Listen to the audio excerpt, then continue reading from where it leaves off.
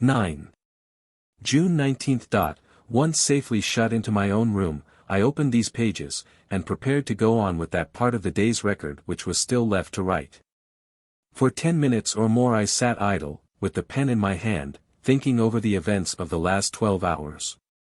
When I at last addressed myself to my task, I found a difficulty in proceeding with it which I had never experienced before. In spite of my efforts to fix my thoughts on the matter in hand, they wandered away with the strangest persistency in the one direction of Sir Percival and the Count.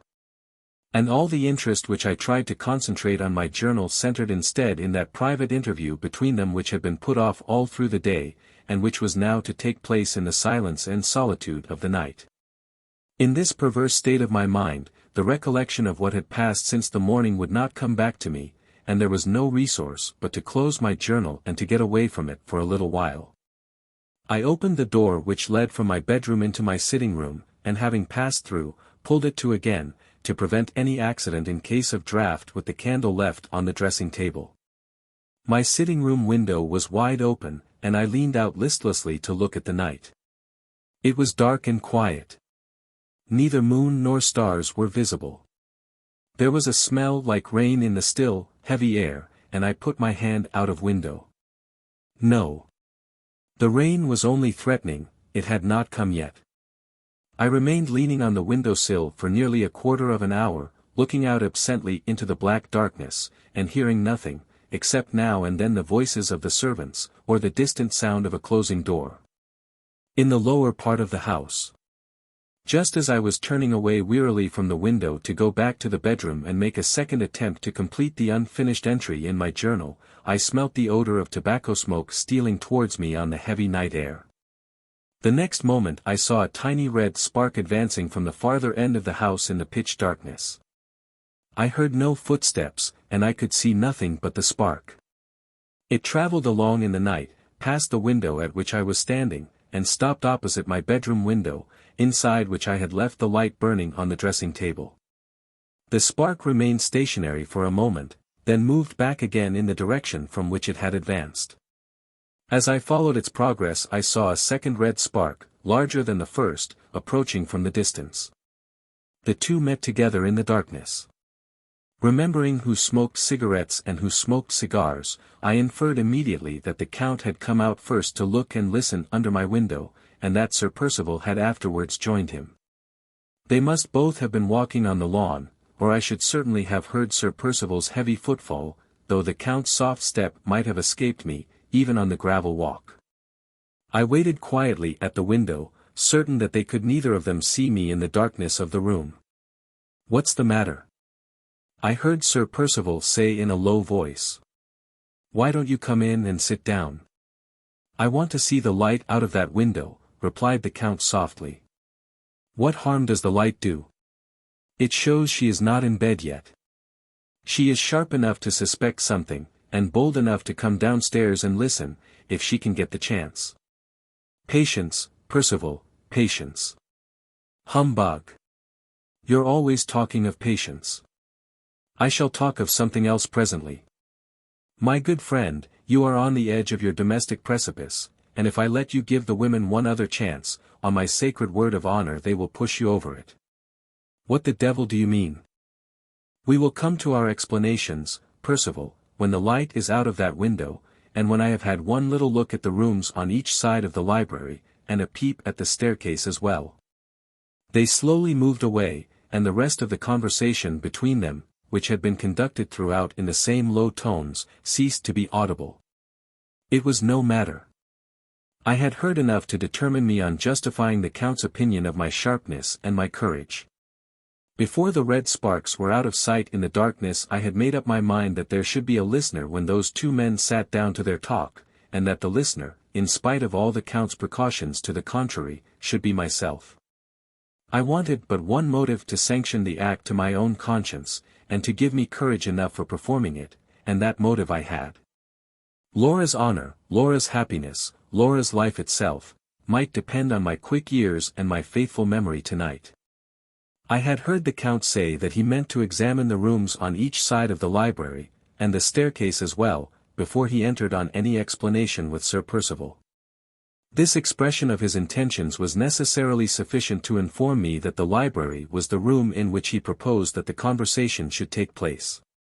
The one moment of time which was long enough to bring me to that conclusion was also the moment which showed me a means of baffling his precautions, or, in other words, of hearing what he and Sir Percival said to each other, without the risk of descending at all into the lower regions of the house.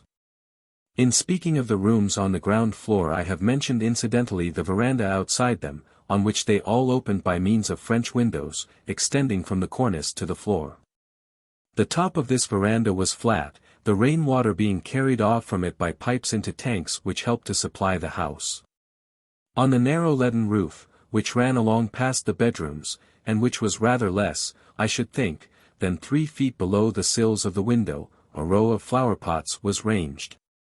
With wide intervals between each pot, the whole being protected from falling in high winds by an ornamental iron railing along the edge of the roof.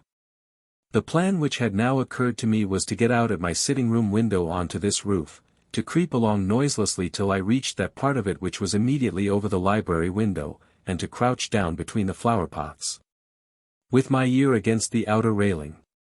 If Sir Percival and the Count sat and smoked tonight, as I had seen them sitting and smoking many nights before, with their chairs close at the open window, and their feet stretched on the zinc garden seats which were placed under the veranda, every word they said to each other above a whisper, and no long conversation, as we all know by experience, can be carried on in a whisper, must inevitably reach my ears. If, on the other hand, they chose tonight to sit far back inside the room, then the chances were that I should hear little or nothing, and in that case, I must run the far more serious risk of trying to outwit them downstairs. Strongly as I was fortified in my resolution by the desperate nature of our situation, I hoped most fervently that I might escape this last emergency. My courage was only a woman's courage after all, and it was very near to failing me when I thought of trusting myself on the ground floor, at the dead of night, within reach of Sir Percival and the Count. I went softly back to my bedroom to try the safer experiment of the veranda roof first. A complete change in my dress was imperatively necessary for many reasons. I took off my silk gown to begin with, because the slightest noise from it on that still night might have betrayed me. I next removed the white and cumbersome parts of my underclothing, and replaced them by a petticoat of dark flannel.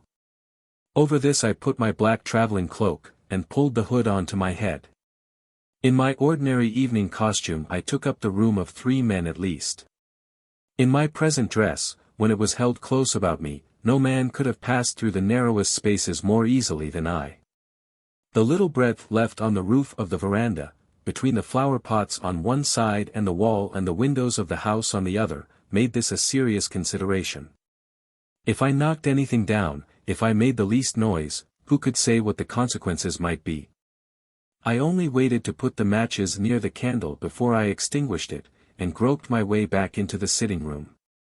I locked that door, as I had locked my bedroom door, then quietly got out of the window, and cautiously set my feet on the leaden roof of the veranda. My 2 rooms were at the inner extremity of the new wing of the house in which we all lived, and I had 5 windows to pass before I could reach the position it was necessary to take up immediately over the library. The first window belonged to a spare room which was empty. The second and third windows belonged to Laura's room. The fourth window belonged to Sir Percival's room. The fifth belonged to the Countess's room. The others, by which it was not necessary for me to pass, were the windows of the Count's dressing-room, of the bathroom, and of the second empty spare room. No sound reached my ears. The black blinding darkness of the night was all round me when I first stood on the veranda, except at that part of it which Madame Fosco's window overlooked. There, at the very place above the library to which my course was directed, there I saw a gleam of light. The Countess was not yet in bed. It was too late to draw back, it was no time to wait. I determined to go on at all hazards, and trust for security to my own caution and to the darkness of the night. For Laura's sake. I thought to myself, as I took the first step forward on the roof, with one hand holding my cloak close round me, and the other groping against the wall of the house. It was better to brush close by the wall than to risk striking my feet against the flower pots within a few inches of me, on the other side. I passed the dark window of the spare room, trying the leaden roof at each step with my foot before I risked resting my weight on it. I passed the dark windows of Laura's room, God bless her and keep her tonight. I passed the dark window of Sir Percival's room. Then I waited a moment, knelt down with my hands to support me, and so crept to my position, under the protection of the low wall between the bottom of the lighted window and the veranda roof. When I ventured to look up at the window itself, I found that the top of it only was open, and that the blind inside was drawn down. While I was looking, I saw the shadow of Madame Fosco pass across the white field of the blind, then pass slowly back again. Thus far she could not have heard me, or the shadow would surely have stopped at the blind, even if she had wanted courage enough to open the window and look out. I placed myself sideways against the railing of the veranda, first ascertaining, by touching them, the position of the flower pots on either side of me. There was room enough for me to sit between them and no more. The sweet-scented leaves of the flower on my left hand just brushed my cheek as I lightly rested my head against the railing. The first sounds that reached me from below were caused by the opening or closing, most probably the latter, of 3 doors in succession, the doors, no doubt, leading into the hall and into the rooms on each side of the library, which the Count had pledged himself to examine. The first object that I saw was the red spark again traveling out into the night from under the veranda, moving away towards my window, waiting a moment, and then returning to the place from which it had set out. "The devil take your restlessness. When do you mean to sit down?" growled Sir Percival's voice beneath me. "Alf! How hot it is," said the Count, sighing and puffing wearily. His exclamation was followed by the scraping of the garden chairs on the tiled pavement under the veranda, the welcome sound which told me they were going to sit close at the window as usual. So far the chance was mine. The clock in the turret struck the 11:45 as they settled themselves in their chairs. I heard Madame Fosco through the open window yawning, and saw her shadow pass once more across the white field of the blind. Meanwhile, Sir Percival and the Count began talking together below, now and then dropping their voices a little lower than usual, but never sinking them to a whisper. The strangeness and peril of my situation, the dread, which I could not master, of Madame Fosco's lighted window, made it difficult, almost impossible, for me, at first, to keep my presence of mind, and to fix my attention solely on the conversation beneath. For some minutes I could only succeed in gathering the general substance of it. I understood the Count to say that the one window alight was his wife's, that the ground floor of the house was quite clear, and that they might now speak to each other without fear of accidents. Sir Percival merely answered by upbraiding his friend with having unjustifiably slighted his wishes and neglected his interests all through the day. The Count thereupon defended himself by declaring that he had been beset by certain troubles and anxieties which had absorbed all his attention, and that the only safe time to come to an explanation was a time when they could feel certain of being neither interrupted nor overheard. "We are at a serious crisis in our affairs, Percival," he said, "and if we are to decide on the future at all, we must decide secretly tonight." That sentence of the Count's was the first which my attention was ready enough to master exactly as it was spoken. From this point, with certain breaks and interruptions, my whole interest fixed breathlessly on the conversation, and I followed it word for word. "Crisis," repeated Sir Percival. "It's a worse crisis than you think for, I can tell you." "So I should suppose, from your behavior for the last day or two," returned the other coolly. "But wait a little. Before we advance to what I do not know, let us be quite certain of what I do know. Let us first see if I am right about the time that is past, before I make any proposal to you for the time that is to come. Stop till I get the brandy and water. Have some yourself." "Thank you, Percival. The cold water with pleasure, a spoon, and the basin of sugar. Eau sucrée, my friend, nothing more. Sugar and water for a man of your age, there. Mix your sickly mess. You foreigners are all alike. Now listen, Percival. I will put our position plainly before you, as I understand it, and you shall say if I am right or wrong. You and I both came back to this house from the continent with our affairs very seriously embarrassed. Cut it short. I wanted some thousands and you some hundreds, and without the money we were both in a fair way to go to the dogs together. There's the situation. Make what you can of it. Go on. Well, Percival, in your own solid English words, you wanted some thousands and I wanted some hundreds.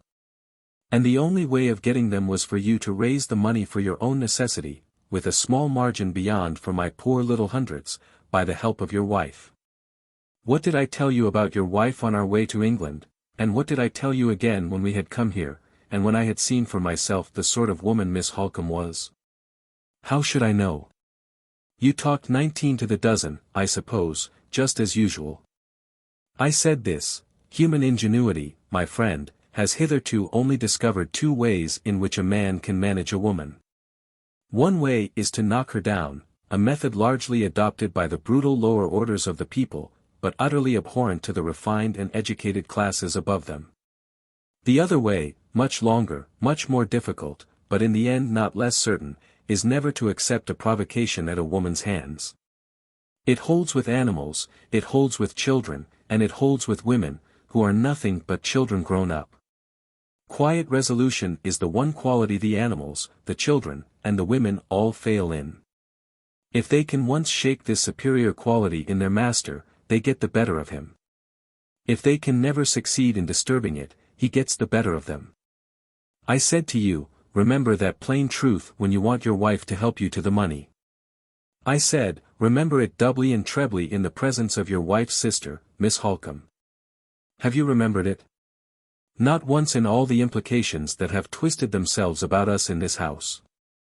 Every provocation that your wife and her sister could offer to you, you instantly accepted from them. Your mad temper lost the signature to the deed, lost the ready money, set Miss Halcombe writing to the lawyer for the first time. First time. Has she written again? Yes, she has written again today. A chair fell on the pavement of the veranda, fell with a crash, as if it had been kicked down.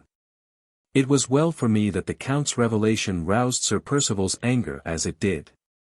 On hearing that I had been once more discovered I started so that the railing against which I leaned cracked again. Had he followed me to the inn? Did he infer that I must have given my letters to Fanny when I told him I had none for the post-bag? Even if it was so, how could he have examined the letters when they had gone straight from my hand to the bosom of the girl's dress? Thank your lucky star, I heard the Count say next, that you have me in the house to undo the harm as fast as you do it. Thank your lucky star that I said no when you were mad enough to talk of turning the key today on Miss Halcombe, as you turned it in your mischievous folly on your wife. Where are your eyes?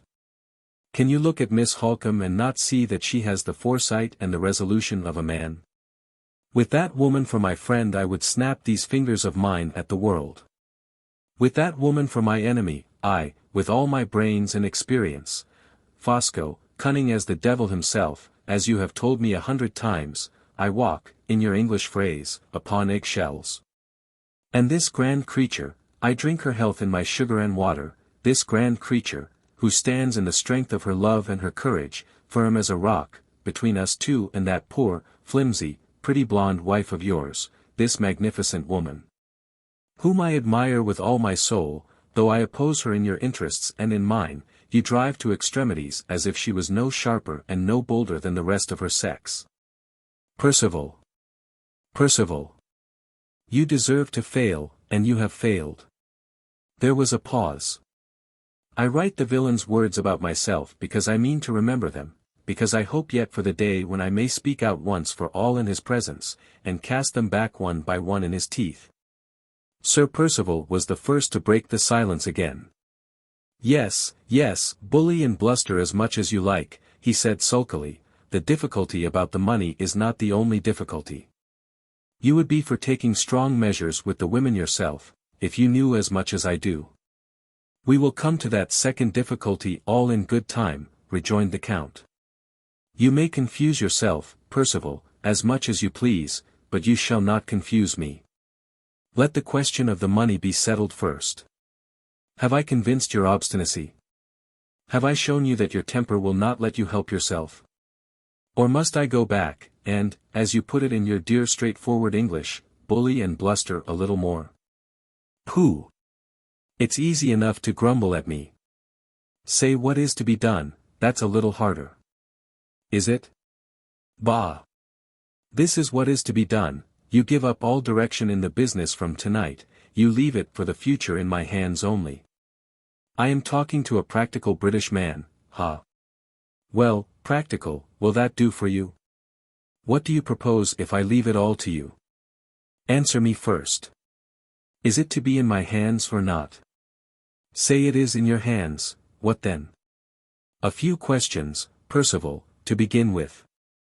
I must wait a little yet, to let circumstances guide me, and I must know, in every possible way, what those circumstances are likely to be. There is no time to lose. I have told you already that Miss Halcombe has written to the lawyer today for the second time. How did you find it out? What did she say? If I told you, Percival, we should only come back at the end to where we are now.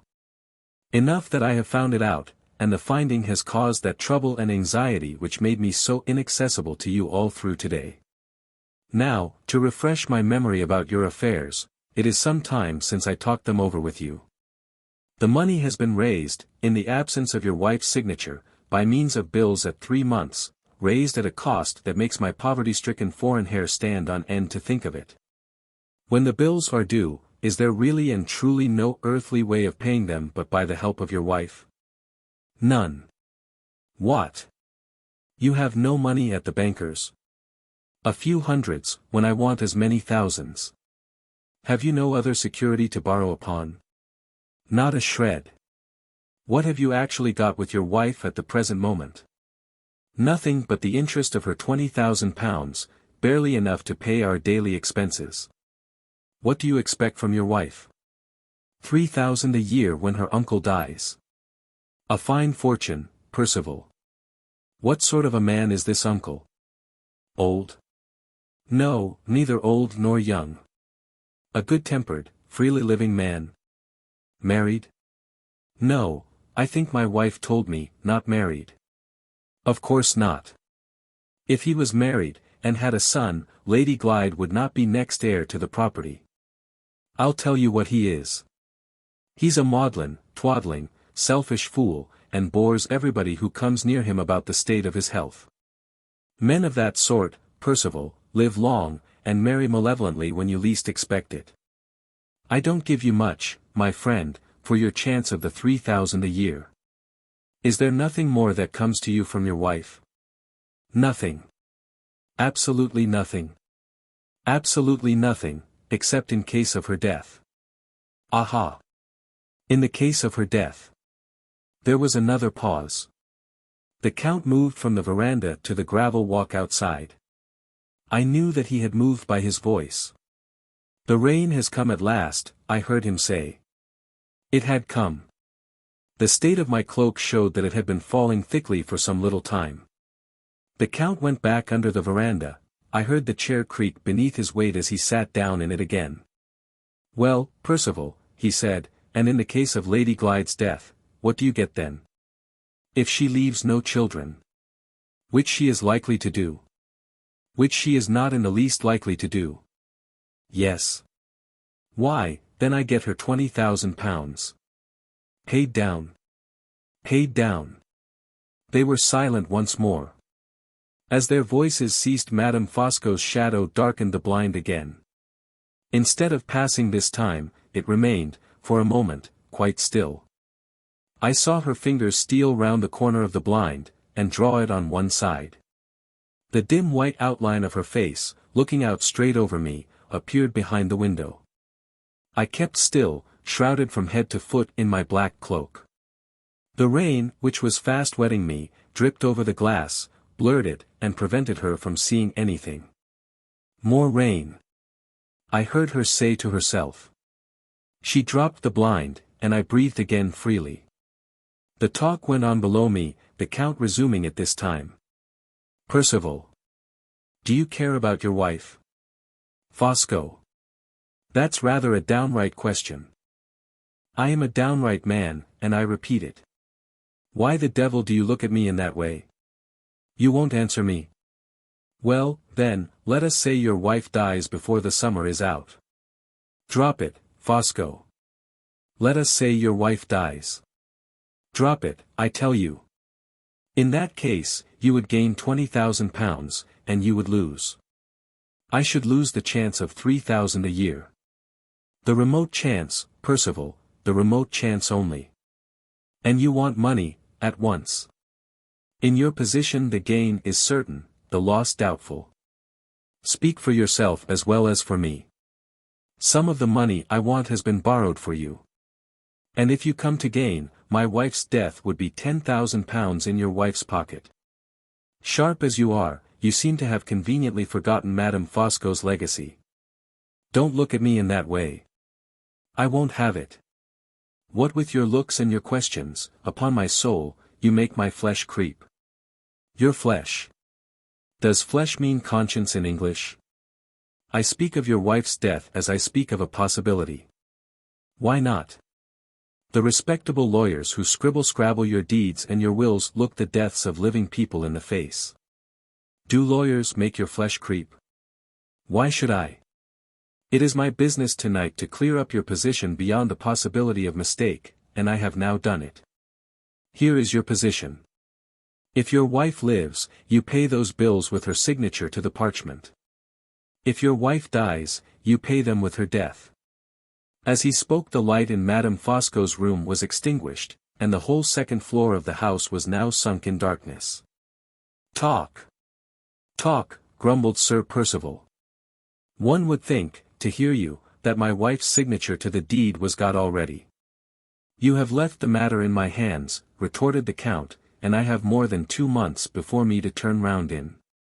Say no more about it, if you please, for the present.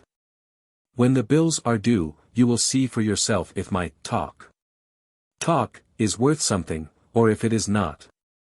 And now, Percival, having done with the money matters for tonight, I can place my attention at your disposal, if you wish to consult me on that second difficulty which has mixed itself up with our little embarrassments. And which has so altered you for the worse, that I hardly know you again.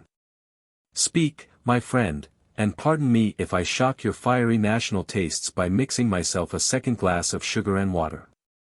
It's very well to say speak, replied Sir Percival, in a far more quiet and more polite tone than he had yet adopted, but it's not so easy to know how to begin. Shall I help you? Suggested the Count.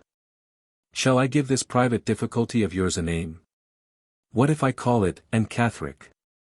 Look here, Fosco, you and I have known each other for a long time, and if you have helped me out of 1 or 2 scrapes before this, I have done the best I could to help you in return, as far as money would go.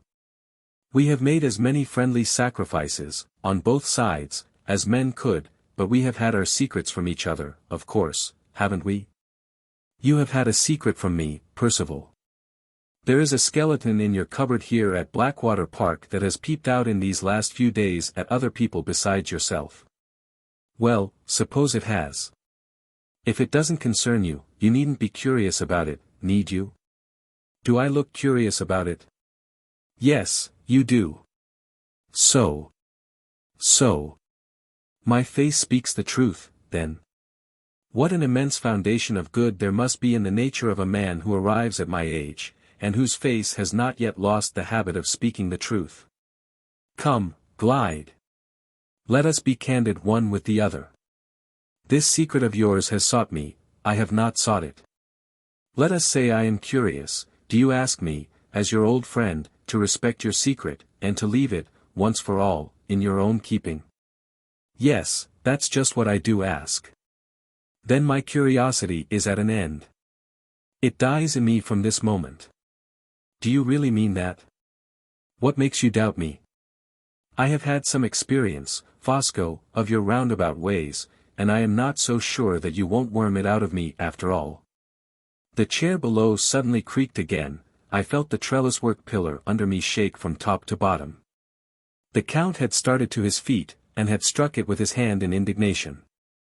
Percival! Percival, he cried passionately, do you know me no better than that? Has all your experience shown you nothing of my character yet? I am a man of the antique type. I am capable of the most exalted acts of virtue, when I have the chance of performing them.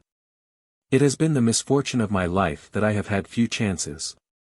My conception of friendship is sublime. Is it my fault that your skeleton has peeped out at me? Why do I confess my curiosity? You poor superficial Englishman, it is to magnify my own self-control.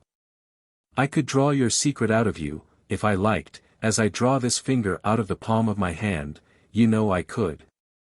But you have appealed to my friendship, and the duties of friendship are sacred to me. See.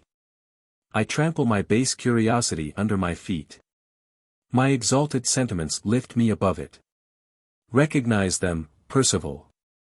Imitate them, Percival. Shake hands, I forgive you. His voice faltered over the last words, faltered, as if he were actually shedding tears.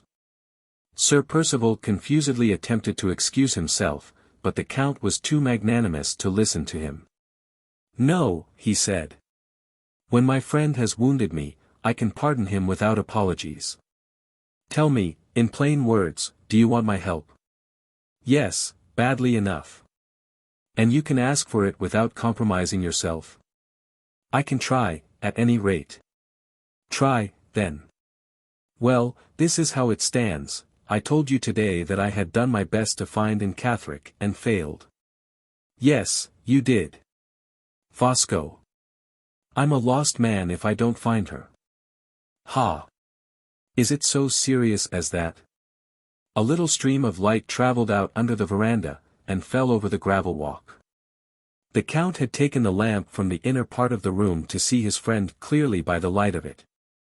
Yes, he said. Your face speaks the truth this time. Serious, indeed, as serious as the money matters themselves. More serious. As true as I sit here, more serious. The light disappeared again and the talk went on. I showed you the letter to my wife that Anne Catherick hid in the sand, Sir Percival continued. There's no boasting in that letter, Fosco, she does know the secret. Say as little as possible, Percival, in my presence, of the secret. Does she know it from you? No, from her mother. Two women in possession of your private mind, bad, bad, bad, my friend. One question here, before we go any farther. The motive of your shutting up the daughter in the asylum is now plain enough to me, but the manner of her escape is not quite so clear. Do you suspect the people in charge of her of closing their eyes purposely, at the instance of some enemy who could afford to make it worth their while? No, she was the best behaved patient they had, and, like fools, they trusted her. She's just mad enough to be shut up, and just sane enough to ruin me when she's at large, if you understand that. I do understand it. Now, Percival, come at once to the point, and then I shall know what to do. Where is the danger of your position at the present moment? Anne Catherick is in this neighborhood, and in communication with Lady Glyde, there's the danger, plain enough. Who can read the letter she hid in the sand, and not see that my wife is in possession of the secret, deny it as she may? One moment, Percival. If Lady Glyde does know the secret, she must know also that it is a compromising secret for you. As your wife, surely it is her interest to keep it. Is it? I'm coming to that. It might be her interest if she cared two straws about me. But I happen to be an encumbrance in the way of another man. She was in love with him before she married me, she's in love with him now, an infernal vagabond of a drawing master, named Hartright. My dear friend. What is there extraordinary in that? They are all in love with some other man. Who gets the first of a woman's heart? In all my experience I have never yet met with the man who was number one. Number two, sometimes. Number 3, 4, 5, often. Number 1, never. He exists, of course, but I have not met with him. Wait. I haven't done yet. Who do you think helped Anne Catherick to get the start, when the people from the madhouse were after her? Hartright. Who do you think saw her again in Cumberland? Hartright.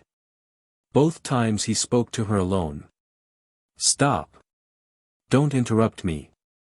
The scoundrel's as sweet on my wife as she is on him. He knows the secret, and she knows the secret. Once let them both get together again, and it's her interest and his interest to turn their information against me. Gently, Percival, gently. Are you insensible to the virtue of Lady Glyde? That for the virtue of Lady Glyde. I believe in nothing about her but her money. Don't you see how the case stands? She might be harmless enough by herself. But if she and that vagabond Hartright. Yes, yes, I see. Where is Mr. Hartright? Out of the country. If he means to keep a whole skin on his bones, I recommend him not to come back in a hurry. Are you sure he is out of the country? Certain. I had him watched from the time he left Cumberland to the time he sailed. Oh, I've been careful, I can tell you. Anne Catherick lived with some people at a farmhouse near Limmeridge. I went there myself, after she had given me the slip, and made sure that they knew nothing. I gave her mother a form of letter to write to Miss Halcombe, exonerating me from any bad motive in putting her under restraint. I've spent, I'm afraid to say how much, in trying to trace her, and in spite of it all, she turns up here and escapes me on my own property. How do I know who else may see her, who else may speak to her? That prying scoundrel, Hartright, may come back without my knowing it, and may make use of her tomorrow. Not he, Percival. While I am on the spot, and while that woman is in the neighborhood, I will answer for our laying hands on her before Mr. Hartright, even if he does come back. I see. Yes, yes, I see. The finding of Anne Catherick is the first necessity, make your mind easy about the rest. Your wife is here, under your thumb, Miss Halcombe is inseparable from her, and is, therefore, under your thumb also, and Mr. Hartright is out of the country. This invisible and of yours is all we have to think of for the present. You have made your inquiries? Yes. I have been to her mother, I have ransacked the village, and all to no purpose. Is her mother to be depended on? Yes. She has told your secret once. She won't tell it again. Why not? Are her own interests concerned in keeping it, as well as yours? Yes, deeply concerned. I am glad to hear it, Percival, for your sake. Don't be discouraged, my friend. Our money matters, as I told you, leave me plenty of time to turn round in, and I may search for Anne Catherick tomorrow to better purpose than you. One last question before we go to bed. What is it? It is this. When I went to the boathouse to tell Lady Glyde that the little difficulty of her signature was put off, accident took me there in time to see a strange woman parting in a very suspicious manner from your wife. But accident did not bring me near enough to see this same woman's face plainly. I must know how to recognize our invisible Anne. What is she like? Like? Come. I'll tell you in 2 words. She's a sickly likeness of my wife. The chair creaked, and the pillar shook once more. The Count was on his feet again, this time in astonishment. What? He exclaimed eagerly. Fancy my wife, after a bad illness, with a touch of something wrong in her head, and there is Anne Catherick for you, answered Sir Percival. Are they related to each other? Not a bit of it. And yet so like. Yes, so like. What are you laughing about? There was no answer, and no sound of any kind. The Count was laughing in his smooth silent internal way. What are you laughing about? Reiterated Sir Percival. Perhaps at my own fancies, my good friend. Allow me my Italian humor, do I not come of the illustrious nation which invented the exhibition of Punch? Well, well, well, I shall know Anne Catherick when I see her, and so enough for tonight. Make your mind easy, Percival. Sleep, my son, the sleep of the just, and see what I will do for you when daylight comes to help us both. I have my projects and my plans here in my big head. You shall pay those bills and find Anne Catherick, my sacred word of honor on it, but you shall. Am I a friend to be treasured in the best corner of your heart, or am I not? Am I worth those loans of money which you so delicately reminded me of a little while since? Whatever you do, never wound me in my sentiments any more. Recognize them, Percival. Imitate them, Percival. I forgive you again, I shake hands again. Good night. Not another word was spoken. I heard the Count close the library door. I heard Sir Percival barring up the window shutters. It had been raining all the time. I was cramped by my position and chilled to the bones. When I first tried to move, the effort was so painful to me that I was obliged to desist. I tried a second time, and succeeded in rising to my knees on the wet roof. As I crept to the wall, and raised myself against it, I looked back, and saw the window of the Count's dressing-room gleam into light. My sinking courage flickered up in me again, and kept my eyes fixed on his window, as I stole my way back, step by step, past the wall of the house. The clock struck the 1:15, when I laid my hands on the windowsill of my own room. I had seen nothing and heard nothing which could lead me to suppose that my retreat had been discovered. X. June 20th. 8 o'clock. The sun is shining in a clear sky. I have not been near my bed, I have not once closed my weary wakeful eyes. From the same window at which I looked out into the darkness of last night, I look out now at the bright stillness of the morning. I count the hours that have passed since I escaped to the shelter of this room by my own sensations, and those hours seem like weeks. How short a time, and yet how long to me, since I sank down in the darkness, here, on the floor, drenched to the skin, cramped in every limb, cold to the bones, a useless, helpless, panic-stricken creature. I hardly know when I roused myself. I hardly know when I groped my way back to the bedroom, and lighted the candle, and searched, with a strange ignorance, at first, of where to look for them, for dry clothes to warm me. The doing of these things is in my mind, but not the time when they were done. Can I even remember when the chilled, cramped feeling left me, and the throbbing heat came in its place? Surely it was before the sun rose. Yes, I heard the clock strike 3. I remember the time by the sudden brightness and clearness, the feverish strain and excitement of all my faculties which came with it. I remember my resolution to control myself, to wait patiently hour after hour, till the chance offered of removing Laura from this horrible place, without the danger of immediate discovery and pursuit. I remember the persuasion settling itself in my mind that the words those two men had said to each other would furnish us, not only with our justification for leaving the house, but with our weapons of defense against them as well. I recall the impulse that awakened in me to preserve those words in writing, exactly as they were spoken, while the time was my own, and while my memory vividly retained them. All this I remember plainly, there is no confusion in my head yet. The coming in here from the bedroom, with my pen and ink and paper, before sunrise, the sitting down at the widely opened window to get all the air I could to cool me, the ceaseless writing, faster and faster, hotter and hotter. Driving on more and more wakefully, all through the dreadful interval before the house was astir again, how clearly I recall it, from the beginning by candlelight, to the end on the page before this, in the sunshine of the new day. Why do I sit here still? Why do I weary my hot eyes and my burning head by writing more? Why not lie down and rest myself, and try to quench the fever that consumes me, in sleep? I dare not attempt it. A fear beyond all other fears has got possession of me. I am afraid of this heat that parches my skin. I am afraid of the creeping and throbbing that I feel in my head. If I lie down now, how do I know that I may have the sense and the strength to rise again? Oh, the rain, the cruel rain that chilled me last night. 9 o'clock. Was it 9 struck, or 8? 9, surely. I am shivering again, shivering, from head to foot, in the summer air. Have I been sitting here asleep? I don't know what I have been doing. Oh, my God! Am I going to be ill? Ill, at such a time as this. My head, I am sadly afraid of my head. I can write, but the lines all run together. I see the words. Laura, I can write Laura, and see I write it.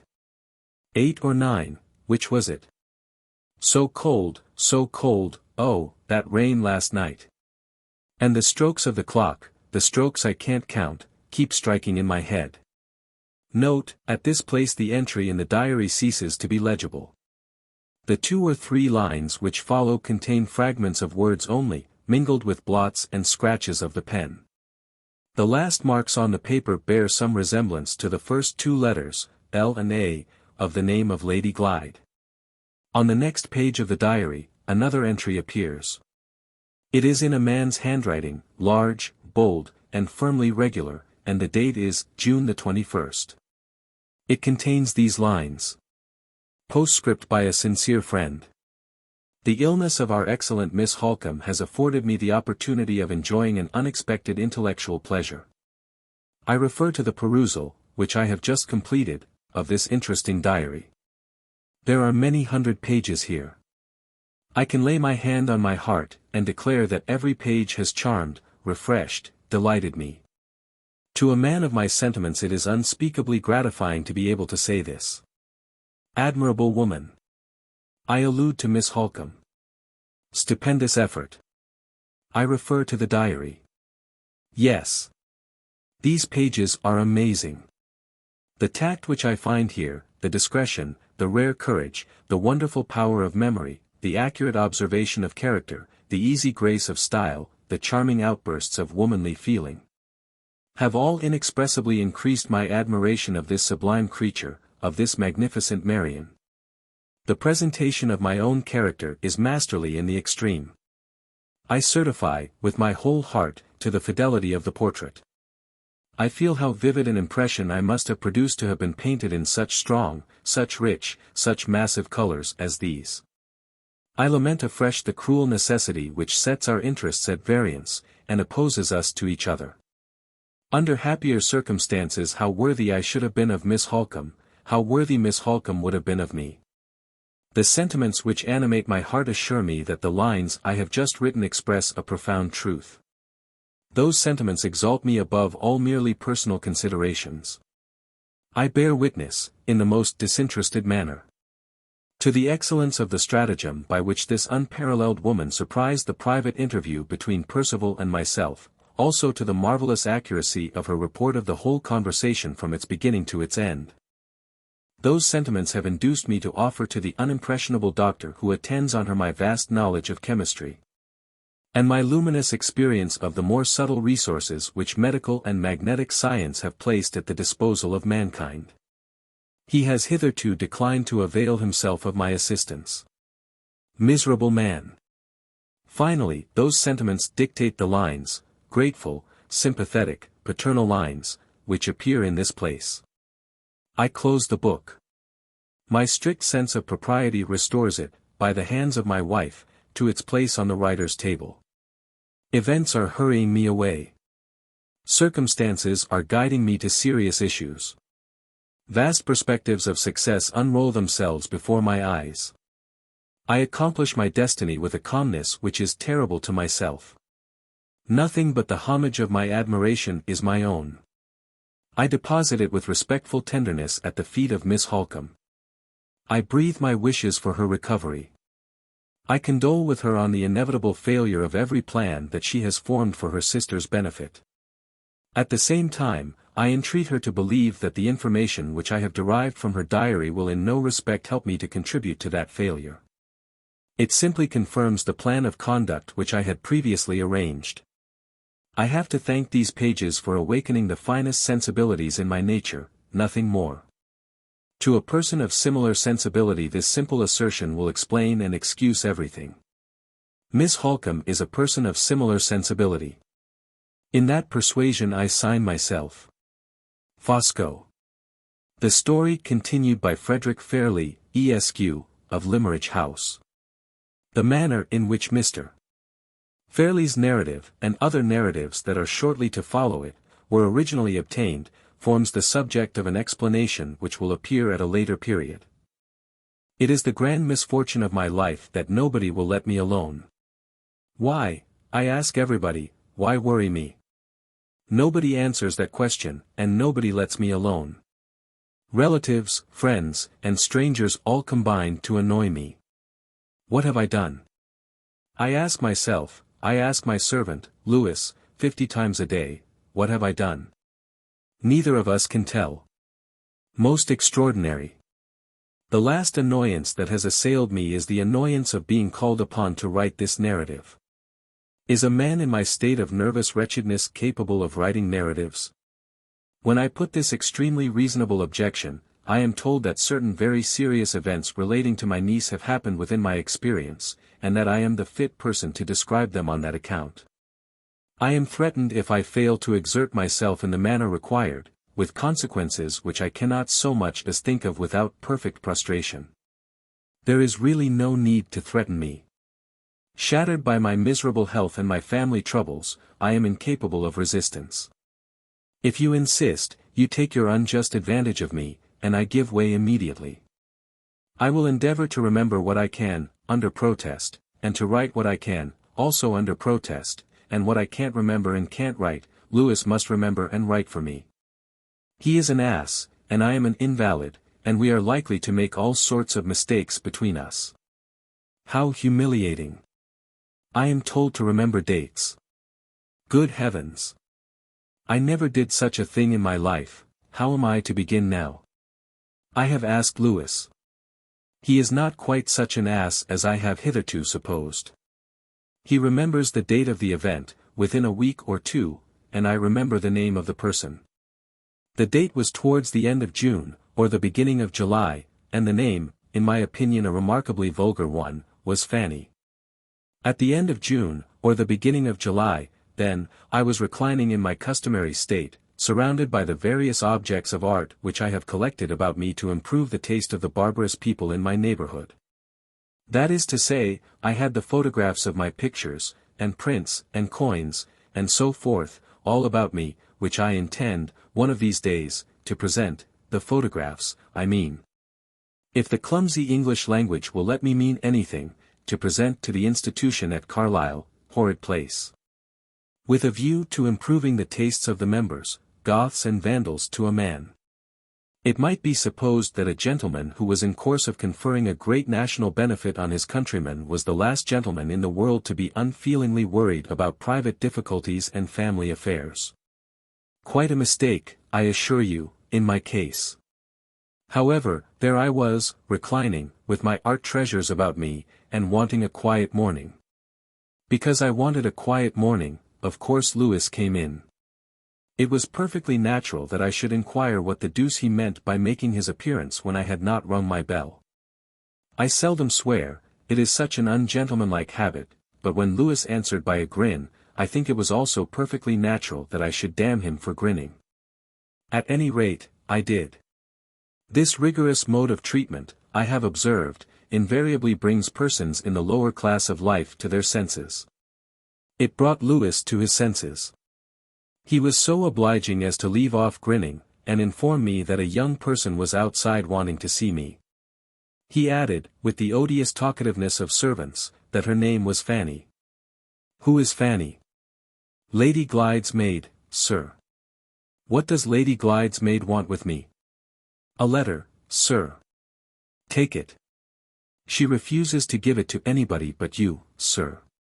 Who sends the letter? Miss Halcombe, sir. The moment I heard Miss Halcombe's name I gave up.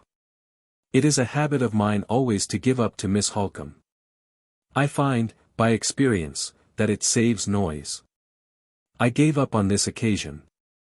Dear Marian. Let Lady Glyde's maid come in, Louis. Stop.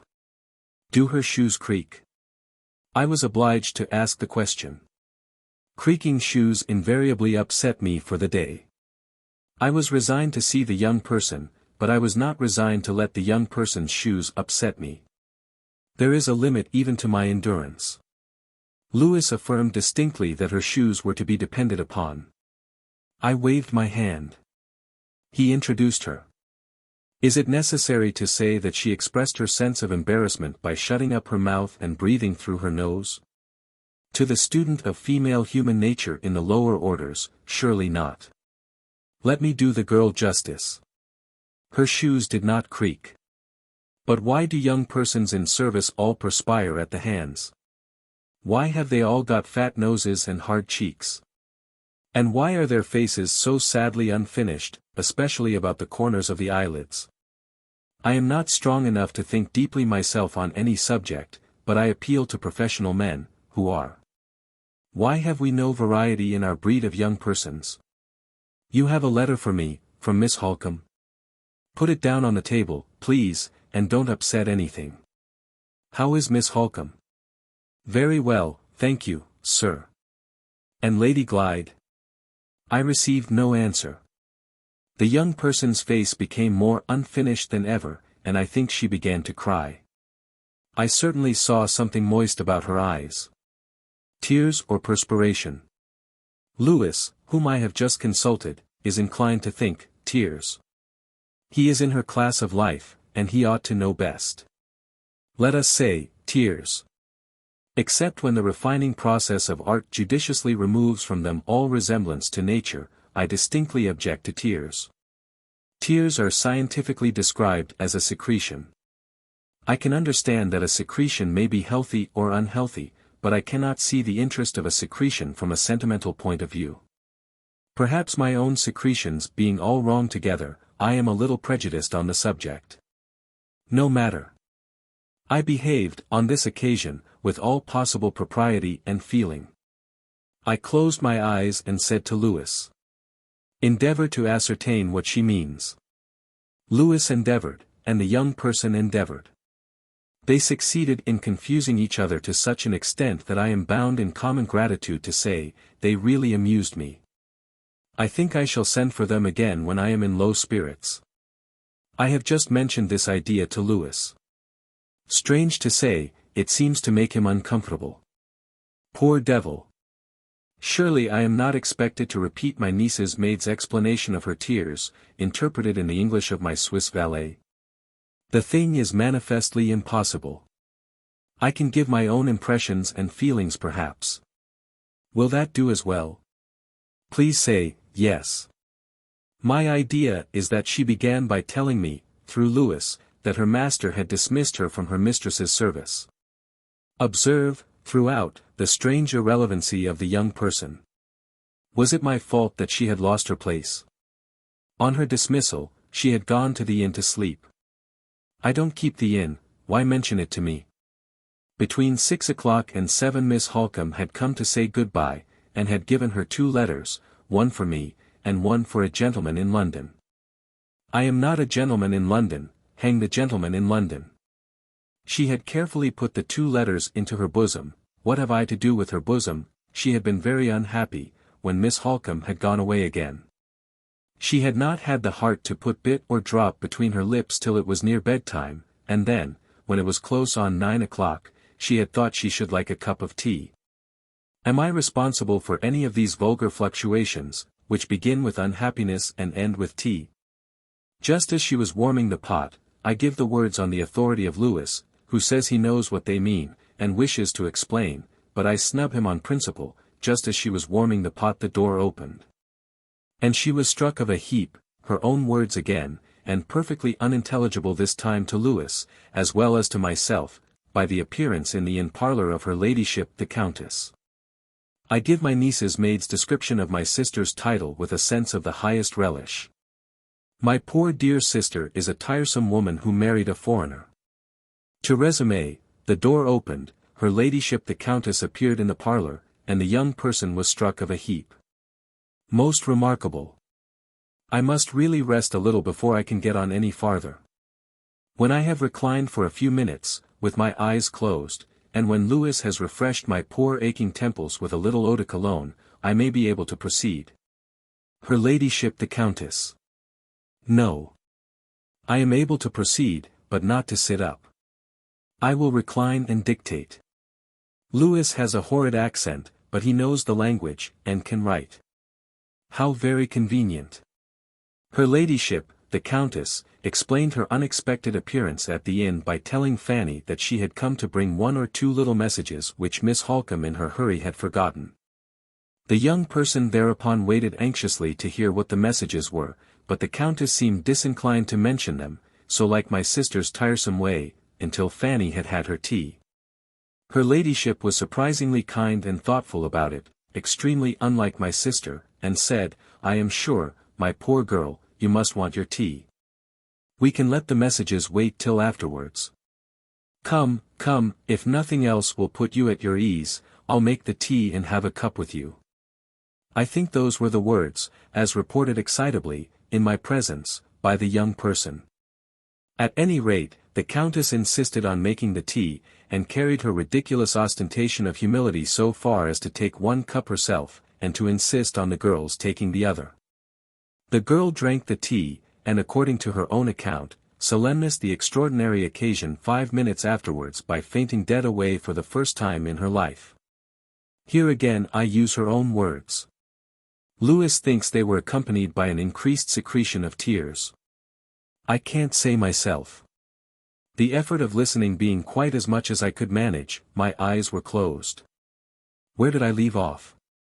Ah, yes, she fainted after drinking a cup of tea with the Countess, a proceeding which might have interested me if I had been her medical man, but being nothing of the sort I felt bored by hearing of it, nothing more. When she came to herself in half an hour's time she was on the sofa, and nobody was with her but the landlady. The Countess, finding it too late to remain any longer at the inn, had gone away as soon as the girl showed signs of recovering, and the landlady had been good enough to help her upstairs to bed.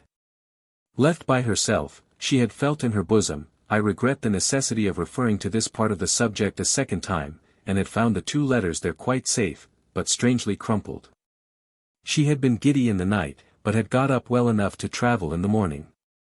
She had put the letter addressed to that obtrusive stranger, the gentleman in London, into the post, and had now delivered the other letter into my hands as she was told. This was the plain truth, and though she could not blame herself for any intentional neglect, she was sadly troubled in her mind, and sadly in want of a word of advice. At this point Lewis thinks the secretions appeared again. Perhaps they did, but it is of infinitely greater importance to mention that at this point also I lost my patience, opened my eyes, and interfered. What is the purport of all this? I inquired. My niece's irrelevant maid stared, and stood speechless. Endeavor to explain, I said to my servant. Translate me, Lewis. Lewis endeavored and translated. In other words, he descended immediately into a bottomless pit of confusion, and the young person followed him down. I really don't know when I have been so amused. I left them at the bottom of the pit as long as they diverted me. When they ceased to divert me, I exerted my intelligence, and pulled them up again. It is unnecessary to say that my interference enabled me, in due course of time, to ascertain the purport of the young person's remarks. I discovered that she was uneasy in her mind, because the train of events that she had just described to me had prevented her from receiving those supplementary messages which Miss Halcombe had entrusted to the Countess to deliver. She was afraid the messages might have been of great importance to her mistress's interests. Her dread of Sir Percival had deterred her from going to Blackwater Park late at night to inquire about them, and Miss Halcombe's own directions to her, on no account to miss the train in the morning, had prevented her from waiting at the inn the next day. She was most anxious that the misfortune of her fainting fit should not lead to the second misfortune of making her mistress think her neglectful. And she would humbly beg to ask me whether I would advise her to write her explanations and excuses to Miss Halcombe, requesting to receive the messages by letter, if it was not too late. I make no apologies for this extremely prosy paragraph. I have been ordered to write it. There are people, unaccountable as it may appear, who actually take more interest in what my niece's maid said to me on this occasion than in what I said to my niece's maid. Amusing perversity. I should feel very much obliged to you, sir, if you would kindly tell me what I had better do, remarked the young person. Let things stop as they are, I said, adapting my language to my listener. I invariably let things stop as they are. Yes. Is that all? If you think it would be a liberty in me, sir, to write, of course I wouldn't venture to do so. But I am so very anxious to do all I can to serve my mistress faithfully. People in the lower class of life never know when or how to go out of a room. They invariably require to be helped out by their betters. I thought it high time to help the young person out. I did it with 2 judicious words. "Good morning." Something outside or inside this singular girl suddenly creaked. Lewis, who was looking at her, which I was not, says she creaked when she curtsied. Curious.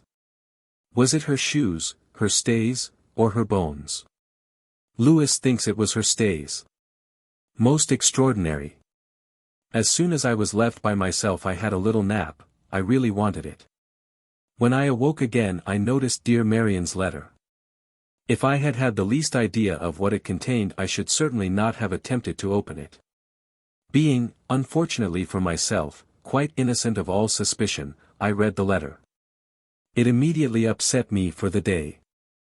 I am, by nature, one of the most easy-tempered creatures that ever lived. I make allowances for everybody, and I take offense at nothing. But as I have before remarked, there are limits to my endurance. I laid down Marian's letter, and justly felt myself, an injured man. I am about to make a remark. It is, of course, applicable to the very serious matter now under notice, or I should not allow it to appear in this place. Nothing, in my opinion, sets the odious selfishness of mankind in such a repulsively vivid light as the treatment, in all classes of society, which the single people receive at the hands of the married people. When you have once shown yourself too considerate and self-denying to add a family of your own to an already overcrowded population, you are vindicatively marked out by your married friends, who have no similar consideration and no similar self-denial, as the recipient of half their conjugal troubles, and the born friend of all their children. Husbands and wives talk of the cares of matrimony, and bachelors and spinsters bear them. Take my own case. I considerately remain single, and my poor dear brother Philip inconsiderately marries. What does he do when he dies? He leaves his daughter to me. She is a sweet girl, she is also a dreadful responsibility. Why lay her on my shoulders? Because I am bound, in the harmless character of a single man, to relieve my married connections of all their own troubles. I do my best with my brother's responsibility, I marry my niece, with infinite fuss and difficulty, to the man her father wanted her to marry. She and her husband disagree, and unpleasant consequences follow. What does she do with those consequences? She transfers them to me. Why transfer them to me? Because I am bound, in the harmless character of a single man, to relieve my married connections of all their own troubles. Poor single people. Poor human nature. It is quite unnecessary to say that Marian's letter threatened me. Everybody threatens me. All sorts of horrors were to fall on my devoted head if I hesitated to turn Limmeridge House into an asylum for my niece and her misfortunes. I did hesitate, nevertheless. I have mentioned that my usual course, hitherto, had been to submit to dear Marian, and save noise. But on this occasion, the consequences involved in her extremely inconsiderate proposal were of a nature to make me pause. If I opened Limmeridge House as an asylum to Lady Glyde, what security had I against Sir Percival Glyde's following her here in a state of violent resentment against me for harbouring his wife? I saw such a perfect labyrinth of troubles involved in this proceeding that I determined to feel my ground, as it were. I wrote, therefore, to dear Marian to beg, as she had no husband to lay claim to her, that she would come here by herself, first, and talk the matter over with me. If she could answer my objections to my own perfect satisfaction, then I assured her that I would receive our sweet Laura with the greatest pleasure, but not otherwise. I felt, of course, at the time, that this temporizing on my part would probably end in bringing Marian here in a state of virtuous indignation, banging doors. But then, the other course of proceeding might end in bringing Sir Percival here in a state of virtuous indignation, banging doors also, and of the 2 indignations and bangings I preferred Marian's, because I was used to her. Accordingly I dispatched the letter by return of post. It gained me time, at all events, and, oh dear me, what a point that was to begin with! When I am totally prostrated, did I mention that I was totally prostrated by Marian's letter? It always takes me 3 days to get up again. I was very unreasonable, I expected 3 days of quiet. Of course I didn't get them. The third day's post brought me a most impertinent letter from a person with whom I was totally unacquainted. He described himself as the acting partner of our man of business, our dear, pig-headed old Gilmore, and he informed me that he had lately received, by the post, a letter addressed to him in Miss Halcombe's handwriting. On opening the envelope, he had discovered, to his astonishment, that it contained nothing but a blank sheet of note-paper. This circumstance appeared to him so suspicious, as suggesting to his restless legal mind that the letter had been tampered with, that he had at once written to Miss Halcombe, and had received no answer by return of post. In this difficulty, instead of acting like a sensible man and letting things take their proper course, his next absurd proceeding, on his own showing, was to pester me by writing to inquire if I knew anything about it. What the deuce should I know about it? Why alarm me as well as himself? I wrote back to that effect.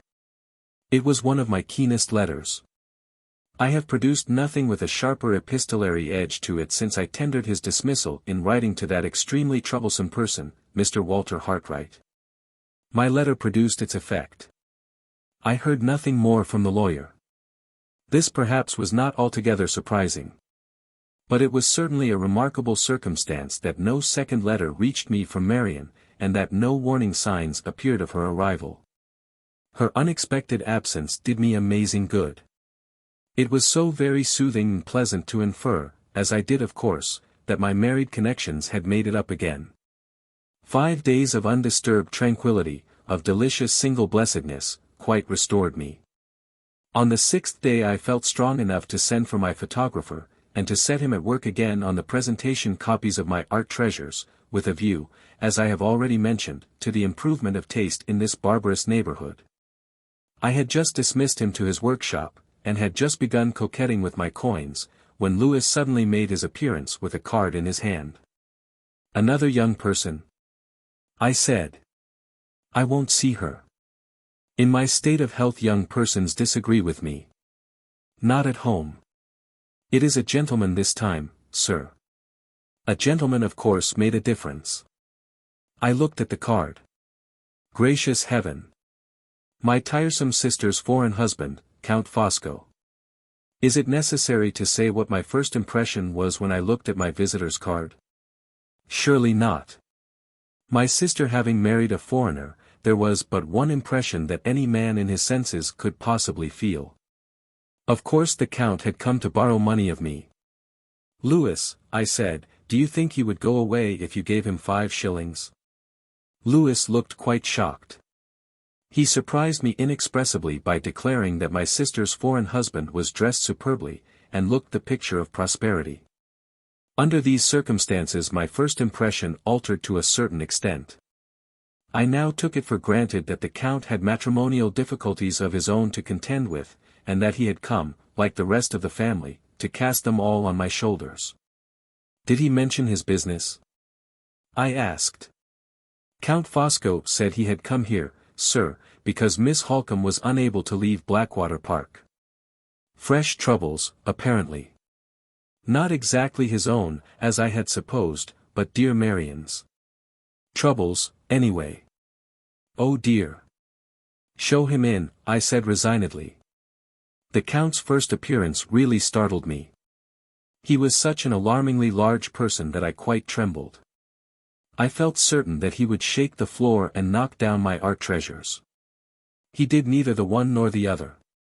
He was refreshingly dressed in summer costume, his manner was delightfully self-possessed and quiet, he had a charming smile. My first impression of him was highly favorable. It is not creditable to my penetration, as the sequel will show, to acknowledge this, but I am a naturally candid man, and I do acknowledge it notwithstanding. Allow me to present myself, Mr. Fairlie, he said. I come from Blackwater Park, and I have the honor and the happiness of being Madame Fosco's husband. Let me take my first and last advantage of that circumstance by entreating you not to make a stranger of me. I beg you will not disturb yourself, I beg you will not move. You are very good, I replied. I wish I was strong enough to get up. Charmed to see you at Limmeridge. Please take a chair. I am afraid you are suffering today, said the Count. As usual, I said. I am nothing but a bundle of nerves dressed up to look like a man. I have studied many subjects in my time, remarked this sympathetic person. Among others the inexhaustible subject of nerves. May I make a suggestion, at once the simplest and the most profound? Will you let me alter the light in your room? Certainly, if you will be so very kind as not to let any of it in on me. He walked to the window. Such a contrast to dear Marian. So extremely considerate in all his movements. Light, he said, in that delightfully confidential tone which is so soothing to an invalid, is the first essential. Light stimulates, nourishes, preserves. You can no more do without it, Mr. Fairlie, than if you were a flower. Observe. Here, where you sit, I close the shutters to compose you. There, where you do not sit, I draw up the blind and let in the invigorating sun. Admit the light into your room if you cannot bear it on yourself. Light, sir, is the grand decree of Providence. You accept Providence with your own restrictions. Accept light on the same terms. I thought this very convincing and attentive. He had taken me in up to that point about the light, he had certainly taken me in. You see me confused, he said, returning to his place. On my word of honor, Mr. Fairlie, you see me confused in your presence. Shocked to hear it, I am sure. May I inquire why? Sir, can I enter this room, where you sit a sufferer, and see you surrounded by these admirable objects of art, without discovering that you are a man whose feelings are acutely impressionable, whose sympathies are perpetually alive? Tell me, can I do this? If I had been strong enough to sit up in my chair I should, of course, have bowed. Not being strong enough, I smiled my acknowledgments instead. It did just as well, we both understood one another. Pray follow my train of thought, continued the Count. I sit here, a man of refined sympathies myself, in the presence of another man of refined sympathies also. I am conscious of a terrible necessity for lacerating those sympathies by referring to domestic events of a very melancholy kind. What is the inevitable consequence? I have done myself the honor of pointing it out to you already. I sit confused. Was it at this point that I began to suspect he was going to bore me? I rather think it was. Is it absolutely necessary to refer to these unpleasant matters? I inquired. In our homely English phrase, Count Fosco, won't they keep? The Count, with the most alarming solemnity, sighed and shook his head. Must I really hear them? He shrugged his shoulders, it was the first foreign thing he had done since he had been in the room, and looked at me in an unpleasantly penetrating manner. My instincts told me that I had better close my eyes. I obeyed my instincts. Please break it gently, I pleaded. Anybody dead? Dead, cried the Count, with unnecessary foreign fierceness. Mr. Fairlie, your national composure terrifies me. In the name of heaven, what have I said or done to make you think me the messenger of death? Pray accept my apologies, I answered. You have said and done nothing. I make it a rule in these distressing cases always to anticipate the worst. It breaks the blow by meeting it halfway, and so on. Inexpressibly relieved, I am sure, to hear that nobody is dead. Anybody ill? I opened my eyes and looked at him. Was he very yellow when he came in, or had he turned very yellow in the last minute or two? I really can't say, and I can't ask Louis, because he was not in the room at the time. Anybody ill? I repeated, observing that my national composure still appeared to affect him. That is part of my bad news, Mr. Fairlie. Yes. Somebody is ill. Grieved, I am sure. Which of them is it? To my profound sorrow, Miss Halcombe. Perhaps you were in some degree prepared to hear this? Perhaps when you found that Miss Halcombe did not come here by herself, as you proposed, and did not write a second time, your affectionate anxiety may have made you fear that she was ill? I have no doubt my affectionate anxiety had led to that melancholy apprehension at some time or other, but at the moment my wretched memory entirely failed to remind me of the circumstance. However, I said yes, in justice to myself. I was much shocked. It was so very uncharacteristic of such a robust person as dear Marian to be ill, that I could only suppose she had met with an accident.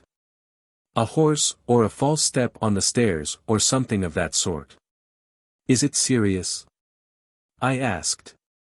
Serious, beyond a doubt, he replied. Dangerous, I hope and trust not. Miss Halcombe unhappily exposed herself to be wetted through by a heavy rain. The cold that followed was of an aggravated kind, and it has now brought with it the worst consequence, fever.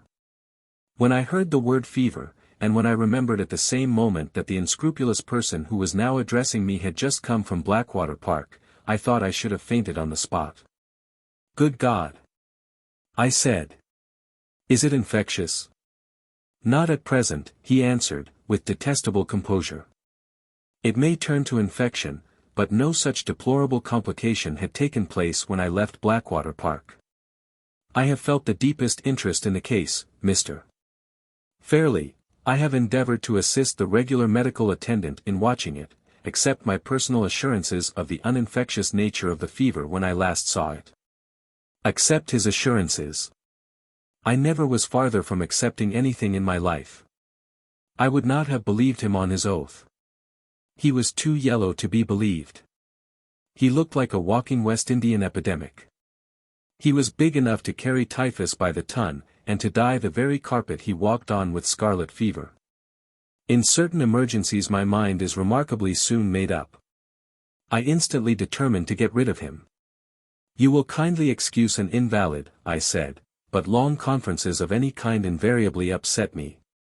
May I beg to know exactly what the object is to which I am indebted for the honor of your visit?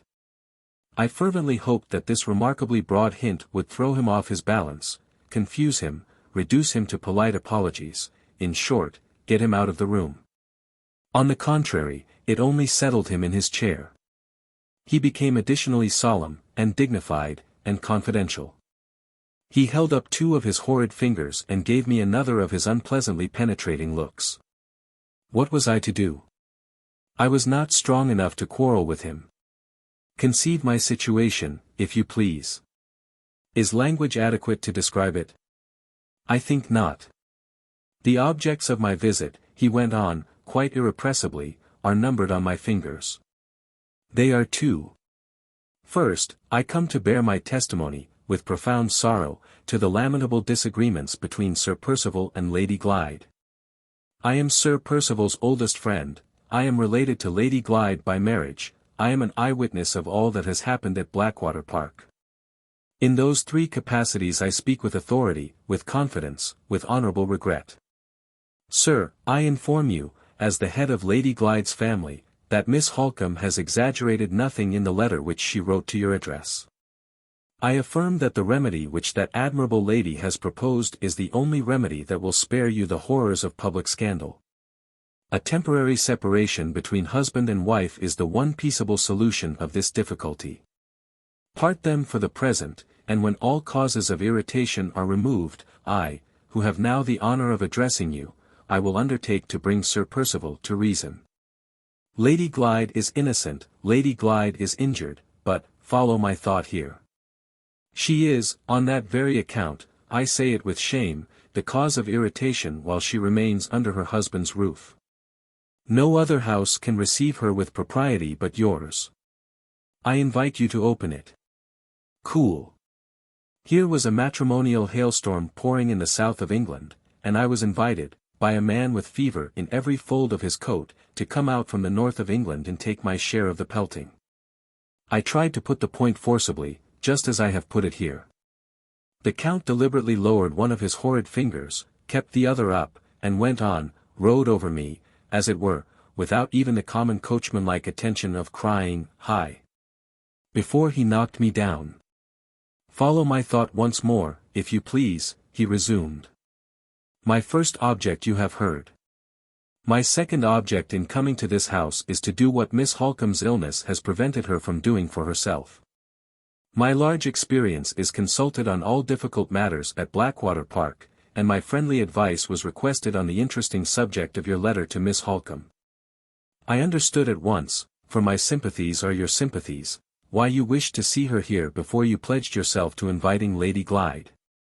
You are most right, sir, in hesitating to receive the wife until you are quite certain that the husband will not exert his authority to reclaim her. I agree to that. I also agree that such delicate explanations as this difficulty involves are not explanations which can be properly disposed of by writing only. My presence here, to my own great inconvenience, is the proof that I speak sincerely.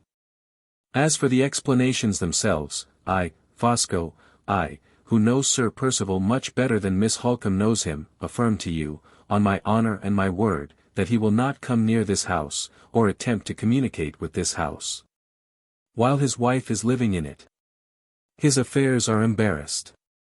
Offer him his freedom by means of the absence of Lady Glyde. I promise you he will take his freedom, and go back to the continent at the earliest moment when he can get away. Is this clear to you as crystal? Yes, it is. Have you questions to address to me? Be it so, I am here to answer. Ask, Mr. Fairlie, oblige me by asking to your heart's content. He had said so much already in spite of me, and he looked so dreadfully capable of saying a great deal more also in spite of me, that I declined his amiable invitation in pure self-defense. Many thanks, I replied. I am sinking fast. In my state of health I must take things for granted. Allow me to do so on this occasion. We quite understand each other. Yes. Much obliged, I am sure, for your kind interference. If I ever get better, and ever have a second opportunity of improving our acquaintance. He got up. I thought he was going. No. More talk, more time for the development of infectious influences, in my room, too, remember that, in my room. One moment yet, he said, one moment before I take my leave. I ask permission at parting to impress on you an urgent necessity. It is this, sir. You must not think of waiting till Miss Halcombe recovers before you receive Lady Glyde. Miss Halcombe has the attendance of the doctor, of the housekeeper at Blackwater Park, and of an experienced nurse as well, 3 persons for whose capacity and devotion I answer with my life. I tell you that. I tell you, also, that the anxiety and alarm of her sister's illness has already affected the health and spirits of Lady Glyde, and has made her totally unfit to be of use in the sick-room. Her position with her husband grows more and more deplorable and dangerous every day. If you leave her any longer at Blackwater Park, you do nothing whatever to hasten her sister's recovery, and at the same time, you risk the public scandal, which you and I, and all of us, are bound in the sacred interests of the family to avoid. With all my soul, I advise you to remove the serious responsibility of delay from your own shoulders by writing to Lady Glyde to come here at once. Do your affectionate, your honourable, your inevitable duty, and whatever happens in the future, no one can lay the blame on you. I speak from my large experience, I offer my friendly advice. Is it accepted, yes, or no? I looked at him, merely looked at him, with my sense of his amazing assurance, and my dawning resolution to ring for Lewis and have him shown out of the room expressed in every line of my face. It is perfectly incredible, but quite true, that my face did not appear to produce the slightest impression on him. Born without nerves, evidently born without nerves. You hesitate, he said. Mr. Fairlie. I understand that hesitation. You object, see, sir, how my sympathies look straight down into your thoughts, you object that Lady Glyde is not in health and not in spirits to take the long journey, from Hampshire to this place, by herself. Her own maid is removed from her, as you know, and of other servants fit to travel with her, from one end of England to another, there are none at Blackwater Park. You object, again, that she cannot comfortably stop and rest in London, on her way here, because she cannot comfortably go alone to a public hotel where she is a total stranger. In one breath, I grant both objections, in another breath, I remove them. Follow me, if you please, for the last time. It was my intention, when I returned to England with Sir Percival, to settle myself in the neighbourhood of London. That purpose has just been happily accomplished. I have taken, for 6 months, a little furnished house in the quarter called St. John's Wood. Be so obliging as to keep this fact in your mind, and observe the programme I now propose. Lady Glyde travels to London, a short journey. I myself meet her at the station. I take her to rest and sleep at my house, which is also the house of her aunt. When she is restored I escort her to the station again. She travels to this place. And her own maid, who is now under your roof, receives her at the carriage door. Here is comfort consulted, here are the interests of propriety consulted, here is your own duty, duty of hospitality, sympathy, protection, to an unhappy lady in need of all three, smoothed and made easy, from the beginning to the end. I cordially invite you, sir, to second my efforts in the sacred interests of the family. I seriously advise you to write, by my hands, offering the hospitality of your house, and heart, and the hospitality of my house, and heart, to that injured and unfortunate lady whose cause I plead today. He waved his horrid hand at me, he struck his infectious breast, he addressed me oratorically, as if I was laid up in the House of Commons. It was high time to take a desperate course of some sort. It was also high time to send for Lewis, and adopt the precaution of fumigating the room. In this trying emergency an idea occurred to me, an inestimable idea which, so to speak, killed 2 intrusive birds with 1 stone. I determined to get rid of the Count's tiresome eloquence, and of Lady Glyde's tiresome troubles, by complying with this odious foreigner's request, and writing the letter at once. There was not the least danger of the invitation being accepted, for there was not the least chance that Laura would consent to leave Blackwater Park while Marian was lying there ill. How this charmingly convenient obstacle could have escaped the officious penetration of the Count, it was impossible to conceive, but it had escaped him. My dread that he might yet discover it, if I allowed him any more time to think, stimulated me to such an amazing degree, that I struggled into a sitting position, really seized, the writing materials by my side, and produced the letter as rapidly as if I had been a common clerk in an office. Dearest Laura, please come, whenever you like. Break the journey by sleeping in London at your aunt's house. Grieved to hear of dear Marian's illness. Ever affectionately yours. I handed these lines, at arm's length, to the Count. I sank back in my chair. I said, excuse me, I am entirely prostrated, I can do no more. Will you rest and lunch downstairs? Love to all, and sympathy, and so on. Good morning. He made another speech. The man was absolutely inexhaustible. I closed my eyes. I endeavored to hear as little as possible. In spite of my endeavors I was obliged to hear a great deal. My sister's endless husband congratulated himself, and congratulated me. On the result of our interview, he mentioned a great deal more about his sympathies and mine. He deplored my miserable health, he offered to write me a prescription, he impressed on me the necessity of not forgetting what he had said about the importance of light, he accepted my obliging invitation to rest and lunch, he recommended me to expect Lady Glyde in 2 or 3 days' time, he begged my permission to look forward to our next meeting. Instead of paining himself and paining me, by saying farewell, he added a great deal more, which, I rejoice to think, I did not attend to at the time, and do not remember now. I heard his sympathetic voice travelling away from me by degrees, but, large as he was, I never heard him. He had the negative merit of being absolutely noiseless. I don't know when he opened the door, or when he shut it.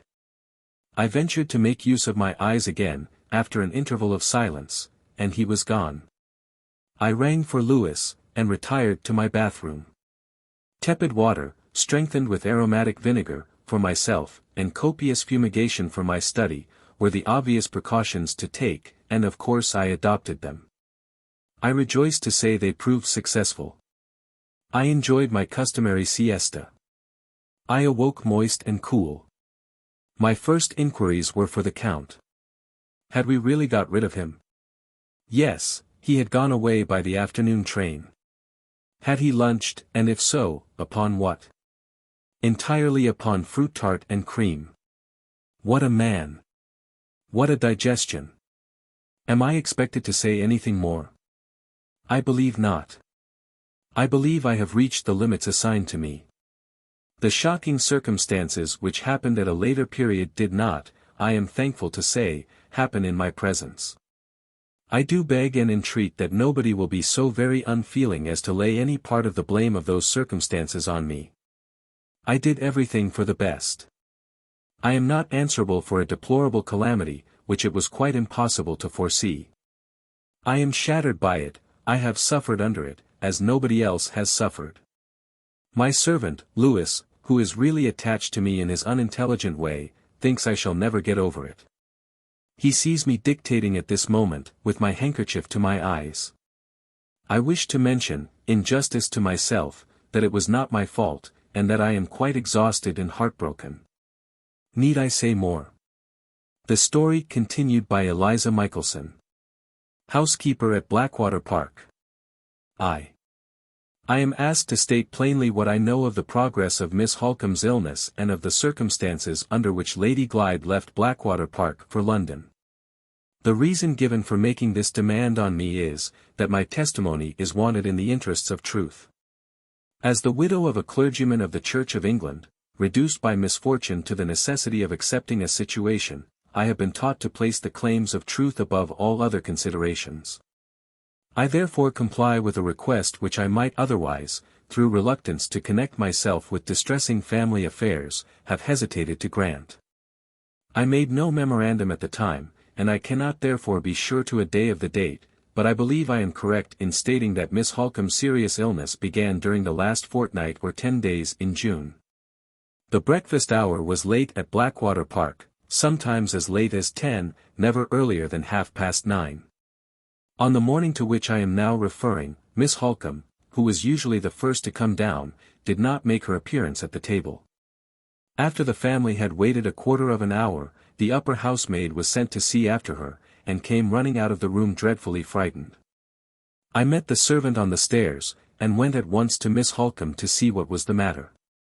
The poor lady was incapable of telling me. She was walking about her room with a pen in her hand, quite light-headed, in a state of burning fever. Lady Glyde, being no longer in Sir Percival's service, I may, without impropriety, mention my former mistress by her name, instead of calling her my lady, was the first to come in from her own bedroom. She was so dreadfully alarmed and distressed that she was quite useless. The Count Fosco, and his lady, who came upstairs immediately afterwards, were both most serviceable and kind. Her ladyship assisted me to get Miss Halcombe to her bed.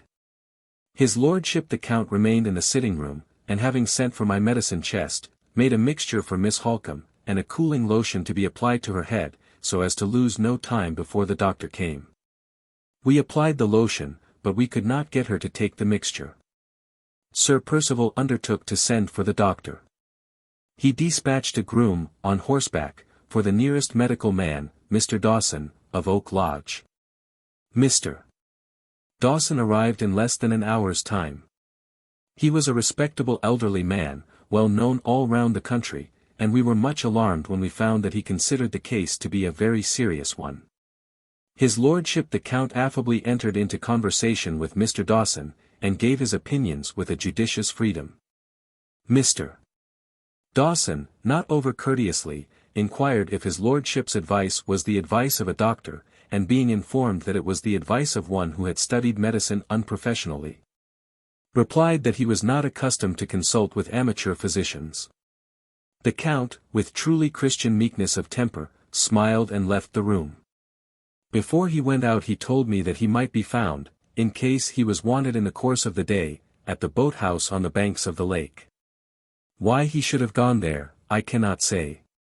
But he did go, remaining away the whole day till 7 o'clock, which was dinner time. Perhaps he wished to set the example of keeping the house as quiet as possible. It was entirely in his character to do so.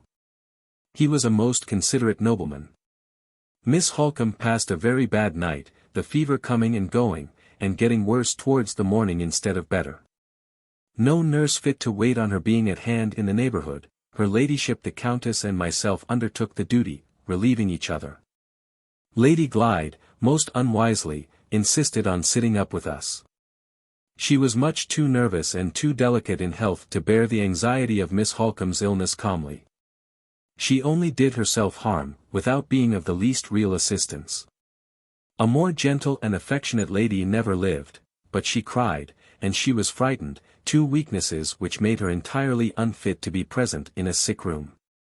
Sir Percival and the Count came in the morning to make their inquiries. Sir Percival, from distress, I presume, at his lady's affliction and at Miss Halcombe's illness, appeared much confused and unsettled in his mind. His lordship testified, on the contrary, a becoming composure and interest. He had his straw hat in one hand, and his book in the other, and he mentioned to Sir Percival in my hearing that he would go out again and study at the lake. "Let us keep the house quiet," he said. "Let us not smoke indoors, my friend, now Miss Halcombe is ill. You go your way, and I will go mine. When I study I like to be alone. Good morning, Mrs. Michelson." Sir Percival was not civil enough, perhaps I ought in justice to say, not composed enough, to take leave of me with the same polite attention. The only person in the house, indeed, who treated me, at that time or at any other, on the footing of a lady in distressed circumstances, was the Count. He had the manners of a true nobleman, he was considerate towards every one. Even the young person, Fanny by name, who attended on Lady Glyde was not beneath his notice. When she was sent away by Sir Percival, his lordship, showing me his sweet little birds at the time, was most kindly anxious to know what had become of her, where she was to go the day she left Blackwater Park, and so on. It is in such little delicate attentions that the advantages of aristocratic birth always show themselves. I make no apology for introducing these particulars, they are brought forward in justice to his lordship, whose character, I have reason to know, is viewed rather harshly in certain quarters. A nobleman who can respect a lady in distressed circumstances, and can take a fatherly interest in the fortunes of an humble servant girl, shows principles and feelings of too high an order to be lightly called in question. I advance no opinions, I offer facts only. My endeavor through life is to judge, not that I be not judged. One of my beloved husband's finest sermons was on that text. I read it constantly, in my own copy of the edition printed by subscription, in the first days of my widowhood, and at every fresh perusal I derive an increase of spiritual benefit and edification. There was no improvement in Miss Halcombe, and the second night was even worse than the first. Mr. Dawson was constant in his attendance. The practical duties of nursing were still divided between the Countess and myself, Lady Glyde persisting in sitting up with us, though we both entreated her to take some rest. "My place is by Marian's bedside," was her only answer. "Whether I am ill, or well, nothing will induce me to lose sight of her." Towards midday I went downstairs to attend to some of my regular duties. An hour afterwards, on my way back to the sick room, I saw the Count, who had gone out again early, for the third time, entering the hall, to all appearance in the highest good spirits. Sir Percival, at the same moment, put his head out of the library door, and addressed his noble friend, with extreme eagerness, in these words. "Have you found her?" His lordship's large face became dimpled all over with placid smiles, but he made no reply in words. At the same time Sir Percival turned his head, observed that I was approaching the stairs, and looked at me in the most rudely angry manner possible. "Come in here and tell me about it," he said to the Count. "Whenever there are women in a house they're always sure to be going up or down stairs." "My dear Percival," observed his lordship kindly, "Mrs. Michelson has duties. Pray recognize her admirable performance of them as sincerely as I do. How is the sufferer, Mrs. Michelson?" "No better, my lord, I regret to say." "Sad, most sad," remarked the Count. "You look fatigued, Mrs. Michelson. It is certainly time you and my wife had some help in nursing. I think I may be the means of offering you that help.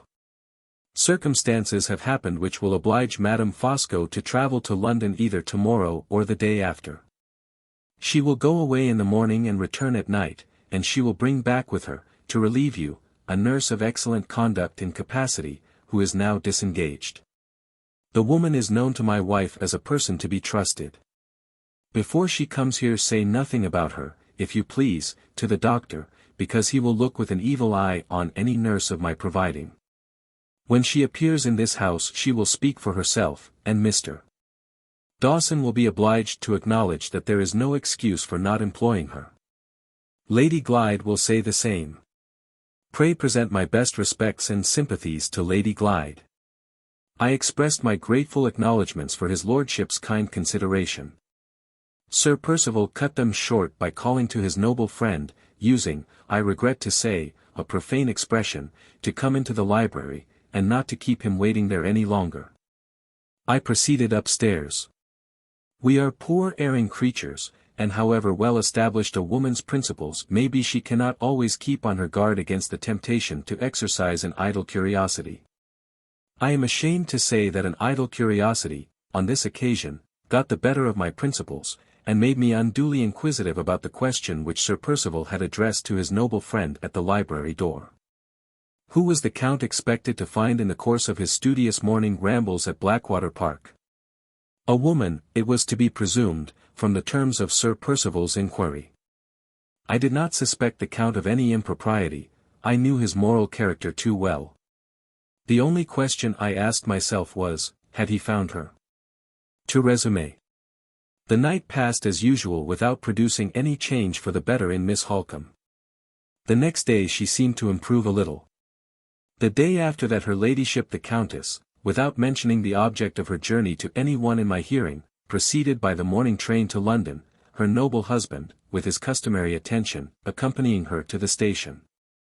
I was now left in sole charge of Miss Halcombe, with every apparent chance, in consequence of her sister's resolution not to leave the bedside, of having Lady Glyde herself to nurse next. The only circumstance of any importance that happened in the course of the day was the occurrence of another unpleasant meeting between the doctor and the Count. His lordship, on returning from the station, stepped up into Miss Halcombe's sitting-room to make his inquiries. I went out from the bedroom to speak to him, Mr. Dawson and Lady Glyde being both with the patient at the time. The Count asked me many questions about the treatment and the symptoms. I informed him that the treatment was of the kind described as saline, and that the symptoms, between the attacks of fever, were certainly those of increasing weakness and exhaustion. Just as I was mentioning these last particulars, Mr. Dawson came out from the bedroom.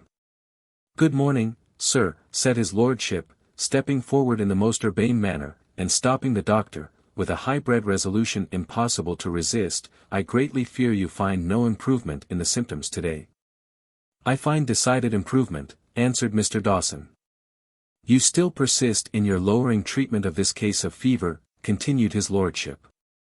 "I persist in the treatment which is justified by my own professional experience," said Mr. Dawson. "Permit me to put one question to you on the vast subject of professional experience," observed the Count. "I presume to offer no more advice, I only presume to make an inquiry. You live at some distance, sir, from the gigantic centres of scientific activity, London and Paris. Have you ever heard of the wasting effects of fever being reasonably and intelligibly repaired by fortifying the exhausted patient with brandy, wine, ammonia, and quinine? Has that new heresy of the highest medical authorities ever reached your ears, yes or no? When a professional man puts that question to me I shall be glad to answer him," said the doctor, opening the door to go out. "You are not a professional man, and I beg to decline answering you." Buffeted in this inexcusably uncivil way on one cheek, the Count, like a practical Christian, immediately turned the other, and said, in the sweetest manner, "Good morning, Mr. Dawson. If my late beloved husband had been so fortunate as to know his lordship, how highly he and the Count would have esteemed each other." Her ladyship the Countess returned by the last train that night, and brought with her the nurse from London. I was instructed that this person's name was Mrs. Rubbell. Her personal appearance, and her imperfect English when she spoke, informed me that she was a foreigner. I have always cultivated a feeling of humane indulgence for foreigners. They do not possess our blessings and advantages, and they are, for the most part, brought up in the blind errors of popery. It has also always been my precept and practice, as it was my dear husband's precept and practice before me, see Sermon 6. In the collection by the late Reverend Samuel Michelson, M.A., to do as I would be done by. On both these accounts I will not say that Mrs. Rubbell struck me as being a small, wiry, sly person, of 50 or thereabouts, with a dark brown or Creole complexion and watchful light grey eyes. Nor will I mention, for the reasons just alleged, that I thought her dress, though it was of the plainest black silk, inappropriately costly in texture and unnecessarily refined in trimming and finish, for a person in her position in life. I should not like these things to be said of me, and therefore it is my duty not to say them of Mrs. Rubbell. I will merely mention that her manners were, not perhaps unpleasantly reserved, but only remarkably quiet and retiring, that she looked about her a great deal, and said very little. Which might have arisen quite as much from her own modesty as from distrust of her position at Blackwater Park. And that she declined to partake of supper, which was curious perhaps, but surely not suspicious, although I myself politely invited her to that meal in my own room. At the Count's particular suggestion, so like his lordship's forgiving kindness. It was arranged that Mrs. Rubbell should not enter on her duties until she had been seen and approved by the doctor the next morning. I sat up that night. Lady Glyde appeared to be very unwilling that the new nurse should be employed to attend on Miss Halcombe. Such want of liberality towards a foreigner on the part of a lady of her education and refinement surprised me. I ventured to say, my lady, we must all remember not to be hasty in our judgments on our inferiors, especially when they come from foreign parts. Lady Glyde did not appear to attend to me. She only sighed, and kissed Miss Halcombe's hand as it lay on the counterpane. Scarcely a judicious proceeding in a sick room, with a patient whom it was highly desirable not to excite. But poor Lady Glyde knew nothing of nursing, nothing whatever, I am sorry to say. The next morning Mrs. Rubbell was sent to the sitting-room, to be approved by the doctor on his way through to the bedroom. I left Lady Glyde with Miss Halcombe, who was slumbering at the time, and joined Mrs. Rubbell, with the object of kindly preventing her from feeling strange and nervous in consequence of the uncertainty of her situation. She did not appear to see it in that light. She seemed to be quite satisfied, beforehand, that Mr. Dawson would approve of her, and she sat calmly looking out of window, with every appearance of enjoying the country air. Some people might have thought such conduct suggestive of brazen assurance. I beg to say that I more liberally set it down to extraordinary strength of mind. Instead of the doctor coming up to us, I was sent for to see the doctor. I thought this change of affairs rather odd, but Mrs. Rubbell did not appear to be affected by it in any way. I left her still calmly looking out of the window, and still silently enjoying the country air. Mr. Dawson was waiting for me by himself in the breakfast-room. "About this new nurse, Mrs. Michelson," said the doctor. "Yes, sir. I find that she has been brought here from London by the wife of that fat old foreigner, who is always trying to interfere with me. Mrs. Michelson, the fat old foreigner is a quack." This was very rude. I was naturally shocked at it. "Are you aware, sir," I said, "that you are talking of a nobleman?" "Pooh! He isn't the first quack with a handle to his name. They're all counts, hang 'em. He would not be a friend of Sir Percival Glyde's, sir, if he was not a member of the highest aristocracy, excepting the English aristocracy, of course. Very well, Mrs. Michelson, call him what you like, and let us get back to the nurse. I have been objecting to her already." "Without having seen her, sir?" "Yes, without having seen her. She may be the best nurse in existence, but she is not a nurse of my providing. I have put that objection to Sir Percival, as the master of the house. He doesn't support me. He says a nurse of my providing would have been a stranger from London also, and he thinks the woman ought to have a trial, after his wife's aunt has taken the trouble to fetch her from London. There is some justice in that, and I can't decently say no. But I have made it a condition that she is to go at once, if I find reason to complain of her." This proposal being one which I have some right to make, as medical attendant, Sir Percival has consented to it. Now, Mrs. Michelson, I know I can depend on you, and I want you to keep a sharp eye on the nurse for the first day or two, and to see that she gives Miss Halcombe no medicines but mine. This foreign nobleman of yours is dying to try his quack remedies, mesmerism included, on my patient, and a nurse who is brought here by his wife may be a little too willing to help him. You understand? Very well, then, we may go upstairs. Is the nurse there? I'll say a word to her before she goes into the sick room. We found Mrs. Rubbell still enjoying herself at the window. When I introduced her to Mr. Dawson, neither the doctor's doubtful looks nor the doctor's searching questions appeared to confuse her in the least. She answered him quietly in her broken English, and though he tried hard to puzzle her, she never betrayed the least ignorance, so far, about any part of her duties. This was doubtless the result of strength of mind, as I said before, and not of brazen assurance, by any means. We all went into the bedroom. Mrs. Rubbell looked very attentively at the patient, curtsied to Lady Glyde, set one or two little things right in the room, and sat down quietly in a corner to wait until she was wanted. Her ladyship seemed startled and annoyed by the appearance of the strange nurse. No one said anything, for fear of rousing Miss Halcombe, who was still slumbering, except the doctor, who whispered a question about the night. I softly answered, much as usual, and then Mr. Dawson went out. Lady Glyde followed him, I suppose to speak about Mrs. Rubbell. For my own part, I had made up my mind already that this quiet foreign person would keep her situation. She had all her wits about her, and she certainly understood her business. So far, I could hardly have done much better by the bedside myself. Remembering Mr. Dawson's caution to me, I subjected Mrs. Rubbell to a severe scrutiny at certain intervals for the next 3 or 4 days. I over and over again entered the room softly and suddenly, but I never found her out in any suspicious action. Lady Glyde, who watched her as attentively as I did, discovered nothing either. I never detected a sign of the medicine bottles being tampered with, I never saw Mrs. Rubbell say a word to the Count, or the Count to her. She managed Miss Halcombe with unquestionable care and discretion.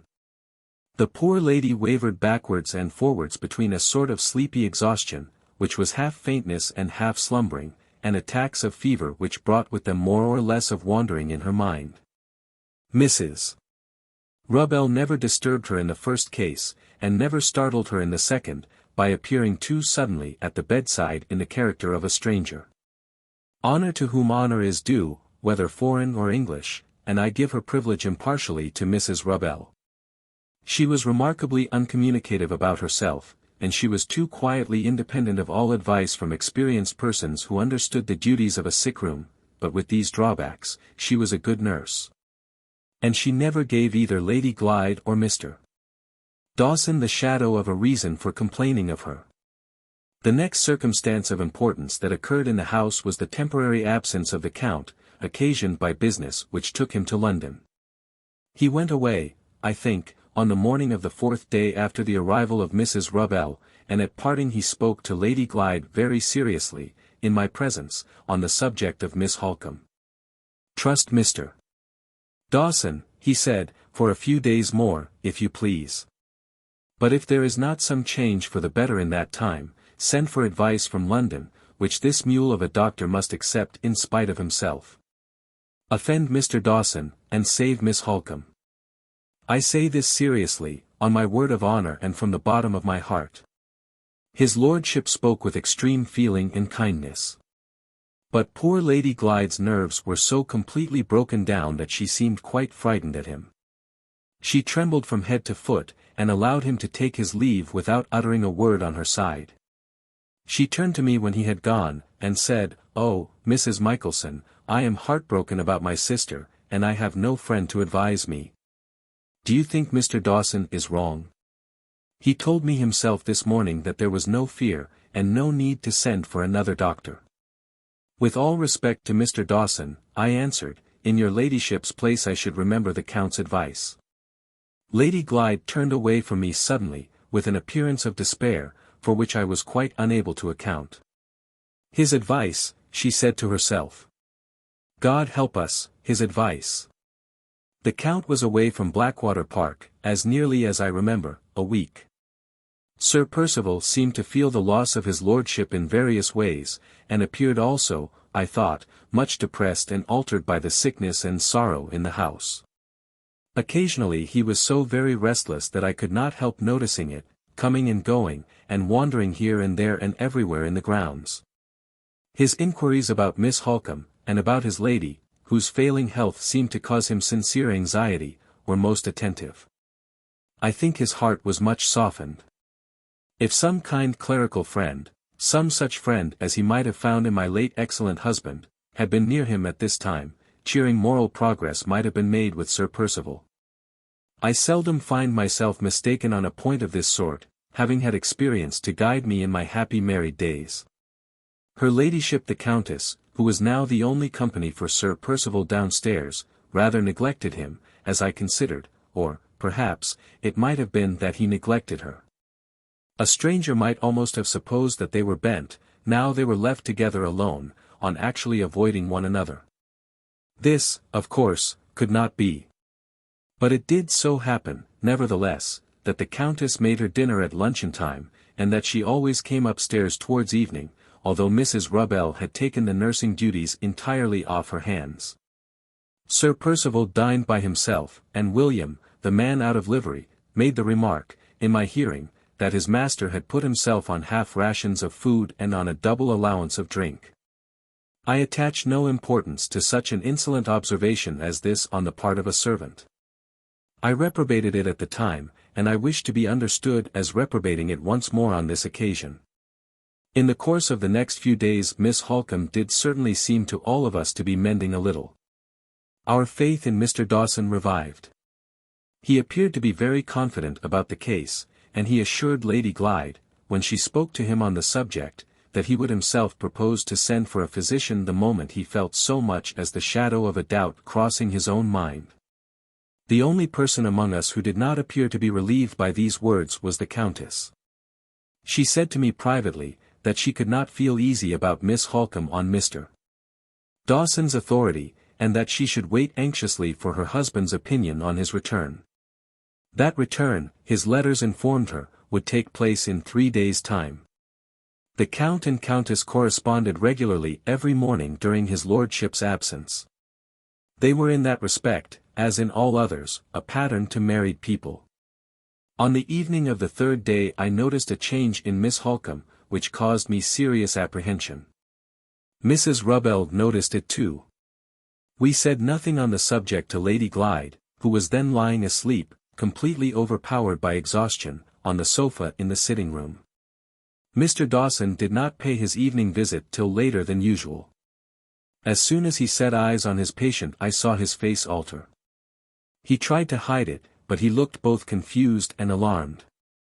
A messenger was sent to his residence for his medicine chest, disinfecting preparations were used in the room, and a bed was made up for him in the house by his own directions. Has the fever turned to infection? I whispered to him. I am afraid it has, he answered, we shall know better tomorrow morning. By Mr. Dawson's own directions Lady Glyde was kept in ignorance of this change for the worse.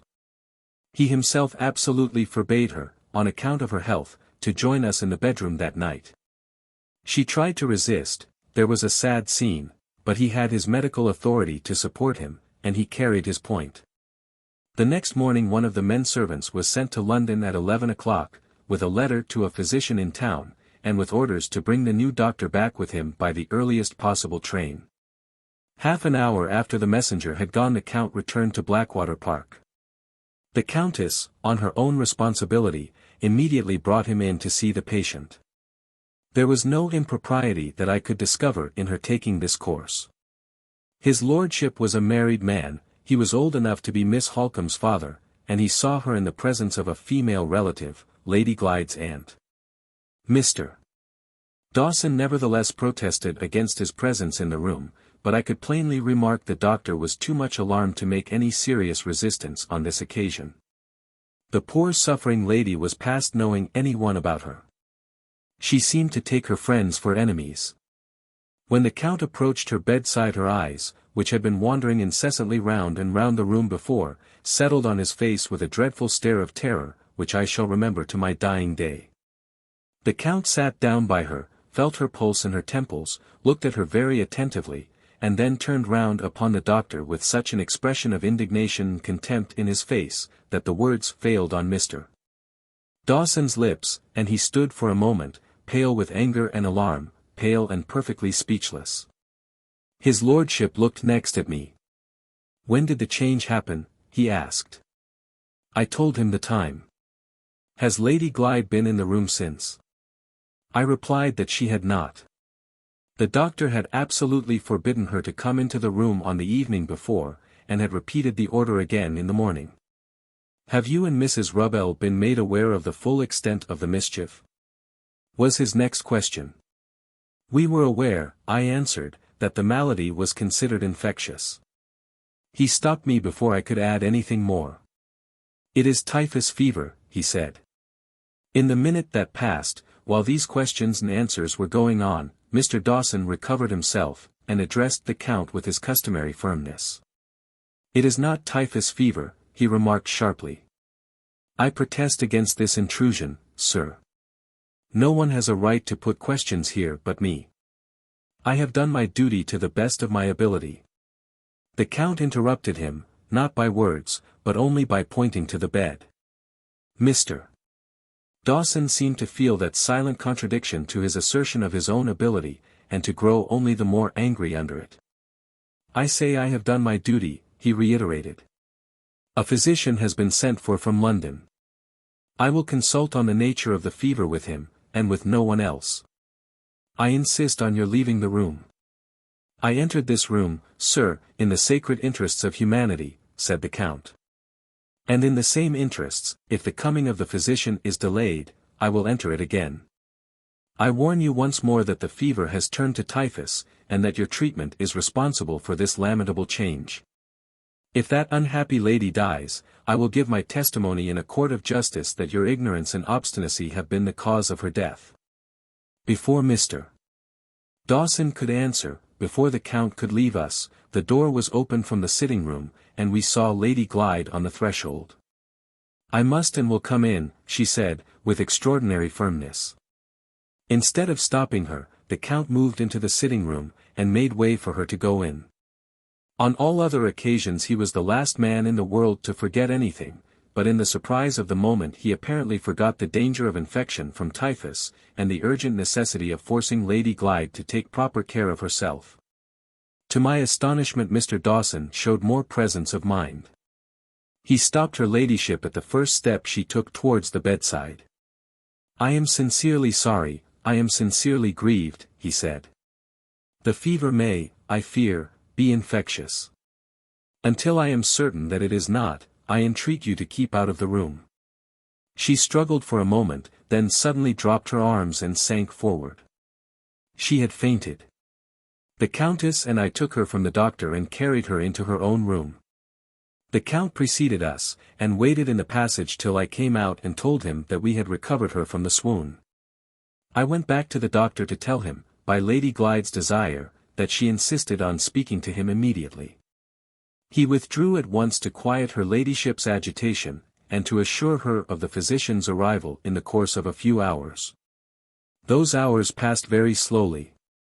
Sir Percival and the Count were together downstairs, and sent up from time to time to make their inquiries.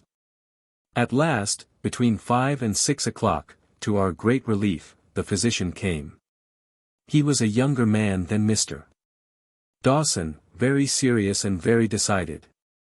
What he thought of the previous treatment I cannot say, but it struck me as curious that he put many more questions to myself and to Mrs.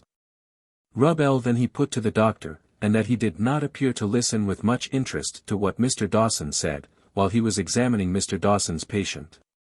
I began to suspect, from what I observed in this way, that the Count had been right about the illness all the way through, and I was naturally confirmed in that idea when Mr.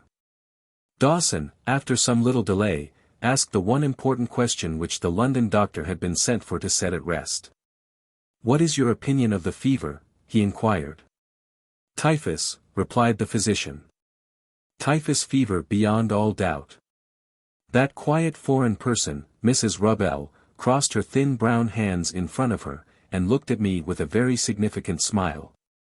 The Count himself could hardly have appeared more gratified if he had been present in the room and had heard the confirmation of his own opinion.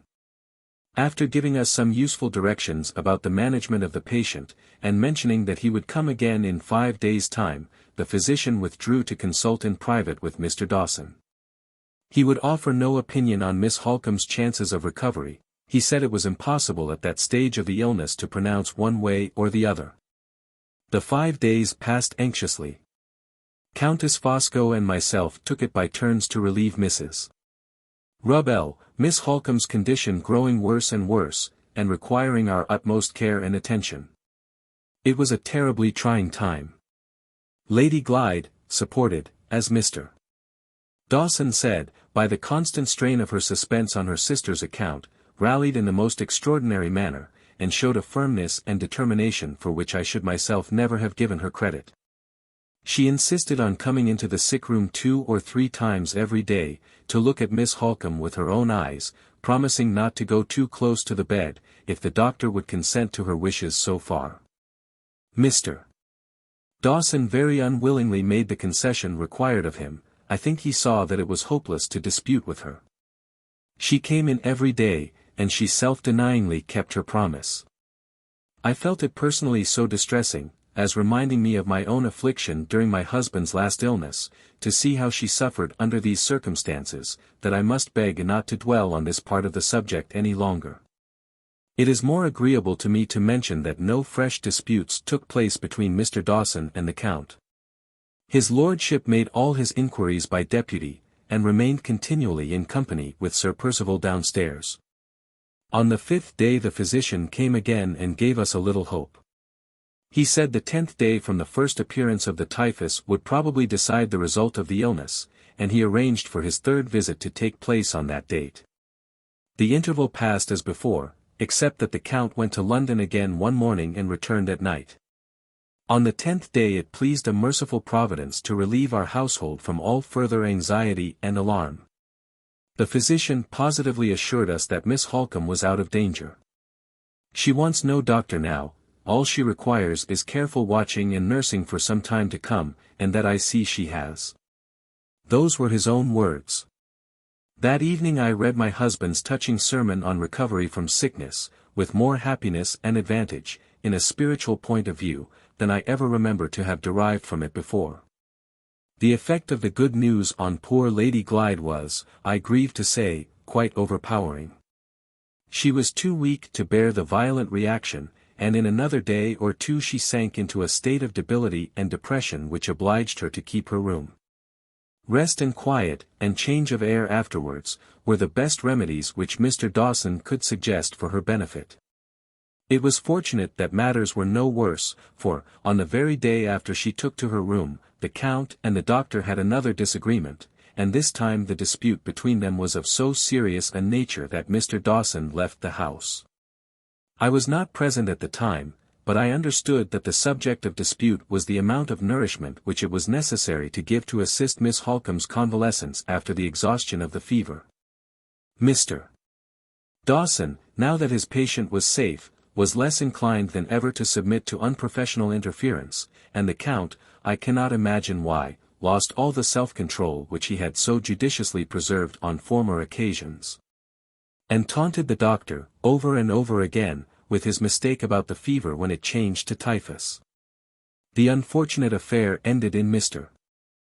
Dawson's appealing to Sir Percival, and threatening, now that he could leave without absolute danger to Miss Halcombe, to withdraw from his attendance at Blackwater Park if the Count's interference was not peremptorily suppressed from that moment.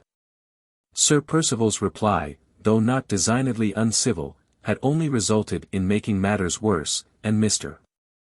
Dawson had thereupon withdrawn from the house in a state of extreme indignation at Count Fosco's usage of him, and had sent in his bill the next morning.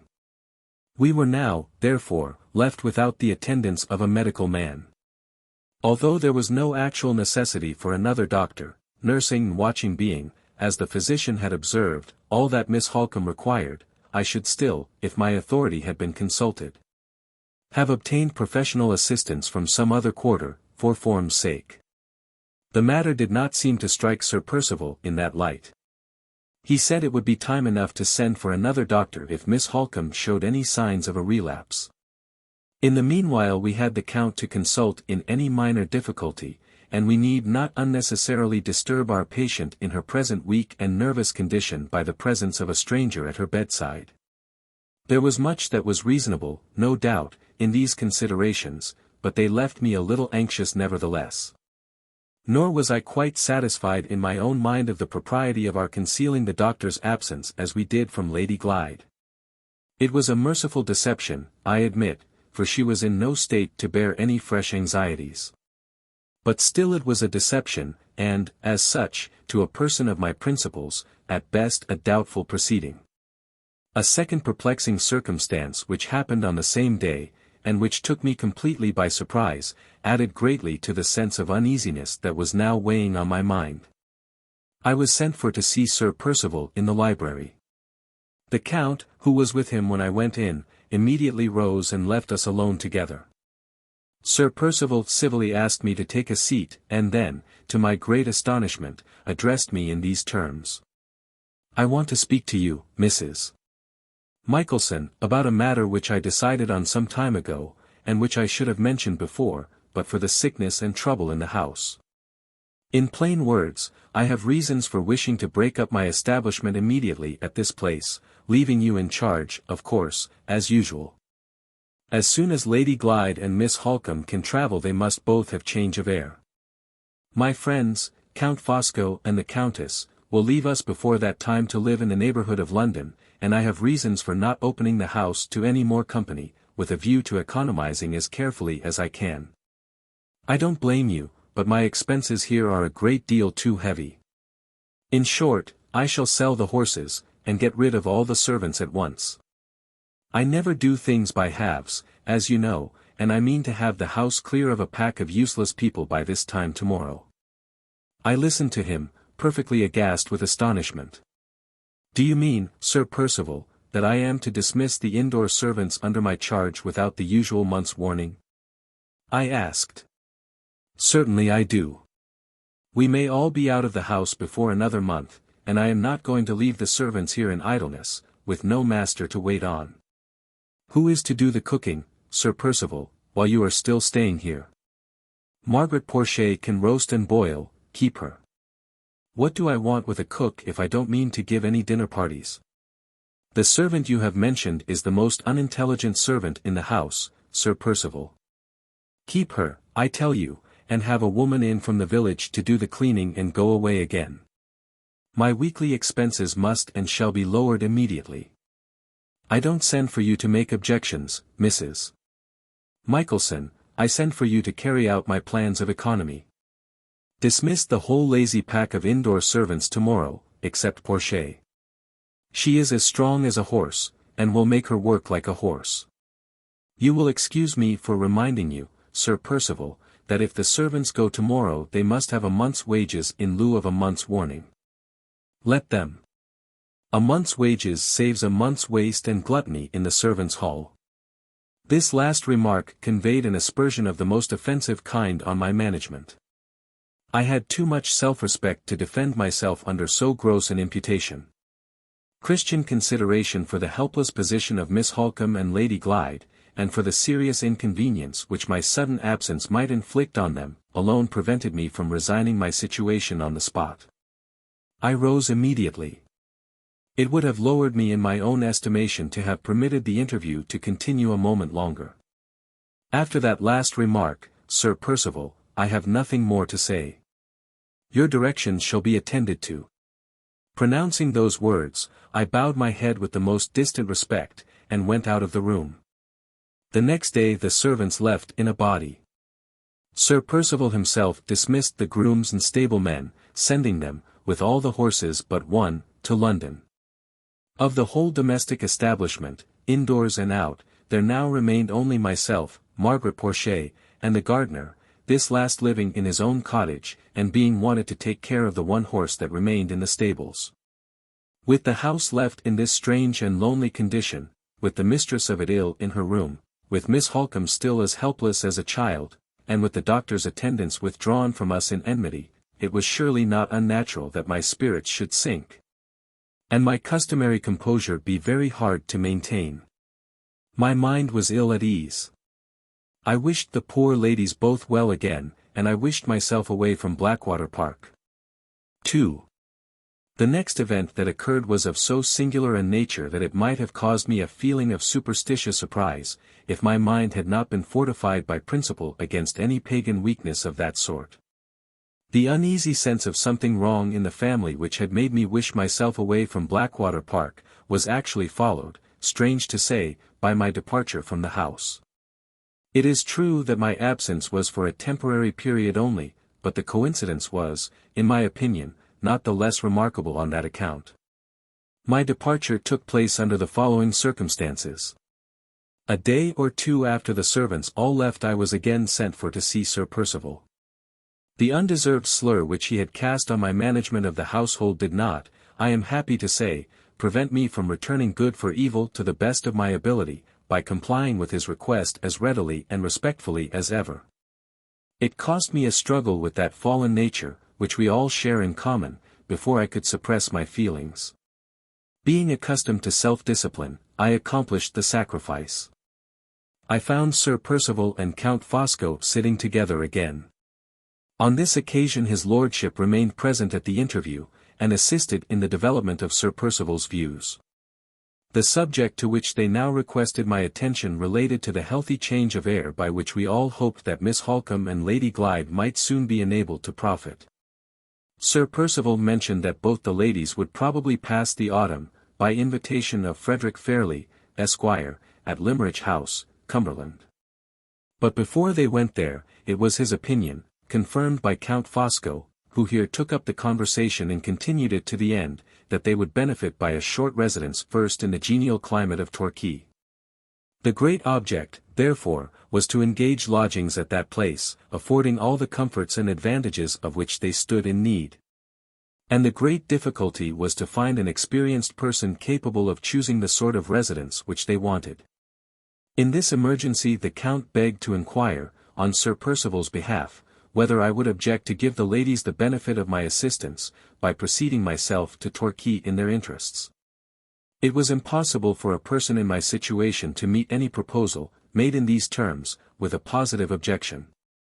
I could only venture to represent the serious inconvenience of my leaving Blackwater Park in the extraordinary absence of all the indoor servants, with the one exception of Margaret Porchet.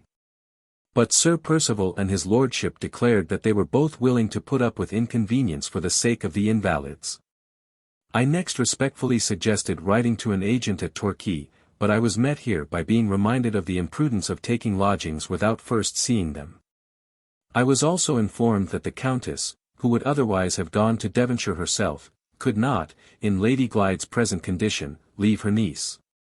And that Sir Percival and the Count had business to transact together which would oblige them to remain at Blackwater Park. In short, it was clearly shown me that if I did not undertake the errand, no one else could be trusted with it. Under these circumstances, I could only inform Sir Percival that my services were at the disposal of Miss Halcombe and Lady Glyde.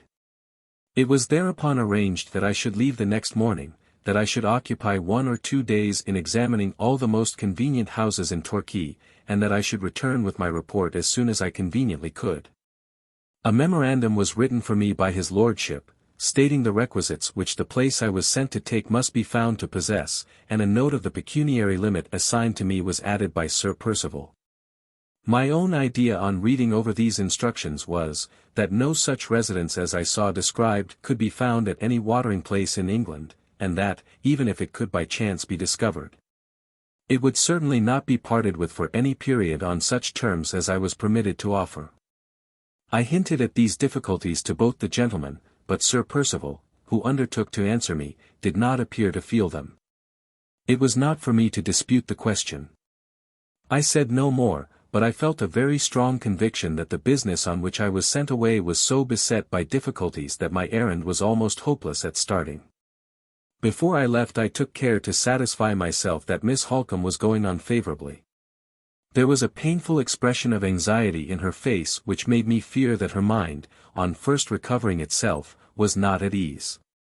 But she was certainly strengthening more rapidly than I could have ventured to anticipate, and she was able to send kind messages to Lady Glyde, saying that she was fast getting well, and entreating her ladyship not to exert herself again too soon.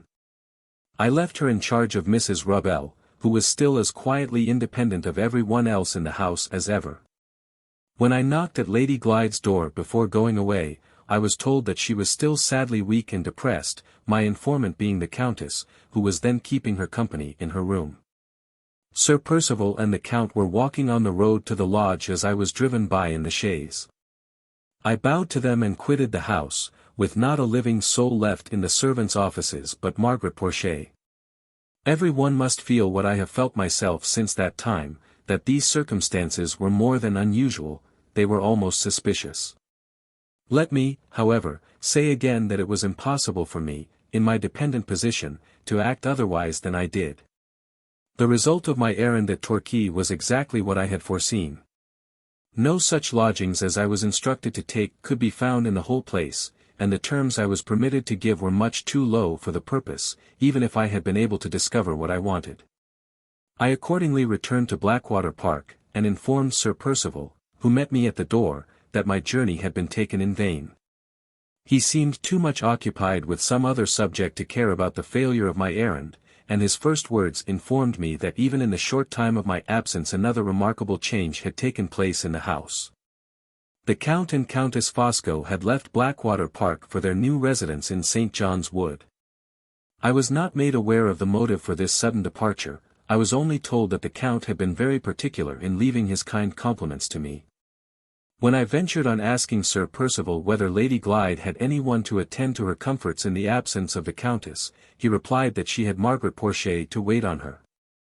And he added that a woman from the village had been sent for to do the work downstairs. The answer really shocked me, there was such a glaring impropriety in permitting an under-housemaid to fill the place of confidential attendant on Lady Glyde. I went upstairs at once, and met Margaret on the bedroom landing. Her services had not been required, naturally enough, her mistress having sufficiently recovered that morning to be able to leave her bed. I asked next after Miss Halcombe, but I was answered in a slouching, sulky way, which left me no wiser than I was before. I did not choose to repeat the question, and perhaps provoke an impertinent reply. It was in every respect more becoming to a person in my position to present myself immediately in Lady Glyde's room. I found that her ladyship had certainly gained in health during the last few days. Although still sadly weak and nervous, she was able to get up without assistance, and to walk slowly about her room, feeling no worse effect from the exertion than a slight sensation of fatigue. She had been made a little anxious that morning about Miss Halcombe, through having received no news of her from any one. I thought this seemed to imply a blamable want of attention on the part of Mrs. Rubbell, but I said nothing, and remained with Lady Glyde to assist her to dress. When she was ready we both left the room together to go to Miss Halcombe. We were stopped in the passage by the appearance of Sir Percival.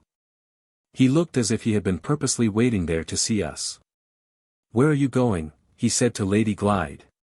"To Marian's room," she answered. "It may spare you a disappointment," remarked Sir Percival, "if I tell you at once that you will not find her there." "Not find her there?" "No. She left the house yesterday morning with Fosco and his wife." Lady Glyde was not strong enough to bear the surprise of this extraordinary statement. She turned fearfully pale, and leaned back against the wall, looking at her husband in dead silence. I was so astonished myself that I hardly knew what to say. I asked Sir Percival if he really meant that Miss Halcombe had left Blackwater Park. "I certainly mean it," he answered. "In her state, Sir Percival?" Without mentioning her intentions to Lady Glyde. Before he could reply her ladyship recovered herself a little and spoke. "Impossible," she cried out in a loud, frightened manner, taking a step or two forward from the wall. "Where was the doctor? Where was Mr. Dawson when Marian went away?" "Mr. Dawson wasn't wanted, and wasn't here," said Sir Percival. "He left of his own accord, which is enough of itself to show that she was strong enough to travel. How you stare! If you don't believe she has gone, look for yourself. Open her room door, and all the other room doors if you like. She took him at his word, and I followed her. There was no one in Miss Halcombe's room but Margaret Porchet, who was busy setting it to rights. There was no one in the spare rooms or the dressing rooms when we looked into them afterwards. Sir Percival still waited for us in the passage. As we were leaving the last room that we had examined, Lady Glyde whispered, "Don't go, Mrs. Michelson. Don't leave me, for God's sake." Before I could say anything in return she was out again in the passage, speaking to her husband. "What does it mean, Sir Percival? I insist, I beg and pray you will tell me what it means."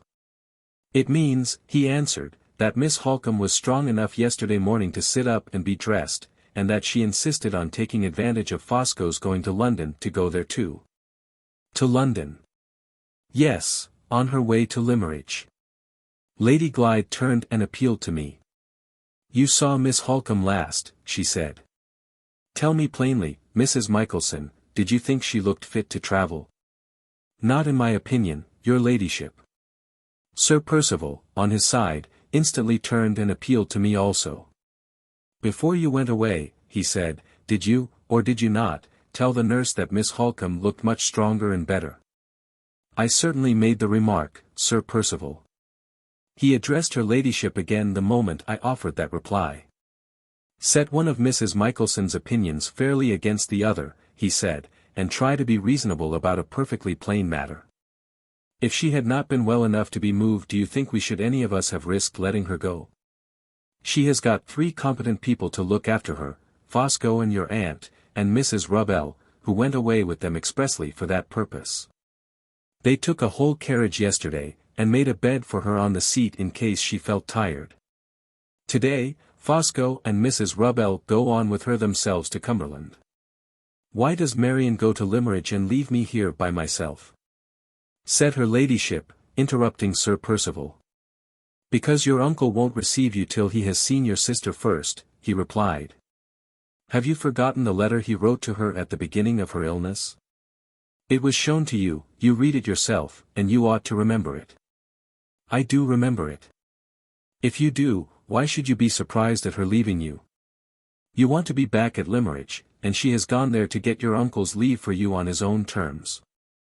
Poor Lady Glyde's eyes filled with tears. "Marian never left me before," she said, "without bidding me good-bye." "She would have bid you good-bye this time," returned Sir Percival, "if she had not been afraid of herself and of you. She knew you would try to stop her, she knew you would distress her by crying. Do you want to make any more objections? If you do, you must come downstairs and ask questions in the dining room. These worries upset me. I want a glass of wine." He left us suddenly.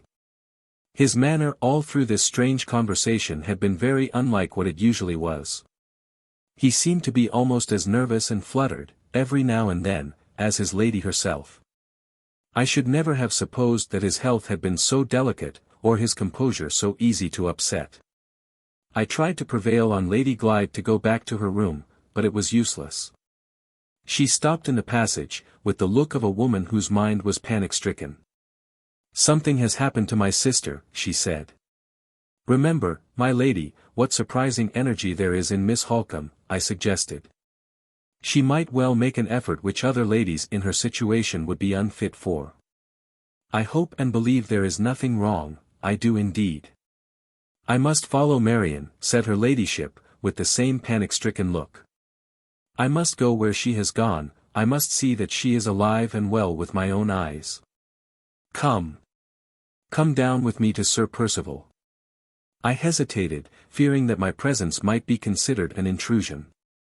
I attempted to represent this to her ladyship, but she was deaf to me.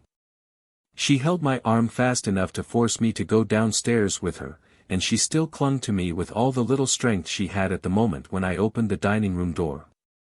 Sir Percival was sitting at the table with a decanter of wine before him. He raised the glass to his lips as we went in and drained it at a draught. Seeing that he looked at me angrily when he put it down again, I attempted to make some apology for my accidental presence in the room. "Do you suppose there are any secrets going on here?" he broke out suddenly. "There are none, there is nothing underhand, nothing kept from you or from anyone." After speaking those strange words loudly and sternly, he filled himself another glass of wine and asked Lady Glyde what she wanted of him. "If my sister is fit to travel, I am fit to travel," said her ladyship, with more firmness than she had yet shown. "I come to beg you will make allowances for my anxiety about Marian, and let me follow her at once by the afternoon train." "You must wait till tomorrow," replied Sir Percival, "and then if you don't hear to the contrary you can go." "I don't suppose you are at all likely to hear to the contrary, so I shall write to Fosco by tonight's post." He said those last words holding his glass up to the light, and looking at the wine in it instead of at Lady Glyde. Indeed he never once looked at her throughout the conversation. Such a singular want of good breeding in a gentleman of his rank impressed me, I own, very painfully.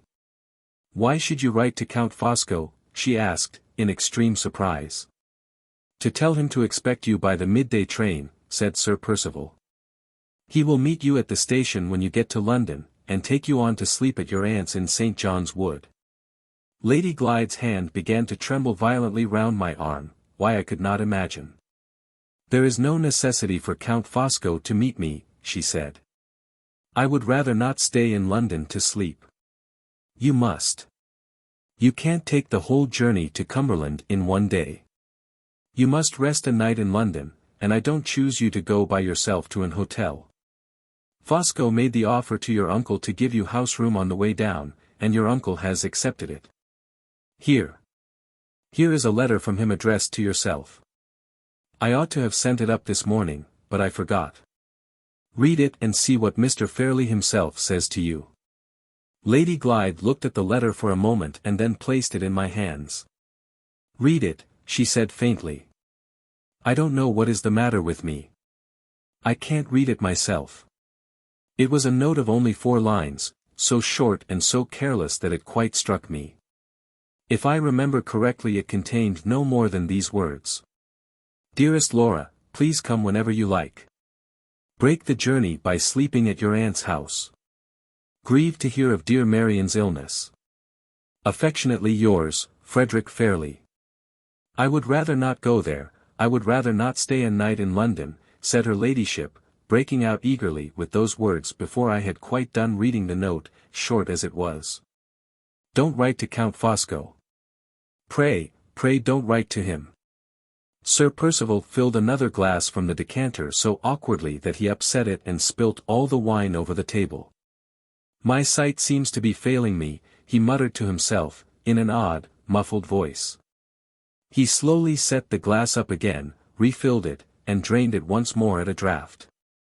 I began to fear, from his look and manner, that the wine was getting into his head. "Pray don't write to Count Fosco," persisted Lady Glyde, more earnestly than ever. "Why not, I should like to know," cried Sir Percival, with a sudden burst of anger that startled us both. "Where can you stay more properly in London than at the place your uncle himself chooses for you, at your aunt's house? Ask Mrs. Michelson." The arrangement proposed was so unquestionably the right and the proper one, that I could make no possible objection to it. Much as I sympathized with Lady Glyde in other respects, I could not sympathize with her in her unjust prejudices against Count Fosco. I never before met with any lady of her rank and station who was so lamentably narrow-minded on the subject of foreigners. Neither her uncle's note nor Sir Percival's increasing impatience seemed to have the least effect on her. She still objected to staying a night in London, she still implored her husband not to write to the Count. "Drop it," said Sir Percival, rudely turning his back on us.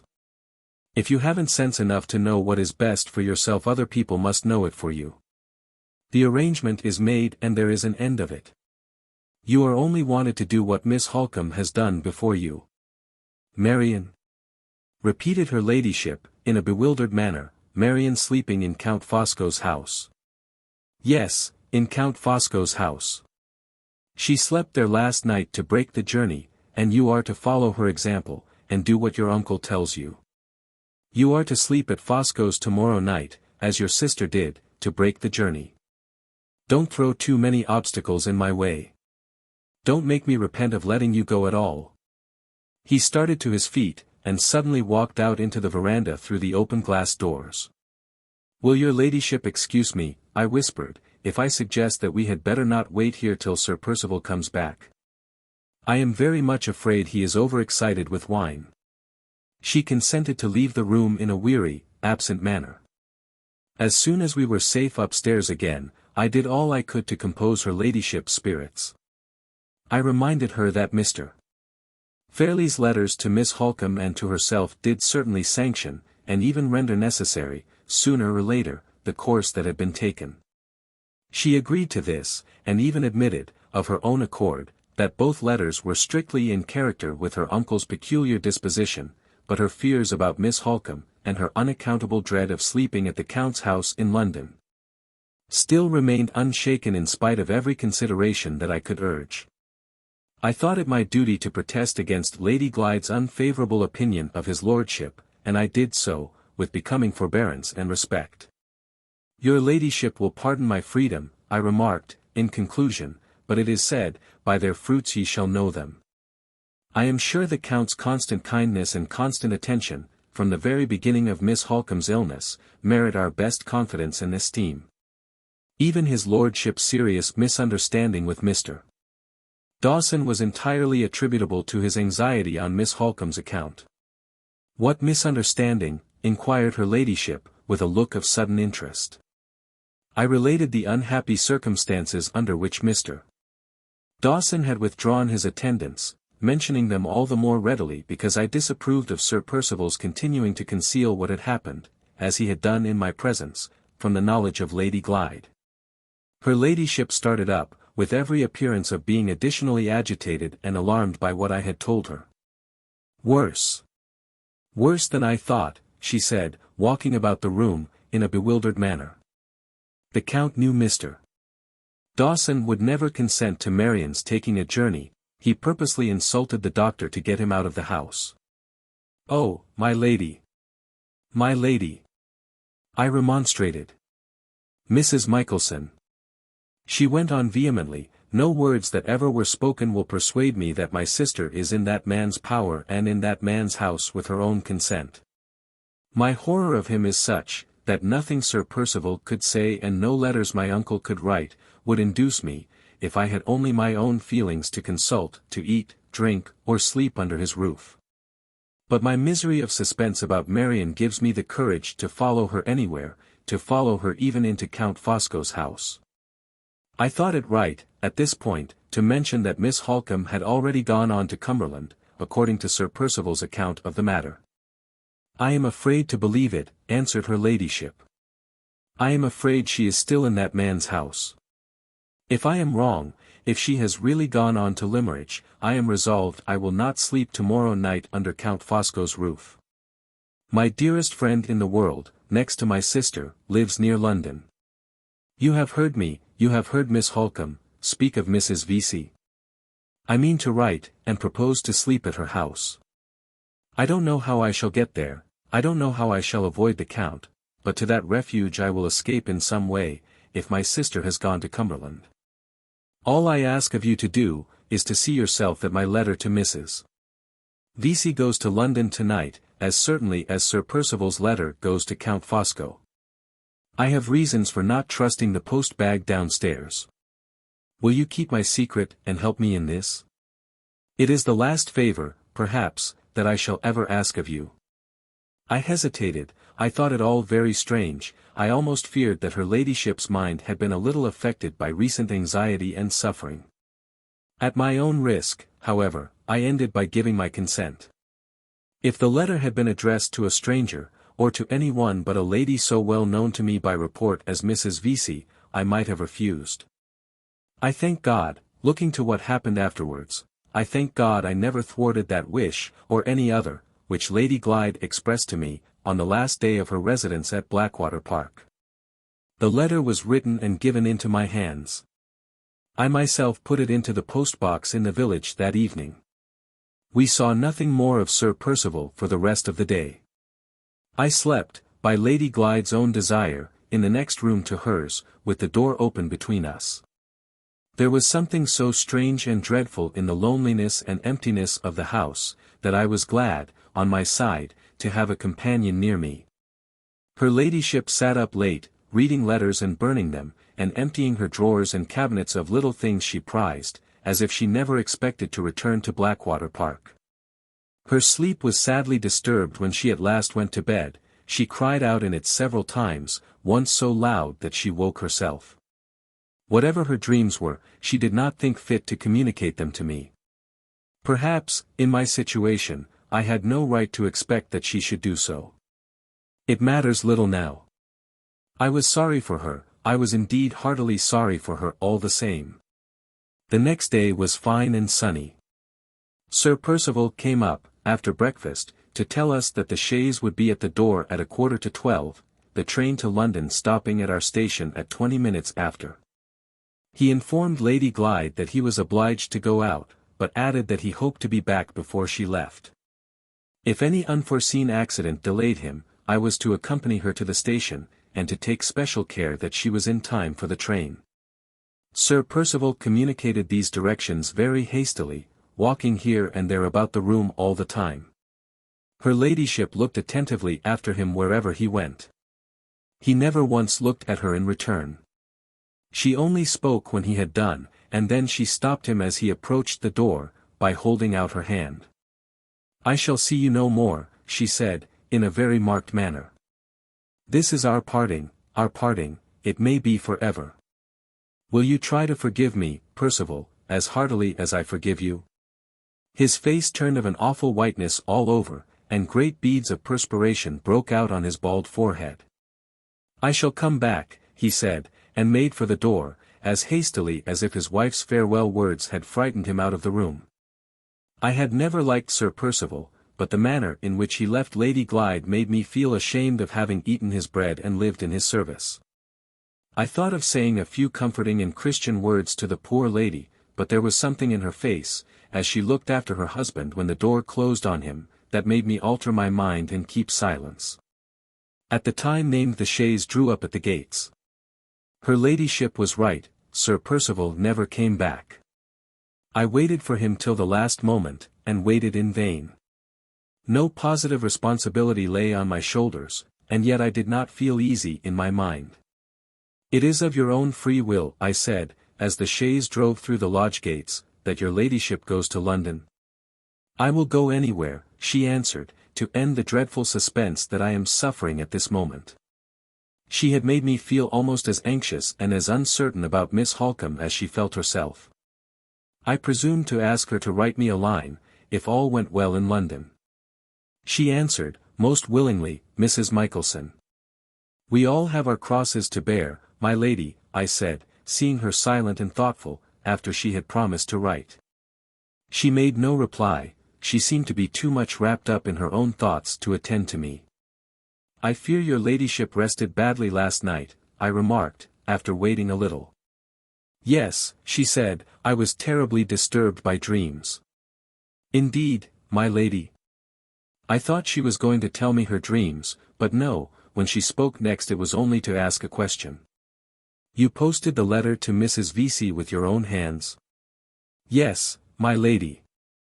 "Did Sir Percival say, yesterday, that Count Fosco was to meet me at the terminus in London?" "He did, my lady." She sighed heavily when I answered that last question, and said no more. We arrived at the station, with hardly 2 minutes to spare. The gardener, who had driven us, managed about the luggage, while I took the ticket.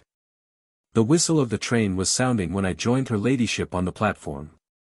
She looked very strangely, and pressed her hand over her heart, as if some sudden pain or fright had overcome her at that moment. "I wish you were going with me," she said, catching eagerly at my arm when I gave her the ticket. If there had been time, if I had felt the day before as I felt then, I would have made my arrangements to accompany her, even though the doing so had obliged me to give Sir Percival warning on the spot. As it was, her wishes, expressed at the last moment only, were expressed too late for me to comply with them. She seemed to understand this herself before I could explain it, and did not repeat her desire to have me for a travelling companion. The train drew up at the platform. She gave the gardener a present for his children, and took my hand, in her simple hearty manner, before she got into the carriage. "You have been very kind to me and to my sister," she said, "kind when we were both friendless. I shall remember you gratefully, as long as I live to remember any one. Goodbye, and God bless you." She spoke those words with a tone and a look which brought the tears into my eyes. She spoke them as if she was bidding me farewell forever. "Goodbye, my lady," I said, putting her into the carriage, and trying to cheer her. "Goodbye, for the present only, goodbye, with my best and kindest wishes for happier times." She shook her head, and shuddered as she settled herself in the carriage. The guard closed the door. "Do you believe in dreams?" she whispered to me at the window. My dreams, last night, were dreams I have never had before. The terror of them is hanging over me still. The whistle sounded before I could answer, and the train moved. Her pale quiet face looked at me for the last time, looked sorrowfully and solemnly from the window. She waved her hand, and I saw her no more. Towards 5 o'clock on the afternoon of that same day, having a little time to myself in the midst of the household duties which now pressed upon me, I sat down alone in my own room, to try and compose my mind with the volume of my husband's sermons. For the first time in my life I found my attention wandering over those pious and cheering words. Concluding that Lady Glyde's departure must have disturbed me far more seriously than I had myself supposed, I put the book aside, and went out to take a turn in the garden. Sir Percival had not yet returned, to my knowledge, so I could feel no hesitation about showing myself in the grounds. On turning the corner of the house, and gaining a view of the garden, I was startled by seeing a stranger walking in it. The stranger was a woman. She was lounging along the path with her back to me, and was gathering the flowers. As I approached she heard me, and turned round. My blood curdled in my veins. The strange woman in the garden was Mrs. Rubbell. I could neither move nor speak. She came up to me, as composedly as ever, with her flowers in her hand.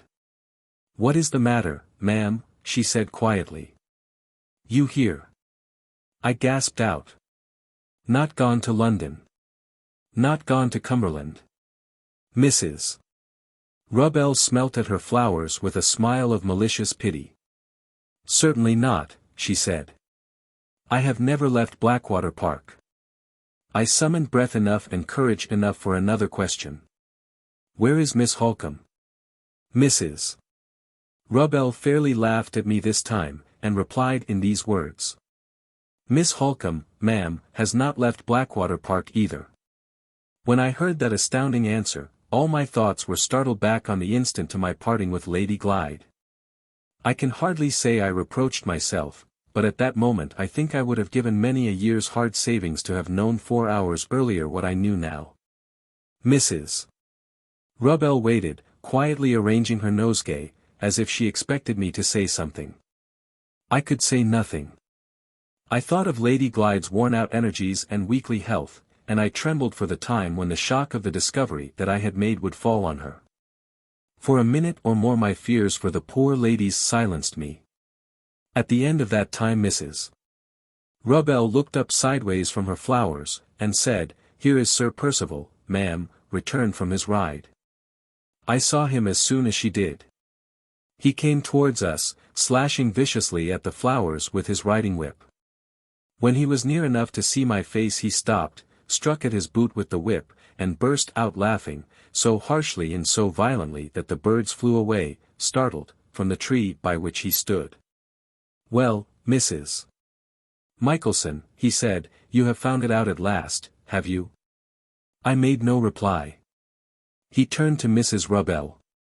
"When did you show yourself in the garden?" "I showed myself about half an hour ago, sir." "You said I might take my liberty again as soon as Lady Glyde had gone away to London." "Quite right. I don't blame you, I only asked the question." He waited a moment, and then addressed himself once more to me. "You can't believe it, can you?" he said mockingly. "Here. Come along and see for yourself." He led the way round to the front of the house. I followed him, and Mrs. Rubbell followed me. After passing through the iron gates he stopped, and pointed with his whip to the disused middle wing of the building. "There," he said. "Look up at the first floor. You know the old Elizabethan bedrooms? Miss Halcombe is snug and safe in one of the best of them at this moment. Take her in, Mrs. Rubbell, you have got your key. Take Mrs. Michelson in, and let her own eyes satisfy her that there is no deception this time." The tone in which he spoke to me, and the minute or two that had passed since we left the garden, helped me to recover my spirits a little. What I might have done at this critical moment, if all my life had been passed in service, I cannot say. As it was, possessing the feelings, the principles, and the bringing up of a lady, I could not hesitate about the right course to pursue. My duty to myself, and my duty to Lady Glyde, alike forbade me to remain in the employment of a man who had shamefully deceived us both by a series of atrocious falsehoods. "I must beg permission, Sir Percival, to speak a few words to you in private," I said. "Having done so, I shall be ready to proceed with this person to Miss Halcombe's room." Mrs. Rubbell, whom I had indicated by a slight turn of my head, insolently sniffed at her nosegay and walked away, with great deliberation, towards the house door. "Well," said Sir Percival sharply, "what is it now?" "I wish to mention, sir, that I am desirous of resigning the situation I now hold at Blackwater Park." That was literally how I put it. I was resolved that the first words spoken in his presence should be words which expressed my intention to leave his service. He eyed me with one of his blackest looks, and thrust his hands savagely into the pockets of his riding coat. "Why?" he said. "Why, I should like to know. It is not for me, Sir Percival, to express an opinion on what has taken place in this house. I desire to give no offence. I merely wish to say that I do not feel it consistent with my duty to Lady Glyde and to myself to remain any longer in your service. Is it consistent with your duty to me to stand there, casting suspicion on me to my face?" He broke out in his most violent manner. "I see what you're driving at. You have taken your own mean, underhand view of an innocent deception practiced on Lady Glyde for her own good. It was essential to her health that she should have a change of air immediately, and you know as well as I do she would never have gone away if she had been told Miss Halcombe was still left here. She has been deceived in her own interests, and I don't care who knows it. Go, if you like, there are plenty of housekeepers as good as you to be had for the asking.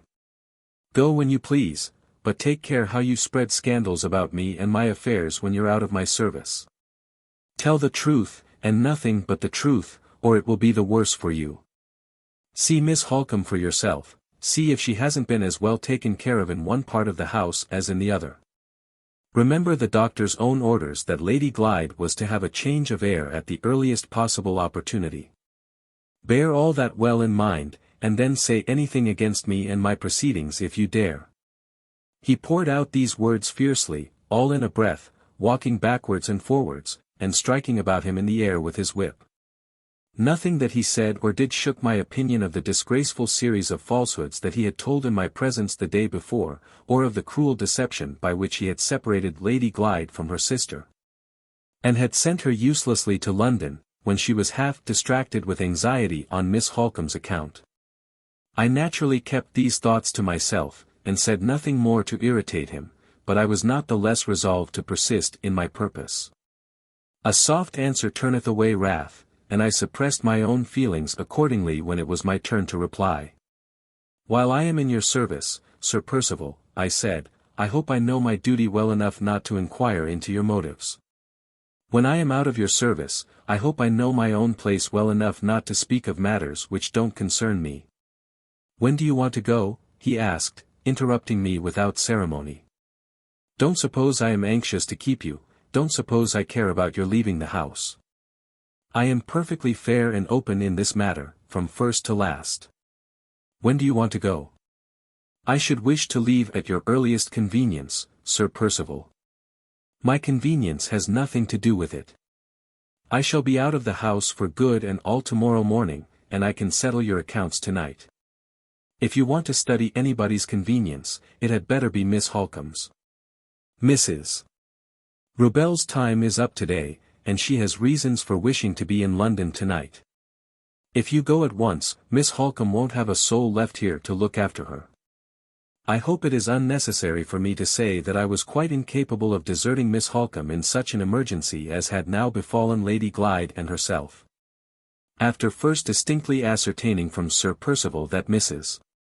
Rubell was certain to leave at once if I took her place, and after also obtaining permission to arrange for Mr. Dawson's resuming his attendance on his patient, I willingly consented to remain at Blackwater Park until Miss Halcombe no longer required my services. It was settled that I should give Sir Percival's solicitor a week's notice before I left, and that he was to undertake the necessary arrangements for appointing my successor. The matter was discussed in very few words. At its conclusion Sir Percival abruptly turned on his heel, and left me free to join Mrs. Rubell. That singular foreign person had been sitting composedly on the doorstep all this time, waiting till I could follow her to Miss Halcombe's room. I had hardly walked halfway towards the house when Sir Percival, who had withdrawn in the opposite direction, suddenly stopped and called me back. "Why are you leaving my service?" he asked. The question was so extraordinary, after what had just passed between us, that I hardly knew what to say in answer to it. "Mind. I don't know why you are going," he went on. "You must give a reason for leaving me, I suppose, when you get another situation." "What reason?" "The breaking up of the family." "Is that it?" "There can be no positive objection, Sir Percival, to that reason." "Very well. That's all I want to know. If people apply for your character, that's your reason, stated by yourself. You go in consequence of the breaking up of the family." He turned away again before I could say another word, and walked out rapidly into the grounds. His manner was as strange as his language. I acknowledge he alarmed me. Even the patience of Mrs. Rubell was getting exhausted, when I joined her at the house door. "At last," she said, with a shrug of her lean foreign shoulders. She led the way into the inhabited side of the house, ascended the stairs, and opened with her key the door at the end of the passage, which communicated with the old Elizabethan rooms, a door never previously used, in my time, at Blackwater Park. The rooms themselves I knew well, having entered them myself on various occasions from the other side of the house. Mrs. Rubell stopped at the third door along the old gallery, handed me the key of it, with the key of the door of communication, and told me I should find Miss Halcombe in that room. Before I went in I thought it desirable to make her understand that her attendance had ceased. Accordingly, I told her in plain words that the charge of the sick lady henceforth devolved entirely on myself. "I am glad to hear it, ma'am," said Mrs. Rubell. "I want to go very much." "Do you leave today?" I asked, to make sure of her. "Now that you have taken charge, ma'am, I leave in half an hour's time. Sir Percival has kindly placed at my disposition the gardener, and the chaise, whenever I want them. I shall want them in half an hour's time to go to the station. I am packed up in anticipation already. I wish you good day, ma'am." She dropped a brisk curtsy, and walked back along the gallery, humming a little tune, and keeping time to it cheerfully with the nosegay in her hand. I am sincerely thankful to say that was the last I saw of Mrs. Rubell. When I went into the room Miss Halcombe was asleep. I looked at her anxiously, as she lay in the dismal, high, old-fashioned bed. She was certainly not in any respect altered for the worse since I had seen her last. She had not been neglected, I am bound to admit, in any way that I could perceive.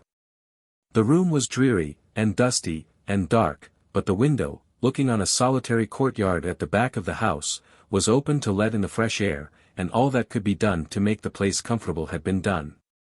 The whole cruelty of Sir Percival's deception had fallen on poor Lady Glyde. The only ill usage which either he or Mrs. Rubell had inflicted on Miss Halcombe consisted, so far as I could see, in the first offence of hiding her away. I stole back, leaving the sick lady still peacefully asleep, to give the gardener instructions about bringing the doctor. I begged the man, after he had taken Mrs. Rubbell to the station, to drive round by Mr. Dawson's, and leave a message in my name, asking him to call and see me. I knew he would come on my account, and I knew he would remain when he found Count Fosco had left the house. In due course of time the gardener returned, and said that he had driven round by Mr. Dawson's residence, after leaving Mrs. Rubbell at the station. The doctor sent me word that he was poorly in health himself, but that he would call, if possible, the next morning. Having delivered his message the gardener was about to withdraw, but I stopped him to request that he would come back before dark, and sit up that night, in one of the empty bedrooms, so as to be within call in case I wanted him. He understood readily enough my unwillingness to be left alone all night in the most desolate part of that desolate house, and we arranged that he should come in between 8 and 9. He came punctually, and I found cause to be thankful that I had adopted the precaution of calling him in. Before midnight Sir Percival's strange temper broke out in the most violent and most alarming manner, and if the gardener had not been on the spot to pacify him on the instant, I am afraid to think what might have happened. Almost all the afternoon and evening he had been walking about the house and grounds in an unsettled, excitable manner, having, in all probability, as I thought, taken an excessive quantity of wine at his solitary dinner.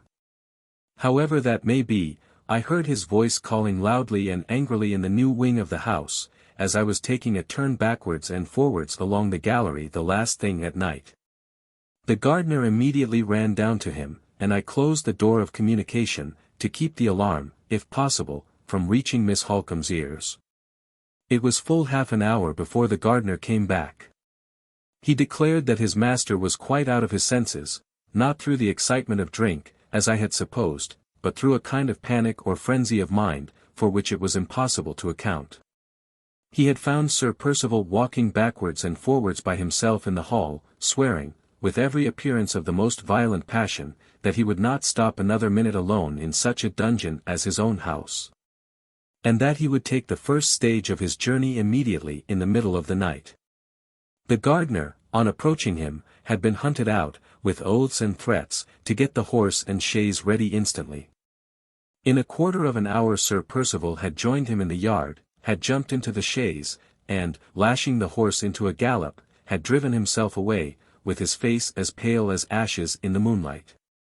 The gardener had heard him shouting and cursing at the lodge-keeper to get up and open the gate, had heard the wheels roll furiously on again in the still night, when the gate was unlocked, and knew no more.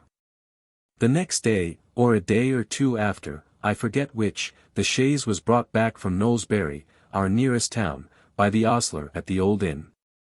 Sir Percival had stopped there, and had afterwards left by the train, for what destination the man could not tell. I never received any further information, either from himself or from any one else, of Sir Percival's proceedings, and I am not even aware, at this moment, whether he is in England or out of it. He and I have not met since he drove away like an escaped criminal from his own house, and it is my fervent hope and prayer that we may never meet again. My own part of this sad family story is now drawing to an end. I have been informed that the particulars of Miss Halcombe's waking, and of what passed between us when she found me sitting by her bedside, are not material to the purpose which is to be answered by the present narrative. It will be sufficient for me to say in this place, that she was not herself conscious of the means adopted to remove her from the inhabited to the uninhabited part of the house. She was in a deep sleep at the time, whether naturally or artificially produced she could not say. In my absence at Torquay, and in the absence of all the resident servants except Margaret Porchet, who was perpetually eating, drinking, or sleeping, when she was not at work. The secret transfer of Miss Halcombe from one part of the house to the other was no doubt easily performed. Mrs. Rubbell, as I discovered for myself, in looking about the room, had provisions, and all other necessaries, together with the means of heating water, broth, and so on, without kindling a fire, placed at her disposal during the few days of her imprisonment with the sick lady. She had declined to answer the questions which Miss Halcombe naturally put, but had not, in other respects, treated her with unkindness or neglect. The disgrace of lending herself to a vile deception is the only disgrace with which I can conscientiously charge Mrs. Rubbell. I need write no particulars, and I am relieved to know it, of the effect produced on Miss Halcombe by the news of Lady Glyde's departure, or by the far more melancholy tidings which reached us only too soon afterwards at Blackwater Park. In both cases I prepared her mind beforehand as gently and as carefully as possible, having the doctor's advice to guide me, in the last case only, through Mr. Dawson's being too unwell to come to the house for some days after I had sent for him. It was a sad time, a time which it afflicts me to think of or to write of now. The precious blessings of religious consolation which I endeavored to convey were long in reaching Miss Halcombe's heart, but I hope and believe they came home to her at last. I never left her till her strength was restored. The train which took me away from that miserable house was the train which took her away also. We parted very mournfully in London. I remained with a relative at Islington, and she went on to Mr. Fairlie's house in Cumberland. I have only a few lines more to write before I close this painful statement. They are dictated by a sense of duty. In the first place, I wish to record my own personal conviction that no blame whatever, in connection with the events which I have now related, attaches to Count Fosco. I am informed that a dreadful suspicion has been raised, and that some very serious constructions are placed upon his lordship's conduct. My persuasion of the Count's innocence remains, however, quite unshaken. If he assisted Sir Percival in sending me to Torquay, he assisted under a delusion, for which, as a foreigner and a stranger, he was not to blame. If he was concerned in bringing Mrs. Rubbell to Blackwater Park, it was his misfortune and not his fault, when that foreign person was base enough to assist a deception planned and carried out by the master of the house. I protest, in the interests of morality, against blame being gratuitously and wantonly attached to the proceedings of the Count.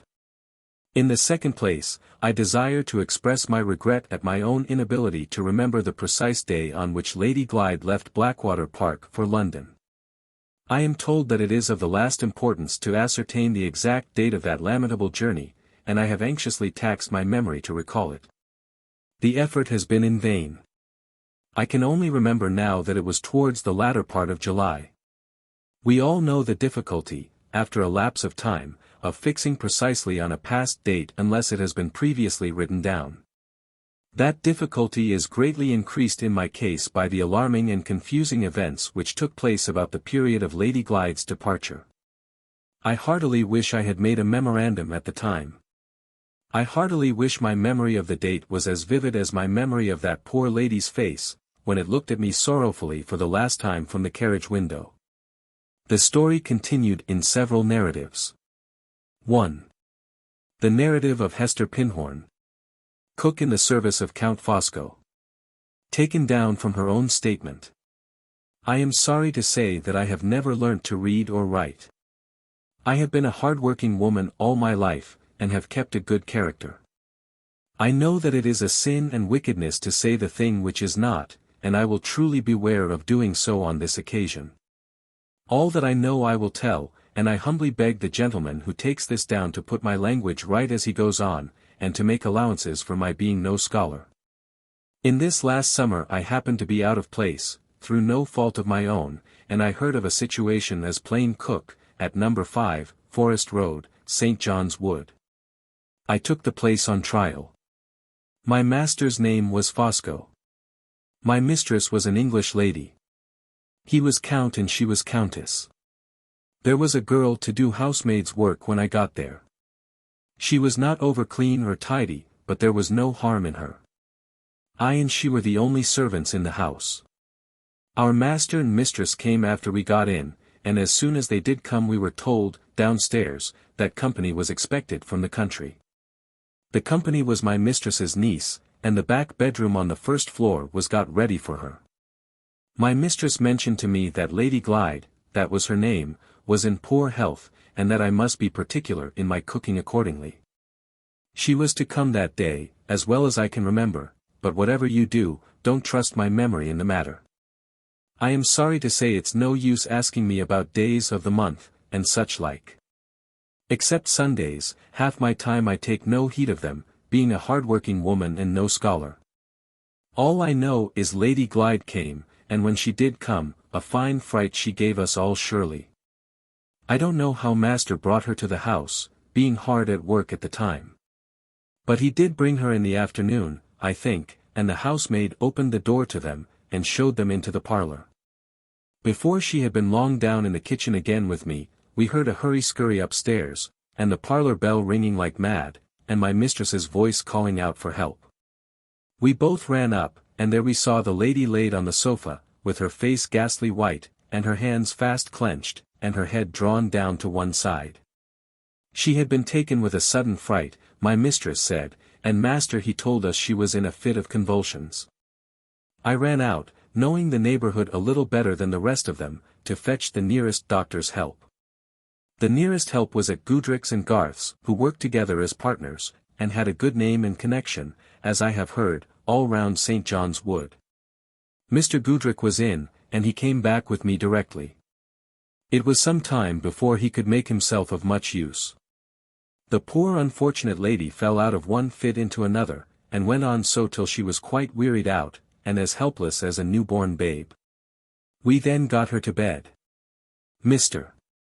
Goodrick went away to his house for medicine, and came back again in a quarter of an hour or less.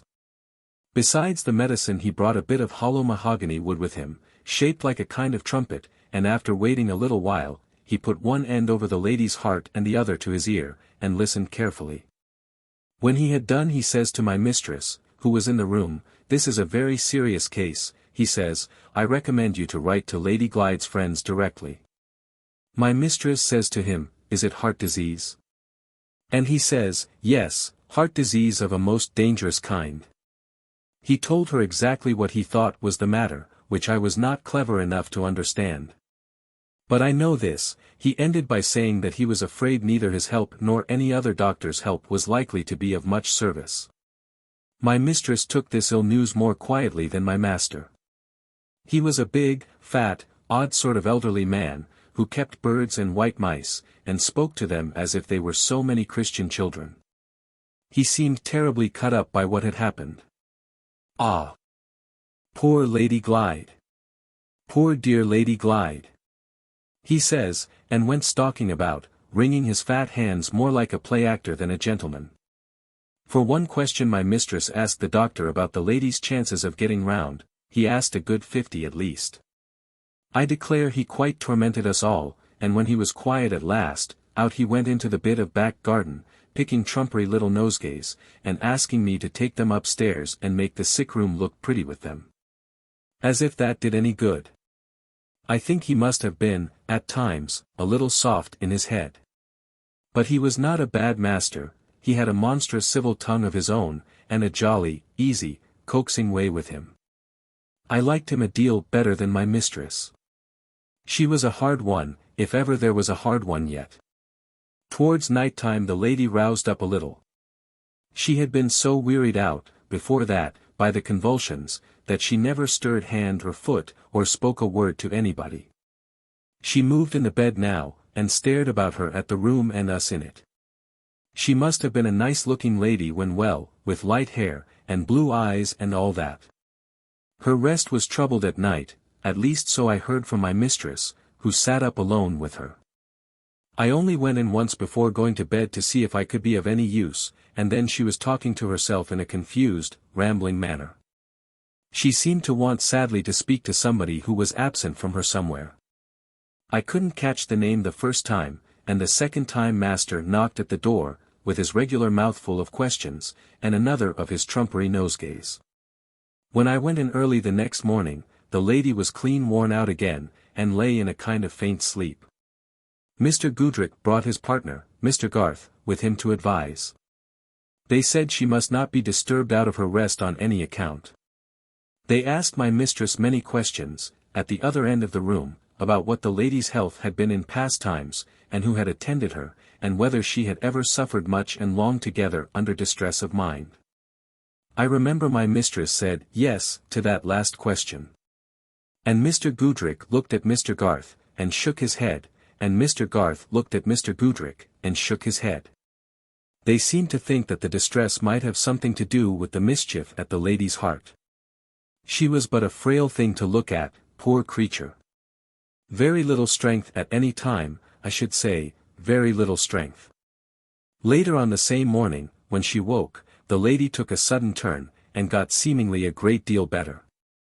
I was not let in again to see her, no more was the housemaid, for the reason that she was not to be disturbed by strangers. What I heard of her being better was through my master. He was in wonderful good spirits about the change, and looked in at the kitchen window from the garden, with his great big curly-brimmed white hat on, to go out. "Good Mrs. Cook," says he, "Lady Glyde is better. My mind is more easy than it was, and I am going out to stretch my big legs with a sunny little summer walk. Shall I order for you, shall I mark it for you, Mrs. Cook? What are you making there? A nice tart for dinner? Much crust, if you please, much crisp crust, my dear, that melts and crumbles delicious in the mouth." That was his way. He was past 60, and fond of pastry. Just think of that. The doctor came again in the forenoon, and saw for himself that Lady Glyde had woke up better. He forbid us to talk to her, or to let her talk to us, in case she was that way disposed, saying she must be kept quiet before all things, and encouraged to sleep as much as possible. She did not seem to want to talk whenever I saw her, except overnight, when I couldn't make out what she was saying. She seemed too much worn down. Mr. Goodrich was not nearly in such good spirits about her as master. He said nothing when he came downstairs, except that he would call again at 5 o'clock. About that time, which was before master came home again, the bell rang hard from the bedroom, and my mistress ran out into the landing, and called to me to go for Mr. Goodrich, and tell him the lady had fainted. I got on my bonnet and shawl, when, as good luck would have it, the doctor himself came to the house for his promised visit. I let him in, and went upstairs along with him. Lady Glyde was just as usual, says my mistress to him at the door. She was awake, and looking about her in a strange, forlorn manner, when I heard her give a sort of half-cry, and she fainted in a moment. The doctor went up to the bed, and stooped down over the sick lady. He looked very serious, all on a sudden, at the sight of her, and put his hand on her heart. My mistress stared hard in Mr. Goodrich's face. "Not dead," says she, whispering, and turning all of a tremble from head to foot. "Yes," says the doctor, very quiet and grave. "Dead. I was afraid it would happen suddenly when I examined her heart yesterday." My mistress stepped back from the bedside while he was speaking, and trembled again. "Dead," she whispers to herself, "dead so suddenly. Dead so soon. What will the Count say?" Mr. Goodrich advised her to go downstairs, and quiet herself a little. "You have been sitting up all night," says he, "and your nerves are shaken. This person," says he, meaning me, "this person will stay in the room till I can send for the necessary assistance." My mistress did as he told her. "I must prepare the Count," she says. "I must carefully prepare the Count." And so she left us, shaking from head to foot, and went out. "Your master is a foreigner," says Mr. Goodrich, when my mistress had left us. "Does he understand about registering the death?" "I can't rightly tell, sir," says I, "but I should think not." The doctor considered a minute, and then says he, "I don't usually do such things," says he, "but it may save the family trouble in this case if I register the death myself. I shall pass the district office in half an hour's time, and I can easily look in. Mention, if you please, that I will do so." "Yes, sir," says I, "with thanks, I'm sure, for your kindness in thinking of it. You don't mind staying here till I can send you the proper person," says he. "No, sir," says I, "I'll stay with the poor lady till then." "I suppose nothing more could be done, sir, than was done," says I. "No," says he, "nothing. She must have suffered sadly before ever I saw her. The case was hopeless when I was called in. Ah, dear me. We all come to it, sooner or later, don't we, sir," says I. He gave no answer to that. He didn't seem to care about talking. He said, "Good day," and went out. I stopped by the bedside from that time till the time when Mr. Goodrich sent the person in, as he had promised. She was, by name, Jane Gould. I considered her to be a respectable-looking woman. She made no remark, except to say that she understood what was wanted of her, and that she had winded a many of them in her time. How master bore the news, when he first heard it, is more than I can tell, not having been present. When I did see him he looked awfully overcome by it, to be sure. He sat quiet in a corner, with his fat hands hanging over his thick knees, and his head down, and his eyes looking at nothing. He seemed not so much sorry, as scared and dazed like, by what had happened. My mistress managed all that was to be done about the funeral. It must have cost a sight of money, the coffin, in particular, being most beautiful. The dead lady's husband was away, as we heard, in foreign parts. But my mistress, being her aunt, settled it with her friends in the country, Cumberland, I think, that she should be buried there, in the same grave along with her mother. Everything was done handsomely, in respect of the funeral, I say again, and master went down to attend the burying in the country himself. He looked grand in his deep mourning, with his big solemn face, and his slow walk, and his broad hatband, that he did. In conclusion, I have to say, in answer to questions put to me. 1. That neither I nor my fellow servant ever saw my master give Lady Glyde any medicine himself. 2. That he was never, to my knowledge and belief, left alone in the room with Lady Glyde. 3. That I am not able to say what caused the sudden fright, which my mistress informed me had seized the lady on her first coming into the house. The cause was never explained, either to me or to my fellow servant. The above statement has been read over in my presence. I have nothing to add to it, or to take away from it. I say, on my oath as a Christian woman, this is the truth. Signed, Hester Pinhorn, her plus mark.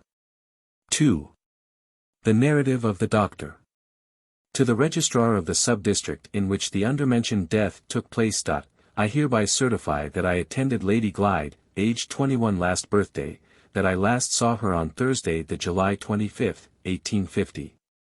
That she died on the same day at No. 5 Forest Road, St. John's Wood, and that the cause of her death was aneurysm. Duration of disease not known. Signed, Alfred Goodrich. Professor title. MRCSENG, LSA. Address, 12, Croydon Gardens. St. John's Wood. 3. The narrative of Jane Gould. I was the person sent in by Mr. Goodrich to do what was right and needful by the remains of a lady who had died at the house named in the certificate which precedes this.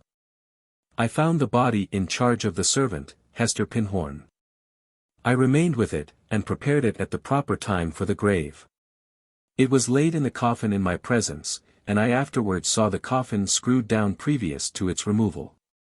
When that had been done, and not before, I received what was due to me and left the house. I refer persons who may wish to investigate my character to Mr. Goodrich. He will bear witness that I can be trusted to tell the truth. Signed, Jane Gould. 4. The narrative of the tombstone. Sacred to the memory of Laura, Lady Glyde, wife of Sir Percival Glyde, Bart., of Blackwater Park, Hampshire, and daughter of the late Philip Fairlie, Esq., of Limmeridge House, in this parish. Born March 27, 1829, married December 22, 1849, died July 25, 1850. 5. The narrative of Walter Hartright. Early in the summer of 1850 I and my surviving companions left the wilds and forests of Central America for home. Arrived at the coast, we took ship there for England. The vessel was wrecked in the Gulf of Mexico. I was among the few saved from the sea. It was my third escape from peril of death. Death by disease, death by the Indians, death by drowning, all three had approached me, all three had passed me by. The survivors of the wreck were rescued by an American vessel bound for Liverpool. The ship reached her port on the 13th day of October 1850. We landed late in the afternoon, and I arrived in London the same night. These pages are not the record of my wanderings and my dangers away from home. The motives which led me from my country and my friends to a new world of adventure and peril are known. From that self-imposed exile I came back, as I had hoped, prayed, believed I should come back, a changed man. In the waters of a new life I had tempered my nature afresh. In the stern school of extremity in danger my will had learnt to be strong, my heart to be resolute, my mind to rely on itself. I had gone out to fly from my own future. I came back to face it, as a man should. To face it with that inevitable suppression of myself which I knew it would demand from me. I had parted with the worst bitterness of the past, but not with my heart's remembrance of the sorrow and the tenderness of that memorable time. I had not ceased to feel the one irreparable disappointment of my life, I had only learnt to bear it. Laura Fairlie was in all my thoughts when the ship bore me away, and I looked my last at England. Laura Fairlie was in all my thoughts when the ship brought me back, and the morning light showed the friendly shore in view. My pen traces the old letters as my heart goes back to the old love. I write of her as Laura Fairlie still. It is hard to think of her, it is hard to speak of her, by her husband's name. There are no more words of explanation to add on my appearance for the second time in these pages. This narrative, if I have the strength and the courage to write it, may now go on. My first anxieties and first hopes when the morning came centered in my mother and my sister. I felt the necessity of preparing them for the joy and surprise of my return, after an absence during which it had been impossible for them to receive any tidings of me for months past.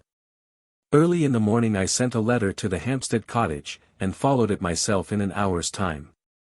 When the first meeting was over, when our quiet and composure of other days began gradually to return to us, I saw something in my mother's face which told me that a secret oppression lay heavy on her heart. There was more than love, there was sorrow in the anxious eyes that looked on me so tenderly, there was pity in the kind hand that slowly and fondly strengthened its hold on mine. We had no concealments from each other. She knew how the hope of my life had been wrecked, she knew why I had left her. It was on my lips to ask as composedly as I could if any letter had come for me from Miss Halcombe, if there was any news of her sister that I might hear. But when I looked in my mother's face I lost courage to put the question even in that guarded form. I could only say, doubtingly and restrainedly, "You have something to tell me." My sister, who had been sitting opposite to us, rose suddenly without a word of explanation, rose and left the room. My mother moved closer to me on the sofa and put her arms round my neck. Those fond arms trembled, the tears flowed fast over the faithful loving face. "Walter," she whispered, "my own darling. My heart is heavy for you. Oh, my son. My son. Try to remember that I am still left." My head sank on her bosom. She had said all in saying those words. It was the morning of the third day since my return, the morning of the 16th of October. I had remained with them at the cottage, I had tried hard not to embitter the happiness of my return to them as it was embittered to me. I had done all man could to rise after the shock, and accept my life resignedly, to let my great sorrow come in tenderness to my heart, and not in despair. It was useless and hopeless. No tears soothed my aching eyes, no relief came to me from my sister's sympathy or my mother's love. On that third morning I opened my heart to them. At last the words passed my lips which I had longed to speak on the day when my mother told me of her death. "Let me go away alone for a little while," I said. "I shall bear it better when I have looked once more at the place where I first saw her, when I have knelt and prayed by the grave where they have laid her to rest." I departed on my journey to the grave of Laura Fairlie. It was a quiet autumn afternoon when I stopped at the solitary station, and set forth alone on foot by the well-remembered road. The waning sun was shining faintly through thin white clouds, the air was warm and still, the peacefulness of the lonely country was overshadowed and saddened by the influence of the falling year. I reached the moor, I stood again on the brow of the hill, I looked on along the path, and there were the familiar garden trees in the distance, the clear sweeping semicircle of the drive, the high white walls of Limmeridge House. The chances and changes, the wanderings and dangers of months and months past, all shrank and shriveled to nothing in my mind. It was like yesterday since my feet had last trodden the fragrant heathy ground. I thought I should see her coming to meet me, with her little straw hat shading her face, her simple dress fluttering in the air, and her well-filled sketch-book ready in her hand. O death, thou hast thy sting. O grave, thou hast thy victory.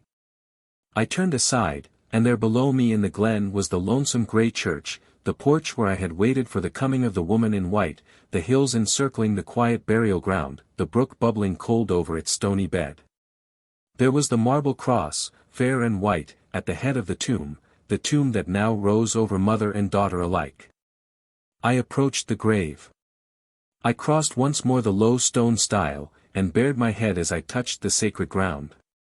Sacred to gentleness and goodness, sacred to reverence and grief. I stopped before the pedestal from which the cross rose. On one side of it, on the side nearest to me, the newly cut inscription met my eyes, the hard, clear, cruel black letters which told the story of her life and death. I tried to read them. I did read as far as the name. Sacred to the memory of Laura, the kind blue eyes dim with tears, the fair head drooping wearily, the innocent parting words which implored me to leave her, oh, for a happier last memory of her than this. The memory I took away with me, the memory I bring back with me to her grave. A second time I tried to read the inscription. I saw at the end the date of her death, and above it. Above it there were lines on the marble, there was a name among them which disturbed my thoughts of her. I went round to the other side of the grave, where there was nothing to read, nothing of earthly vileness to force its way between her spirit and mine. I knelt down by the tomb. I laid my head on the broad white stone, and closed my weary eyes on the earth around, on the light above. I let her come back to me. Oh, my love! My love! My heart may speak to you now. It is yesterday again since we parted, yesterday, since your dear hand lay in mine, yesterday, since my eyes looked their last on you. My love! My love! Time had flowed on, and silence had fallen like thick night over its course. The first sound that came after the heavenly peace rustled faintly like a passing breath of air over the grass of the burial ground. I heard it nearing me slowly, until it came changed to my ear, came like footsteps moving onward, then stopped. I looked up. The sunset was near at hand. The clouds had parted, the slanting light fell mellow over the hills. The last of the day was cold and clear and still in the quiet valley of the dead. Beyond me, in the burial ground, standing together in the cold clearness of the lower light, I saw two women. They were looking towards the tomb, looking towards me. Two. They came a little on, and stopped again. Their veils were down, and hid their faces from me. When they stopped, one of them raised her veil. In the still evening light I saw the face of Marian Halcombe. Changed as if years had passed over it. The eyes large and wild, and looking at me with a strange terror in them. The face worn and wasted piteously. Pain and fear and grief written on her as with a brand. I took one step towards her from the grave. She never moved, she never spoke. The veiled woman with her cried out faintly. I stopped. The springs of my life fell low, and the shuddering of an unutterable dread crept over me from head to foot. The woman with the veiled face moved away from her companion, and came towards me slowly. Left by herself, standing by herself, Marian Halcombe spoke. It was the voice that I remembered, the voice not changed, like the frightened eyes and the wasted face. My dream! My dream! I heard her say those words softly in the awful silence. She sank on her knees, and raised her clasped hands to heaven. Father! Strengthen him! Father! Help him in his hour of need. The woman came on, slowly and silently came on. I looked at her, and at none other, from that moment. The voice that was praying for me faltered and sank low, then rose on a sudden, and called affrightedly, called despairingly to me to come away. But the veiled woman had possession of me, body and soul. She stopped on one side of the grave. We stood face to face with the tombstone between us. She was close to the inscription on the side of the pedestal. Her gown touched the black letters. The voice came nearer, and rose more passionately still. "Hide your face. Don't look at her. Oh, for God's sake, spare him." The woman lifted her veil. "Sacred to the memory of Laura, Lady Glyde." Laura, Lady Glyde, was standing by the inscription, and was looking at me over the grave. The second epoch of the story closes here. The third epoch. The story continued by Walter Hartright. I open a new page. I advance my narrative by 1 week. The history of the interval which I thus pass over must remain unrecorded. My heart turns faint, my mind sinks in darkness and confusion when I think of it. This must not be, if I who write am to guide, as I ought, you who read. This must not be, if the clue that leads through the windings of the story is to remain from end to end untangled in my hands. A life suddenly changed, its whole purpose created afresh, its hopes and fears, its struggles, its interests, and its sacrifices all turned at once and forever into a new direction. This is the prospect which now opens before me. Like the burst of view from a mountain's top. I left my narrative in the quiet shadow of Limmeridge Church. I resume it, 1 week later, in the stir and turmoil of a London street. The street is in a populous and a poor neighborhood. The ground floor of one of the houses in it is occupied by a small newsvendor's shop, and the first floor and the second are let as furnished lodgings of the humblest kind. I have taken those 2 floors in an assumed name. On the upper floor I live, with a room to work in, a room to sleep in. On the lower floor, under the same assumed name, 2 women live, who are described as my sisters. I get my bread by drawing and engraving on wood for the cheap periodicals. My sisters are supposed to help me by taking in a little needlework. Our poor place of abode, our humble calling, our assumed relationship, and our assumed name, are all used alike as a means of hiding us in the house forest of London. We are numbered no longer with the people whose lives are open and known. I am an obscure, unnoticed man, without patron or friend to help me. Marian Halcombe is nothing now but my eldest sister, who provides for our household wants by the toil of her own hands. We too, in the estimation of others, are at once the dupes and the agents of a daring imposture. We are supposed to be the accomplices of Anne Catherick, who claims the name, the place, and the living personality of dead Lady Glyde. That is our situation. That is the changed aspect in which we 3 must appear, henceforth, in this narrative, for many a page to come. In the eye of reason and of law, in the estimation of relatives and friends, according to every received formality of civilized society, Laura, Lady Glyde, lay buried with her mother in Limmeridge churchyard. Torn in her own lifetime from the list of the living, the daughter of Philip Fairlie and the wife of Percival Glyde might still exist for her sister, might still exist for me, but to all the world besides she was dead. Dead to her uncle, who had renounced her, dead to the servants of the house, who had failed to recognize her, dead to the persons in authority, who had transmitted her fortune to her husband and her aunt. Dead to my mother and my sister, who believed me to be the dupe of an adventuress and the victim of a fraud, socially, morally, legally, dead. And yet alive. Alive in poverty and in hiding. Alive, with the poor drawing master to fight her battle, and to win the way back for her to her place in the world of living beings. Did no suspicion, excited by my own knowledge of Anne Catherick's resemblance to her, cross my mind, when her face was first revealed to me? Not the shadow of a suspicion, from the moment when she lifted her veil by the side of the inscription which recorded her death. Before the sun of that day had set, before the last glimpse of the home which was closed against her had passed from our view, the farewell words I spoke, when we parted at Limmeridge House, had been recalled by both of us, repeated by me. Recognized by her. If ever the time comes, when the devotion of my whole heart and soul and strength will give you a moment's happiness, or spare you a moment's sorrow, will you try to remember the poor drawing master who has taught you? She, who now remembered so little of the trouble and terror of a later time, remembered those words, and laid her poor head innocently and trustingly on the bosom of the man who had spoken them. In that moment, when she called me by my name, when she said, "They have tried to make me forget everything, Walter. But I remember Marian, and I remember you," in that moment, I, who had long since given her my love, gave her my life, and thanked God that it was mine to bestow on her. Yes. The time had come. From thousands on thousands of miles away, through forest and wilderness, where companions stronger than I had fallen by my side, through peril of death thrice renewed, and thrice escaped.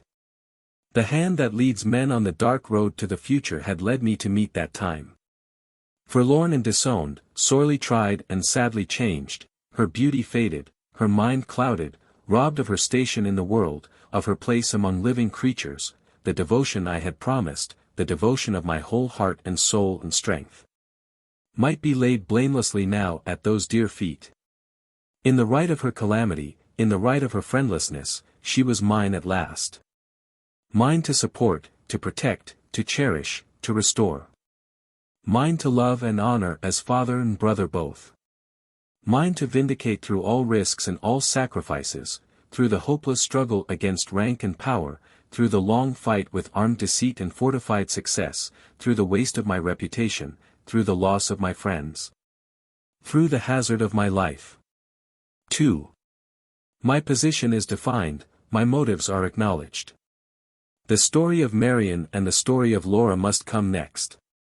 I shall relate both narratives, not in the words, often interrupted, often inevitably confused, of the speakers themselves, but in the words of the brief, plain, studiously simple abstract which I committed to writing for my own guidance, and for the guidance of my legal adviser. So the tangled web will be most speedily and most intelligibly unrolled. The story of Marian begins where the narrative of the housekeeper at Blackwater Park left off. On Lady Glyde's departure from her husband's house, the fact of that departure, and the necessary statement of the circumstances under which it had taken place, were communicated to Miss Halcombe by the housekeeper. It was not till some days afterwards, how many days exactly, Mrs. Michelson, in the absence of any written memorandum on the subject, could not undertake to say, that a letter arrived from Madame Fosco announcing Lady Glyde's sudden death in Count Fosco's house. The letter avoided mentioning dates, and left it to Mrs. Michelson's discretion to break the news at once to Miss Halcombe, or to defer doing so until that lady's health should be more firmly established. Having consulted Mr. Dawson, who had been himself delayed, by ill health, in resuming his attendance at Blackwater Park, Mrs. Michelson, by the doctor's advice, and in the doctor's presence, communicated the news, either on the day when the letter was received, or on the day after. It is not necessary to dwell here upon the effect which the intelligence of Lady Glyde's sudden death produced on her sister. It is only useful to the present purpose to say that she was not able to travel for more than 3 weeks afterwards. At the end of that time she proceeded to London accompanied by the housekeeper. They parted there, Mrs. Michelson previously informing Miss Halcombe of her address, in case they might wish to communicate at a future period.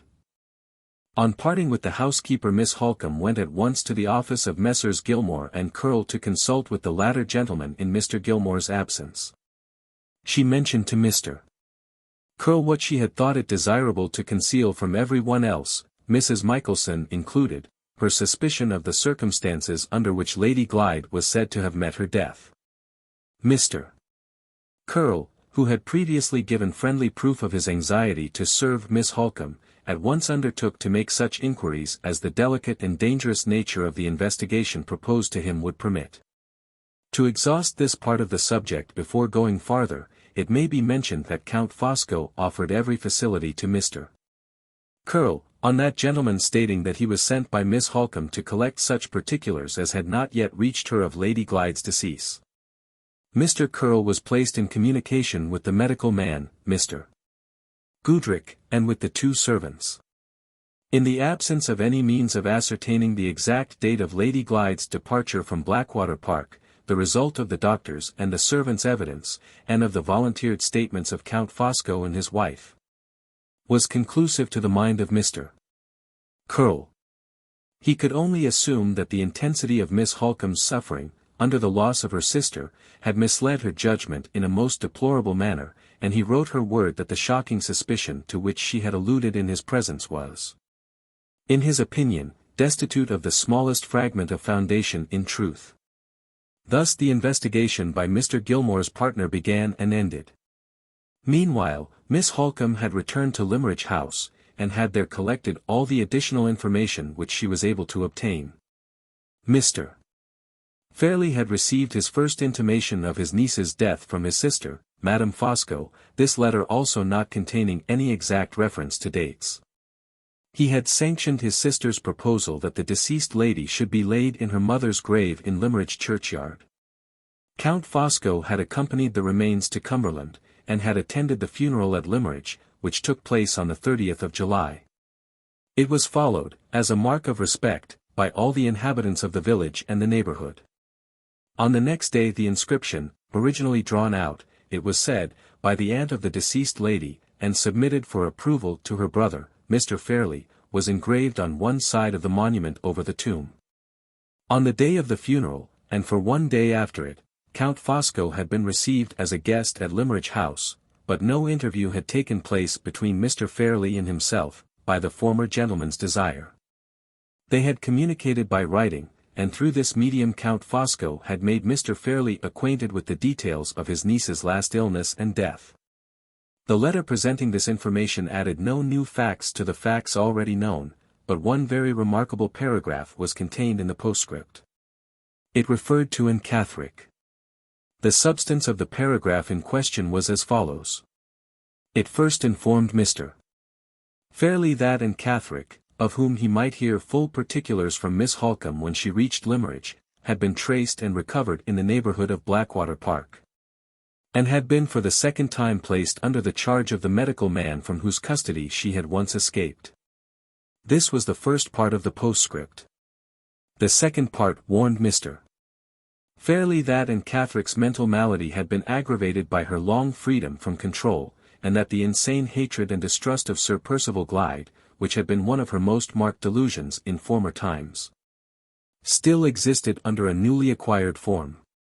The unfortunate woman's last idea in connection with Sir Percival was the idea of annoying and distressing him, and of elevating herself, as she supposed, in the estimation of the patients and nurses, by assuming the character of his deceased wife. The scheme of this personation having evidently occurred to her after a stolen interview which she had succeeded in obtaining with Lady Glyde, and at which she had observed the extraordinary accidental likeness between the deceased lady and herself. It was to the last degree improbable that she would succeed a second time in escaping from the asylum, but it was just possible she might find some means of annoying the late Lady Glyde's relatives with letters, and in that case Mr. Fairlie was warned beforehand how to receive them. The postscript, expressed in these terms, was shown to Miss Halcombe when she arrived at Limmeridge. There were also placed in her possession the clothes Lady Glyde had worn, and the other effects she had brought with her to her aunt's house. They had been carefully collected and sent to Cumberland by Madame Fosco.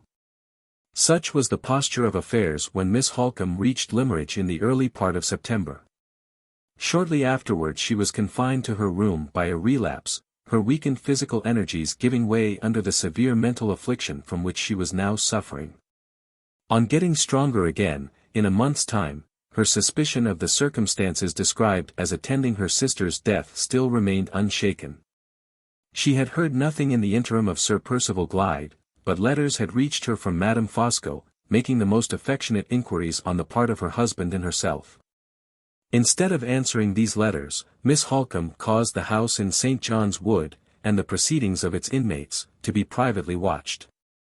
Nothing doubtful was discovered. The same result attended the next investigations, which were secretly instituted on the subject of Mrs. Rubbell. She had arrived in London about 6 months before with her husband. They had come from Lyons, and they had taken a house in the neighbourhood of Leicester Square, to be fitted up as a boarding house for foreigners, who were expected to visit England in large numbers to see the exhibition of 1851. Nothing was known against husband or wife in the neighbourhood. They were quiet people, and they had paid their way honestly up to the present time. The final inquiries related to Sir Percival Glyde. He was settled in Paris, and living there quietly in a small circle of English and French friends. Foiled at all points, but still not able to rest, Miss Halcombe next determined to visit the asylum in which she then supposed Anne Catherick to be for the second time confined. She had felt a strong curiosity about the woman in former days, and she was now doubly interested, first, in ascertaining whether the report of Anne Catherick's attempted personation of Lady Glyde was true, and secondly, if it proved to be true, in discovering for herself what the poor creature's real motives were for attempting the deceit. Although Count Fosco's letter to Mr. Fairlie did not mention the address of the asylum, that important omission cast no difficulties in Miss Halcombe's way. When Mr. Hartright had met Anne Catherick at Limmeridge, she had informed him of the locality in which the house was situated, and Miss Halcombe had noted down the direction in her diary, with all the other particulars of the interview exactly as she heard them from Mr. Hartright's own lips. Accordingly she looked back at the entry and extracted the address, furnished herself with the Count's letter to Mr. Fairlie as a species of credential which might be useful to her, and started by herself for the asylum on the 11th of October. She passed the night of the 11th in London. It had been her intention to sleep at the house inhabited by Lady Glyde's old governess, but Mrs. Vesey's agitation at the sight of her lost pupil's nearest and dearest friend was so distressing that Miss Halcombe considerately refrained from remaining in her presence, and removed to a respectable boarding house in the neighbourhood, recommended by Mrs. Vesey's married sister. The next day she proceeded to the asylum, which was situated not far from London on the northern side of the metropolis. She was immediately admitted to see the proprietor. At first he appeared to be decidedly unwilling to let her communicate with his patient. But on her showing him the postscript to Count Fosco's letter, on her reminding him that she was the Miss Halcombe there referred to, that she was a near relative of the deceased Lady Glyde, and that she was therefore naturally interested, for family reasons, in observing for herself the extent of Anne Catherick's delusion in relation to her late sister, the tone and manner of the owner of the asylum altered, and he withdrew his objections. He probably felt that a continued refusal, under these circumstances, would not only be an act of discourtesy in itself, but would also imply that the proceedings in his establishment were not of a nature to bear investigation by respectable strangers. Miss Halcombe's own impression was that the owner of the asylum had not been received into the confidence of Sir Percival and the Count.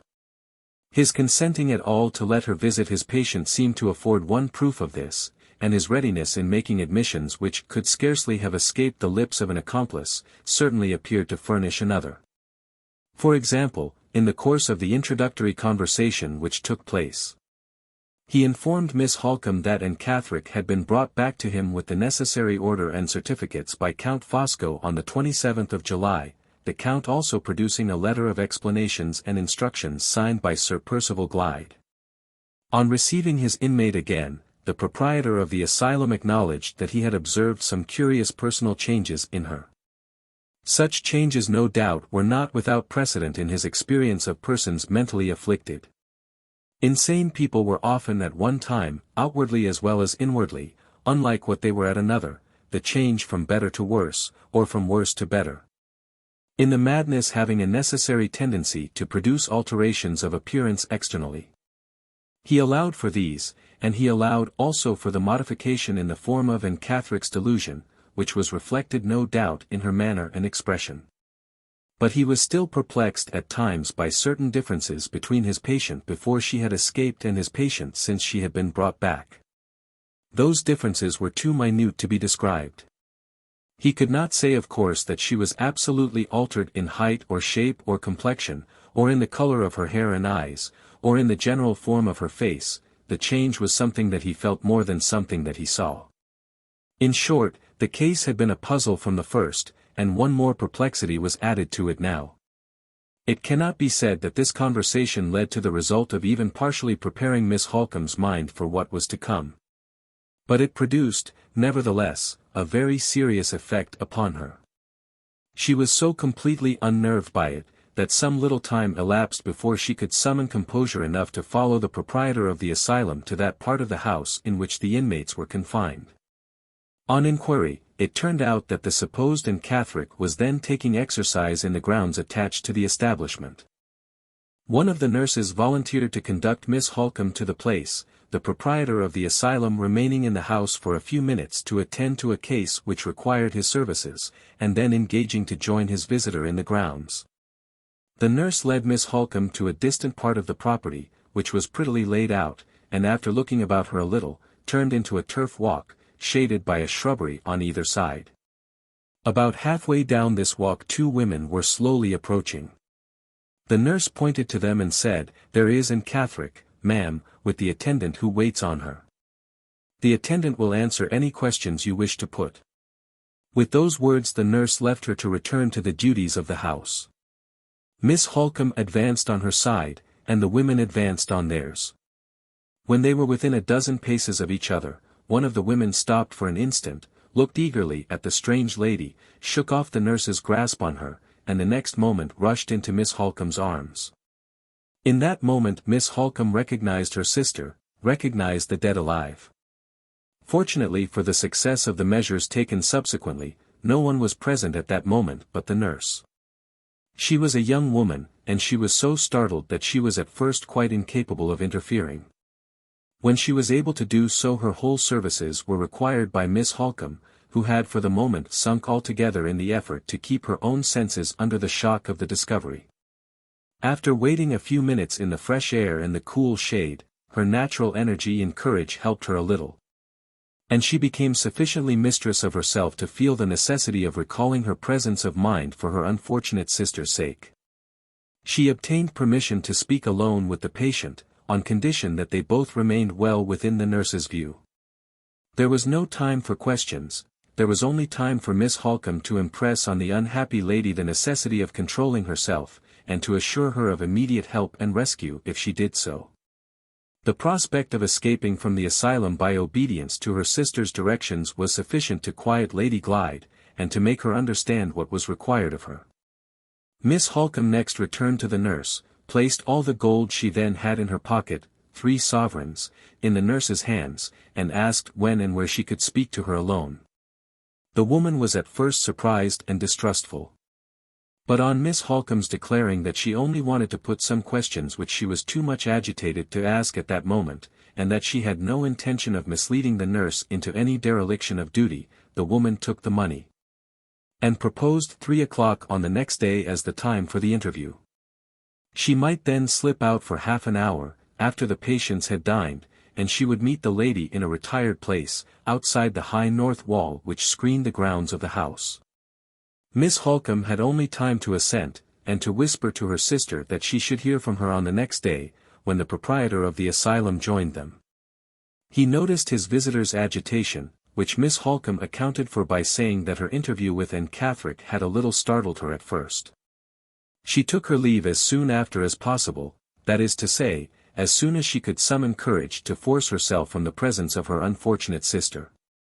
A very little reflection, when the capacity to reflect returned, convinced her that any attempt to identify Lady Glyde and to rescue her by legal means, would, even if successful, involve a delay that might be fatal to her sister's intellects, which were shaken already by the horror of the situation to which she had been consigned.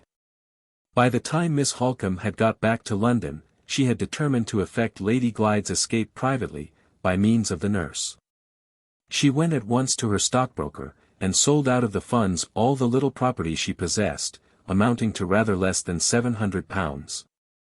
Determined, if necessary, to pay the price of her sister's liberty with every farthing she had in the world, she repaired the next day, having the whole sum about her in banknotes, to her appointment outside the asylum wall. The nurse was there.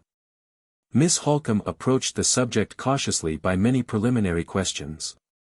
She discovered, among other particulars, that the nurse who had in former times attended on the true Anne Catherick had been held responsible, although she was not to blame for it, for the patient's escape, and had lost her place in consequence. The same penalty, it was added, would attach to the person then speaking to her, if the supposed Anne Catherick was missing a second time, and, moreover, the nurse in this case had an especial interest in keeping her place. She was engaged to be married, and she and her future husband were waiting till they could save, together, between £200 and £300 to start in business. The nurse's wages were good, and she might succeed, by strict economy, in contributing her small share towards the sum required in 2 years' time. On this hint Miss Halcombe spoke. She declared that the supposed Anne Catherick was nearly related to her, that she had been placed in the asylum under a fatal mistake, and that the nurse would be doing a good and a Christian action in being the means of restoring them to one another. Before there was time to start a single objection, Miss Halcombe took 4 banknotes of £100 each from her pocketbook, and offered them to the woman, as a compensation for the risk she was to run, and for the loss of her place. The nurse hesitated, through sheer incredulity and surprise. Miss Halcombe pressed the point on her firmly. "You will be doing a good action," she repeated, "you will be helping the most injured and unhappy woman alive. There is your marriage portion for a reward. Bring her safely to me here, and I will put these 4 banknotes into your hand before I claim her." "Will you give me a letter saying those words, which I can show to my sweetheart when he asks how I got the money?" inquired the woman. "I will bring the letter with me, ready written and signed," answered Miss Halcombe. "Then I'll risk it," said the nurse. "When?" "Tomorrow." It was hastily agreed between them that Miss Halcombe should return early the next morning and wait out of sight among the trees, always, however, keeping near the quiet spot of ground under the north wall. The nurse could fix no time for her appearance, caution requiring that she should wait and be guided by circumstances. On that understanding they separated. Miss Halcombe was at her place, with the promised letter and the promised banknotes, before 10 the next morning. She waited more than an hour and a half. At the end of that time the nurse came quickly round the corner of the wall holding Lady Glyde by the arm. The moment they met Miss Halcombe put the banknotes and the letter into her hand, and the sisters were united again. The nurse had dressed Lady Glyde, with excellent forethought, in a bonnet, veil, and shawl of her own. Miss Halcombe only detained her to suggest a means of turning the pursuit in a false direction, when the escape was discovered at the asylum. She was to go back to the house, to mention in the hearing of the other nurses that Anne Catherick had been inquiring latterly about the distance from London to Hampshire, to wait till the last moment, before discovery was inevitable. And then to give the alarm that Anne was missing. The supposed inquiries about Hampshire, when communicated to the owner of the asylum, would lead him to imagine that his patient had returned to Blackwater Park. Under the influence of the delusion which made her persist in asserting herself to be Lady Glyde, and the first pursuit would, in all probability, be turned in that direction. The nurse consented to follow these suggestions, the more readily as they offered her the means of securing herself against any worse consequences than the loss of her place, by remaining in the asylum, and so maintaining the appearance of innocence, at least. She at once returned to the house, and Miss Halcombe lost no time in taking her sister back with her to London. They caught the afternoon train to Carlisle the same afternoon, and arrived at Limmeridge, without accident or difficulty of any kind, that night. During the latter part of their journey they were alone in the carriage, and Miss Halcombe was able to collect such remembrances of the past as her sister's confused and weakened memory was able to recall. The terrible story of the conspiracy so obtained was presented in fragments, sadly incoherent in themselves, and widely detached from each other. Imperfect as the revelation was, it must nevertheless be recorded here before this explanatory narrative closes with the events of the next day at Limmeridge House.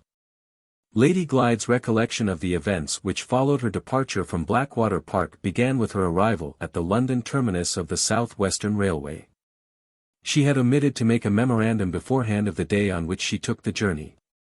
All hope of fixing that important date by any evidence of hers, or of Mrs. Michelson's, must be given up for lost. On the arrival of the train at the platform Lady Glyde found Count Fosco waiting for her. He was at the carriage door as soon as the porter could open it. The train was unusually crowded, and there was great confusion in getting the luggage. Some person whom Count Fosco brought with him procured the luggage which belonged to Lady Glyde. It was marked with her name. She drove away alone with the Count in a vehicle which she did not particularly notice at the time. Her first question, on leaving the terminus, referred to Miss Halcombe. The Count informed her that Miss Halcombe had not yet gone to Cumberland, after consideration having caused him to doubt the prudence of her taking so long a journey without some days' previous rest. Lady Glyde next inquired whether her sister was then staying in the Count's house. Her recollection of the answer was confused, her only distinct impression in relation to it being that the Count declared he was then taking her to see Miss Halcombe. Lady Glyde's experience of London was so limited that she could not tell, at the time, through what streets they were driving. But they never left the streets, and they never passed any gardens or trees. When the carriage stopped, it stopped in a small street behind a square in which there were shops, and public buildings, and many people. From these recollections, of which Lady Glyde was certain, it seems quite clear that Count Fosco did not take her to his own residence in the suburb of St. John's Wood. They entered the house, and went upstairs to a back room either on the first or second floor. The luggage was carefully brought in. A female servant opened the door, and a man with a dark beard, apparently a foreigner, met them in the hall, and with great politeness showed them the way upstairs. In answer to Lady Glyde's inquiries, the Count assured her that Miss Halcombe was in the house, and that she should be immediately informed of her sister's arrival. He and the foreigner then went away and left her by herself in the room. It was poorly furnished as a sitting room, and it looked out on the backs of houses. The place was remarkably quiet, no footsteps went up or down the stairs, she only heard in the room beneath her a dull, rumbling sound of men's voices talking. Before she had been long left alone the Count returned, to explain that Miss Halcombe was then taking rest, and could not be disturbed for a little while. He was accompanied into the room by a gentleman, an Englishman, whom he begged to present as a friend of his. After this singular introduction, in the course of which no names, to the best of Lady Glyde's recollection, had been mentioned, she was left alone with the stranger. He was perfectly civil, but he startled and confused her by some odd questions about herself, and by looking at her, while he asked them, in a strange manner. After remaining a short time he went out, and a minute or two afterwards a second stranger, also an Englishman, came in. This person introduced himself as another friend of Count Fosco's, and he, in his turn, looked at her very oddly, and asked some curious questions, never, as well as she could remember, addressing her by name, and going out again. After a little while, like the first man. By this time she was so frightened about herself, and so uneasy about her sister, that she had thoughts of venturing downstairs again, and claiming the protection and assistance of the only woman she had seen in the house, the servant who answered the door. Just as she had risen from her chair, the Count came back into the room. The moment he appeared she asked anxiously how long the meeting between her sister and herself was to be still delayed. At first he returned an evasive answer, but on being pressed, he acknowledged, with great apparent reluctance, that Miss Halcombe was by no means so well as he had hitherto represented her to be. His tone and manner, in making this reply, so alarmed Lady Glyde, or rather so painfully increased the uneasiness which she had felt in the company of the two strangers, that a sudden faintness overcame her. And she was obliged to ask for a glass of water. The Count called from the door for water, and for a bottle of smelling salts. Both were brought in by the foreign-looking man with the beard. The water, when Lady Glyde attempted to drink it, had so strange a taste that it increased her faintness, and she hastily took the bottle of salts from Count Fosco, and smelt at it. Her head became giddy on the instant. The Count caught the bottle as it dropped out of her hand, and the last impression of which she was conscious was that he held it to her nostrils again. From this point her recollections were found to be confused, fragmentary, and difficult to reconcile with any reasonable probability. Her own impression was that she recovered her senses later in the evening, that she then left the house, that she went, as she had previously arranged to go, at Blackwater Park, to Mrs. Vesey's, that she drank tea there, and that she passed the night under Mrs. Vesey's roof. She was totally unable to say how, or when, or in what company she left the house to which Count Fosco had brought her. But she persisted in asserting that she had been to Mrs. Vesey's, and still more extraordinary, that she had been helped to undress and get to bed by Mrs. Rubbell. She could not remember what the conversation was at Mrs. Vesey's or whom she saw there besides that lady, or why Mrs. Rubbell should have been present in the house to help her.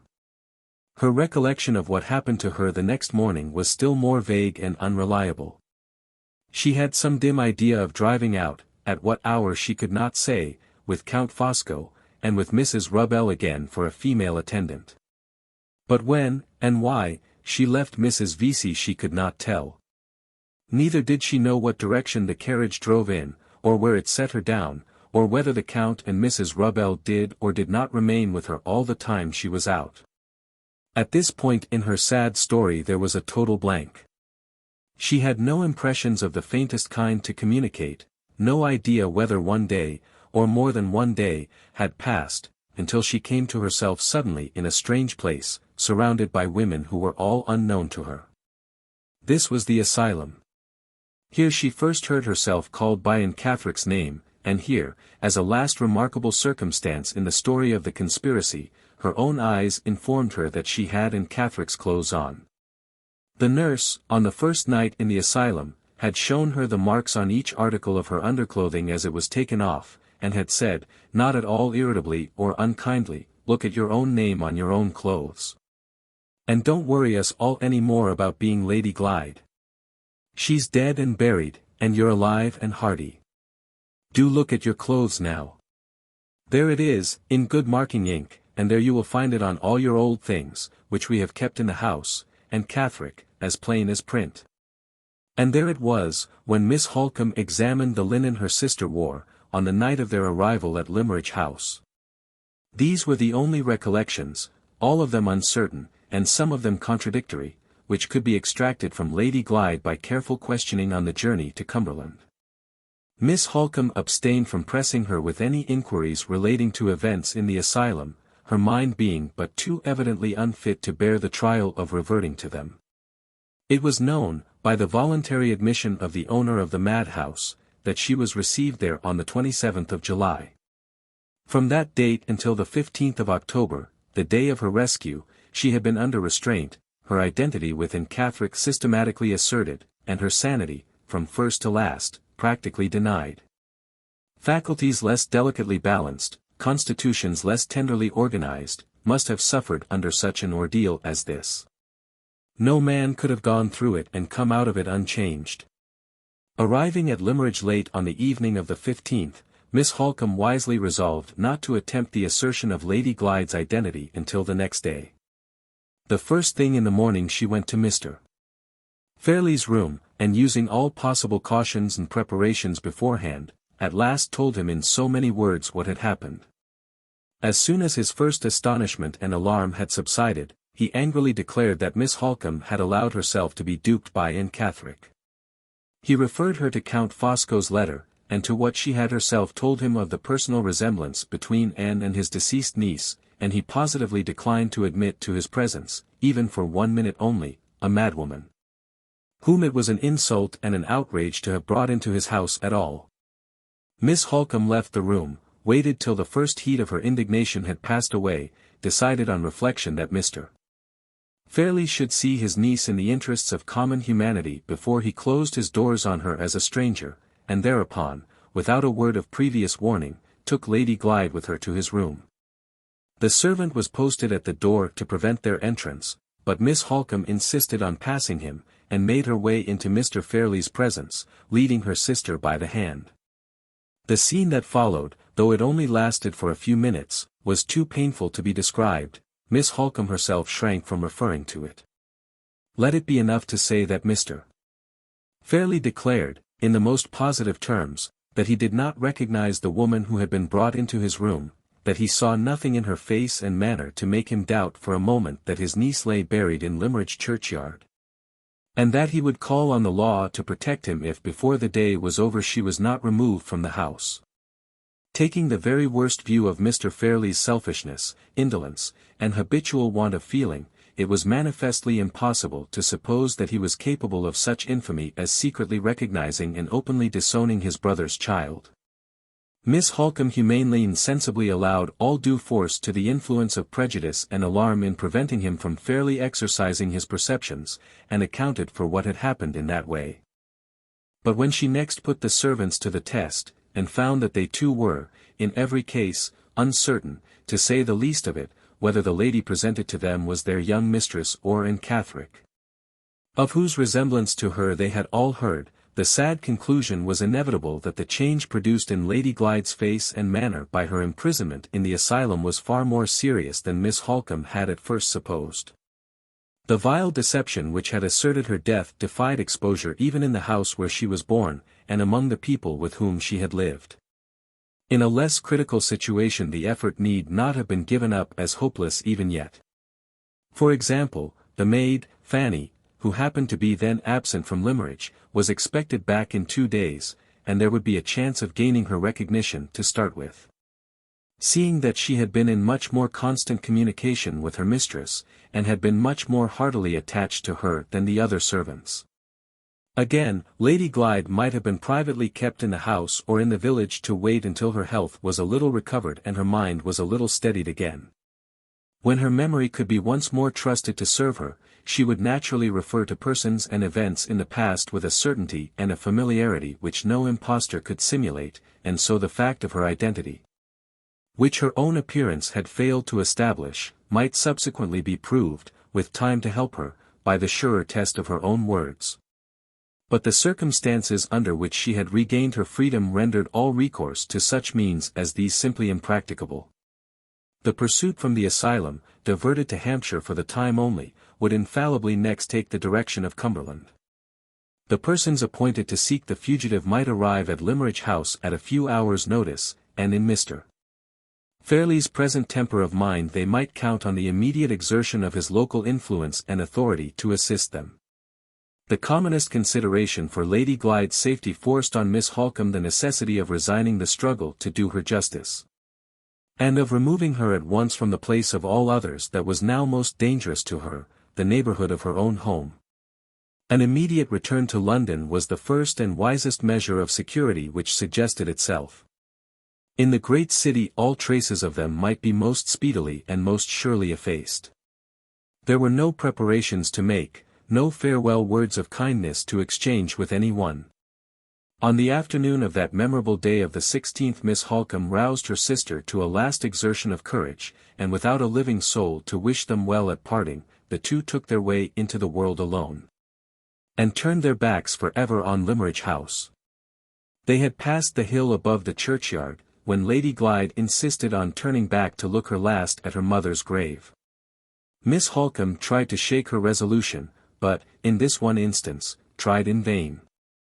She was immovable. Her dim eyes lit with a sudden fire, and flashed through the veil that hung over them, her wasted fingers strengthened moment by moment round the friendly arm by which they had held so listlessly till this time. I believe in my soul that the hand of God was pointing their way back to them, and that the most innocent and the most afflicted of his creatures was chosen in that dread moment to see it. They retraced their steps to the burial ground, and by that act sealed the future of our 3 lives. 3. This was the story of the past, the story so far as we knew it then. 2 obvious conclusions presented themselves to my mind after hearing it. In the first place, I saw darkly what the nature of the conspiracy had been, how chances had been watched, and how circumstances had been handled to ensure impunity to a daring and an intricate crime. While all details were still a mystery to me, the vile manner in which the personal resemblance between the woman in white and Lady Glyde had been turned to account was clear beyond a doubt. It was plain that Anne Catherick had been introduced into Count Fosco's house as Lady Glyde. It was plain that Lady Glyde had taken the dead woman's place in the asylum, the substitution having been so managed as to make innocent people, the doctor and the 2 servants certainly, and the owner of the madhouse in all probability, accomplices in the crime. The second conclusion came as the necessary consequence of the first. We 3 had no mercy to expect from Count Fosco and Sir Percival Glyde. The success of the conspiracy had brought with it a clear gain to those 2 men of £30,000, 20,000 to one, 10,000 to the other through his wife. They had that interest, as well as other interests, in ensuring their impunity from exposure, and they would leave no stone unturned, no sacrifice unattempted, no treachery untried, to discover the place in which their victim was concealed. And to part her from the only friends she had in the world, Marian Halcombe and myself. The sense of this serious peril, a peril which every day and every hour might bring nearer and nearer to us, was the one influence that guided me in fixing the place of our retreat. I chose it in the far east of London, where there were fewest idle people to lounge and look about them in the streets. I chose it in a poor and a populous neighborhood, because the harder the struggle for existence among the men and women about us, the less the risk of their having the time or taking the pains to notice chance strangers who came among them. These were the great advantages I looked to, but our locality was a gain to us also in another and a hardly less important respect. We could live cheaply by the daily work of my hands, and could save every farthing we possessed to forward the purpose, the righteous purpose, of redressing an infamous wrong, which, from first to last, I now kept steadily in view. In a week's time Marian Halcombe and I had settled how the course of our new lives should be directed. There were no other lodgers in the house, and we had the means of going in and out without passing through the shop. I arranged, for the present at least, that neither Marian nor Laura should stir outside the door without my being with them, and that in my absence from home they should let no one into their rooms on any pretense whatever.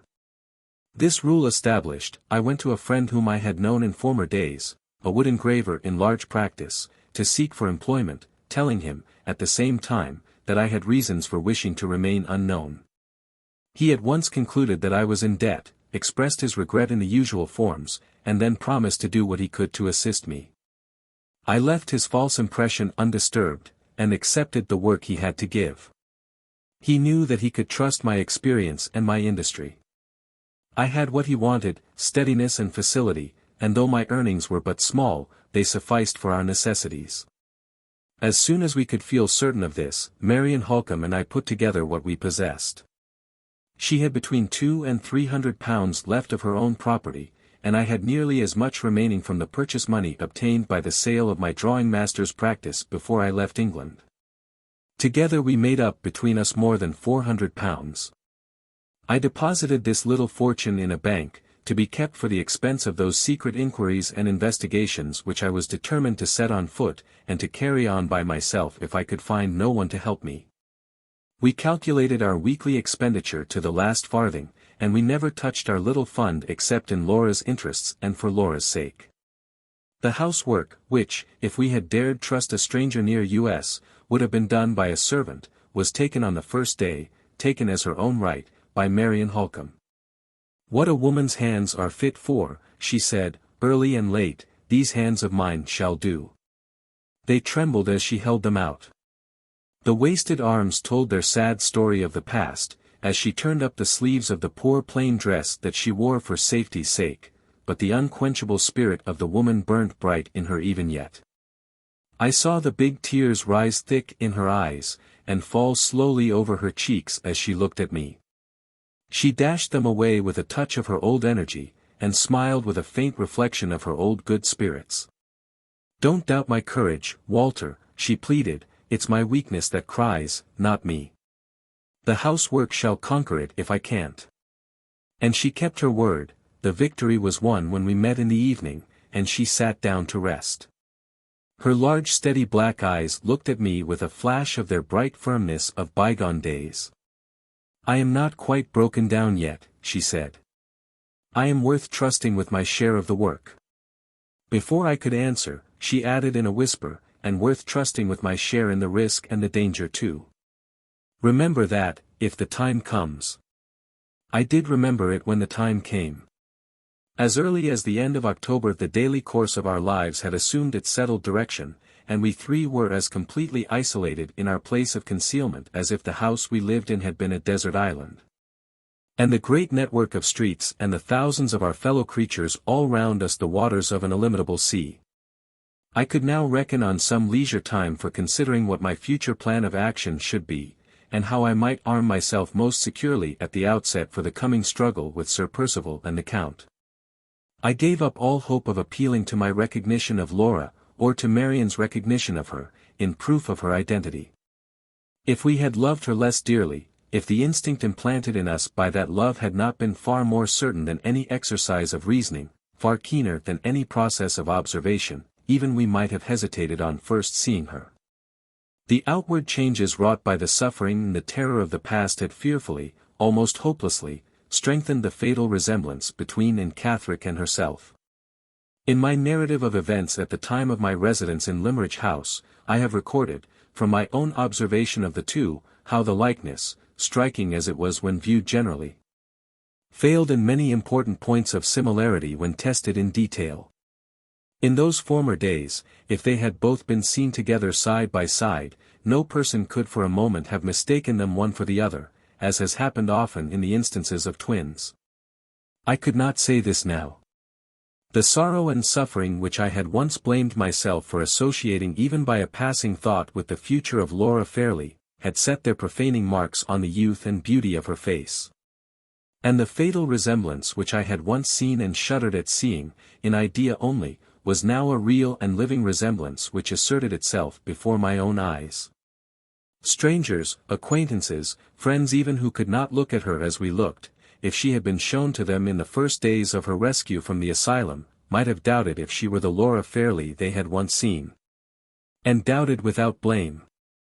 The one remaining chance, which I had at first thought might be trusted to serve us, the chance of appealing to her recollection of persons and events with which no impostor could be familiar, was proved, by the sad test of our later experience, to be hopeless. Every little caution that Marian and I practiced towards her, every little remedy we tried, to strengthen and steady slowly the weakened, shaken faculties, was a fresh protest in itself against the risk of turning her mind back on the troubled and the terrible past. The only events of former days which we ventured on encouraging her to recall were the little trivial domestic events of that happy time at Limmeridge, when I first went there and taught her to draw. The day when I roused those remembrances by showing her the sketch of the summer house which she had given me on the morning of our farewell, and which had never been separated from me since, was the birthday of our first hope.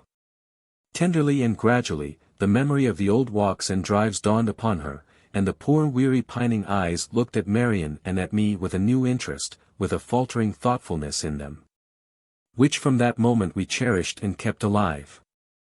I bought her a little box of colors, and a sketch-book like the old sketch-book which I had seen in her hands on the morning that we first met. Once again, oh me, once again.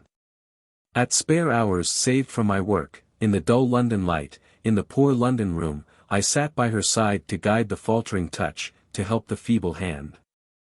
Day by day I raised and raised the new interest till its place in the blank of her existence was at last assured, till she could think of her drawing and talk of it, and patiently practice it by herself. With some faint reflection of the innocent pleasure in my encouragement, the growing enjoyment in her own progress, which belonged to the lost life and the lost happiness of past days.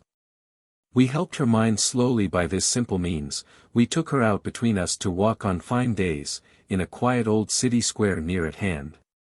Where there was nothing to confuse or alarm her, we spared a few pounds from the fund at the banker's to get her wine, and the delicate strengthening food that she required. We amused her in the evenings with children's games at cards.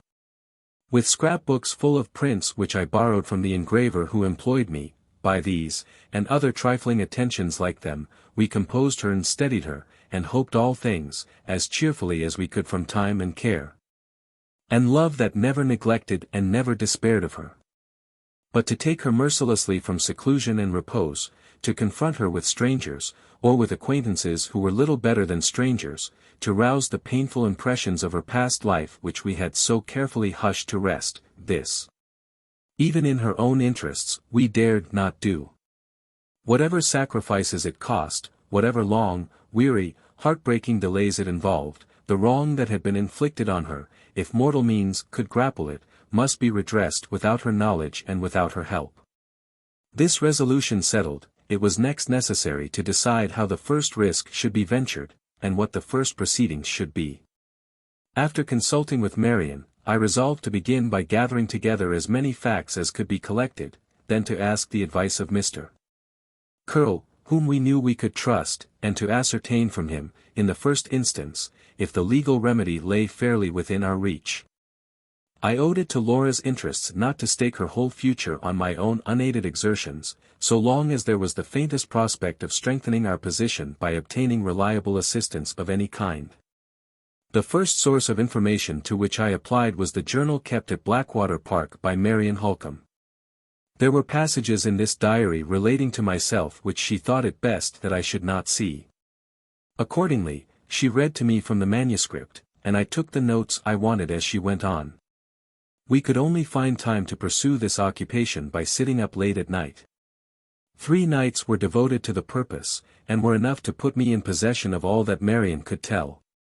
My next proceeding was to gain as much additional evidence as I could procure from other people without exciting suspicion. I went myself to Mrs. Vesey to ascertain if Laura's impression of having slept there was correct or not. In this case, from consideration for Mrs. Vesey's age and infirmity, and in all subsequent cases of the same kind from considerations of caution, I kept our real position a secret, and was always careful to speak of Laura as the late Lady Glyde. Mrs. Vesey's answer to my inquiries only confirmed the apprehensions which I had previously felt. Laura had certainly written to say she would pass the night under the roof of her old friend, but she had never been near the house. Her mind in this instance, and, as I feared, in other instances besides, confusedly presented to her something which she had only intended to do in the false light of something which she had really done. The unconscious contradiction of herself was easy to account for in this way, but it was likely to lead to serious results.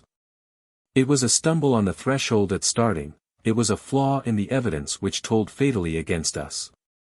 When I next asked for the letter which Laura had written to Mrs. Vesey from Blackwater Park, it was given to me without the envelope, which had been thrown into the wastepaper basket, and long since destroyed. In the letter itself no date was mentioned, not even the day of the week. It only contained these lines: "Dearest Mrs. Vesey, I am in sad distress and anxiety, and I may come to your house tomorrow night, and ask for a bed. I can't tell you what is the matter in this letter, I write it in such fear of being found out that I can fix my mind on nothing. Pray be at home to see me. I will give you 1,000 kisses, and tell you everything. Your affectionate Laura." What help was there in those lines? None. On returning from Mrs. Vesey's, I instructed Marian to write, observing the same caution which I practiced myself, to Mrs. Michelson. She was to express, if she pleased, some general suspicion of Count Fosco's conduct, and she was to ask the housekeeper to supply us with a plain statement of events, in the interests of truth. While we were waiting for the answer, which reached us in a week's time, I went to the doctor in St. John's Wood, introducing myself as sent by Miss Halcombe to collect, if possible, more particulars of her sister's last illness than Mr. Curll had found the time to procure. By Mr. Goodrick's assistance, I obtained a copy of the certificate of death, and an interview with the woman, Jane Gould, who had been employed to prepare the body for the grave. Through this person I also discovered a means of communicating with the servant, Hester Pinhorn. She had recently left her place in consequence of a disagreement with her mistress, and she was lodging with some people in the neighborhood whom Mrs. Gould knew. In the manner here indicated I obtained the narratives of the housekeeper, of the doctor, of Jane Gould, and of Hester Pinhorn, exactly as they are presented in these pages.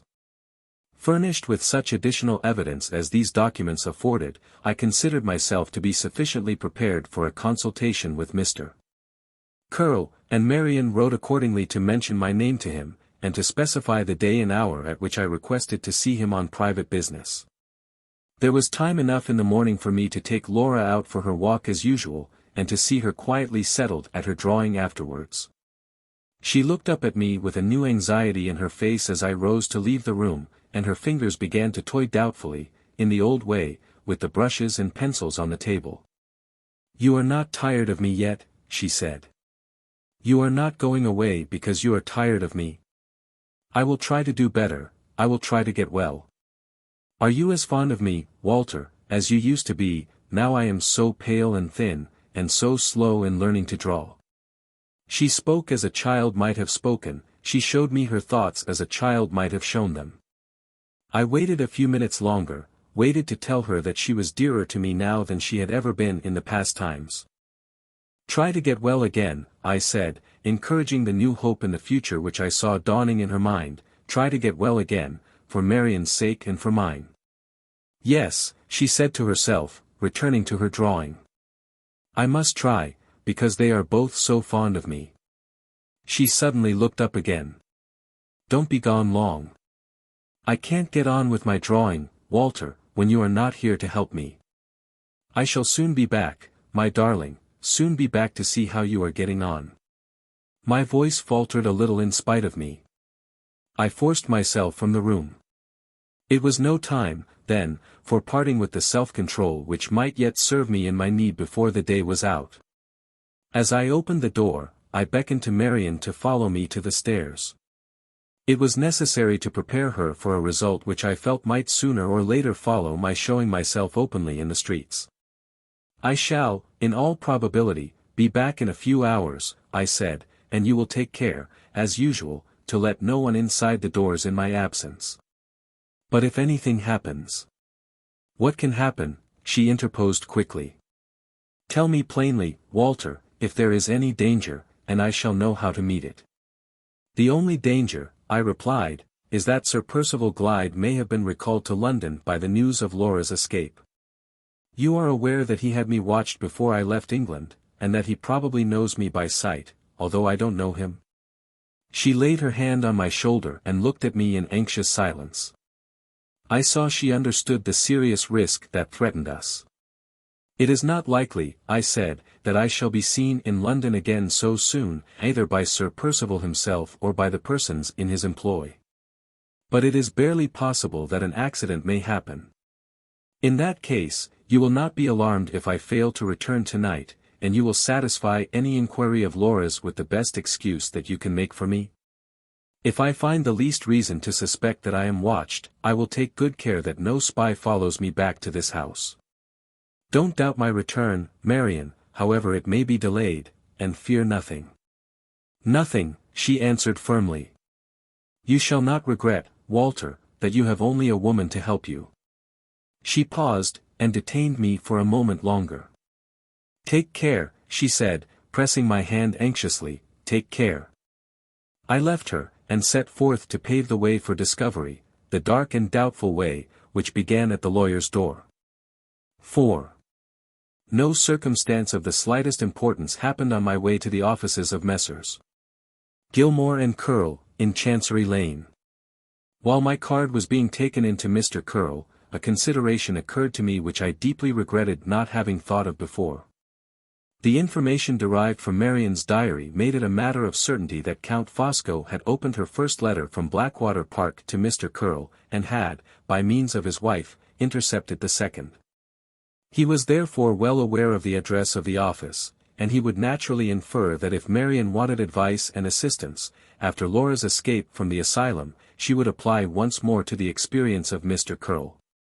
In this case the office in Chancery Lane was the very first place which he and Sir Percival would cause to be watched, and if the same persons were chosen for the purpose who had been employed to follow me, before my departure from England. The fact of my return would in all probability be ascertained on that very day. I had thought, generally, of the chances of my being recognized in the streets, but the special risk connected with the office had never occurred to me until the present moment.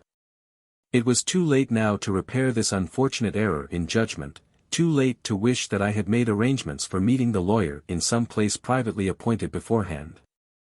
I could only resolve to be cautious on leaving Chancery Lane, and not to go straight home again under any circumstances whatever. After waiting a few minutes I was shown into Mr. Curl's private room. He was a pale, thin, quiet, self-possessed man, with a very attentive eye, a very low voice, and a very undemonstrative manner, not, as I judged, ready with his sympathy where strangers were concerned.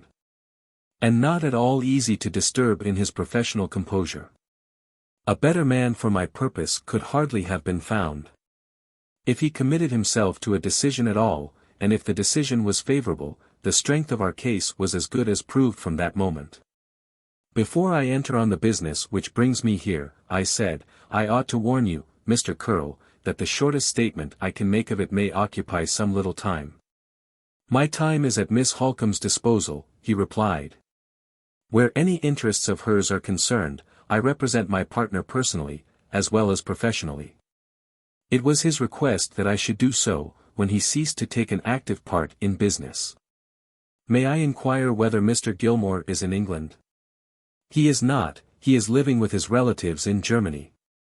His health has improved, but the period of his return is still uncertain. While we were exchanging these few preliminary words, he had been searching among the papers before him, and he now produced from them a sealed letter. I thought he was about to hand the letter to me, but, apparently changing his mind, he placed it by itself on the table, settled himself in his chair, and silently waited to hear what I had to say. Without wasting a moment in prefatory words of any sort, I entered on my narrative, and put him in full possession of the events which have already been related in these pages. Lawyer as he was to the very marrow of his bones, I startled him out of his professional composure. Expressions of incredulity and surprise, which he could not repress, interrupted me several times before I had done. I persevered, however, to the end, and as soon as I reached it, boldly asked the one important question. What is your opinion, Mr. Curl? He was too cautious to commit himself to an answer without taking time to recover his self-possession first. Before I give my opinion, he said, I must beg permission to clear the ground by a few questions.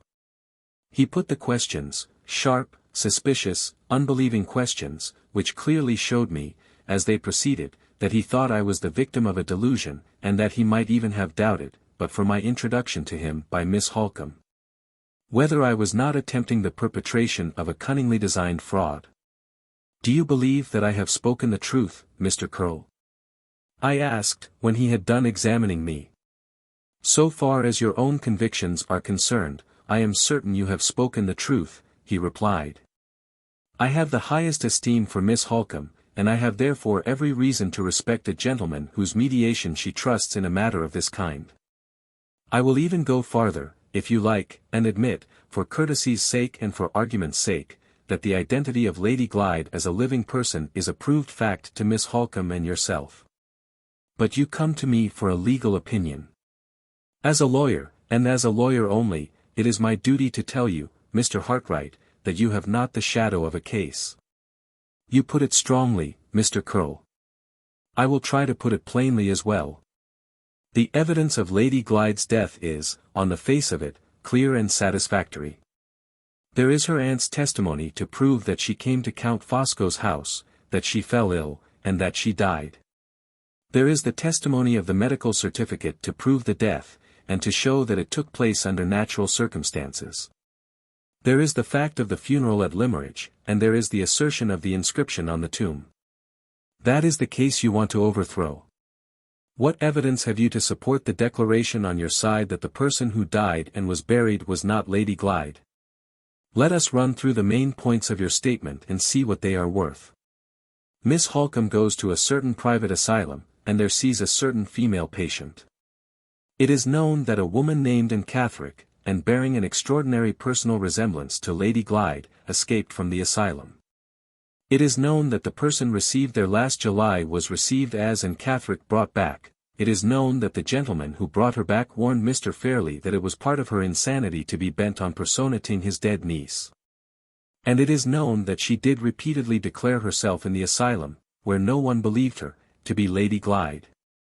These are all facts. What have you to set against them?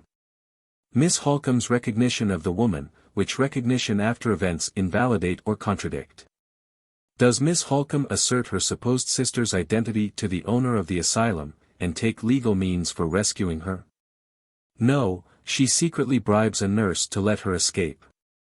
When the patient has been released in this doubtful manner, and is taken to Mr. Fairlie, does he recognize her?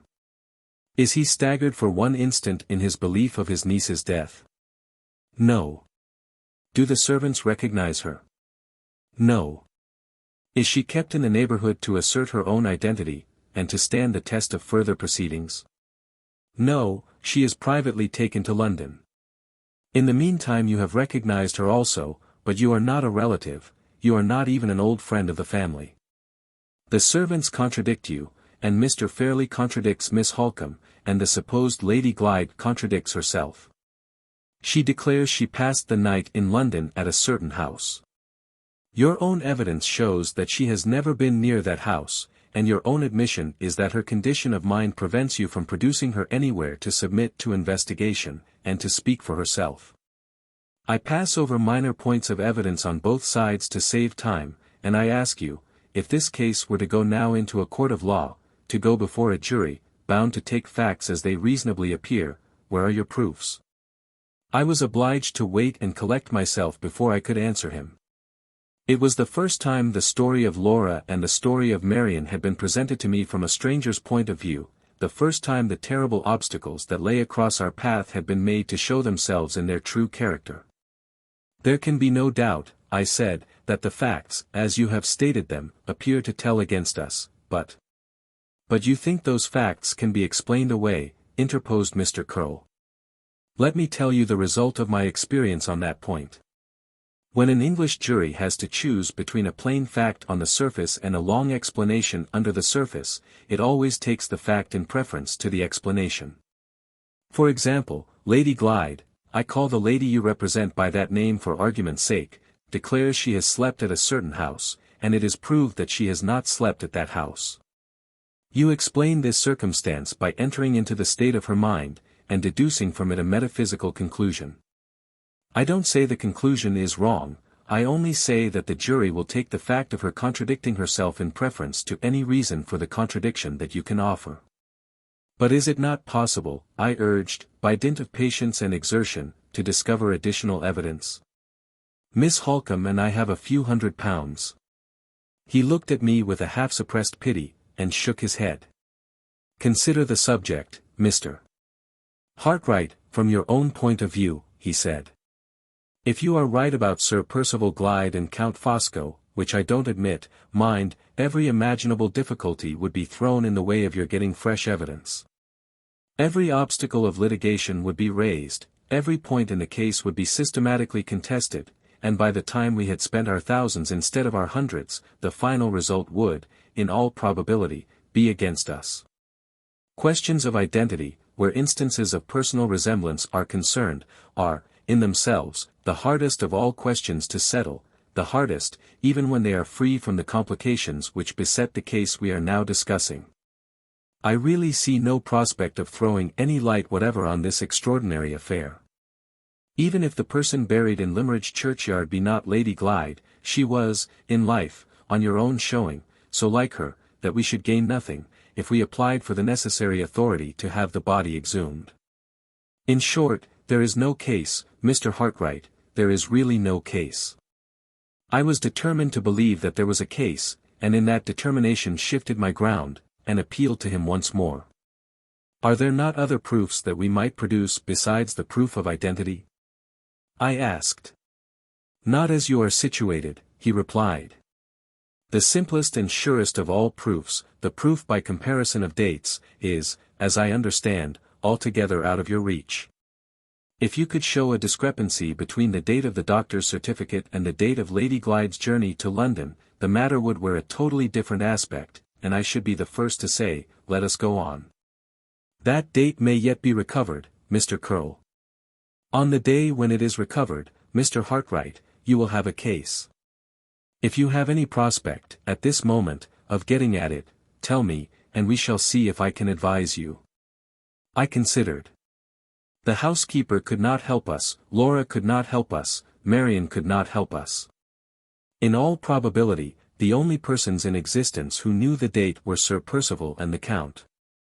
I can think of no means of ascertaining the date at present, I said, because I can think of no persons who are sure to know it, but Count Fosco and Sir Percival Glyde. Mr. Curl's calmly attentive face relaxed, for the first time, into a smile. With your opinion of the conduct of those two gentlemen, he said, you don't expect help in that quarter, I presume. If they have combined to gain large sums of money by a conspiracy, they are not likely to confess it, at any rate. They may be forced to confess it, Mr. Curl. By whom? By me. We both rose. He looked me attentively in the face with more appearance of interest than he had shown yet. I could see that I had perplexed him a little. You are very determined, he said. You have, no doubt, a personal motive for proceeding, into which it is not my business to inquire. If a case can be produced in the future, I can only say, my best assistance is at your service. At the same time I must warn you, as the money question always enters into the law question, that I see little hope, even if you ultimately established the fact of Lady Glyde's being alive, of recovering her fortune. The foreigner would probably leave the country before proceedings were commenced, and Sir Percival's embarrassments are numerous enough and pressing enough to transfer almost any sum of money he may possess from himself to his creditors. You are of course aware. I stopped him at that point. Let me beg that we may not discuss Lady Glyde's affairs, I said. I have never known anything about them in former times, and I know nothing of them now, except that her fortune is lost. You are right in assuming that I have personal motives for stirring in this matter. I wish those motives to be always as disinterested as they are at the present moment. He tried to interpose and explain. I was a little heated, I suppose, by feeling that he had doubted me, and I went on bluntly, without waiting to hear him. There shall be no money motive, I said, no idea of personal advantage in the service I mean to render to Lady Glyde. She has been cast out as a stranger from the house in which she was born, a lie which records her death has been written on her mother's tomb, and there are 2 men, alive and unpunished, who are responsible for it. That house shall open again to receive her in the presence of every soul who followed the false funeral to the grave. That lie shall be publicly erased from the tombstone by the authority of the head of the family.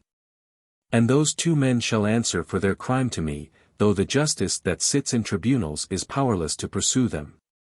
I have given my life to that purpose, and, alone as I stand, if God spares me, I will accomplish it. He drew back towards his table, and said nothing.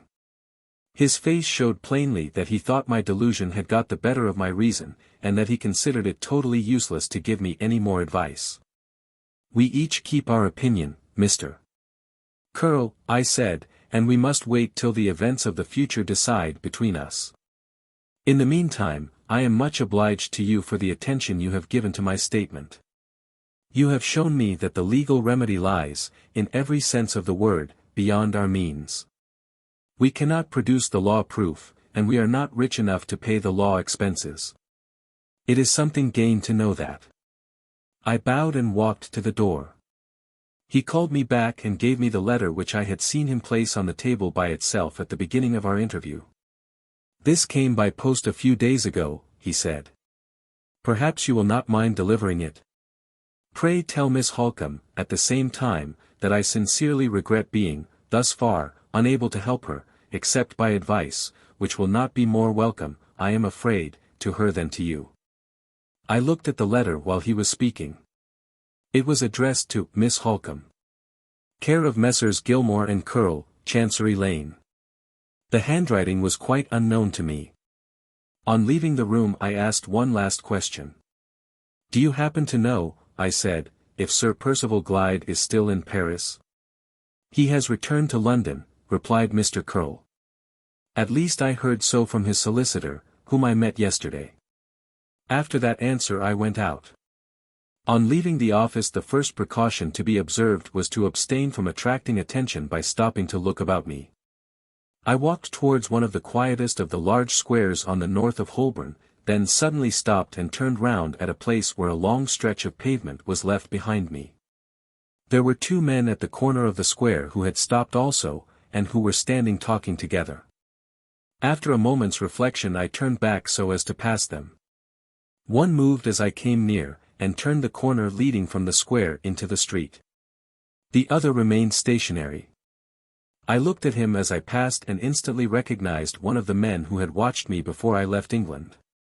If I had been free to follow my own instincts, I should probably have begun by speaking to the man, and have ended by knocking him down. But I was bound to consider consequences. If I once placed myself publicly in the wrong, I put the weapons at once into Sir Percival's hands. There was no choice but to oppose cunning by cunning. I turned into the street down which the second man had disappeared, and passed him, waiting in a doorway. He was a stranger to me, and I was glad to make sure of his personal appearance in case of future annoyance. Having done this, I again walked northward till I reached the new road. There I turned aside to the west, having the men behind me all the time, and waited at a point where I knew myself to be at some distance from a cab stand, until a fast two-wheel cab, empty, should happen to pass me. One passed in a few minutes. I jumped in and told the man to drive rapidly towards Hyde Park. There was no second fast cab for the spies behind me. I saw them dart across to the other side of the road, to follow me by running, until a cab or a cab stand came in their way. But I had the start of them, and when I stopped the driver and got out, they were nowhere in sight. I crossed Hyde Park and made sure, on the open ground, that I was free.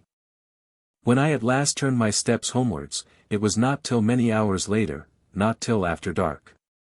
I found Marian waiting for me alone in the little sitting room. She had persuaded Laura to go to rest, after first promising to show me her drawing the moment I came in.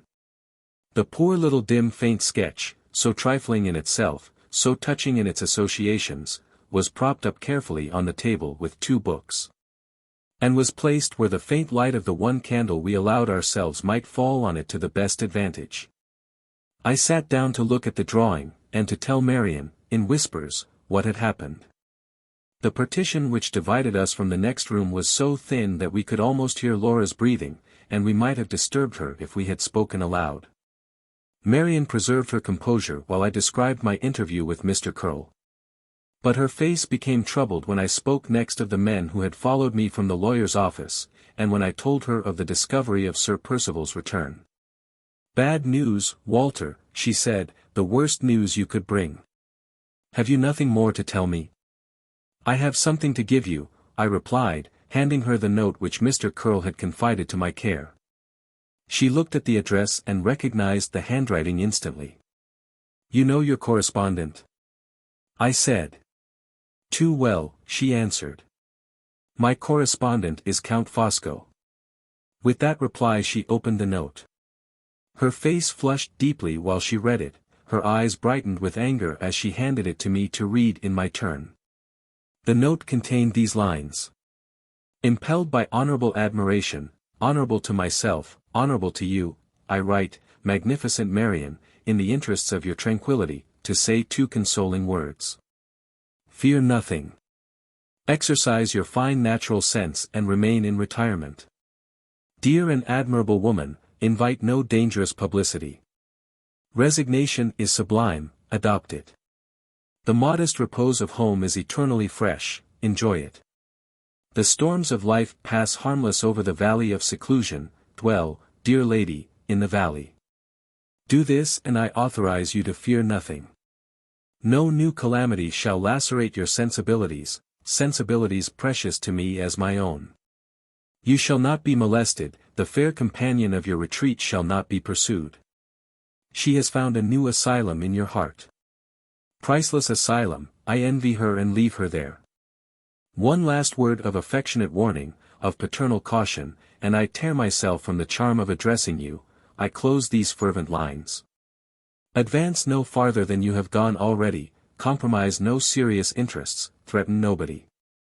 Do not, I implore you, force me into action, me, the man of action, when it is the cherished object of my ambition to be passive, to restrict the vast reach of my energies and my combinations for your sake. If you have rash friends, moderate their deplorable ardor. If Mr. Hartright returns to England, hold no communication with him.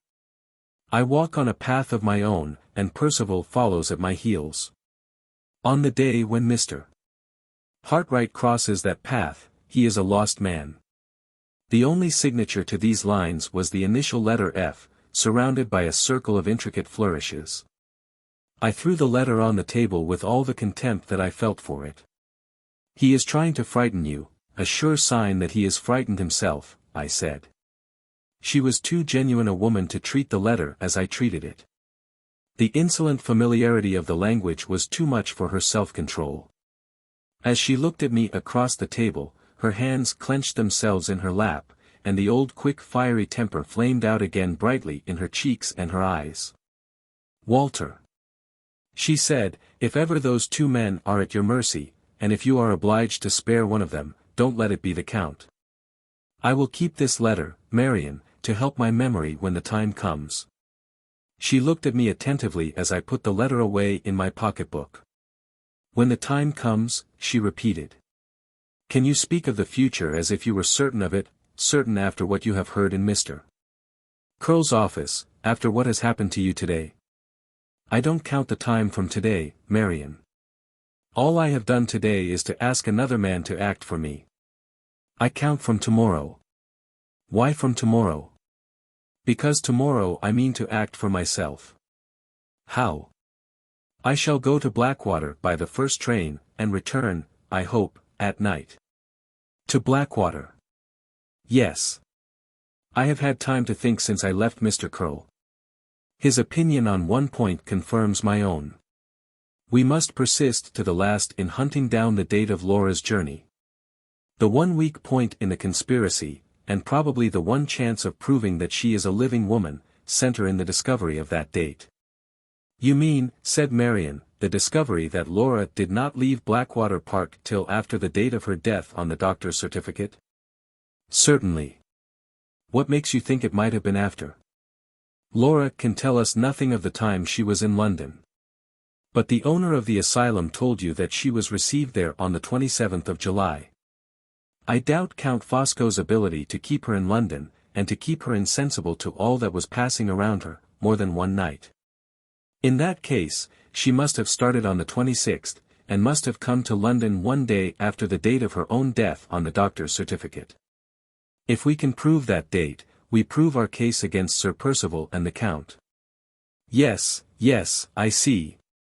But how is the proof to be obtained? Mrs. Michelson's narrative has suggested to me two ways of trying to obtain it. One of them is to question the doctor, Mr. Dawson, who must know when he resumed his attendance at Blackwater Park after Laura left the house. The other is to make inquiries at the inn to which Sir Percival drove away by himself at night. We know that his departure followed Laura's after the lapse of a few hours, and we may get at the date in that way. The attempt is at least worth making, and tomorrow I am determined it shall be made. And suppose it fails, I look at the worst now, Walter, but I will look at the best if disappointments come to try us. Suppose no one can help you at Blackwater. There are two men who can help me, and shall help me in London, Sir Percival and the Count. Innocent people may well forget the date, but they are guilty, and they know it. If I fail everywhere else, I mean to force a confession out of one or both of them on my own terms. All the woman flushed up in Marian's face as I spoke. Begin with the Count, she whispered eagerly. For my sake, begin with the Count. We must begin, for Laura's sake, where there is the best chance of success, I replied.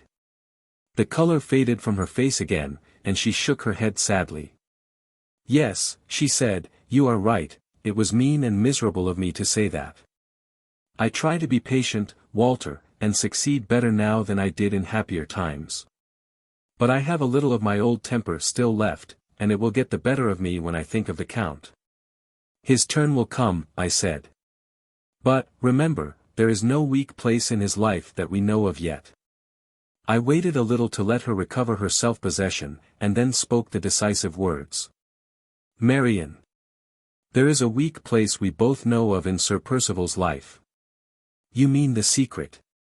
Yes, the secret. It is our only sure hold on him.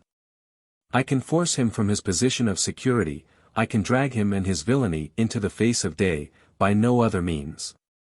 Whatever the Count may have done, Sir Percival has consented to the conspiracy against Laura from another motive besides the motive of gain. You heard him tell the Count that he believed his wife knew enough to ruin him. You heard him say that he was a lost man if the secret of Anne Catherick was known. Yes. Yes. I did. Well, Marian, when our other resources have failed us, I mean to know the secret. My old superstition clings to me, even yet.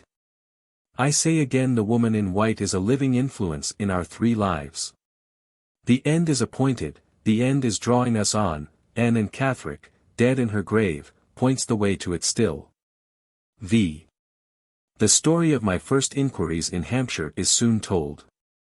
My early departure from London enabled me to reach Mr. Dawson's house in the forenoon. Our interview, so far as the object of my visit was concerned, led to no satisfactory result. Mr. Dawson's books certainly showed when he had resumed his attendance on Miss Halcombe at Blackwater Park, but it was not possible to calculate back from this date with any exactness, without such help from Mrs. Michelson as I knew she was unable to afford. She could not say from memory, who, in similar cases, ever can. How many days had elapsed between the renewal of the doctor's attendance on his patient and the previous departure of Lady Glyde? She was almost certain of having mentioned the circumstance of the departure to Miss Halcombe, on the day after it happened, but then she was no more able to fix the date of the day on which this disclosure took place than to fix the date of the day before, when Lady Glyde had left for London. Neither could she calculate, with any nearer approach to exactness, the time that had passed from the departure of her mistress, to the period when the undated letter from Madame Fosco arrived.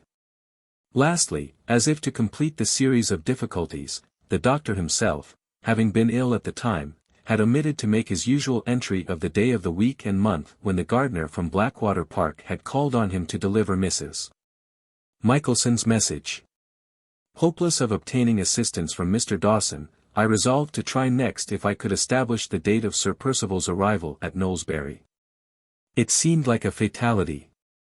When I reached Knowlesbury the inn was shut up, and bills were posted on the walls. The speculation had been a bad one, as I was informed, ever since the time of the railway. The new hotel at the station had gradually absorbed the business, and the old inn, which we knew to be the inn at which Sir Percival had put up, had been closed about 2 months since.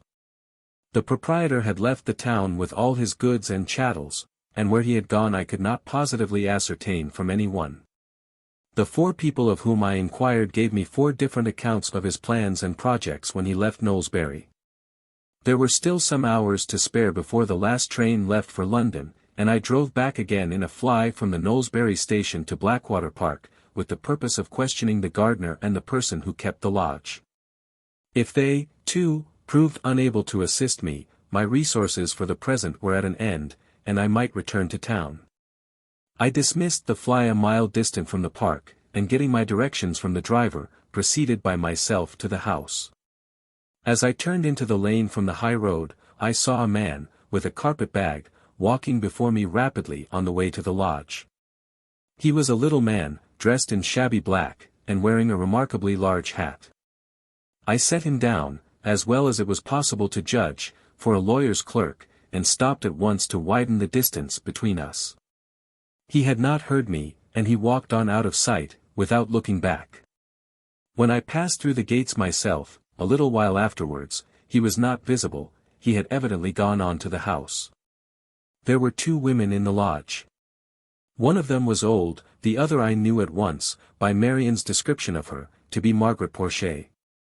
I asked first if Sir Percival was at the park, and receiving a reply in the negative, inquired next when he had left it. Neither of the women could tell me more than that he had gone away in the summer. I could extract nothing from Margaret Porchet but vacant smiles and shakings of the head. The old woman was a little more intelligent, and I managed to lead her into speaking of the manner of Sir Percival's departure, and of the alarm that it caused her. She remembered her master calling her out of bed, and remembered his frightening her by swearing, but the date at which the occurrence happened was, as she honestly acknowledged, quite beyond her.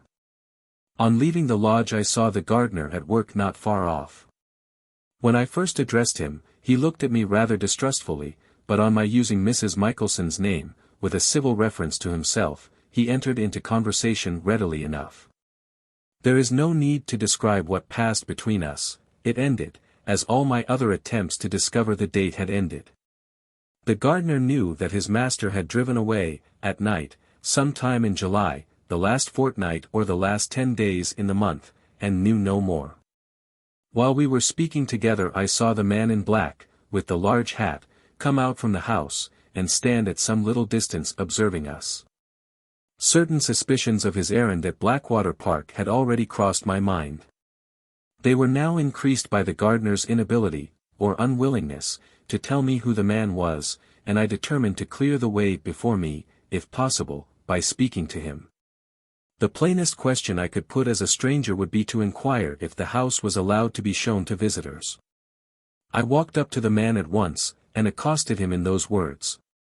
His look and manner unmistakably betrayed that he knew who I was, and that he wanted to irritate me into quarreling with him. His reply was insolent enough to have answered the purpose, if I had been less determined to control myself. As it was, I met him with the most resolute politeness, apologized for my involuntary intrusion, which he called a trespass, and left the grounds. It was exactly as I suspected. The recognition of me when I left Mr. Curl's office had been evidently communicated to Sir Percival Glyde, and the man in black had been sent to the park in anticipation of my making inquiries at the house or in the neighborhood. If I had given him the least chance of lodging any sort of legal complaint against me, the interference of the local magistrate would no doubt have been turned to account as a clog on my proceedings, and a means of separating me from Marian and Laura for some days at least. I was prepared to be watched on the way from Blackwater Park to the station, exactly as I had been watched in London the day before. But I could not discover at the time, whether I was really followed on this occasion or not. The man in black might have had means of tracking me at his disposal of which I was not aware, but I certainly saw nothing of him, in his own person, either on the way to the station, or afterwards on my arrival at the London terminus in the evening. I reached home on foot, taking the precaution, before I approached our own door, of walking round by the loneliest street in the neighborhood, and there stopping and looking back more than once over the open space behind me. I had first learned to use this stratagem against suspected treachery in the wilds of Central America, and now I was practicing it again, with the same purpose and with even greater caution, in the heart of civilized London. Nothing had happened to alarm Marian during my absence. She asked eagerly what success I had met with. When I told her, she could not conceal her surprise at the indifference with which I spoke of the failure of my investigations thus far. The truth was, that the ill success of my inquiries had in no sense daunted me. I had pursued them as a matter of duty, and I had expected nothing from them. In the state of my mind at that time, it was almost a relief to me to know that the struggle was now narrowed to a trial of strength between myself and Sir Percival Glyde. The vindictive motive had mingled itself all along with my other and better motives, and I confess it was a satisfaction to me to feel that the surest way, the only way left, of serving Laura's cause, was to fasten my hold firmly on the villain who had married her. While I acknowledge that I was not strong enough to keep my motives above the reach of this instinct of revenge, I can honestly say something in my own favor on the other side. No base speculation on the future relations of Laura and myself, and on the private and personal concessions which I might force from Sir Percival if I once had him at my mercy, ever entered my mind. I never said to myself, if I do succeed, it shall be one result of my success that I put it out of her husband's power to take her from me again. I could not look at her and think of the future with such thoughts as those. The sad sight of the change in her from her former self, made the one interest of my love an interest of tenderness and compassion which her father or her brother might have felt, and which I felt, God knows, in my inmost heart. All my hopes looked no farther on now than to the day of her recovery. There, till she was strong again and happy again, there, till she could look at me as she had once looked, and speak to me as she had once spoken, the future of my happiest thoughts and my dearest wishes ended. These words are written under no prompting of idle self-contemplation. Passages in this narrative are soon to come which will set the minds of others in judgment on my conduct. It is right that the best and the worst of me should be fairly balanced before that time. On the morning after my return from Hampshire I took Marian upstairs into my working room, and there laid before her the plan that I had matured thus far, for mastering the one assailable point in the life of Sir Percival Glyde.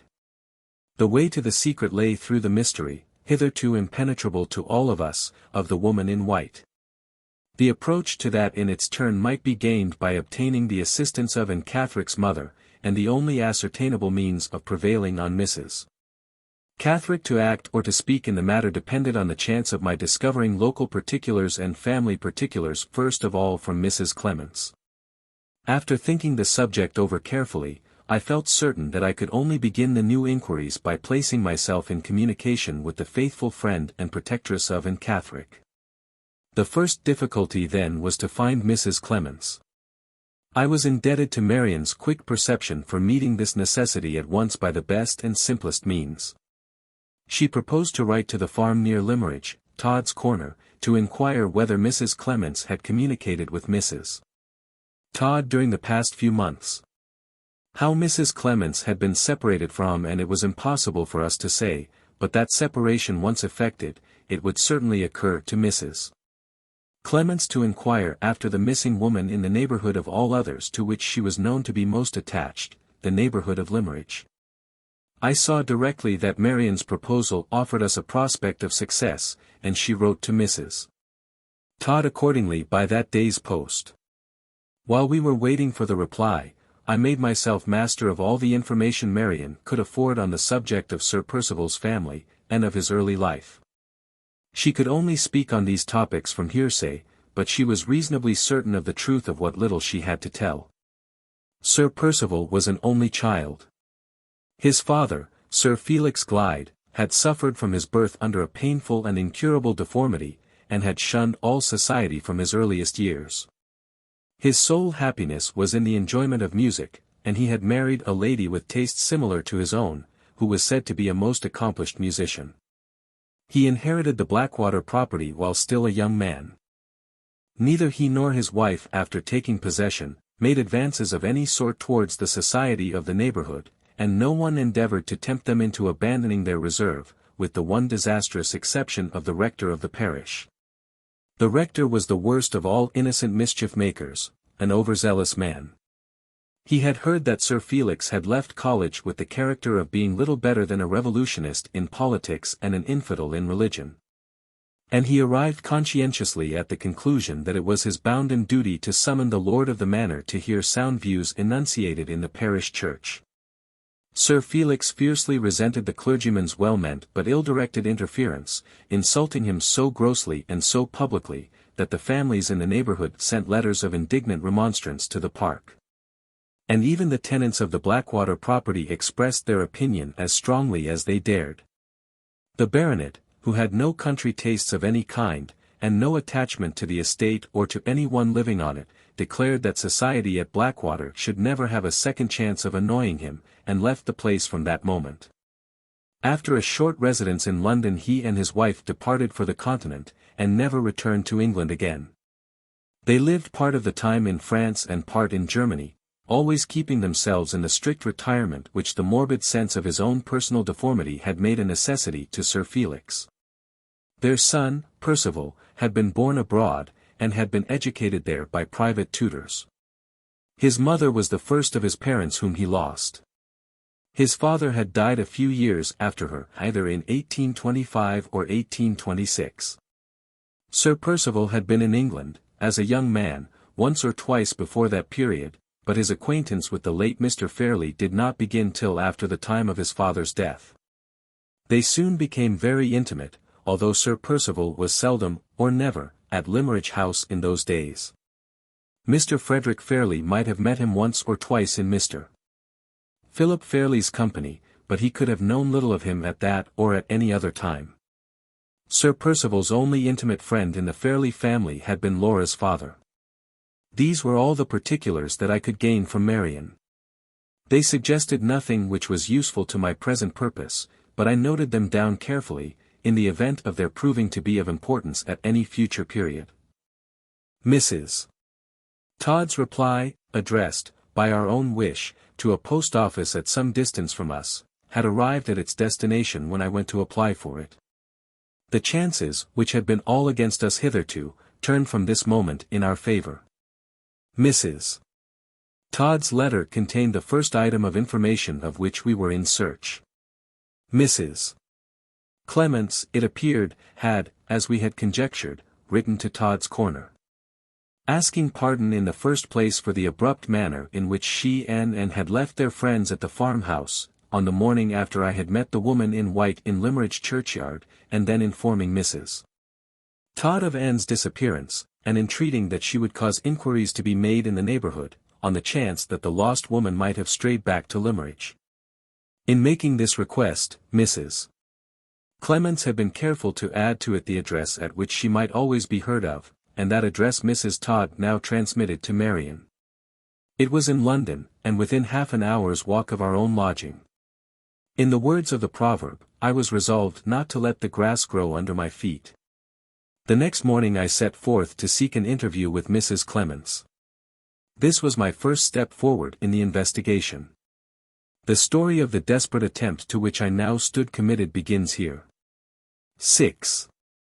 The address communicated by Mrs. Todd took me to a lodging house situated in a respectable street near the Gray's Inn Road. When I knocked, the door was opened by Mrs. Clements herself.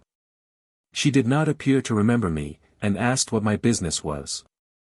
I recalled to her our meeting in Limmeridge churchyard at the close of my interview there with the woman in white. Taking special care to remind her that I was the person who assisted Anne Catherick, as Anne had herself declared, to escape the pursuit from the asylum. This was my only claim to the confidence of Mrs. Clements. She remembered the circumstance the moment I spoke of it, and asked me into the parlour, in the greatest anxiety to know if I had brought her any news of Anne. It was impossible for me to tell her the whole truth without, at the same time, entering into particulars on the subject of the conspiracy, which it would have been dangerous to confide to a stranger. I could only abstain most carefully from raising any false hopes, and then explain that the object of my visit was to discover the persons who were really responsible for Anne's disappearance. I even added, so as to exonerate myself from any after-reproach of my own conscience, that I entertained not the least hope of being able to trace her, that I believed we should never see her alive again, and that my main interest in the affair was to bring to punishment 2 men whom I suspected to be concerned in luring her away, and at whose hands I and some dear friends of mine had suffered a grievous wrong. With this explanation I left it to Mrs.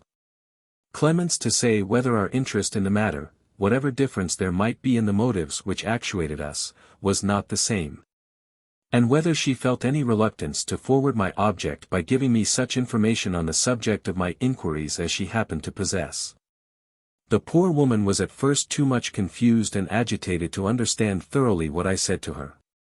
She could only reply that I was welcome to anything she could tell me in return for the kindness I had shown to Anne. But as she was not very quick and ready, at the best of times, in talking to strangers, she would beg me to put her in the right way, and to say where I wished her to begin. Knowing by experience that the plainest narrative attainable from persons who are not accustomed to arrange their ideas, is the narrative which goes far enough back at the beginning to avoid all impediments of retrospection in its course, I asked Mrs.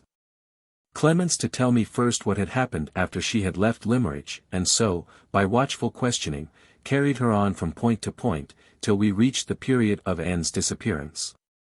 The substance of the information which I thus obtained was as follows.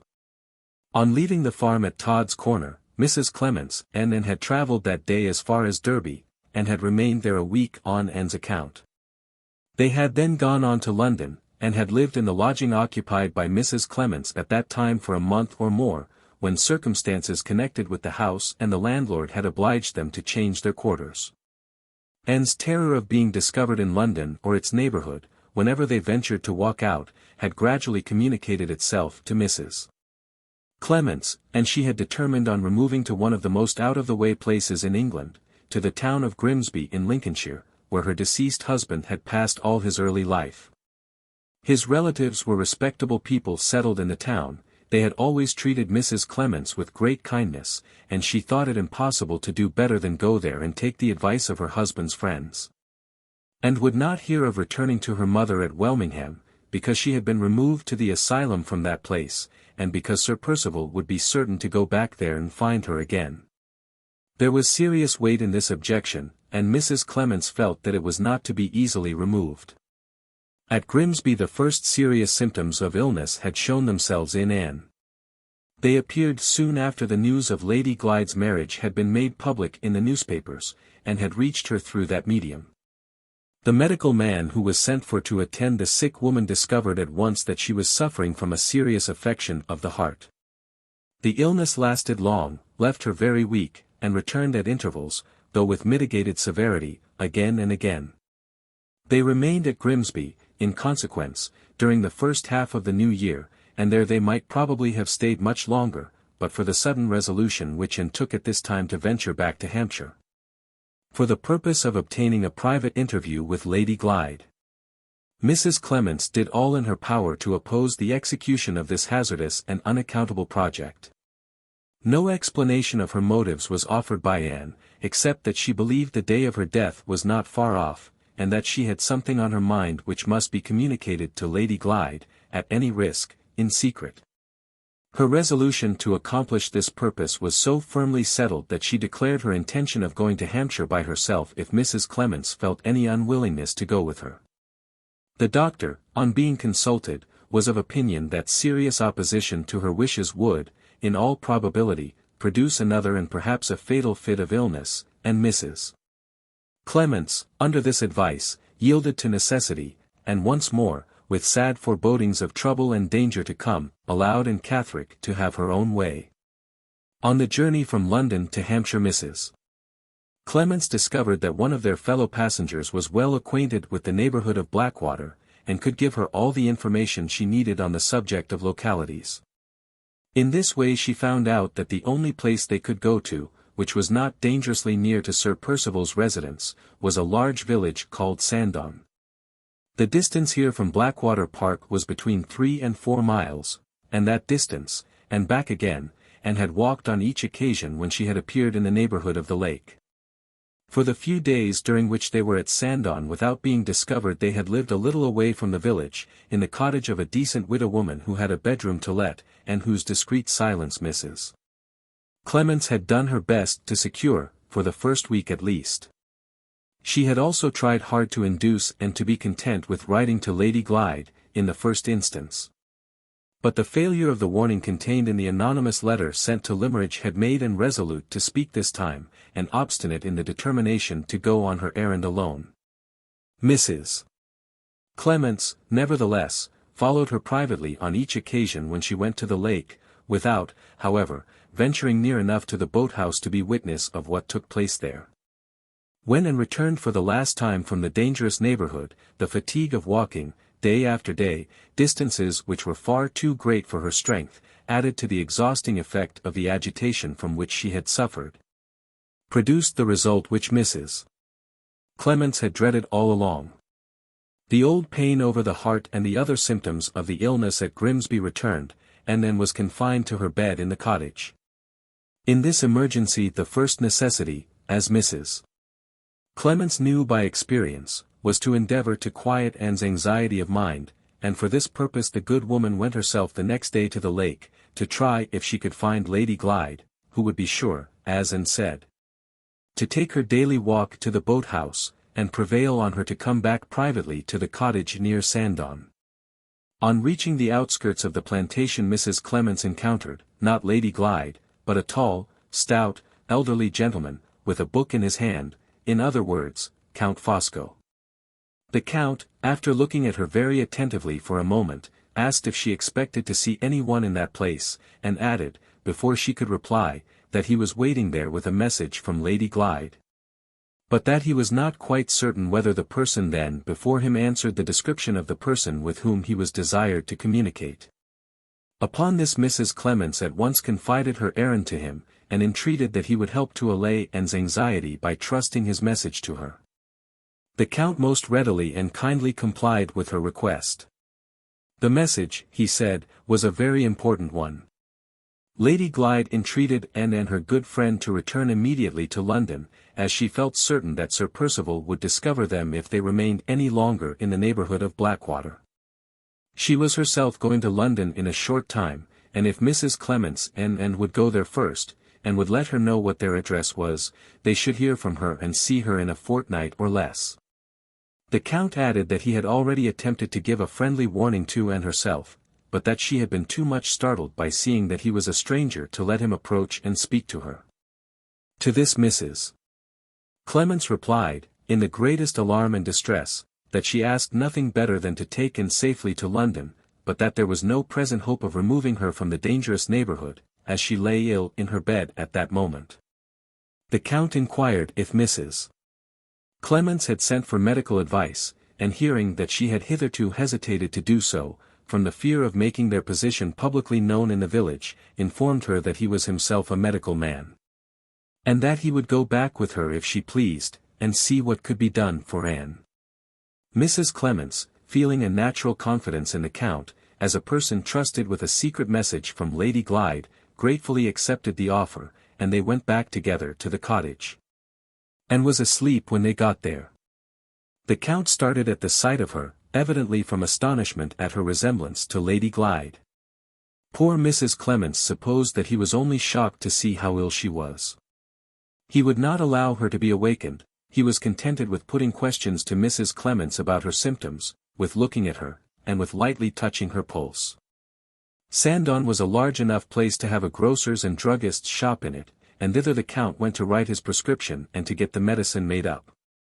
He brought it back himself, and told Mrs. Clements that the medicine was a powerful stimulant, and that it would certainly give Anne strength to get up and bear the fatigue of a journey to London of only a few hours. The remedy was to be administered at stated times on that day and on the day after. On the third day she would be well enough to travel, and he arranged to meet Mrs. Clements at the Blackwater station, and to see them off by the midday train. If they did not appear he would assume that Anne was worse, and would proceed at once to the cottage. As events turned out, no such emergency as this occurred. This medicine had an extraordinary effect on Anne, and the good results of it were helped by the assurance Mrs. Clements could now give her that she would soon see Lady Glyde in London. At the appointed day and time, when they had not been quite so long as a week in Hampshire altogether, they arrived at the station. The Count was waiting there for them, and was talking to an elderly lady, who appeared to be going to travel by the train to London also. He most kindly assisted them, and put them into the carriage himself, begging Mrs. Clements not to forget to send her address to Lady Glyde. The elderly lady did not travel in the same compartment, and they did not notice what became of her on reaching the London terminus. Mrs.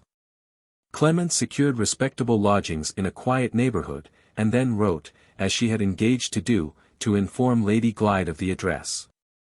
A little more than a fortnight passed, and no answer came. At the end of that time a lady, the same elderly lady whom they had seen at the station, called in a cab, and said that she came from Lady Glyde, who was then at an hotel in London, and who wished to see Mrs. Clements, for the purpose of arranging a future interview with Anne. Mrs.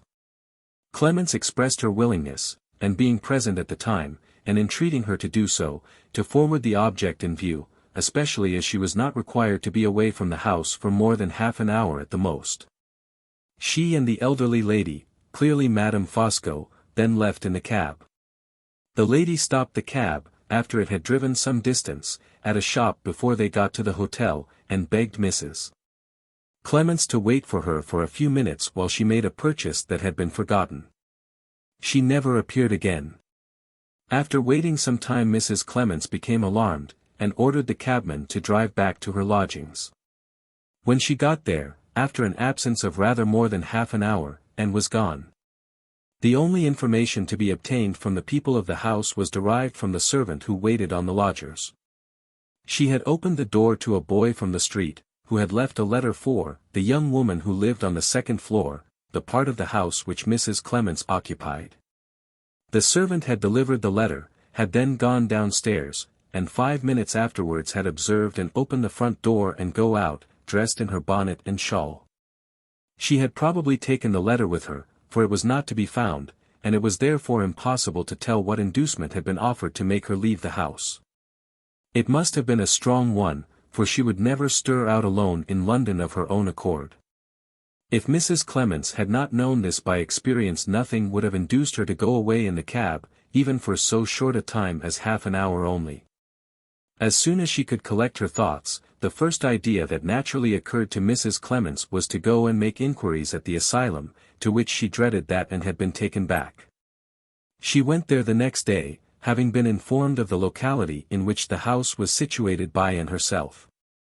The answer she received, her application having in all probability been made a day or two before the false Anne Catherick had really been consigned to safe keeping in the asylum, was, that no such person had been brought back there. She had then written to Mrs. Catherick at Welmingham to know if she had seen or heard anything of her daughter, and had received an answer in the negative. After that reply had reached her, she was at the end of her resources, and perfectly ignorant where else to inquire or what else to do. From that time to this she had remained in total ignorance of the cause of Anne's disappearance and of the end of Anne's story. 7. Thus far the information which I had received from Mrs. Clements, though it established facts of which I had not previously been aware, was of a preliminary character only. It was clear that the series of deceptions which had removed Anne Catherick to London, and separated her from Mrs. Clements, had been accomplished solely by Count Fosco and the Countess. And the question whether any part of the conduct of husband or wife had been of a kind to place either of them within reach of the law might be well worthy of future consideration. But the purpose I had now in view led me in another direction than this. The immediate object of my visit to Mrs. Clements was to make some approach at least to the discovery of Sir Percival's secret, and she had said nothing as yet which advanced me on my way to that important end. I felt the necessity of trying to awaken her recollections of other times, persons, and events than those on which her memory had hitherto been employed, and when I next spoke I spoke with that object indirectly in view. "I wish I could be of any help to you in this sad calamity," I said. "All I can do is to feel heartily for your distress. If Anne had been your own child, Mrs. Clements, you could have shown her no truer kindness, you could have made no readier sacrifices for her sake." "There's no great merit in that, sir," said Mrs. Clements simply. "The poor thing was as good as my own child to me. I nursed her from a baby, sir, bringing her up by hand, and a hard job it was to rear her. It wouldn't go to my heart so to lose her if I hadn't made her first short clothes and taught her to walk.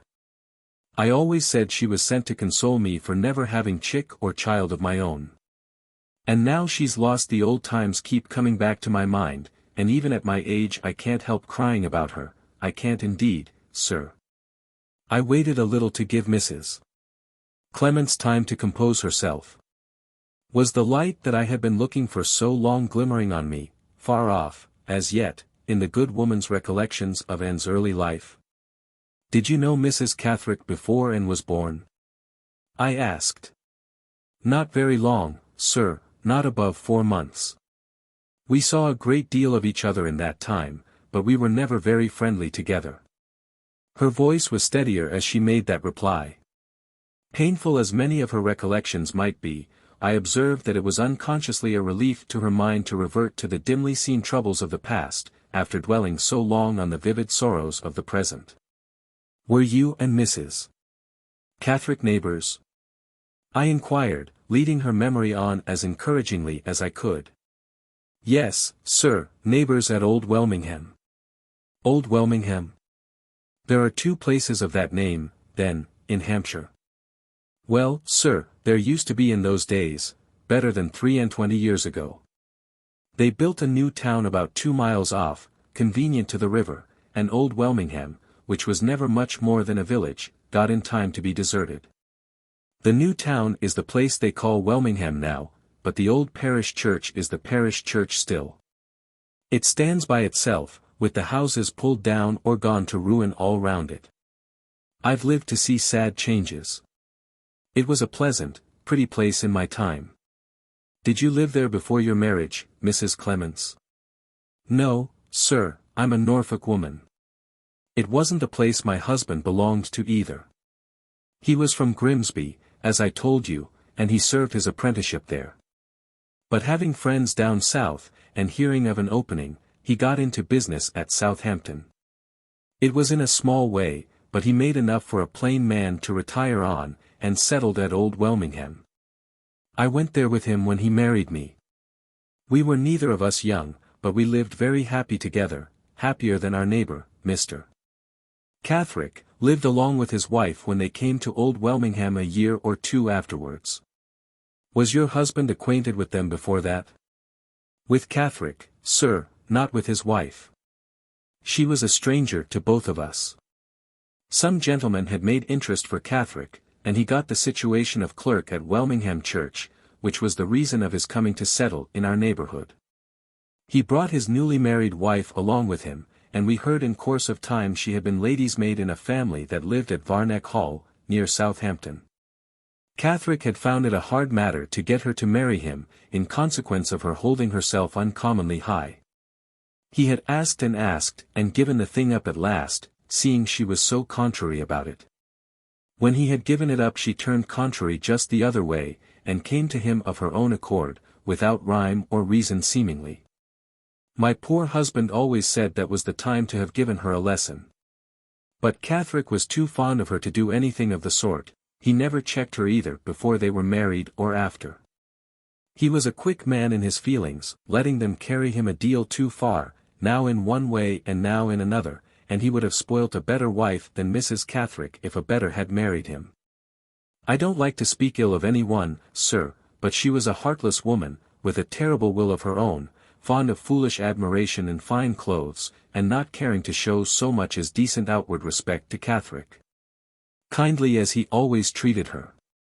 My husband said he thought things would turn out badly when they first came to live near us, and his words proved true. Before they had been quite 4 months in our neighborhood there was a dreadful scandal and a miserable break-up in their household. Both of them were in fault. I am afraid both of them were equally in fault. You mean both husband and wife? Oh, no, sir. I don't mean Catherick, he was only to be pitied. I meant his wife and the person. And the person who caused the scandal? Yes, sir. A gentleman born and brought up, who ought to have set a better example. You know him, sir, and my poor dear and knew him only too well. Sir Percival Glyde? Yes, Sir Percival Glyde. My heart beat fast, I thought I had my hand on the clue. How little I knew then of the windings of the labyrinths which were still to mislead me. Did Sir Percival live in your neighborhood at that time? I asked. No, sir. He came among us as a stranger. His father had died not long before in foreign parts. I remember he was in mourning.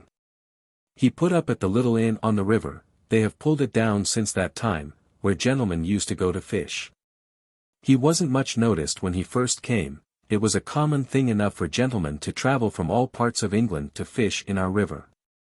Did he make his appearance in the village before and was born? Yes, sir. And was born in the June month of 1827, and I think he came at the end of April or the beginning of May. Came as a stranger to all of you?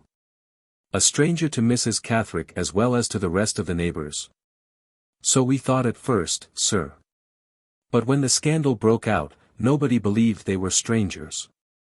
I remember how it happened as well as if it was yesterday. Catherick came into our garden one night, and woke us by throwing up a handful of gravel from the walk at our window. I heard him beg my husband, for the Lord's sake, to come down and speak to him. They were a long time together talking in the porch. When my husband came back upstairs he was all of a tremble. He sat down on the side of the bed and he says to me, Lizzie.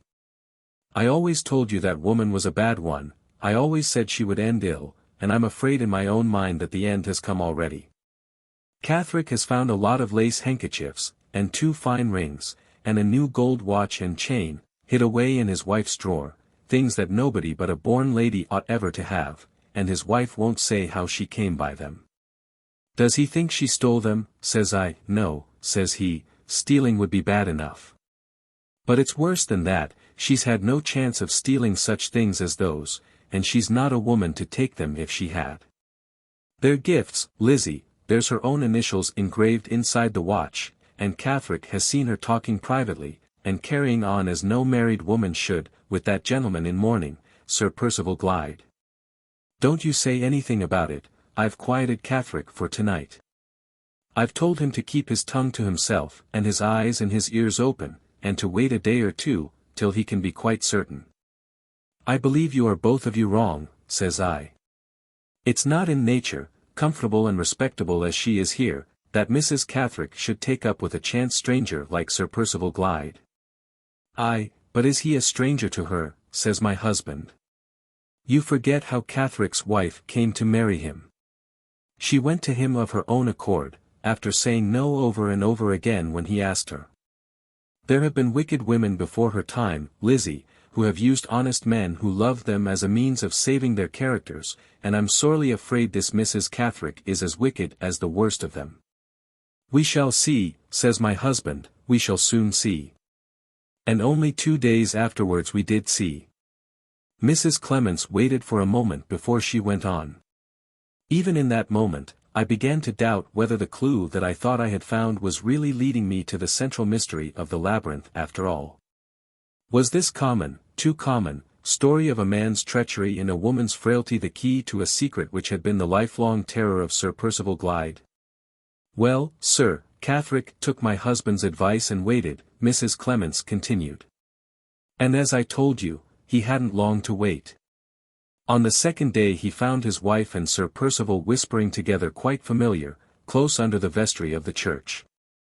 I suppose they thought the neighborhood of the vestry was the last place in the world where anybody would think of looking after them, but, however that may be, there they were. Sir Percival, being seemingly surprised and confounded, defended himself in such a guilty way that poor Catherick, whose quick temper I have told you of already, fell into a kind of frenzy at his own disgrace, and struck Sir Percival. He was no match, and I am sorry to say it, for the man who had wronged him, and he was beaten in the cruelest manner, before the neighbors, who had come to the place on hearing the disturbance, could run in to part them. All this happened towards evening, and before nightfall, when my husband went to Catherick's house, he was gone, nobody knew where. No living soul in the village ever saw him again. He knew too well, by that time, what his wife's vile reason had been for marrying him, and he felt his misery and disgrace, especially after what had happened to him with Sir Percival, too keenly. The clergyman of the parish put an advertisement in the paper begging him to come back, and saying that he should not lose his situation or his friends. But Catherick had too much pride and spirit, as some people said, too much feeling, as I think, sir, to face his neighbors again, and try to live down the memory of his disgrace. My husband heard from him when he had left England, and heard a second time, when he was settled and doing well in America. He is alive there now, as far as I know, but none of us in the old country, his wicked wife least of all, are ever likely to set eyes on him again. What became of Sir Percival? I inquired. Did he stay in the neighborhood? Not he, sir. The place was too hot to hold him. He was heard at high words with Mrs. Catherick the same night when the scandal broke out, and the next morning he took himself off. And Mrs. Catherick? Surely she never remained in the village among the people who knew of her disgrace. She did, sir. She was hard enough and heartless enough to set the opinions of all her neighbors at flat defiance. She declared to everybody, from the clergyman downwards, that she was the victim of a dreadful mistake, and that all the scandalmongers in the place should not drive her out of it, as if she was a guilty woman. All through my time she lived at Old Welmingham, and after my time, when the new town was building, and the respectable neighbors began moving to it, she moved too, as if she was determined to live among them and scandalize them to the very last. There she is now, and there she will stop, in defiance of the best of them, to her dying day. But how has she lived through all these years? I asked. Was her husband able and willing to help her? Both able and willing, sir, said Mrs. Clements. In the second letter he wrote to my good man, he said she had borne his name, and lived in his home, and, wicked as she was, she must not starve like a beggar in the street.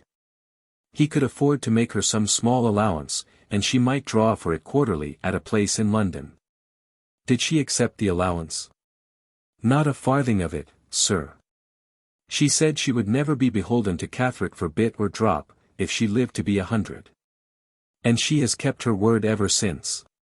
When my poor dear husband died, and left all to me, Catherick's letter was put in my possession with the other things, and I told her to let me know if she was ever in want. I'll let all England know I'm in want, she said, before I tell Catherick, or any friend of Catherick's. Take that for your answer, and give it to him for an answer, if he ever writes again. Do you suppose that she had money of her own? Very little, if any, sir. It was said, and said truly, I am afraid, that her means of living came privately from Sir Percival Glyde.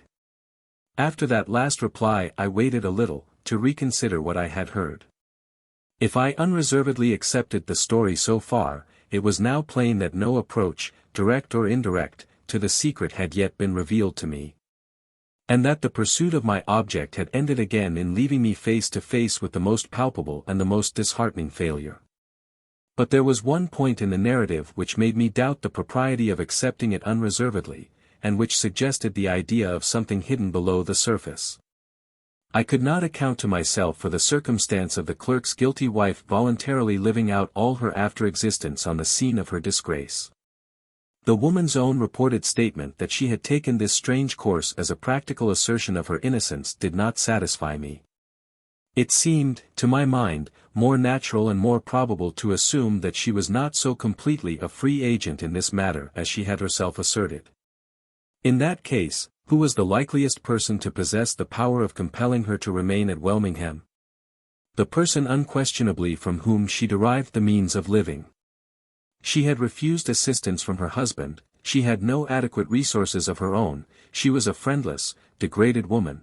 From what source should she derive help but from the source at which report pointed, Sir Percival Glyde? Reasoning on these assumptions, and always bearing in mind the one certain fact to guide me, that Mrs. Catherick was in possession of the secret, I easily understood that it was Sir Percival's interest to keep her at Welmingham, because her character in that place was certain to isolate her from all communication with female neighbours, and to allow her no opportunities of talking incautiously in moments of free intercourse with inquisitive bosom friends. But what was the mystery to be concealed? Not Sir Percival's infamous connection with Mrs. Catherick's disgrace, for the neighbours were the very people who knew of it, not the suspicion that he was Anne's father, for Welmingham was the place in which that suspicion must inevitably exist. If I accepted the guilty appearances described to me as unreservedly as others had accepted them, if I drew from them the same superficial conclusion which Mr. Catherick and all his neighbours had drawn, where was the suggestion, in all that I had heard, of a dangerous secret between Sir Percival and Mrs. Catherick, which had been kept hidden from that time to this? And yet, in those stolen meetings, in those familiar whisperings between the clerk's wife and the gentleman in mourning, the clue to discovery existed beyond a doubt.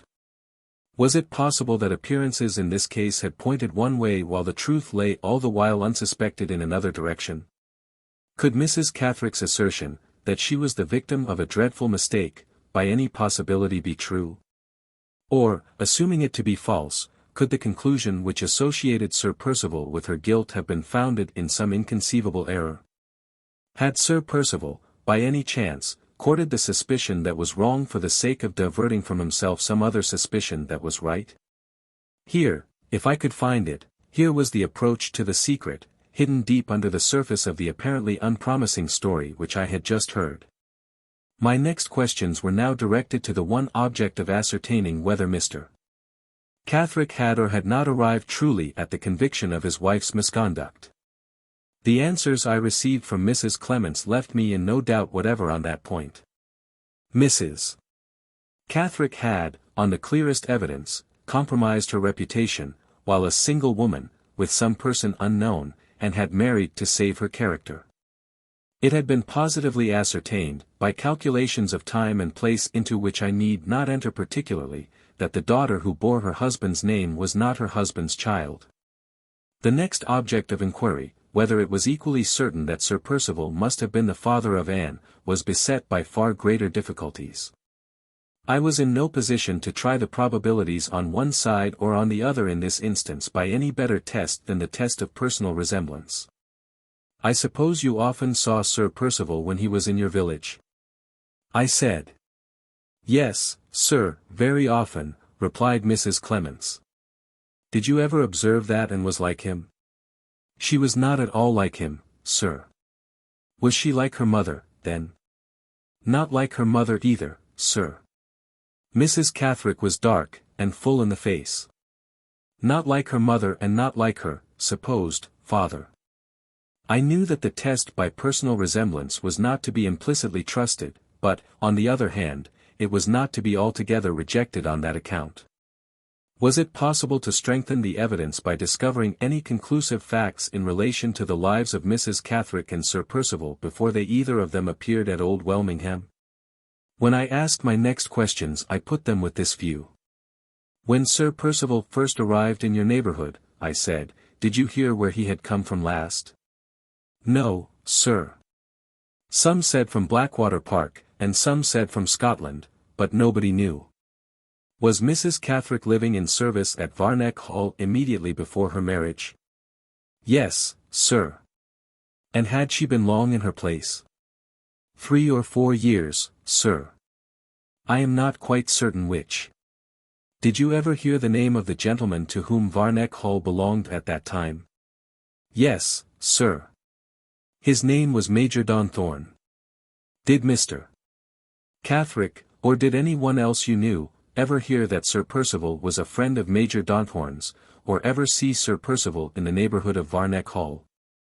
Catherick never did, sir, that I can remember, nor any one else either, that I know of. I noted down Major Donthorne's name and address, on the chance that he might still be alive, and that it might be useful at some future time to apply to him. Meanwhile, the impression on my mind was now decidedly adverse to the opinion that Sir Percival was Anne's father, and decidedly favourable to the conclusion that the secret of his stolen interviews with Mrs. Catherick was entirely unconnected with the disgrace which the woman had inflicted on her husband's good name. I could think of no further inquiries which I might make to strengthen this impression. I could only encourage Mrs. Clements to speak next of Anne's early days, and watch for any chance suggestion which might in this way offer itself to me.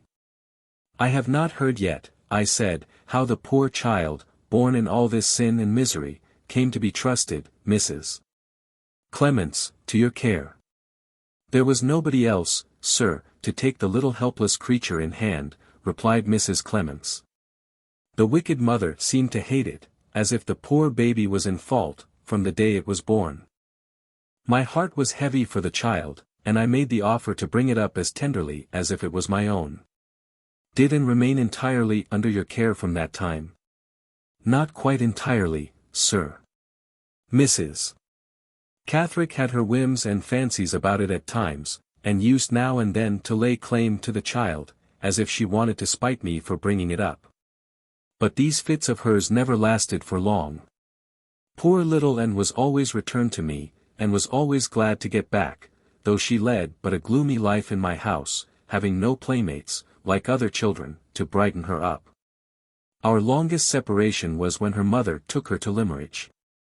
Just at that time I lost my husband, and I felt it was as well, in that miserable affliction, that Anne should not be in the house.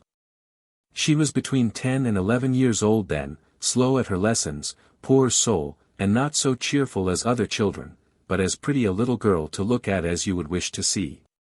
I waited at home till her mother brought her back, and then I made the offer to take her with me to London, the truth being, sir, that I could not find it in my heart to stop at Old Welmingham after my husband's death. The place was so changed and so dismal to me. And did Mrs. Catherick consent to your proposal? No, sir. She came back from the north harder and bitterer than ever. Folks did say that she had been obliged to ask Sir Percival's leave to go, to begin with. And that she only went to nurse her dying sister at Limmeridge because the poor woman was reported to have saved money, the truth being that she hardly left enough to bury her. These things may have soured Mrs. Catherick likely enough, but however that may be, she wouldn't hear of my taking the child away.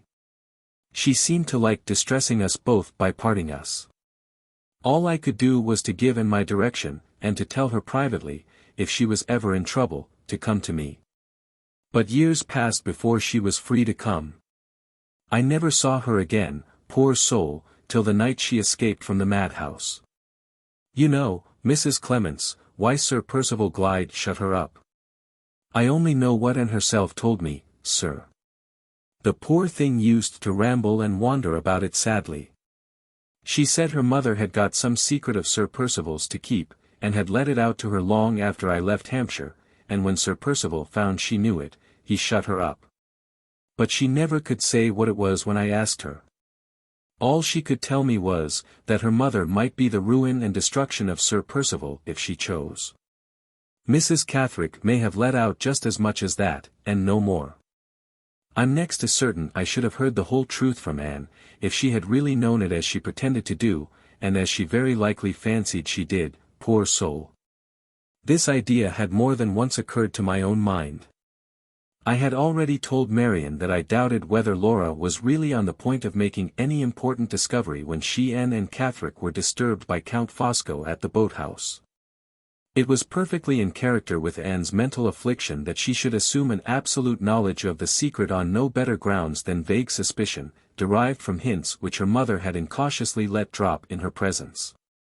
Sir Percival's guilty distrust would, in that case, infallibly inspire him with the false idea that Anne knew all from her mother, just as it had afterwards fixed in his mind the equally false suspicion that his wife knew all from Anne. The time was passing, the morning was wearing away. It was doubtful, if I stayed longer, whether I should hear anything more from Mrs. Clements that would be at all useful to my purpose. I had already discovered those local and family particulars, in relation to Mrs. Catherick, of which I had been in search, and I had arrived at certain conclusions, entirely new to me, which might immensely assist in directing the course of my future proceedings. I rose to take my leave, and to thank Mrs. Clements for the friendly readiness she had shown in affording me information. "I am afraid you must have thought me very inquisitive," I said. "I have troubled you with more questions than many people would have cared to answer." "You are heartily welcome, sir, to anything I can tell you," answered Mrs. Clements. She stopped and looked at me wistfully. "But I do wish," said the poor woman, "you could have told me a little more about Anne, sir. I thought I saw something in your face when you came in which looked as if you could. You can't think how hard it is not even to know whether she is living or dead. I could bear it better if I was only certain. You said you never expected we should see her alive again. Do you know, sir, do you know for truth, that it has pleased God to take her?" I was not proof against this appeal. It would have been unspeakably mean and cruel of me if I had resisted it. "I am afraid there is no doubt of the truth," I answered gently. "I have the certainty in my own mind that her troubles in this world are over." The poor woman dropped into her chair and hid her face from me. "Oh, sir," she said, "how do you know it? Who can have told you?" "No one has told me, Mrs. Clements. But I have reasons for feeling sure of it, reasons which I promise you shall know as soon as I can safely explain them. I am certain she was not neglected in her last moments. I am certain the heart complaint from which she suffered so sadly was the true cause of her death. You shall feel as sure of this as I do. Soon, you shall know, before long, that she is buried in a quiet country churchyard, in a pretty, peaceful place, which you might have chosen for her yourself." "Dead," said Mrs. Clements, "dead so young, and I am left to hear it. I made her first short frocks. I taught her to walk. The first time she ever said mother she said it to me, and now I am left and is taken." "Did you say, sir," said the poor woman, removing the handkerchief from her face, and looking up at me for the first time, "did you say that she had been nicely buried? Was it the sort of funeral she might have had if she had really been my own child?" I assured her that it was. She seemed to take an inexplicable pride in my answer, to find a comfort in it which no other and higher considerations could afford. "It would have broken my heart," she said simply, "if Anne had not been nicely buried, but how do you know it, sir? Who told you?" I once more entreated her to wait until I could speak to her unreservedly. "You are sure to see me again," I said, "for I have a favor to ask when you are a little more composed, perhaps in a day or two." "Don't keep it waiting, sir, on my account," said Mrs. Clements. "Never mind my crying if I can be of use. If you have anything on your mind to say to me, sir, please to say it now." "I only wish to ask you one last question," I said. "I only want to know Mrs. Catherick's address at Welmingham." My request so startled Mrs. Clements, that, for the moment, even the tidings of Anne's death seemed to be driven from her mind. Her tears suddenly ceased to flow, and she sat looking at me in blank amazement. For the Lord's sake, sir, she said, what do you want with Mrs. Catherick? I want this, Mrs. Clements, I replied, I want to know the secret of those private meetings of hers with Sir Percival Glyde. There is something more in what you have told me of that woman's past conduct, and of that man's past relations with her, than you or any of your neighbors ever suspected. There is a secret we none of us know between those two, and I am going to Mrs. Catherick with the resolution to find it out. Think twice about it, sir, said Mrs. Clements, rising in her earnestness and laying her hand on my arm. She's an awful woman, you don't know her as I do. Think twice about it. I am sure your warning is kindly meant, Mrs. Clements. But I am determined to see the woman, whatever comes of it. Mrs. Clements looked me anxiously in the face. I see your mind is made up, sir, she said. I will give you the address. I wrote it down in my pocketbook and then took her hand to say farewell. You shall hear from me soon, I said, you shall know all that I have promised to tell you. Mrs. Clements sighed and shook her head doubtfully. An old woman's advice is sometimes worth taking, sir, she said. Think twice before you go to Welmingham. 8. When I reached home again after my interview with Mrs. Clements, I was struck by the appearance of a change in Laura. The unvarying gentleness and patience which long misfortune had tried so cruelly and had never conquered yet, seemed now to have suddenly failed her. Insensible to all Marian's attempts to soothe and amuse her, she sat, with her neglected drawing pushed away on the table, her eyes resolutely cast down, her fingers twining and untwining themselves restlessly in her lap. Marian rose when I came in, with a silent distress in her face, waited for a moment to see if Laura would look up at my approach, whispered to me, "Try if you can rouse her," and left the room. I sat down in the vacant chair, gently unclasped the poor, worn, restless fingers, and took both her hands in mine. "What are you thinking of, Laura? Tell me, my darling, try and tell me what it is." She struggled with herself, and raised her eyes to mine.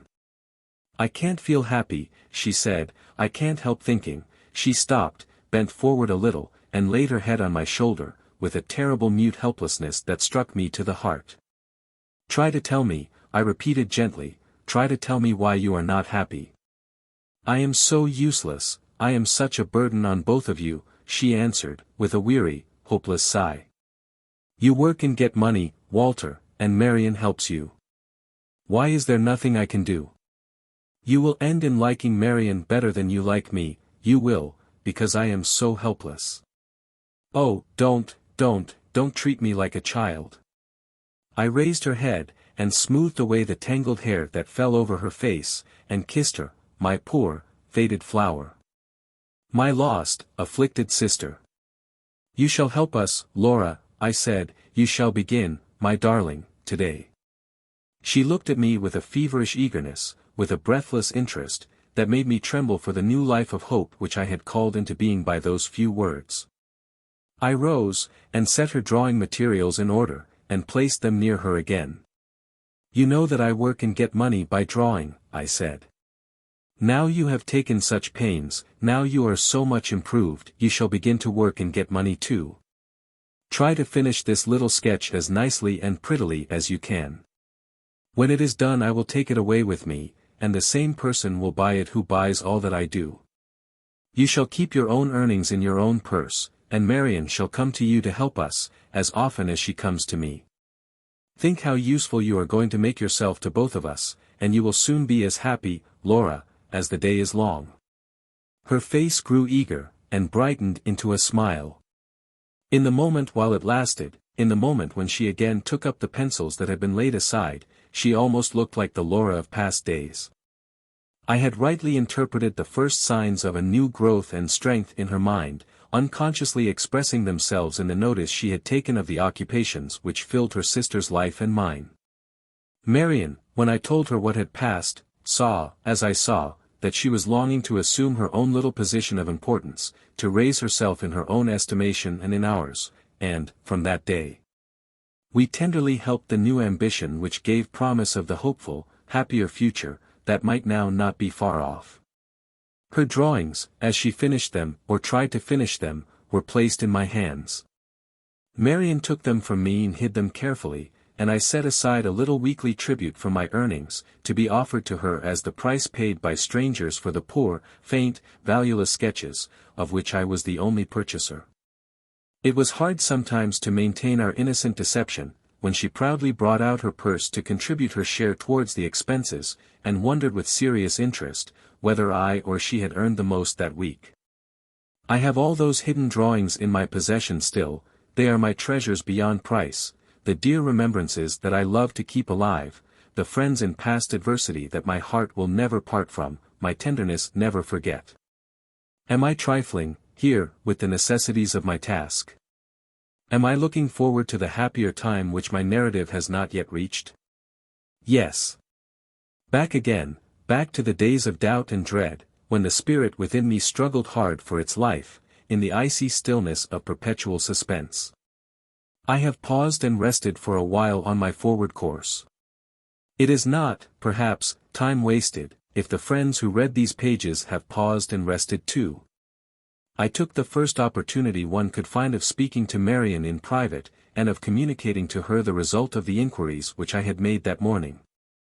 She seemed to share the opinion on the subject of my proposed journey to Welmingham, which Mrs. Clements had already expressed to me. "Surely, Walter," she said, "you hardly know enough yet to give you any hope of claiming Mrs. Catherick's confidence. Is it wise to proceed to these extremities, before you have really exhausted all safer and simpler means of attaining your object? When you told me that Sir Percival and the Count were the only two people in existence who knew the exact date of Laura's journey, you forgot, and I forgot, that there was a third person who must surely know it, I mean Mrs. Rubell. Would it not be far easier, and far less dangerous, to insist on a confession from her, than to force it from Sir Percival?" "It might be easier," I replied, "but we are not aware of the full extent of Mrs. Rubell's connivance and interest in the conspiracy, and we are therefore not certain that the date has been impressed on her mind, as it has been assuredly impressed on the minds of Sir Percival and the Count. It is too late, now, to waste the time on Mrs. Rubell, which may be all-important to the discovery of the one assailable point in Sir Percival's life. Are you thinking a little too seriously, Marian, of the risk I may run in returning to Hampshire? Are you beginning to doubt whether Sir Percival Glyde may not in the end be more than a match for me?" "He will not be more than your match," she replied decidedly, "because he will not be helped in resisting you by the impenetrable wickedness of the Count." "What has led you to that conclusion?" I replied, in some surprise. "My own knowledge of Sir Percival's obstinacy and impatience of the Count's control," she answered. "I believe he will insist on meeting you single-handed, just as he insisted at first on acting for himself at Blackwater Park. The time for suspecting the Count's interference will be the time when you have Sir Percival at your mercy. His own interests will then be directly threatened, and he will act, Walter, to terrible purpose in his own defense. We may deprive him of his weapons beforehand," I said. "Some of the particulars I have heard from Mrs. Clements may yet be turned to account against him, and other means of strengthening the case may be at our disposal. There are passages in Mrs. Michelson's narrative which show that the Count found it necessary to place himself in communication with Mr. Fairlie, and there may be circumstances which compromise him in that proceeding. While I am away, Marian, write to Mr. Fairlie and say that you want an answer describing exactly what passed between the Count and himself, and informing you also of any particulars that may have come to his knowledge at the same time in connection with his niece. Tell him that the statement you request will, sooner or later, be insisted on, if he shows any reluctance to furnish you with it of his own accord. The letter shall be written, Walter. But are you really determined to go to Welmingham?" "Absolutely determined. I will devote the next 2 days to earning what we want for the week to come, and on the third day I go to Hampshire." When the third day came I was ready for my journey. As it was possible that I might be absent for some little time, I arranged with Marian that we were to correspond every day, of course addressing each other by assumed names, for caution's sake. As long as I heard from her regularly, I should assume that nothing was wrong. But if the morning came and brought me no letter, my return to London would take place, as a matter of course, by the first train. I contrived to reconcile Laura to my departure by telling her that I was going to the country to find new purchasers for her drawings and for mine, and I left her occupied and happy. Marian followed me downstairs to the street door. "Remember what anxious hearts you leave here," she whispered, as we stood together in the passage. "Remember all the hopes that hang on your safe return. If strange things happen to you on this journey, if you and Sir Percival meet—" "What makes you think we shall meet?" I asked. "I don't know, I have fears and fancies that I cannot account for. Laugh at them, Walter, if you like, but, for God's sake, keep your temper if you come in contact with that man." "Never fear, Marian. I answer for my self-control." With those words we parted. I walked briskly to the station. There was a glow of hope in me. There was a growing conviction in my mind that my journey this time would not be taken in vain. It was a fine, clear, cold morning. My nerves were firmly strung, and I felt all the strength of my resolution stirring in me vigorously from head to foot. As I crossed the railway platform, and looked right and left among the people congregated on it, to search for any faces among them that I knew, the doubt occurred to me whether it might not have been to my advantage if I had adopted a disguise before setting out for Hampshire. But there was something so repellent to me in the idea, something so meanly like the common herd of spies and informers in the mere act of adopting a disguise, that I dismissed the question from consideration almost as soon as it had risen in my mind. Even as a mere matter of expediency the proceeding was doubtful in the extreme. If I tried the experiment at home the landlord of the house would sooner or later discover me, and would have his suspicions aroused immediately. If I tried it away from home the same persons might see me, by the commonest accident, with the disguise and without it, and I should in that way be inviting the notice and distrust which it was my most pressing interest to avoid. In my own character I had acted thus far, and in my own character I was resolved to continue to the end. The train left me at Welmingham early in the afternoon. Is there any wilderness of sand in the deserts of Arabia, is there any prospect of desolation among the ruins of Palestine, which can rival the repelling effect on the eye, and the depressing influence on the mind of an English country town in the first stage of its existence, and in the transition state of its prosperity? I asked myself that question as I passed through the clean desolation, the neat ugliness, the prim torpor of the streets of Welmingham. And the tradesmen who stared after me from their lonely shops, the trees that drooped helpless in their arid exile of unfinished crescents and squares, the dead house carcasses that waited in vain for the vivifying human element to animate them with the breath of life, every creature that I saw, every object that I passed, seemed to answer with one accord, the deserts of Arabia are innocent of our civilized desolation, the ruins of Palestine are incapable of our modern gloom. I inquired my way to the quarter of the town in which Mrs. Catherick lived, and on reaching it found myself in a square of small houses, 1 story high. There was a bare little plot of grass in the middle, protected by a cheap wire fence. An elderly nursemaid and 2 children were standing in a corner of the enclosure, looking at a lean goat tethered to the grass. 2 foot passengers were talking together on one side of the pavement before the houses, and an idle little boy was leading an idle little dog along by a string on the other. I heard the dull tinkling of a piano at a distance, accompanied by the intermittent knocking of a hammer nearer at hand. These were all the sights and sounds of life that encountered me when I entered the square. I walked at once to the door of number 13, the number of Mrs. Catherick's house, and knocked, without waiting to consider beforehand how I might best present myself when I got in. The first necessity was to see Mrs. Catherick. I could then judge, from my own observation, of the safest and easiest manner of approaching the object of my visit. The door was opened by a melancholy middle-aged woman servant. I gave her my card, and asked if I could see Mrs. Catherick. The card was taken into the front parlor, and the servant returned with a message requesting me to mention what my business was. "Say, if you please, that my business relates to Mrs. Catherick's daughter," I replied. This was the best pretext I could think of, on the spur of the moment, to account for my visit. The servant again retired to the parlour, again returned, and this time begged me, with a look of gloomy amazement, to walk in. I entered a little room, with a flaring paper of the largest pattern on the walls. Chairs, tables, chiffonier, and sofa, all gleamed with the glutinous brightness of cheap upholstery.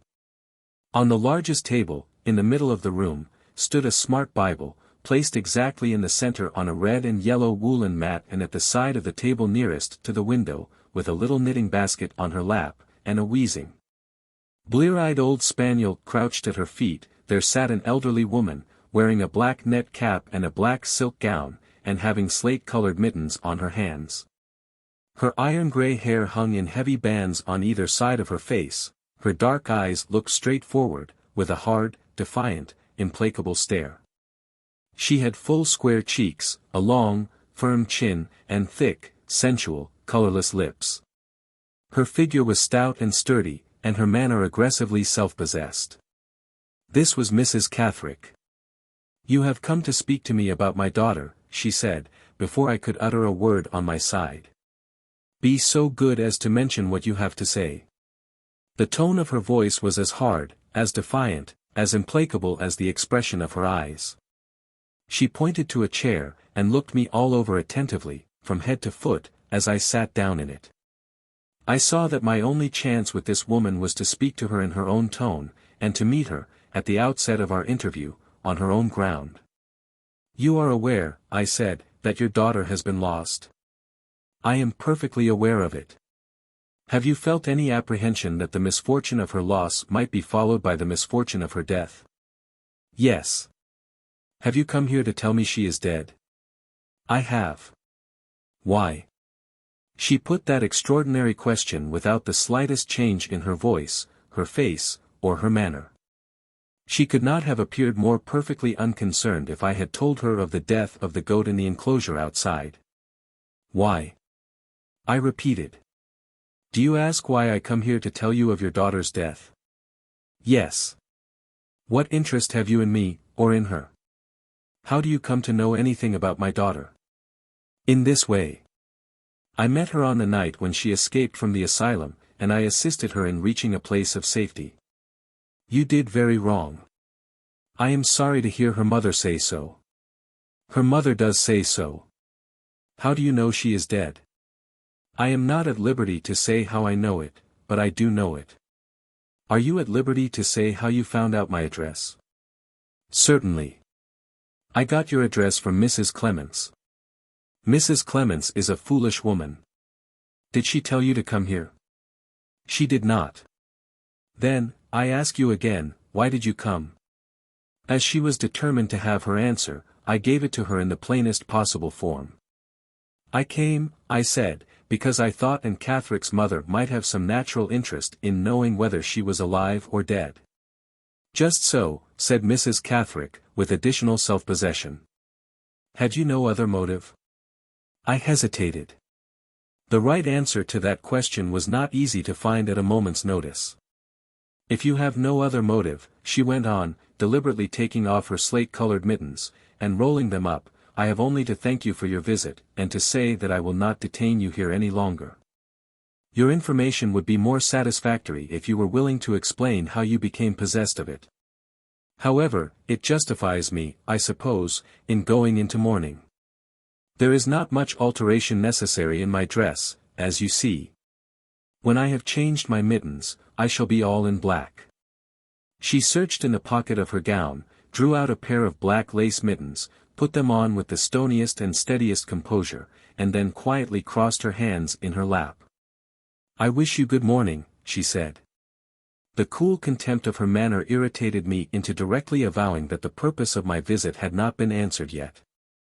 "I have another motive in coming here," I said. "Ah! I thought so," remarked Mrs. Catherick. "Your daughter's death. What did she die of?" "Of disease of the heart." "Yes. Go on." "Your daughter's death has been made the pretext for inflicting serious injury on a person who is very dear to me.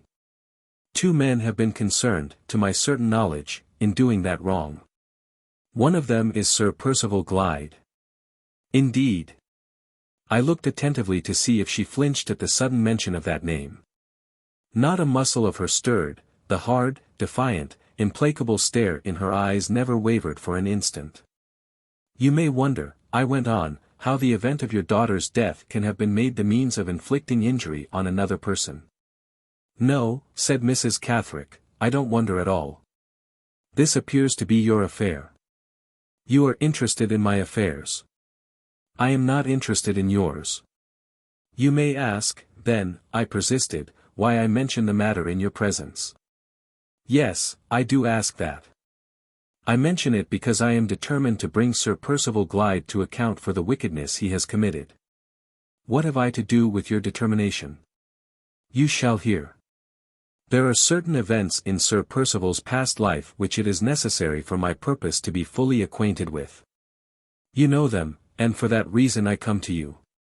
What events do you mean? Events that occurred at Old Welmingham when your husband was parish clerk at that place, and before the time when your daughter was born.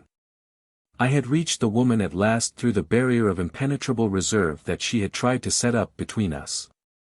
I saw her temper smouldering in her eyes, as plainly as I saw her hands grow restless, then unclasp themselves, and begin mechanically smoothing her dress over her knees.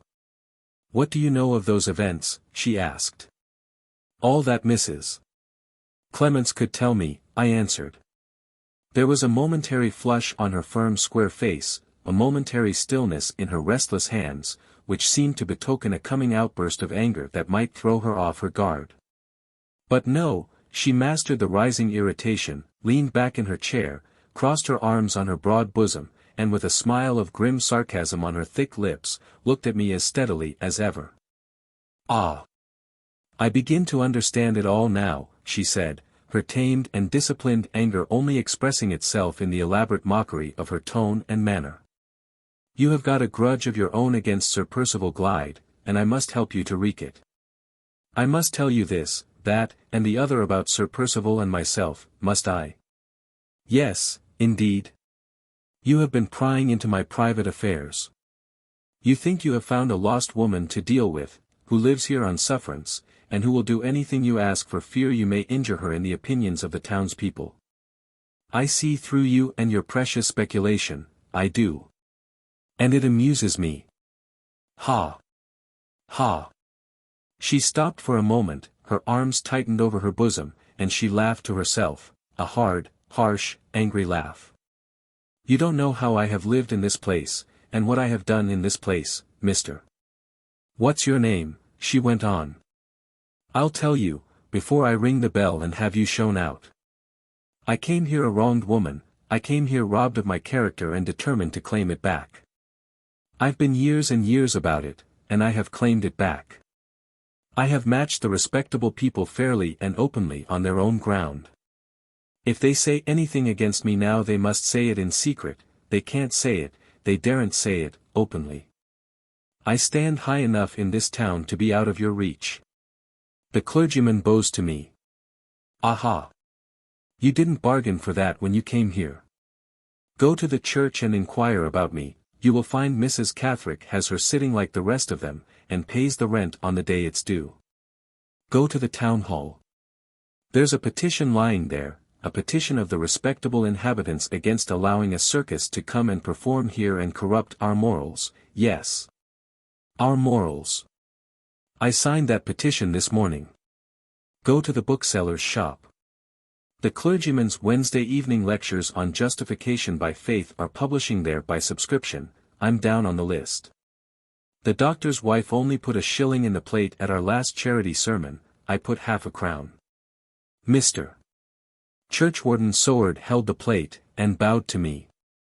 10 years ago he told Pigrum the chemist I ought to be whipped out of the town at the cart's tail. Is your mother alive? Has she got a better Bible on her table than I have got on mine? Does she stand better with her tradespeople than I do with mine? Has she always lived within her income? I have always lived within mine. Ah! There is the clergyman coming along the square. Look, Mr. What's your name, look, if you please. She started up with the activity of a young woman, went to the window, waited till the clergyman passed, and bowed to him solemnly. The clergyman ceremoniously raised his hat, and walked on. Mrs. Catherick returned to her chair, and looked at me with a grimmer sarcasm than ever. There, she said. What do you think of that for a woman with a lost character? How does your speculation look now? The singular manner in which she had chosen to assert herself, the extraordinary practical vindication of her position in the town which she had just offered, had so perplexed me that I listened to her in silent surprise. I was not the less resolved, however, to make another effort to throw her off her guard. If the woman's fierce temper once got beyond her control, and once flamed out on me, she might yet say the words which would put the clue in my hands. How does your speculation look now? She repeated. Exactly as it looked when I first came in, I answered. I don't doubt the position you have gained in the town, and I don't wish to assail it even if I could. I came here because Sir Percival Glyde is, to my certain knowledge, your enemy, as well as mine. If I have a grudge against him, you have a grudge against him too. You may deny it if you like, you may distrust me as much as you please, you may be as angry as you will, but, of all the women in England, you, if you have any sense of injury, are the woman who ought to help me to crush that man. Crush him for yourself, she said, then come back here, and see what I say to you. She spoke those words as she had not spoken yet, quickly, fiercely, vindicatively. I had stirred in its lair the serpent hatred of years, but only for a moment. Like a lurking reptile it leaped up at me as she eagerly bent forward towards the place in which I was sitting. Like a lurking reptile it dropped out of sight again as she instantly resumed her former position in the chair. You won't trust me? I said. No. You are afraid? Do I look as if I was? You are afraid of Sir Percival Glyde? Am I? Her color was rising, and her hands were at work again smoothing her gown. I pressed the point farther and farther home, I went on without allowing her a moment of delay. Sir Percival has a high position in the world, I said, it would be no wonder if you were afraid of him.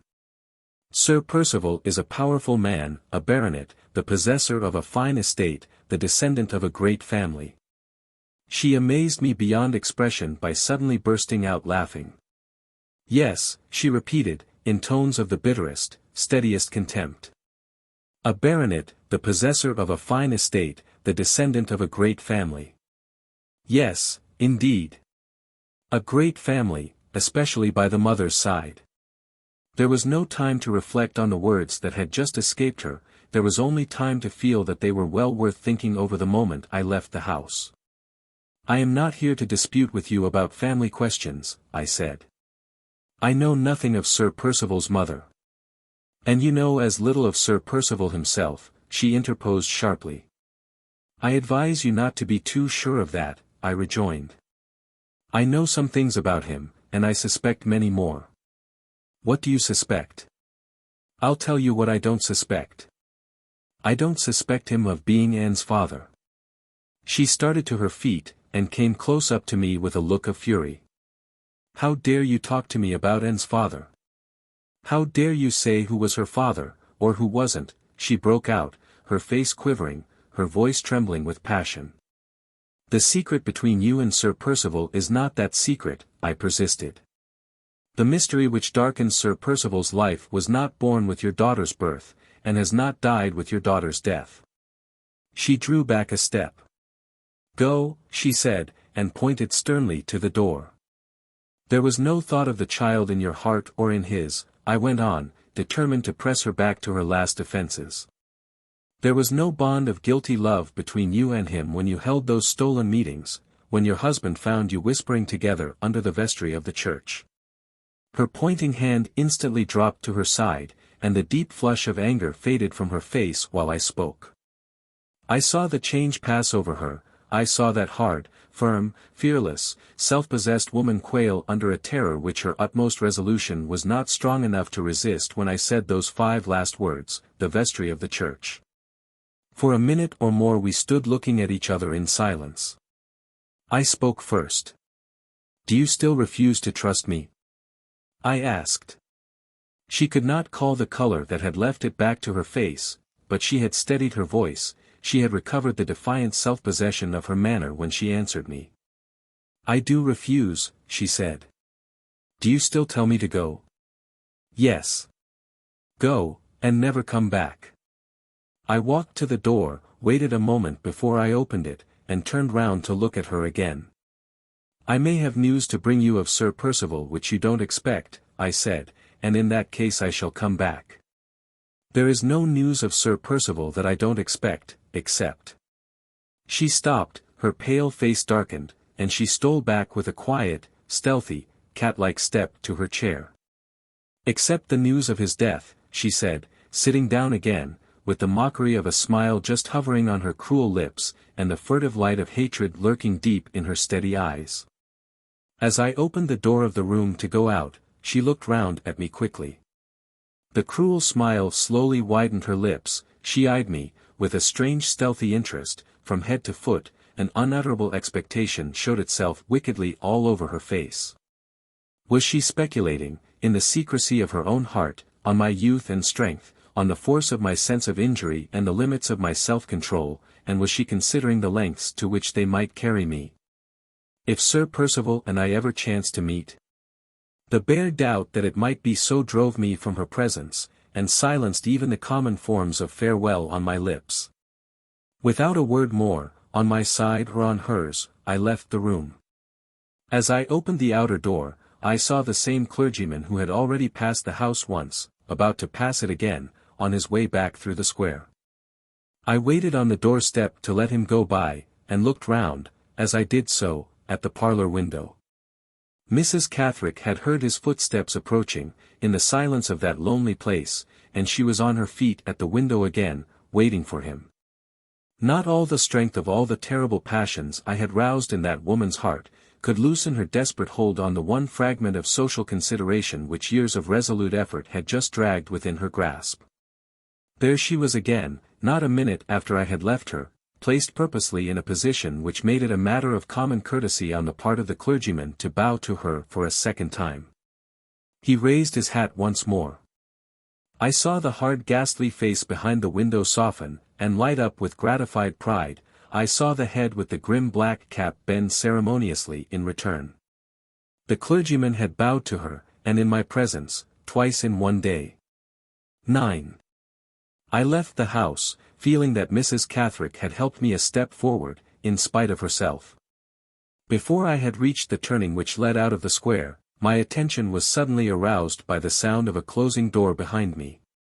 I looked round, and saw an undersized man in black on the doorstep of a house, which, as well as I could judge, stood next to Mrs. Catherick's place of abode, next to it, on the side nearest to me. The man did not hesitate a moment about the direction he should take. He advanced rapidly towards the turning at which I had stopped. I recognized him as the lawyer's clerk, who had preceded me in my visit to Blackwater Park, and who had tried to pick a quarrel with me, when I asked him if I could see the house. I waited where I was, to ascertain whether his object was to come to close quarters and speak on this occasion. To my surprise he passed on rapidly, without saying a word, without even looking up in my face as he went by. This was such a complete inversion of the course of proceeding which I had every reason to expect on his part, that my curiosity, or rather my suspicion, was aroused, and I determined on my side to keep him cautiously in view, and to discover what the business might be in which he was now employed. Without caring whether he saw me or not, I walked after him. He never looked back, and he led me straight through the streets to the railway station. The train was on the point of starting, and 2 or 3 passengers who were late were clustering round the small opening through which the tickets were issued. I joined them, and distinctly heard the lawyer's clerk demand a ticket for the Blackwater station. I satisfied myself that he had actually left by the train before I came away. There was only one interpretation that I could place on what I had just seen and heard. I had unquestionably observed the man leaving a house which closely adjoined Mrs. Catherick's residence.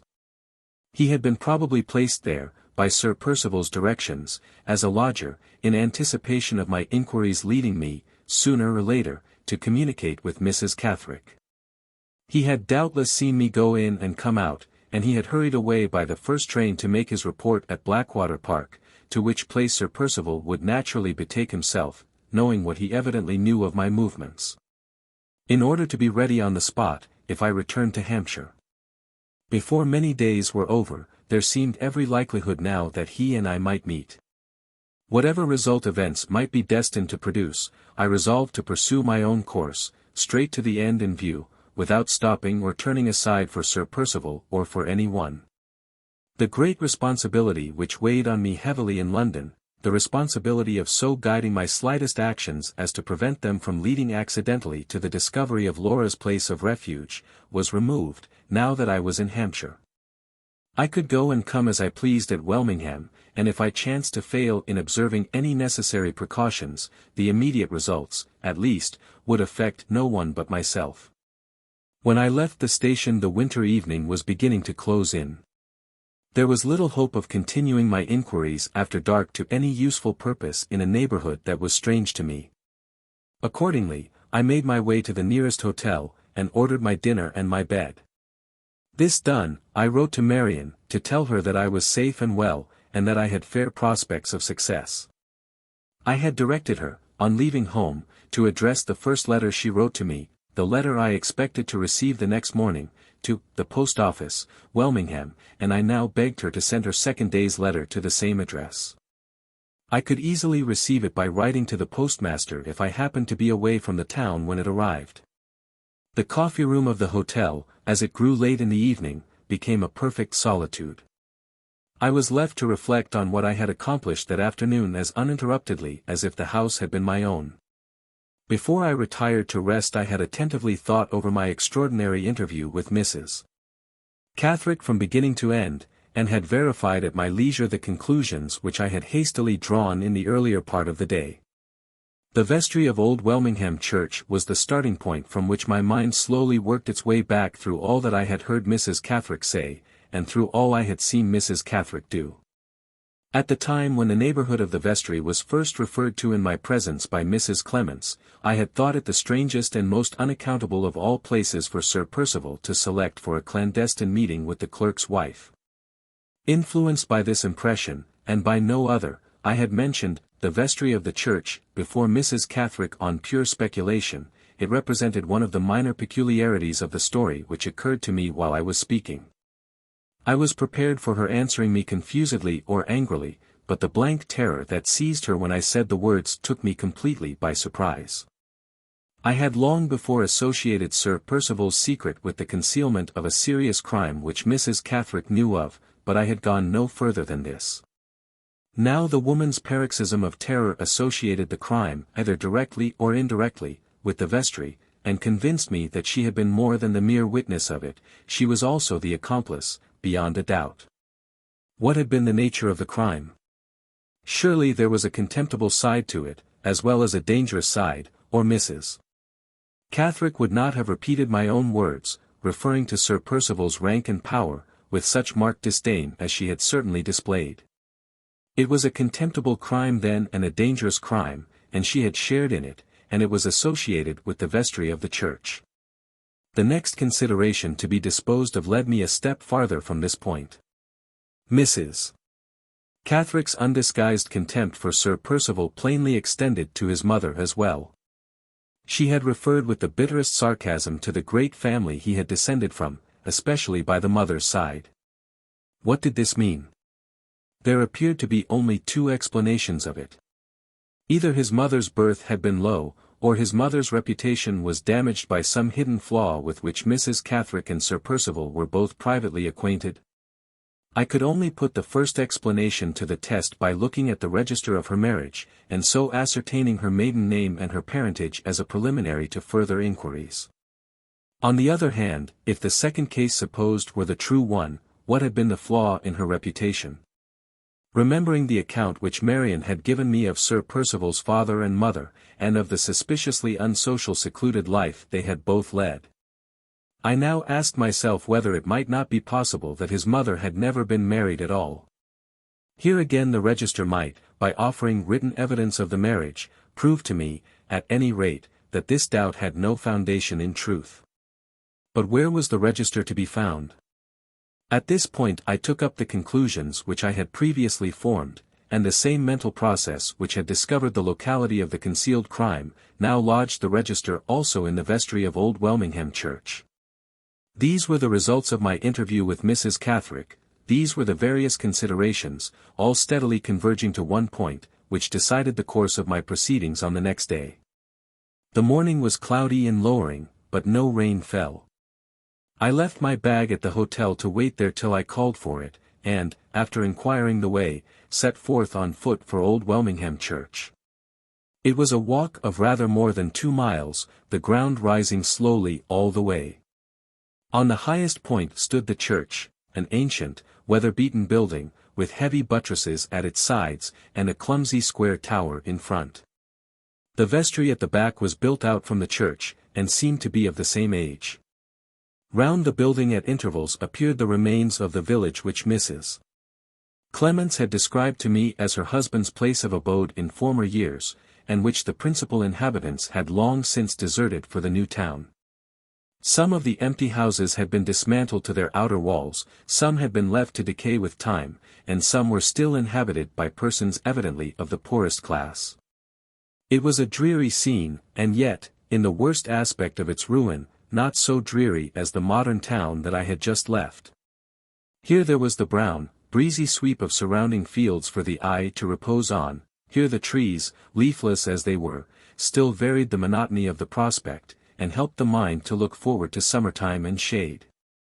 As I moved away from the back of the church, and passed some of the dismantled cottages in search of a person who might direct me to the clerk, I saw 2 men saunter out after me from behind a wall. The tallest of the 2, a stout muscular man in the dress of a gamekeeper, was a stranger to me.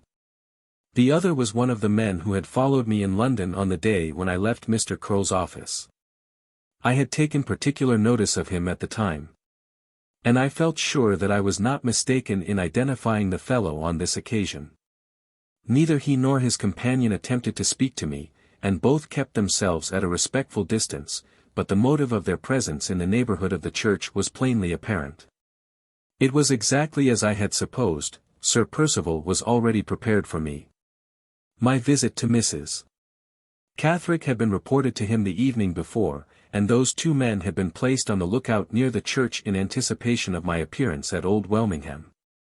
If I had wanted any further proof that my investigations had taken the right direction at last, the plan now adopted for watching me would have supplied it. I walked on away from the church till I reached one of the inhabited houses, with a patch of kitchen garden attached to it on which a labourer was at work. He directed me to the clerk's abode, a cottage at some little distance off, standing by itself on the outskirts of the forsaken village. The clerk was indoors, and was just putting on his greatcoat. He was a cheerful, familiar, loudly talkative old man, with a very poor opinion, as I soon discovered, of the place in which he lived. And a happy sense of superiority to his neighbours in virtue of the great personal distinction of having once been in London. "It's well you came so early, sir," said the old man, when I had mentioned the object of my visit. "I should have been away in 10 minutes more. Parish business, sir, and a goodish long trot before it's all done for a man at my age. But, bless you, I'm strong on my legs still. As long as a man don't give at his legs, there's a deal of work left in him. Don't you think so yourself, sir?" He took his keys down while he was talking from a hook behind the fireplace, and locked his cottage door behind us. "Nobody at home to keep house for me," said the clerk, with a cheerful sense of perfect freedom from all family encumbrances. "My wife's in the churchyard there, and my children are all married. A wretched place this, isn't it, sir? But the parish is a large one, every man couldn't get through the business as I do. It's learning does it, and I've had my share, and a little more. I can talk the Queen's English, God bless the Queen, and that's more than most of the people about here can do. You're from London, I suppose, sir?" "I've been in London a matter of 25 years ago." "What's the news there now, if you please?" Chattering on in this way, he led me back to the vestry. I looked about to see if the 2 spies were still in sight. They were not visible anywhere. After having discovered my application to the clerk, they had probably concealed themselves where they could watch my next proceedings in perfect freedom. The vestry door was of stout old oak, studded with strong nails, and the clerk put his large heavy key into the lock with the air of a man who knew that he had a difficulty to encounter, and who was not quite certain of creditably conquering it. "I'm obliged to bring you this way, sir," he said, "because the door from the vestry to the church is bolted on the vestry side. We might have got in through the church otherwise. This is a perverse lock, if ever there was one yet. It's big enough for a prison door, it's been hampered over and over again, and it ought to be changed for a new one. I've mentioned that to the churchwarden 50 times over at least, he's always saying, 'I'll see about it,' and he never does see. Ah, it's a sort of lost corner, this place. Not like London, is it, sir? Bless you, we are all asleep here. We don't march with the times." After some twisting and turning of the key, the heavy lock yielded, and he opened the door. The vestry was larger than I should have supposed it to be, judging from the outside only. It was a dim, mouldy, melancholy old room, with a low, raftered ceiling. Round two sides of it, the sides nearest to the interior of the church, ran heavy wooden presses, worm-eaten and gaping with age. Hooked to the inner corner of one of these presses hung several surplices, all bulging out at their lower ends in an irreverent-looking bundle of limp drapery. Below the surplices, on the floor, stood 3 packing cases, with the lids half off, half on, and the straw profusely bursting out of their cracks and crevices in every direction. Behind them, in a corner, was a litter of dusty papers, some large and rolled up like architects' plans, some loosely strung together on files like bills or letters. The room had once been lighted by a small side window, but this had been bricked up, and a lantern skylight was now substituted for it. The atmosphere of the place was heavy and mouldy, being rendered additionally oppressive by the closing of the door which led into the church. This door also was composed of solid oak, and was bolted at the top and bottom on the vestry side. "We might be tidier, mightn't we, sir," said the cheerful clerk, "but when you're in a lost corner of a place like this, what are you to do?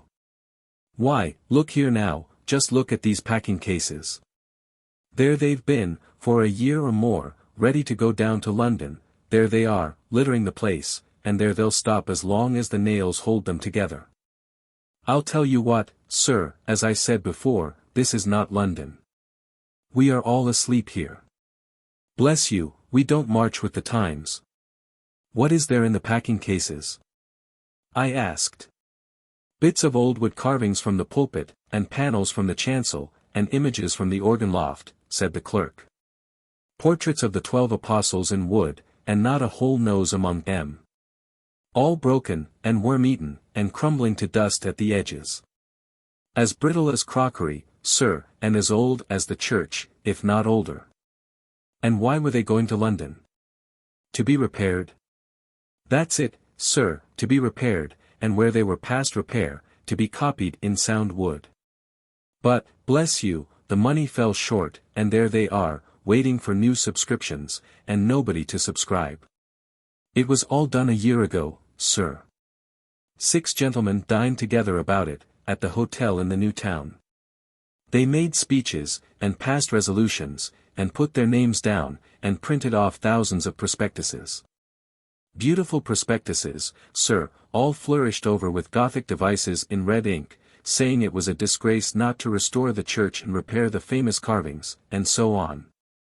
There are the prospectuses that couldn't be distributed, and the architect's plans and estimates, and the whole correspondence which set everybody at loggerheads and ended in a dispute, all down together in that corner, behind the packing cases.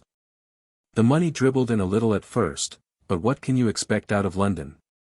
There was just enough, you know, to pack the broken carvings, and get the estimates, and pay the printer's bill, and after that there wasn't a halfpenny left. There the things are, as I said before. We have nowhere else to put them, nobody in the new town cares about accommodating us, we're in a lost corner, and this is an untidy vestry, and who's to help it, that's what I want to know." My anxiety to examine the register did not dispose me to offer much encouragement to the old man's talkativeness. I agreed with him that nobody could help the untidiness of the vestry, and then suggested that we should proceed to our business without more delay. "Aye, the marriage register, to be sure," said the clerk, taking a little bunch of keys from his pocket. "How far do you want to look back, sir?" Marian had informed me of Sir Percival's age at the time when we had spoken together of his marriage engagement with Laura. She had then described him as being 45 years old. Calculating back from this, and making due allowance for the year that had passed since I had gained my information, I found that he must have been born in 1804. And that I might safely start on my search through the register from that date. "I want to begin with the year 1804, I said. "Which way after that, sir?" asked the clerk. "Forwards to our time or backwards away from us?" "Backwards from 1804. He opened the door of one of the presses, the press from the side of which the surplices were hanging, and produced a large volume bound in greasy brown leather. I was struck by the insecurity of the place in which the register was kept. The door of the press was warped and cracked with age, and the lock was of the smallest and commonest kind. I could have forced it easily with the walking stick I carried in my hand. "Is that considered a sufficiently secure place for the register?" I inquired. "Surely a book of such importance as this ought to be protected by a better lock, and kept carefully in an iron safe." "Well, now, that's curious," said the clerk, shutting up the book again, just after he had opened it, and smacking his hand cheerfully on the cover. "Those were the very words my old master was always saying years and years ago, when I was a lad. Why isn't the register, meaning this register here, under my hand, why isn't it kept in an iron safe? If I've heard him say that once, I've heard him say it 100 times. He was the solicitor in those days, sir, who had the appointment of vestry clerk to this church. A fine hearty old gentleman, and the most particular man breathing. As long as he lived he kept a copy of this book in his office at Knowlesbury, and had it posted up regular, from time to time, to correspond with the fresh entries here. You would hardly think it, but he had his own appointed days, once or twice in every quarter, for riding over to this church on his old white pony, to check the copy, by the register, with his own eyes and hands. How do I know? He used to say, how do I know that the register in this vestry may not be stolen or destroyed? Why isn't it kept in an iron safe? Why can't I make other people as careful as I am myself? Some of these days there will be an accident happen, and when the register's lost, then the parish will find out the value of my copy. He used to take his pinch of snuff after that, and look about him as bold as a lord. Ah! The like of him for doing business isn't easy to find now. You may go to London and not match him, even there. Which year did you say, sir? 1800 and what? 1804, I replied, mentally resolving to give the old man no more opportunities of talking, until my examination of the register was over. The clerk put on his spectacles, and turned over the leaves of the register, carefully wetting his finger and thumb at every third page. There it is, sir, said he, with another cheerful smack on the open volume. There's the year you want. As I was ignorant of the month in which Sir Percival was born, I began my backward search with the early part of the year. The register book was of the old-fashioned kind, the entries being all made on blank pages in manuscript, and the divisions which separated them being indicated by ink lines drawn across the page at the close of each entry. I reached the beginning of the year 1804 without encountering the marriage, and then travelled back through December 1803, through November and October, through. No. Not through September also. Under the heading of that month in the year I found the marriage. I looked carefully at the entry. It was at the bottom of a page, and was for want of room compressed into a smaller space than that occupied by the marriages above. The marriage immediately before it was impressed on my attention by the circumstance of the bridegroom's Christian name being the same as my own.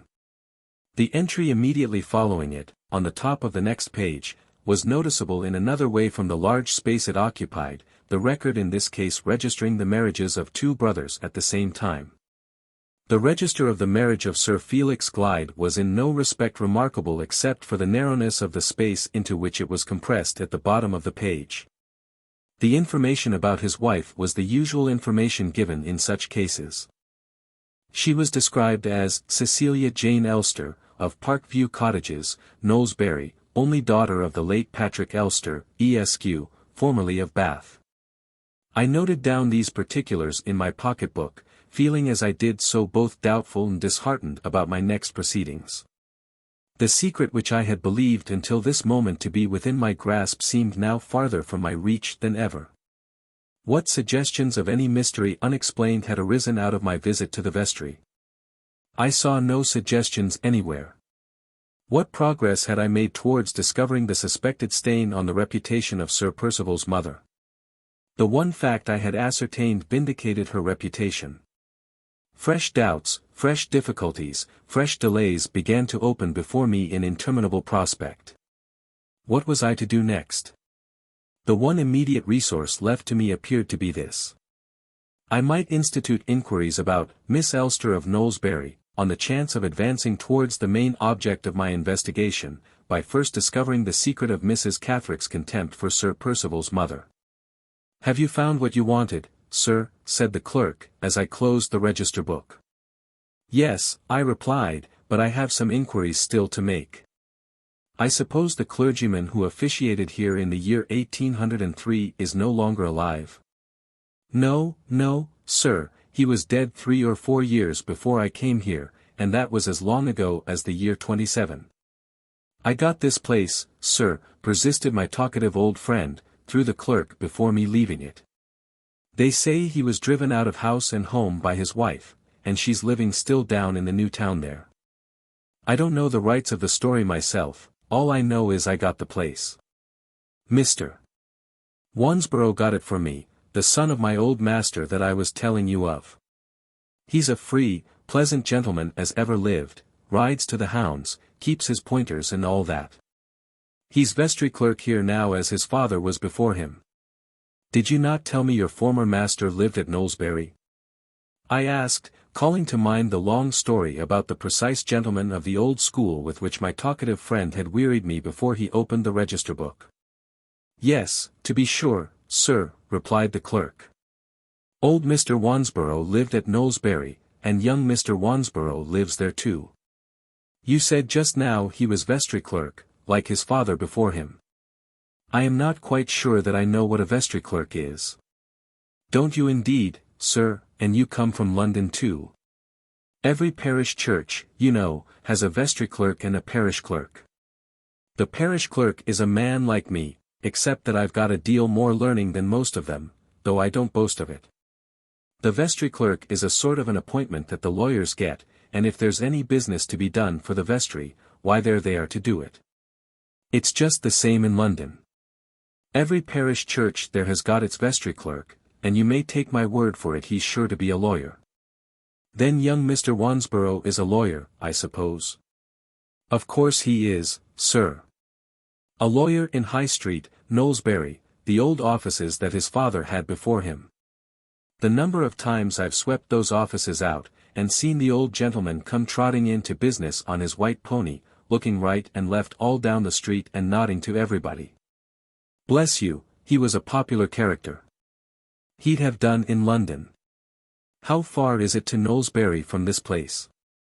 "A long stretch, sir," said the clerk, with that exaggerated idea of distances, and that vivid perception of difficulties in getting from place to place, which is peculiar to all country people. "Nigh on 5 mile, I can tell you." It was still early in the forenoon. There was plenty of time for a walk to Knowlesbury and back again to Welmingham. And there was no person probably in the town who was fitter to assist my inquiries about the character and position of Sir Percival's mother before her marriage than the local solicitor. Resolving to go at once to Knowlesbury on foot, I led the way out of the vestry. "Thank you kindly, sir," said the clerk, as I slipped my little present into his hand. "Are you really going to walk all the way to Knowlesbury and back? Well, you're strong on your legs, too, and what a blessing that is, isn't it? There's the road, you can't miss it. I wish I was going your way. It's pleasant to meet with gentlemen from London in a lost corner like this. One hears the news. Wish you good morning, sir, and thank you kindly once more." We parted. As I left the church behind me I looked back, and there were the two men again on the road below, with a third in their company, that third person being the short man in black whom I had traced to the railway the evening before. The three stood talking together for a little while, then separated. The man in black went away by himself towards Welmingham, the other two remained together, evidently waiting to follow me as soon as I walked on. I proceeded on my way without letting the fellows see that I took any special notice of them. They caused me no conscious irritation of feeling at that moment, on the contrary, they rather revived my sinking hopes. In the surprise of discovering the evidence of the marriage, I had forgotten the inference I had drawn on first perceiving the men in the neighbourhood of the vestry. Their reappearance reminded me that Sir Percival had anticipated my visit to Old Welmingham Church as the next result of my interview with Mrs. Catherick, otherwise he would never have placed his spies there to wait for me. Smoothly and fairly as appearances looked in the vestry, there was something wrong beneath them, there was something in the register book, for aught I knew, that I had not discovered yet. Once out of sight of the church, I pressed forward briskly on my way to Knowlesbury. The road was, for the most part, straight and level. Whenever I looked back over it I saw the two spies steadily following me. For the greater part of the way they kept at a safe distance behind. But once or twice they quickened their pace, as if with the purpose of overtaking me, then stopped, consulted together, and fell back again to their former position. They had some special object evidently in view, and they seemed to be hesitating or differing about the best means of accomplishing it.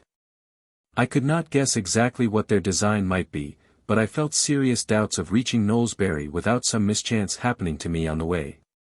These doubts were realized. I had just entered on a lonely part of the road, with a sharp turn at some distance ahead, and had just concluded, calculating by time, that I must be getting near to the town, when I suddenly heard the steps of the men close behind me. Before I could look round, one of them, the man by whom I had been followed in London, passed rapidly on my left side and hustled me with his shoulder. I had been more irritated by the manner in which he and his companion had dogged my steps all the way from Old Welmingham than I was myself aware of, and I unfortunately pushed the fellow away smartly with my open hand. He instantly shouted for help. His companion, the tall man in the gamekeeper's clothes, sprang to my right side, and the next moment the two scoundrels held me pinioned between them in the middle of the road. The conviction that a trap had been laid for me, and the vexation of knowing that I had fallen into it, fortunately restrained me from making my position still worse by an unavailing struggle with two men, one of whom would, in all probability, have been more than a match for me single-handed. I repressed the first natural movement by which I had attempted to shake them off, and looked about to see if there was any person near to whom I could appeal. A labourer was at work in an adjoining field who must have witnessed all that had passed. I called to him to follow us to the town. He shook his head with stolid obstinacy, and walked away in the direction of a cottage which stood back from the high road. At the same time the men who held me between them declared their intention of charging me with an assault. I was cool enough and wise enough now to make no opposition. "Drop your hold of my arms," I said, "and I will go with you to the town." The man in the gamekeeper's dress roughly refused. But the shorter man was sharp enough to look to consequences, and not to let his companion commit himself by unnecessary violence. He made a sign to the other, and I walked on between them with my arms free. We reached the turning in the road, and there, close before us, were the suburbs of Knowlesbury. One of the local policemen was walking along the path by the roadside. The men at once appealed to him. He replied that the magistrate was then sitting at the town hall, and recommended that we should appear before him immediately. We went on to the town hall. The clerk made out a formal summons, and the charge was preferred against me, with the customary exaggeration and the customary perversion of the truth on such occasions. The magistrate, an ill-tempered man, with a sour enjoyment in the exercise of his own power, inquired if any one on or near the road had witnessed the assault, and, greatly to my surprise, the complainant admitted the presence of the labourer in the field. I was enlightened, however, as to the object of the admission by the magistrate's next words. He remanded me at once for the production of the witness, expressing, at the same time, his willingness to take bail for my reappearance if I could produce one responsible surety to offer it. If I had been known in the town he would have liberated me on my own recognizances, but as I was a total stranger it was necessary that I should find responsible bail. The whole object of the stratagem was now disclosed to me. It had been so managed as to make a remand necessary in a town where I was a perfect stranger, and where I could not hope to get my liberty on bail. The remand merely extended over 3 days, until the next sitting of the magistrate. But in that time, while I was in confinement, Sir Percival might use any means he pleased to embarrass my future proceedings, perhaps to screen himself from detection altogether, without the slightest fear of any hindrance on my part. At the end of the 3 days the charge would, no doubt, be withdrawn, and the attendance of the witness would be perfectly useless. My indignation, I may almost say, my despair, at this mischievous check to all further progress, so base and trifling in itself, and yet so disheartening and so serious in its probable results, quite unfitted me at first to reflect on the best means of extricating myself from the dilemma in which I now stood. I had the folly to call for writing materials, and to think of privately communicating my real position to the magistrate. The hopelessness and the imprudence of this proceeding failed to strike me before I had actually written the opening lines of the letter. It was not till I had pushed the paper away, not till, I am ashamed to say, I had almost allowed the vexation of my helpless position to conquer me, that a course of action suddenly occurred to my mind, which Sir Percival had probably not anticipated, and which might set me free again in a few hours. I determined to communicate the situation in which I was placed to Mr. Dawson, of Oak Lodge. I had visited this gentleman's house, it may be remembered, at the time of my first inquiries in the Blackwater Park neighbourhood, and I had presented to him a letter of introduction from Miss Halcombe, in which she recommended me to his friendly attention in the strongest terms. I now wrote, referring to this letter, and to what I had previously told Mr. Dawson of the delicate and dangerous nature of my inquiries. I had not revealed to him the truth about Laura, having merely described my errand as being of the utmost importance to private family interests with which Miss Halcombe was concerned. Using the same caution still, I now accounted for my presence at Knowlesbury in the same manner, and I put it to the doctor to say whether the trust reposed in me by a lady whom he well knew, and the hospitality I had myself received in his house, justified me or not in asking him to come to my assistance in a place where I was quite friendless. I obtained permission to hire a messenger to drive away at once with my letter in a conveyance which might be used to bring the doctor back immediately. Oak Lodge was on the Knowlesbury side of Blackwater. The man declared he could drive there in 40 minutes, and could bring Mr. Dawson back in 40 more. I directed him to follow the doctor wherever he might happen to be, if he was not at home, and then sat down to wait for the result with all the patience and all the hope that I could summon to help me. It was not quite 1:30 when the messenger departed. Before 3:30 he returned, and brought the doctor with him. Mr. Dawson's kindness, and the delicacy with which he treated his prompt assistance quite as a matter of course, almost overpowered me. The bail required was offered, and accepted immediately. Before 4 o'clock on that afternoon, I was shaking hands warmly with the good old doctor, a free man again, in the streets of Knowlesbury. Mr. Dawson hospitably invited me to go back with him to Oak Lodge, and take up my quarters there for the night. I could only reply that my time was not my own, and I could only ask him to let me pay my visit in a few days, when I might repeat my thanks, and offer to him all the explanations which I felt to be only his due, but which I was not then in a position to make. We parted with friendly assurances on both sides, and I turned my steps at once to Mr. Wansborough's office in the High Street. Time was now of the last importance. The news of my being free on bail would reach Sir Percival, to an absolute certainty, before night. If the next few hours did not put me in a position to justify his worst fears, and to hold him helpless at my mercy, I might lose every inch of the ground I had gained, never to recover it again. The unscrupulous nature of the man, the local influence he possessed, the desperate peril of exposure with which my blindfold inquiries threatened him, all warned me to press on to positive discovery, without the useless waste of a single minute. I had found time to think while I was waiting for Mr. Dawson's arrival, and I had well employed it. Certain portions of the conversation of the talkative old clerk, which had wearied me at the time, now recurred to my memory with a new significance, and a suspicion crossed my mind darkly which had not occurred to me while I was in the vestry. On my way to Knowlesbury, I had only proposed to apply to Mr. Wansborough for information on the subject of Sir Percival's mother. My object now was to examine the duplicate register of Old Welmingham Church. Mr. Wansborough was in his office when I inquired for him. He was a jovial, red-faced, easy-looking man, more like a country squire than a lawyer, and he seemed to be both surprised and amused by my application. He had heard of his father's copy of the register, but had not even seen it himself. It had never been inquired after, and it was no doubt in the strong room among other papers that had not been disturbed since his father's death. It was a pity, Mr.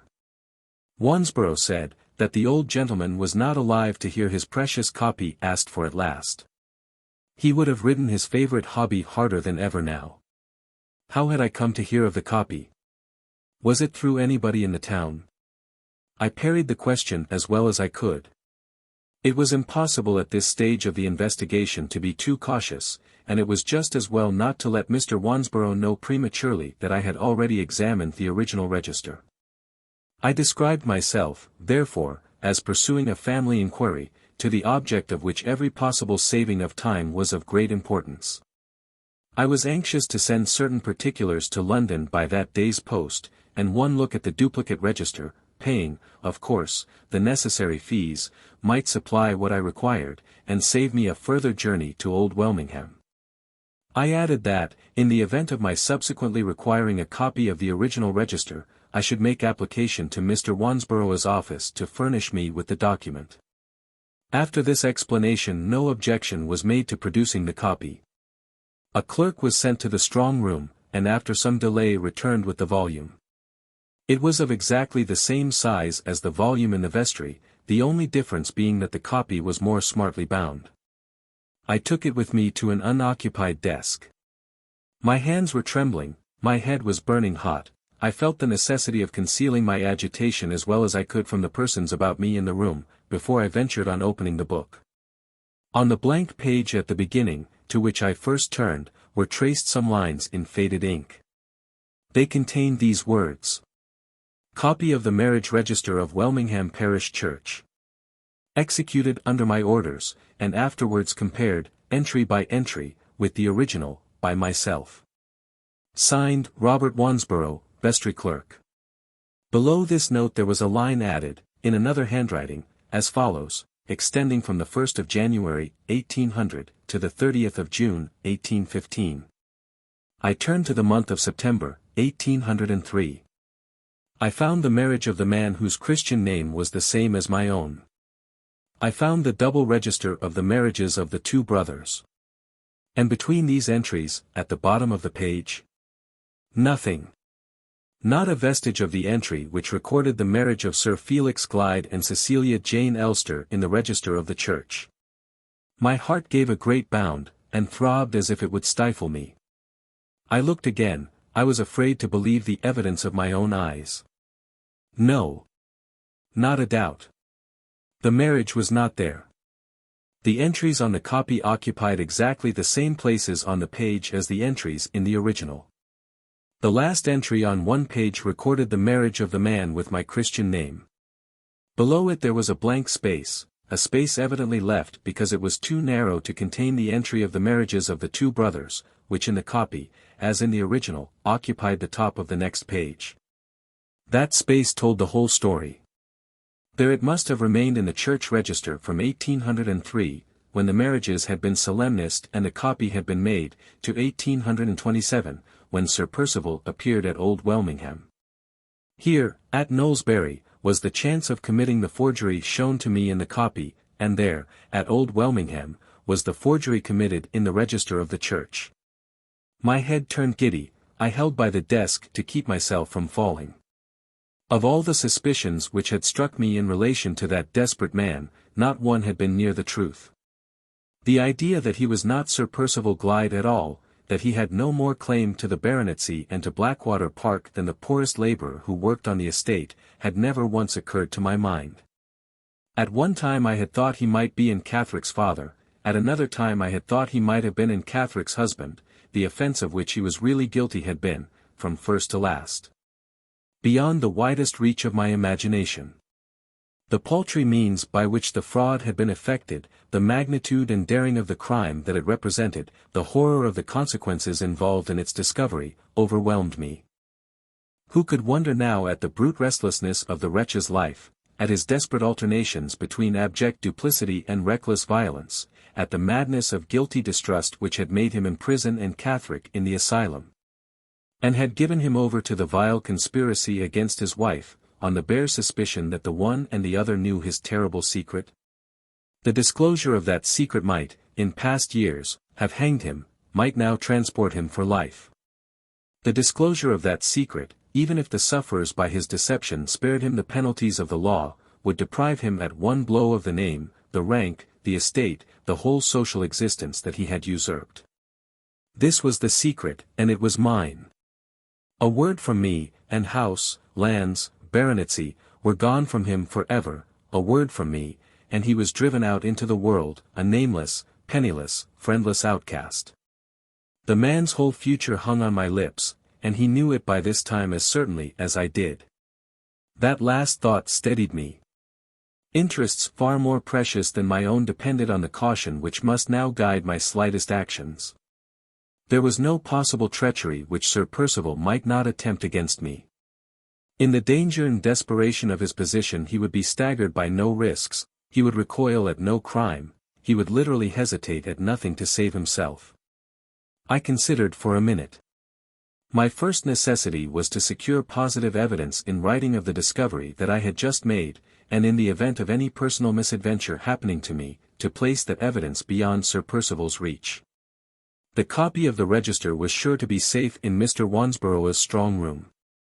But the position of the original in the vestry was, as I had seen with my own eyes, anything but secure. In this emergency I resolved to return to the church, to apply again to the clerk, and to take the necessary extract from the register before I slept that night. I was not then aware that a legally certified copy was necessary, and that no document merely drawn out by myself could claim the proper importance as a proof. I was not aware of this, and my determination to keep my present proceedings a secret prevented me from asking any questions which might have procured the necessary information. My one anxiety was the anxiety to get back to old Welmingham. I made the best excuses I could for the discomposure in my face and manner which Mr. Wansborough had already noticed, laid the necessary fee on his table, arranged that I should write to him in a day or two, and left the office, with my head in a whirl and my blood throbbing through my veins at fever heat. It was just getting dark. The idea occurred to me that I might be followed again and attacked on the high road. My walking stick was a light one, of little or no use for purposes of defense. I stopped before leaving Knowlesbury and bought a stout country cudgel, short, and heavy at the head. With this homely weapon, if any one man tried to stop me I was a match for him. If more than one attacked me I could trust to my heels. In my school days I had been a noted runner, and I had not wanted for practice since in the later time of my experience in Central America. I started from the town at a brisk pace, and kept the middle of the road. A small misty rain was falling, and it was impossible for the first half of the way to make sure whether I was followed or not. But at the last half of my journey, when I supposed myself to be about 2 miles from the church, I saw a man run by me in the rain, and then heard the gate of a field by the roadside shut to sharply. I kept straight on, with my cudgel ready in my hand, my ears on the alert, and my eyes straining to see through the mist and the darkness. Before I had advanced 100 yards there was a rustling in the hedge on my right, and 3 men sprang out into the road. I drew aside on the instant to the footpath. The 2 foremost men were carried beyond me before they could check themselves. The third was as quick as lightning. He stopped, half-turned, and struck at me with his stick. The blow was aimed at hazard, and was not a severe one. It fell on my left shoulder. I returned it heavily on his head. He staggered back and jostled his two companions just as they were both rushing at me. This circumstance gave me a moment's start. I slipped by them, and took to the middle of the road again at the top of my speed. The two unhurt men pursued me. They were both good runners, the road was smooth and level, and for the first 5 minutes or more I was conscious that I did not gain on them. It was perilous work to run for long in the darkness. I could barely see the dim black line of the hedges on either side, and any chance obstacle in the road would have thrown me down to a certainty. Ere long I felt the ground changing, it descended from the level at a turn, and then rose again beyond. Downhill the men rather gained on me, but uphill I began to distance them. The rapid, regular thump of their feet grew fainter on my ear, and I calculated by the sound that I was far enough in advance to take to the fields with a good chance of their passing me in the darkness. Diverging to the footpath, I made for the first break that I could guess at, rather than see, in the hedge. It proved to be a closed gate. I vaulted over, and finding myself in a field, kept across it steadily with my back to the road. I heard the men pass the gate, still running, then in a minute more heard one of them call to the other to come back. It was no matter what they did now, I was out of their sight and out of their hearing. I kept straight across the field, and when I had reached the farther extremity of it, waited there for a minute to recover my breath. It was impossible to venture back to the road, but I was determined nevertheless to get to Old Welmingham that evening. Neither moon nor stars appeared to guide me. I only knew that I had kept the wind and rain at my back on leaving Knowlesbury, and if I now kept them at my back still, I might at least be certain of not advancing altogether in the wrong direction. Proceeding on this plan, I crossed the country, meeting with no worse obstacles than hedges, ditches, and thickets, which every now and then obliged me to alter my course for a little while, until I found myself on a hillside, with the ground sloping away steeply before me. I descended to the bottom of the hollow, squeezed my way through a hedge, and got out into a lane. Having turned to the right on leaving the road, I now turned to the left, on the chance of regaining the line from which I had wandered. After following the muddy windings of the lane for 10 minutes or more, I saw a cottage with a light in one of the windows. The garden gate was open to the lane, and I went in at once to inquire my way. Before I could knock at the door it was suddenly opened, and a man came running out with a lighted lantern in his hand. He stopped and held it up at the sight of me. We both started as we saw each other. My wanderings had led me round the outskirts of the village, and had brought me out at the lower end of it. I was back at Old Welmingham, and the man with the lantern was no other than my acquaintance of the morning, the parish clerk. His manner appeared to have altered strangely in the interval since I had last seen him. He looked suspicious and confused, his ruddy cheeks were deeply flushed, and his first words, when he spoke, were quite unintelligible to me. "Where are the keys?" he asked. "Have you taken them?" "What keys?" I repeated. "I have this moment come from Knowlesbury." "What keys do you mean?" "The keys of the vestry." "Lord save us and help us. What shall I do? The keys are gone. Do you hear?" cried the old man, shaking the lantern at me in his agitation. "The keys are gone." "How? When? Who can have taken them?" "I don't know," said the clerk, staring about him wildly in the darkness. "I've only just got back. I told you I had a long day's work this morning. I locked the door and shut the window down. It's open now, the window's open. Look. Somebody has got in there and taken the keys." He turned to the casement window to show me that it was wide open. The door of the lantern came loose from its fastening as he swayed it round, and the wind blew the candle out instantly. "Get another light," I said, "and let us both go to the vestry together. Quick! Quick!" I hurried him into the house. The treachery that I had every reason to expect, the treachery that might deprive me of every advantage I had gained, was at that moment, perhaps, in process of accomplishment. My impatience to reach the church was so great that I could not remain inactive in the cottage while the clerk lit the lantern again. I walked out, down the garden path, into the lane. Before I had advanced 10 paces a man approached me from the direction leading to the church. He spoke respectfully as we met. I could not see his face, but judging by his voice only, he was a perfect stranger to me. "I beg your pardon, Sir Percival," he began. I stopped him before he could say more. "The darkness misleads you," I said. "I am not Sir Percival." The man drew back directly. "I thought it was my master," he muttered, in a confused, doubtful way. "You expected to meet your master here?" "I was told to wait in the lane." With that answer he retraced his steps. I looked back at the cottage and saw the clerk coming out, with the lantern lighted once more. I took the old man's arm to help him on the more quickly. We hastened along the lane, and passed the person who had accosted me. As well as I could see by the light of the lantern, he was a servant out of livery. "Who's that?" whispered the clerk. "Does he know anything about the keys?" "We won't wait to ask him," I replied. "We will go on to the vestry first." The church was not visible, even by daytime, until the end of the lane was reached. As we mounted the rising ground which led to the building from that point, one of the village children, a boy, came close up to us, attracted by the light we carried, and recognized the clerk.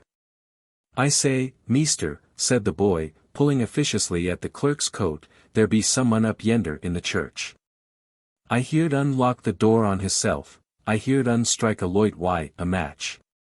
The clerk trembled and leaned against me heavily. "Come.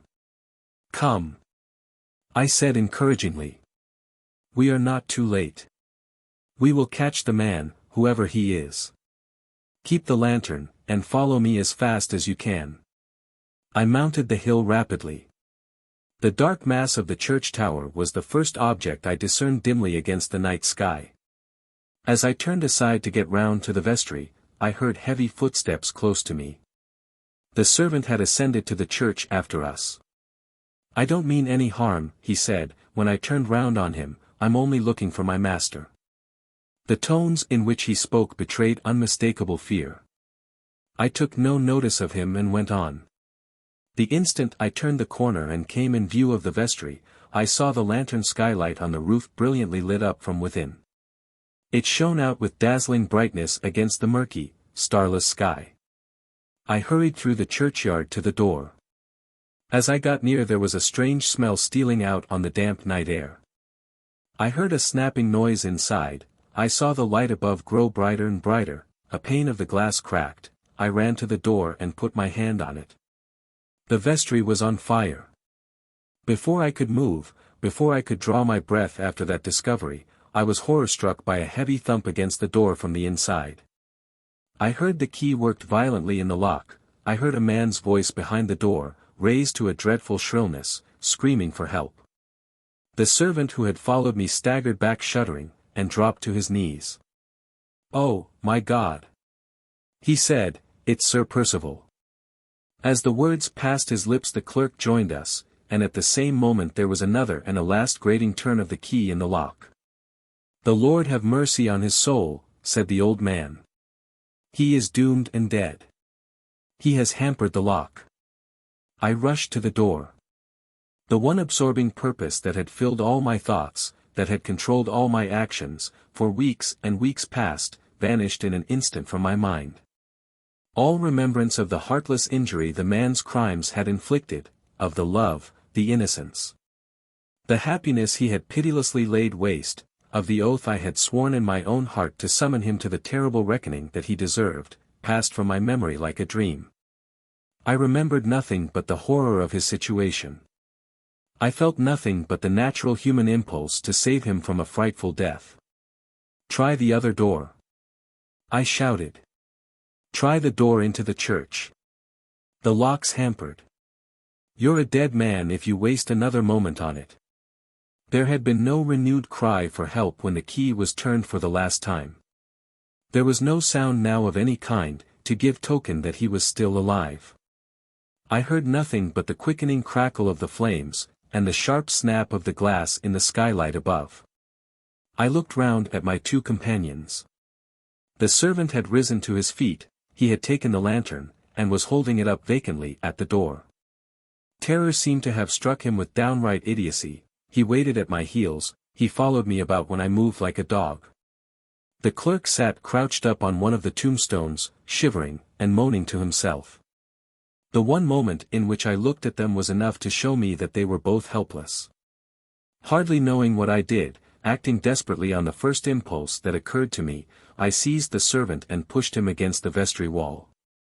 "Stoop," I said, "and hold by the stones. I am going to climb over you to the roof, I am going to break the skylight, and give him some air."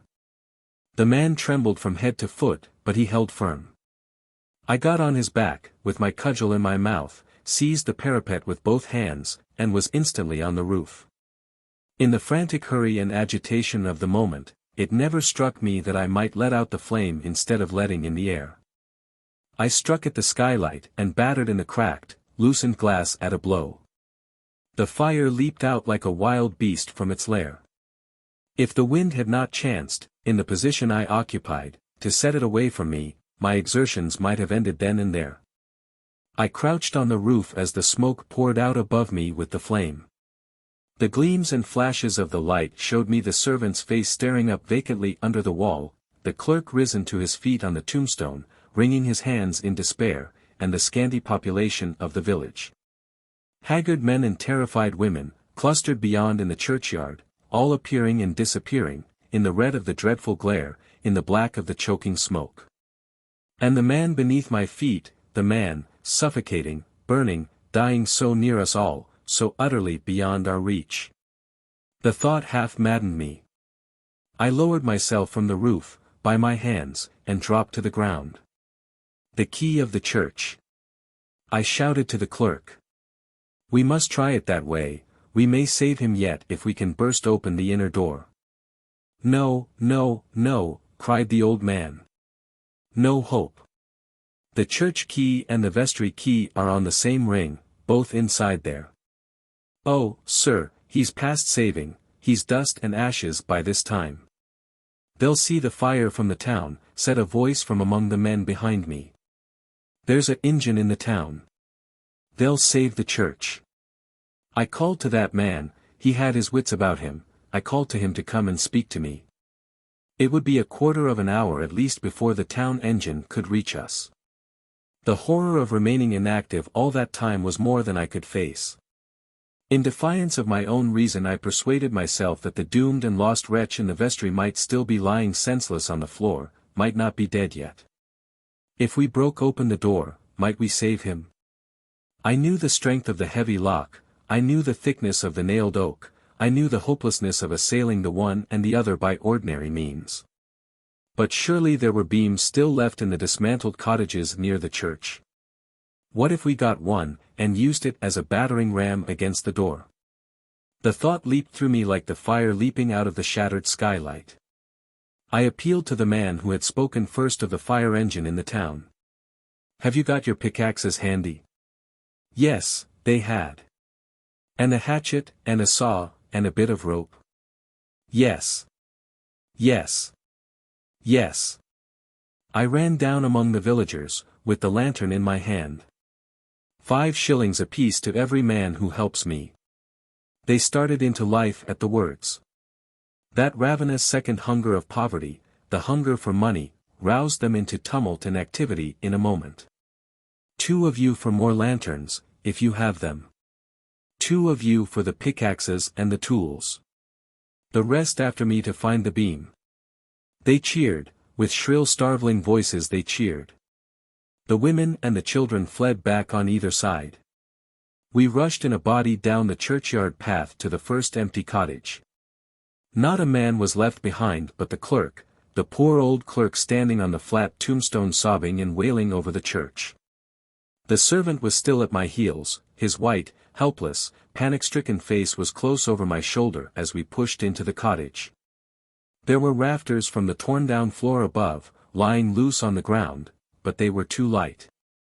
A beam ran across over our heads, but not out of reach of our arms and our pickaxes, a beam fast at each end in the ruined wall, with ceiling and flooring all ripped away, and a great gap in the roof above, open to the sky. We attacked the beam at both ends at once. God! How it held, how the brick and mortar of the wall resisted us. We struck, and tugged, and tore. The beam gave at one end, it came down with a lump of brickwork after it. There was a scream from the women all huddled in the doorway to look at us, a shout from the men, 2 of them down but not hurt. Another tug all together, and the beam was loose at both ends. We raised it, and gave the word to clear the doorway. Now for the work. Now for the rush at the door. There is the fire streaming into the sky, streaming brighter than ever to light us. Steady along the churchyard path, steady with the beam for a rush at the door. 1, 2, 3, and off. Out rings the cheering again, irrepressibly.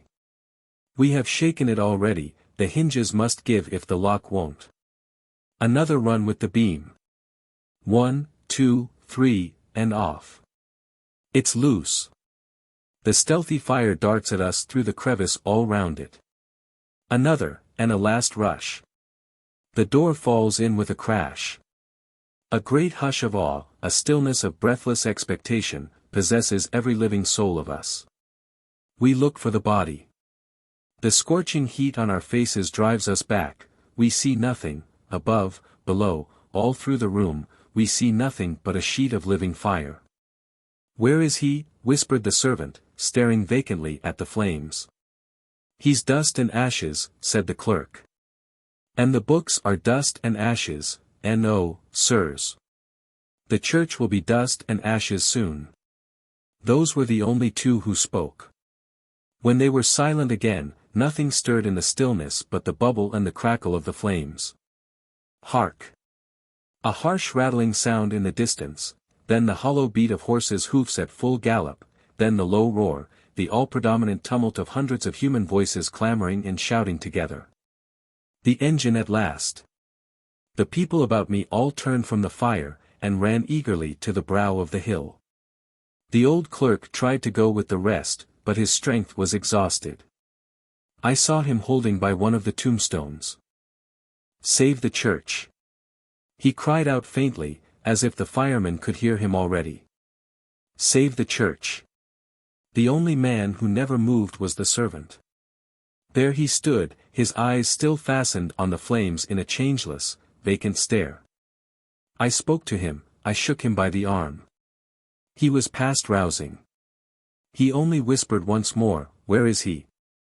In 10 minutes the engine was in position, the well at the back of the church was feeding it, and the hose was carried to the doorway of the vestry. If help had been wanted from me I could not have afforded it now. My energy of will was gone, my strength was exhausted, the turmoil of my thoughts was fearfully and suddenly stilled, now I knew that he was dead.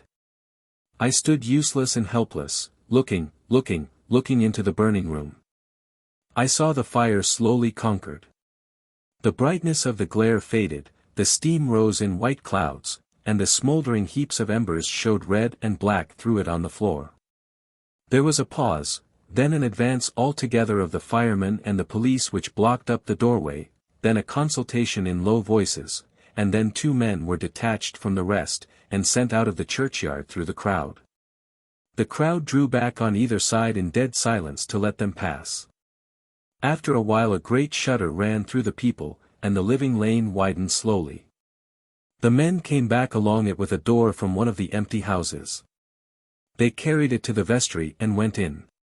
The police closed again round the doorway, and men stole out from among the crowd by 2s and 3s and stood behind them to be the first to see.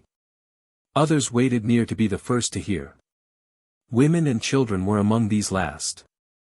The tidings from the vestry began to flow out among the crowd, they dropped slowly from mouth to mouth till they reached the place where I was standing. I heard the questions and answers repeated again and again in low, eager tones all round me.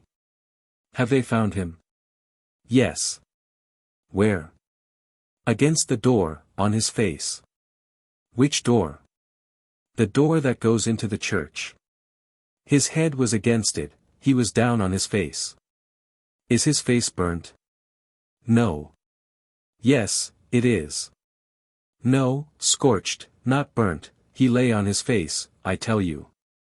Who was he? A lord, they say. No, not a lord. Sir something, sir means knight.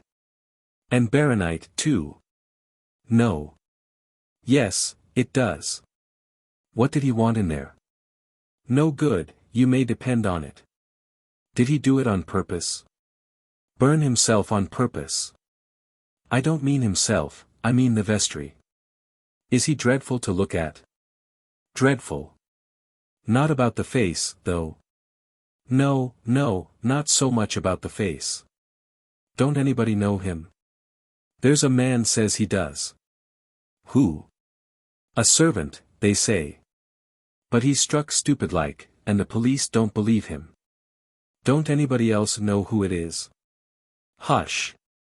The loud, clear voice of a man in authority silenced the low hum of talking all round me in an instant. Where is the gentleman who tried to save him? Said the voice.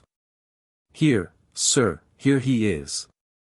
Dozens of eager faces pressed about me, dozens of eager arms parted the crowd.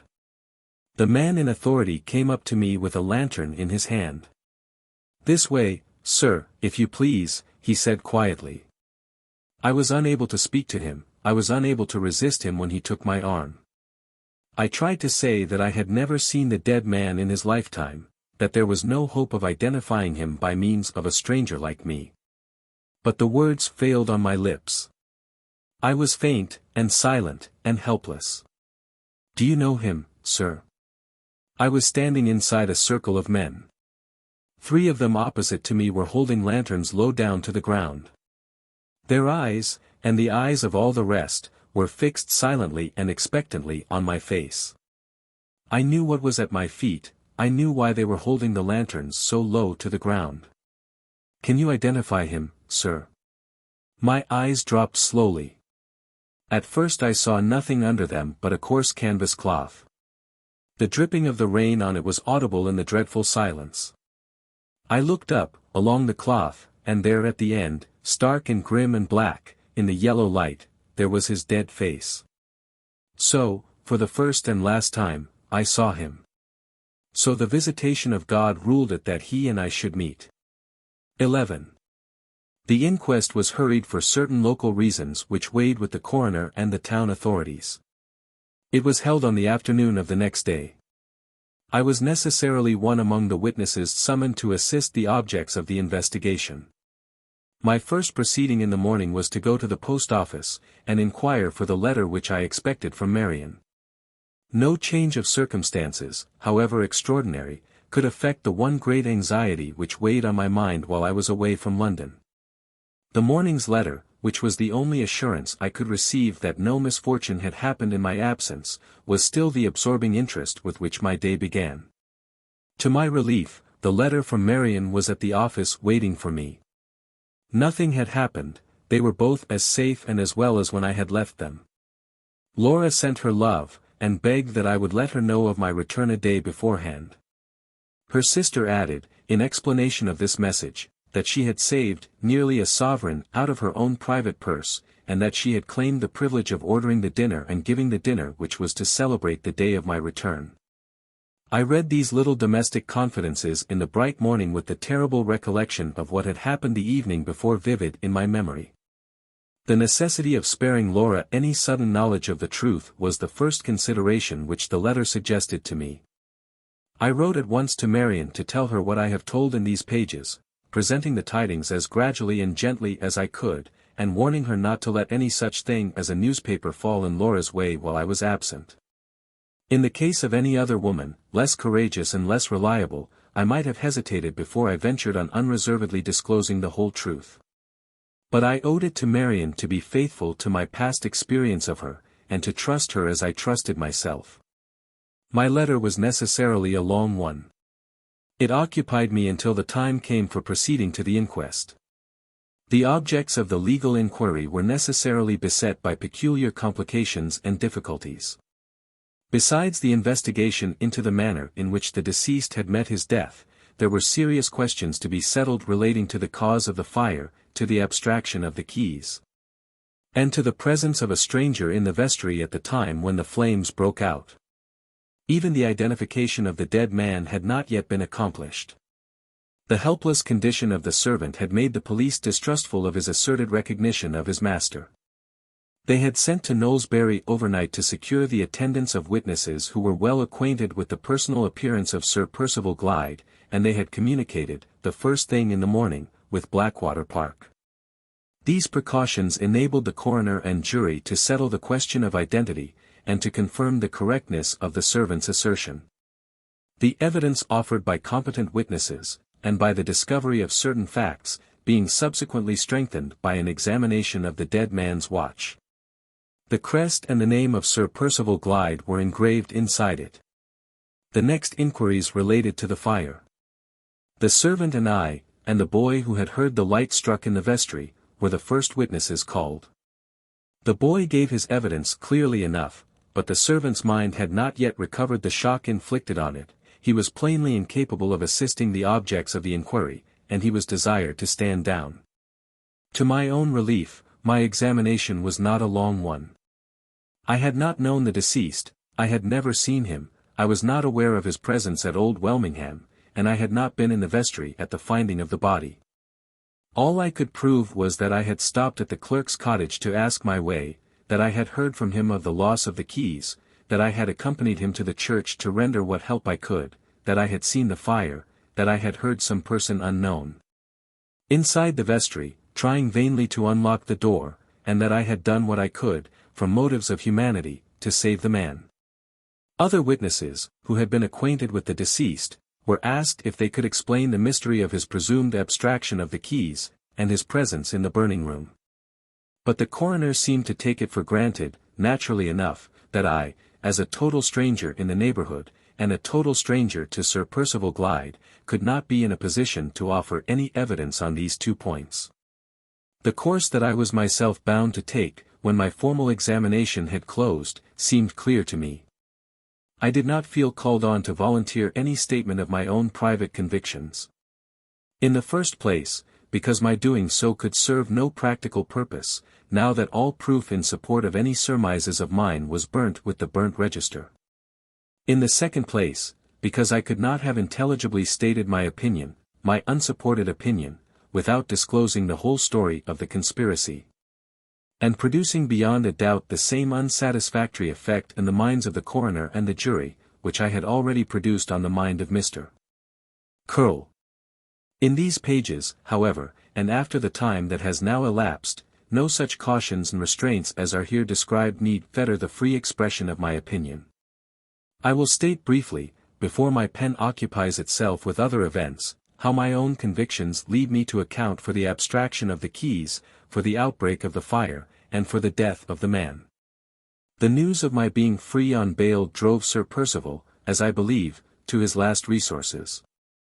The attempted attack on the road was one of those resources, and the suppression of all practical proof of his crime, by destroying the page of the register on which the forgery had been committed, was the other, and the surest of the two. If I could produce no extract from the original book to compare with the certified copy at Knowlesbury, I could produce no positive evidence, and could threaten him with no fatal exposure. All that was necessary to the attainment of his end was, that he should get into the vestry unperceived, that he should tear out the page in the register, and that he should leave the vestry again as privately as he had entered it. On this supposition, it is easy to understand why he waited until nightfall before he made the attempt, and why he took advantage of the clerk's absence to possess himself of the keys. Necessity would oblige him to strike a light to find his way to the right register, and common caution would suggest his locking the door on the inside in case of intrusion on the part of any inquisitive stranger, or on my part, if I happened to be in the neighborhood at the time. I cannot believe that it was any part of his intention to make the destruction of the register appear to be the result of accident, by purposely setting the vestry on fire. The bare chance that prompt assistance might arrive, and that the books might, by the remotest possibility, be saved, would have been enough, on a moment's consideration, to dismiss any idea of this sort from his mind. Remembering the quantity of combustible objects in the vestry, the straw, the papers, the packing cases, the dry wood, the old worm-eaten presses, all the probabilities, in my estimation, point to the fire as the result of an accident with his matches or his light. His first impulse, under these circumstances, was doubtless to try to extinguish the flames, and failing in that. His second impulse, ignorant as he was of the state of the lock, had been to attempt to escape by the door which had given him entrance. When I had called to him, the flames must have reached across the door leading into the church, on either side of which the presses extended, and close to which the other combustible objects were placed. In all probability, the smoke and flame, confined as they were to the room, had been too much for him when he tried to escape by the inner door. He must have dropped in his death swoon, he must have sunk in the place where he was found, just as I got on the roof to break the skylight window. Even if we had been able, afterwards, to get into the church, and to burst open the door from that side, the delay must have been fatal. He would have been past saving, long past saving, by that time. We should only have given the flames free ingress into the church, which was now preserved, but which, in that event, would have shared the fate of the vestry. There is no doubt in my mind, there can be no doubt in the mind of any one, that he was a dead man before ever we got to the empty cottage, and worked with might and main to tear down the beam. This is the nearest approach that any theory of mine can make towards accounting for a result which was visible matter of fact. As I have described them, so events passed to us outside. As I have related it, so his body was found. The inquest was adjourned over one day, no explanation that the eye of the law could recognize having been discovered thus far to account for the mysterious circumstances of the case. It was arranged that more witnesses should be summoned, and that the London solicitor of the deceased should be invited to attend. A medical man was also charged with the duty of reporting on the mental condition of the servant, which appeared at present to debar him from giving any evidence of the least importance. He could only declare, in a dazed way, that he had been ordered, on the night of the fire, to wait in the lane, and that he knew nothing else, except that the deceased was certainly his master. My own impression was, that he had been first used, without any guilty knowledge on his own part, to ascertain the fact of the clerk's absence from home on the previous day. And that he had been afterwards ordered to wait near the church, but out of sight of the vestry, to assist his master, in the event of my escaping the attack on the road, and of a collision occurring between Sir Percival and myself. It is necessary to add, that the man's own testimony was never obtained to confirm this view. The medical report of him declared that what little mental faculty he possessed was seriously shaken. Nothing satisfactory was extracted from him at the adjourned inquest, and for aught I know to the contrary, he may never have recovered to this day. I returned to the hotel at Welmingham so jaded in body and mind, so weakened and depressed by all that I had gone through, as to be quite unfit to endure the local gossip about the inquest, and to answer the trivial questions that the talkers addressed to me in the coffee-room. I withdrew from my scanty dinner to my cheap garret chamber to secure myself a little quiet, and to think undisturbed of Laura and Marian. If I had been a richer man I would have gone back to London, and would have comforted myself with a sight of the two dear faces again that night. But I was bound to appear, if called on, at the adjourned inquest, and doubly bound to answer my bail before the magistrate at Knowlesbury.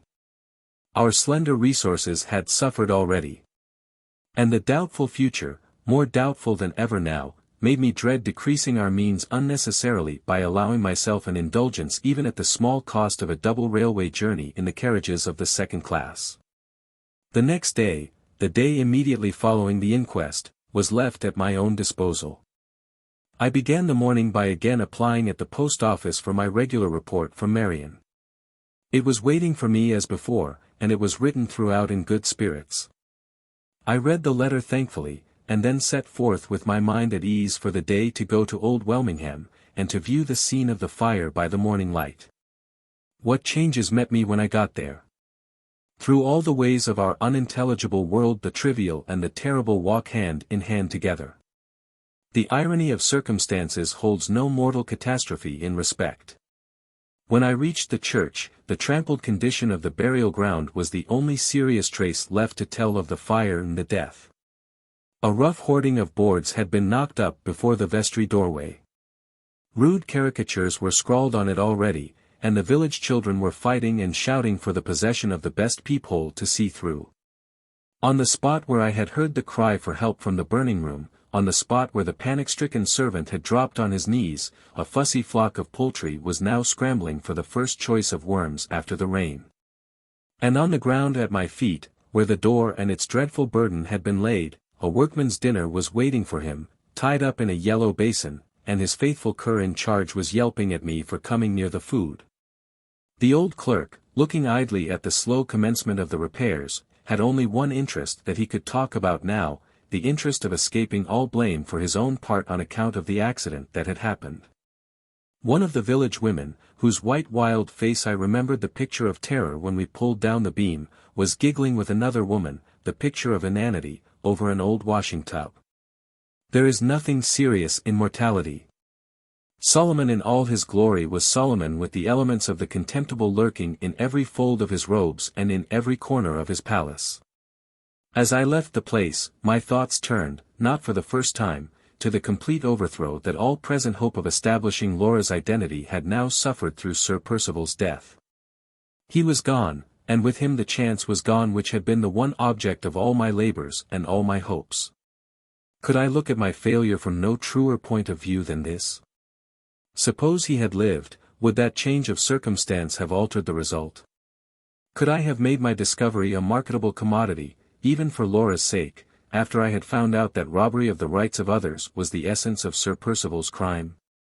Could I have offered the price of my silence for his confession of the conspiracy, when the effect of that silence must have been to keep the right heir from the estates, and the right owner from the name? Impossible. If Sir Percival had lived, the discovery, from which, in my ignorance of the true nature of the secret, I had hoped so much, could not have been mine to suppress or to make public, as I thought best, for the vindication of Laura's rights.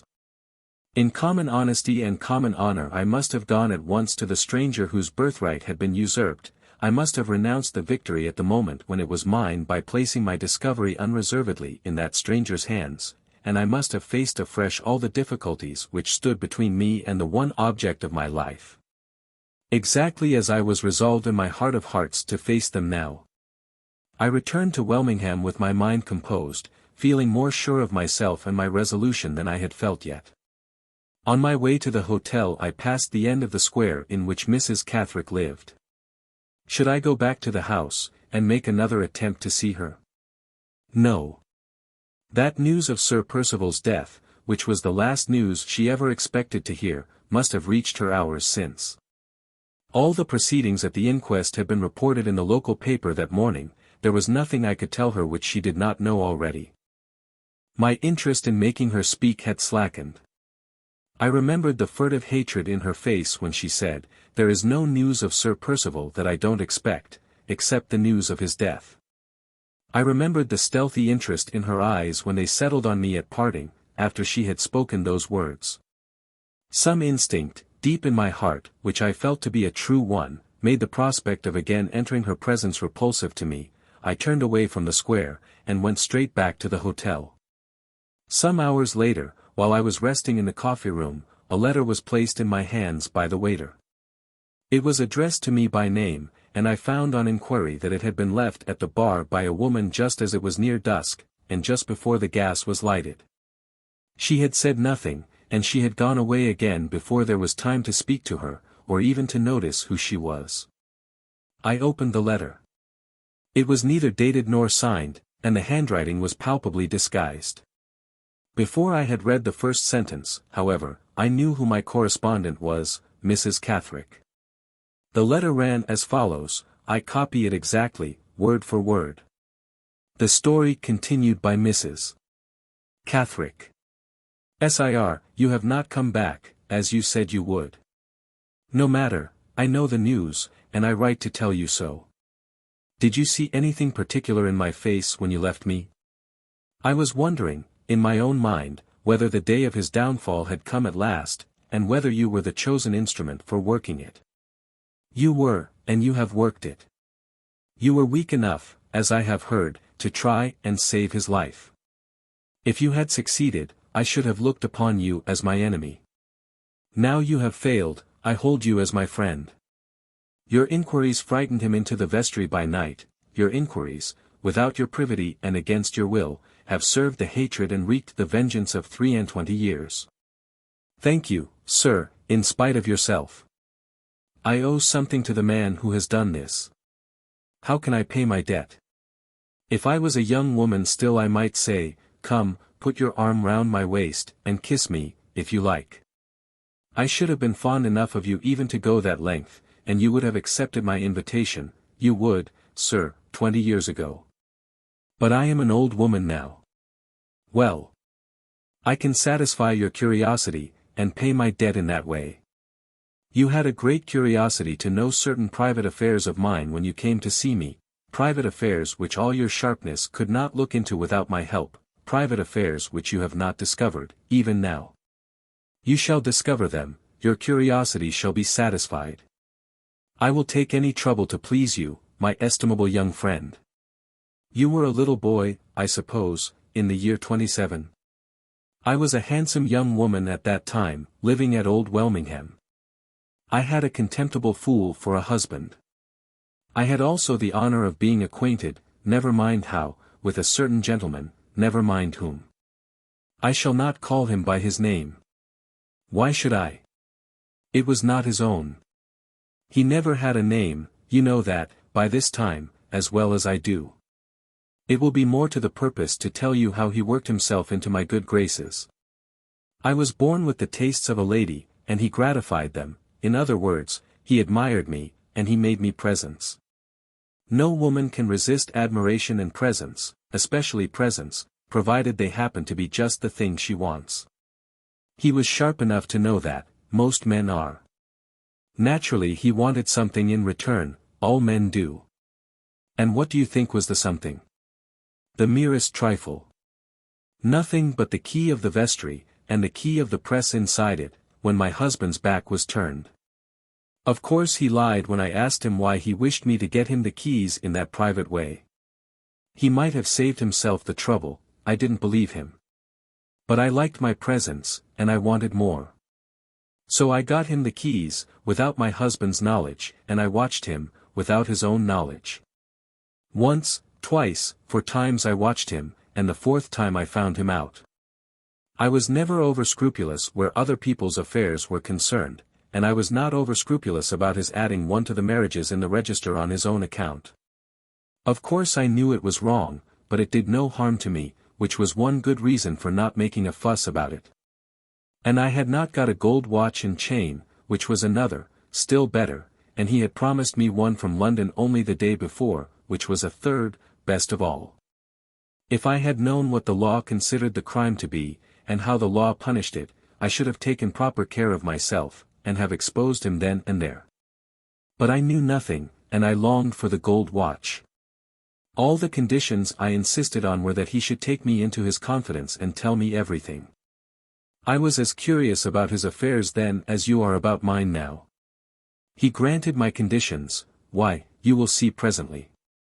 This, put in short, is what I heard from him. He did not willingly tell me all that I tell you here. I drew some of it from him by persuasion and some of it by questions. I was determined to have all the truth, and I believe I got it. He knew no more than anyone else of what the state of things really was between his father and mother till after his mother's death. Then his father confessed it, and promised to do what he could for his son. He died having done nothing, not having even made a will. The son, who can blame him, wisely provided for himself. He came to England at once, and took possession of the property. There was no one to suspect him, and no one to say him nay. His father and mother had always lived as man and wife, none of the few people who were acquainted with them ever supposed them to be anything else. The right person to claim the property, if the truth had been known, was a distant relation, who had no idea of ever getting it, and who was away at sea when his father died. He had no difficulty so far, he took possession, as a matter of course. But he could not borrow money on the property as a matter of course. There were 2 things wanted of him before he could do this. One was a certificate of his birth, and the other was a certificate of his parents' marriage. The certificate of his birth was easily got, he was born abroad, and the certificate was there in due form. The other matter was a difficulty, and that difficulty brought him to Old Welmingham. But for one consideration he might have gone to Knowlesbury instead. His mother had been living there just before she met with his father, living under her maiden name, the truth being that she was really a married woman, married in Ireland, where her husband had ill-used her, and had afterwards gone off with some other person. I give you this fact on good authority. Sir Felix mentioned it to his son as the reason why he had not married. You may wonder why the son, knowing that his parents had met each other at Knowlesbury, did not play his first tricks with the register of that church, where it might have been fairly presumed his father and mother were married. The reason was that the clergyman who did duty at Knowlesbury Church, in the year 1803, when, according to his birth certificate, his father and mother ought to have been married, was alive still when he took possession of the property in the new year of 1827. This awkward circumstance forced him to extend his inquiries to our neighborhood. There no such danger existed, the former clergyman at our church having been dead for some years. Old Welmingham suited his purpose as well as Knowlesbury. His father had removed his mother from Knowlesbury, and had lived with her at a cottage on the river, a little distance from our village. People who had known his solitary ways when he was single did not wonder at his solitary ways when he was supposed to be married. If he had not been a hideous creature to look at, his retired life with the lady might have raised suspicions. But, as things were, his hiding his ugliness and his deformity in the strictest privacy surprised nobody. He lived in our neighborhood till he came in possession of the park. After 24 years had passed, who was to say, the clergyman being dead, that his marriage had not been as private as the rest of his life, and that it had not taken place at Old Welmingham Church? So, as I told you, the son found our neighborhood the surest place he could choose to set things right secretly in his own interests. It may surprise you to hear that what he really did to the marriage register was done on the spur of the moment, done on second thoughts. His first notion was only to tear the leaf out, in the right year and month, to destroy it privately, to go back to London, and to tell the lawyers to get him the necessary certificate of his father's marriage. Innocently referring them of course to the date on the leaf that was gone. Nobody could say his father and mother had not been married after that, and whether, under the circumstances, they would stretch a point or not about lending him the money. He thought they would. He had his answer ready at all events. If a question was ever raised about his right to the name and the estate. But when he came to look privately at the register for himself, he found at the bottom of one of the pages for the year 1803 a blank space left, seemingly through there being no room to make a long entry there, which was made instead at the top of the next page. The sight of this chance altered all his plans. It was an opportunity he had never hoped for, or thought of, and he took it, you know how. The blank space, to have exactly tallied with his birth certificate, ought to have occurred in the July part of the register. It occurred in the September part instead. However, in this case, if suspicious questions were asked, the answer was not hard to find. He had only to describe himself as a 7-months child. I was fool enough, when he told me his story, to feel some interest and some pity for him, which was just what he calculated on, as you will see. I thought him hardly used. It was not his fault that his father and mother were not married, and it was not his father's and mother's fault either. A more scrupulous woman than I was, a woman who had not set her heart on a gold watch and chain, would have found some excuses for him. At all events, I held my tongue, and helped to screen what he was about. He was some time getting the ink the right color, mixing it over and over again in pots and bottles of mine, and some time afterwards in practicing the handwriting. But he succeeded in the end, and made an honest woman of his mother after she was dead in her grave. So far, I don't deny that he behaved honorably enough to myself. He gave me my watch and chain, and spared no expense in buying them. Both were of superior workmanship, and very expensive. I have got them still. The watch goes beautifully. You said the other day that Mrs. Clements had told you everything she knew. In that case there is no need for me to write about the trumpery scandal by which I was the sufferer, the innocent sufferer, I positively assert. You must know as well as I do what the notion was which my husband took into his head when he found me and my fine gentleman acquaintance meeting each other privately and talking secrets together. But what you don't know is how it ended between that same gentleman and myself. You shall read and see how he behaved to me. The first words I said to him, when I saw the turn things had taken, were, "Do me justice, clear my character of a stain on it which you know I don't deserve. I don't want you to make a clean breast of it to my husband, only tell him, on your word of honor as a gentleman, that he is wrong, and that I am not to blame in the way he thinks I am. Do me that justice, at least, after all I have done for you." He flatly refused, in so many words. He told me plainly that it was his interest to let my husband and all my neighbors believe the falsehood, because, as long as they did so they were quite certain never to suspect the truth. I had a spirit of my own, and I told him they should know the truth from my lips. His reply was short, and to the point. If I spoke, I was a lost woman, as certainly as he was a lost man.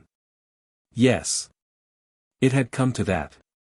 He had deceived me about the risk I ran in helping him. He had practiced on my ignorance, he had tempted me with his gifts, he had interested me with his story, and the result of it was that he made me his accomplice. He owned this coolly, and he ended by telling me, for the first time, what the frightful punishment really was for his offense, and for anyone who helped him to commit it. In those days the law was not so tender-hearted as I hear it is now. Murderers were not the only people liable to be hanged, and women convicts were not treated like ladies in undeserved distress. I confess he frightened me, the mean impostor. The cowardly blackguard. Do you understand now how I hated him? Do you understand why I am taking all this trouble, thankfully taking it, to gratify the curiosity of the meritorious young gentleman who hunted him down? Well, to go on. He was hardly fool enough to drive me to downright desperation. I was not the sort of woman whom it was quite safe to hunt into a corner, he knew that, and wisely quieted me with proposals for the future. I deserved some reward, he was kind enough to say, for the service I had done him, and some compensation, he was so obliging as to add, for what I had suffered. He was quite willing, generous scoundrel, to make me a handsome yearly allowance, payable quarterly, on two conditions. First, I was to hold my tongue, in my own interests as well as in his. Secondly, I was not to stir away from Welmingham without first letting him know, and waiting till I had obtained his permission. In my own neighborhood, no virtuous female friends would tempt me into dangerous gossiping at the tea-table. In my own neighborhood, he would always know where to find me. A hard condition, that second one, but I accepted it. What else was I to do? I was left helpless, with the prospect of a coming encumbrance in the shape of a child. What else was I to do?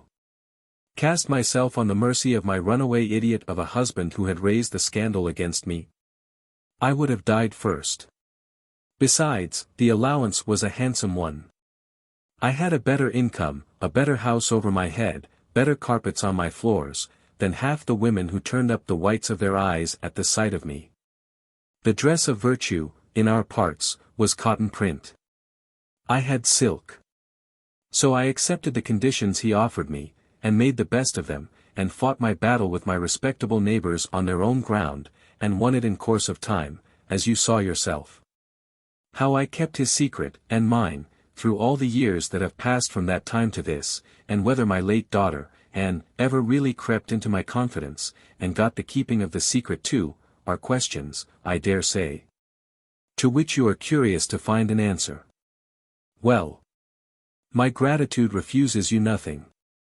I will turn to a fresh page and give you the answer immediately. But you must excuse one thing, you must excuse my beginning, Mr.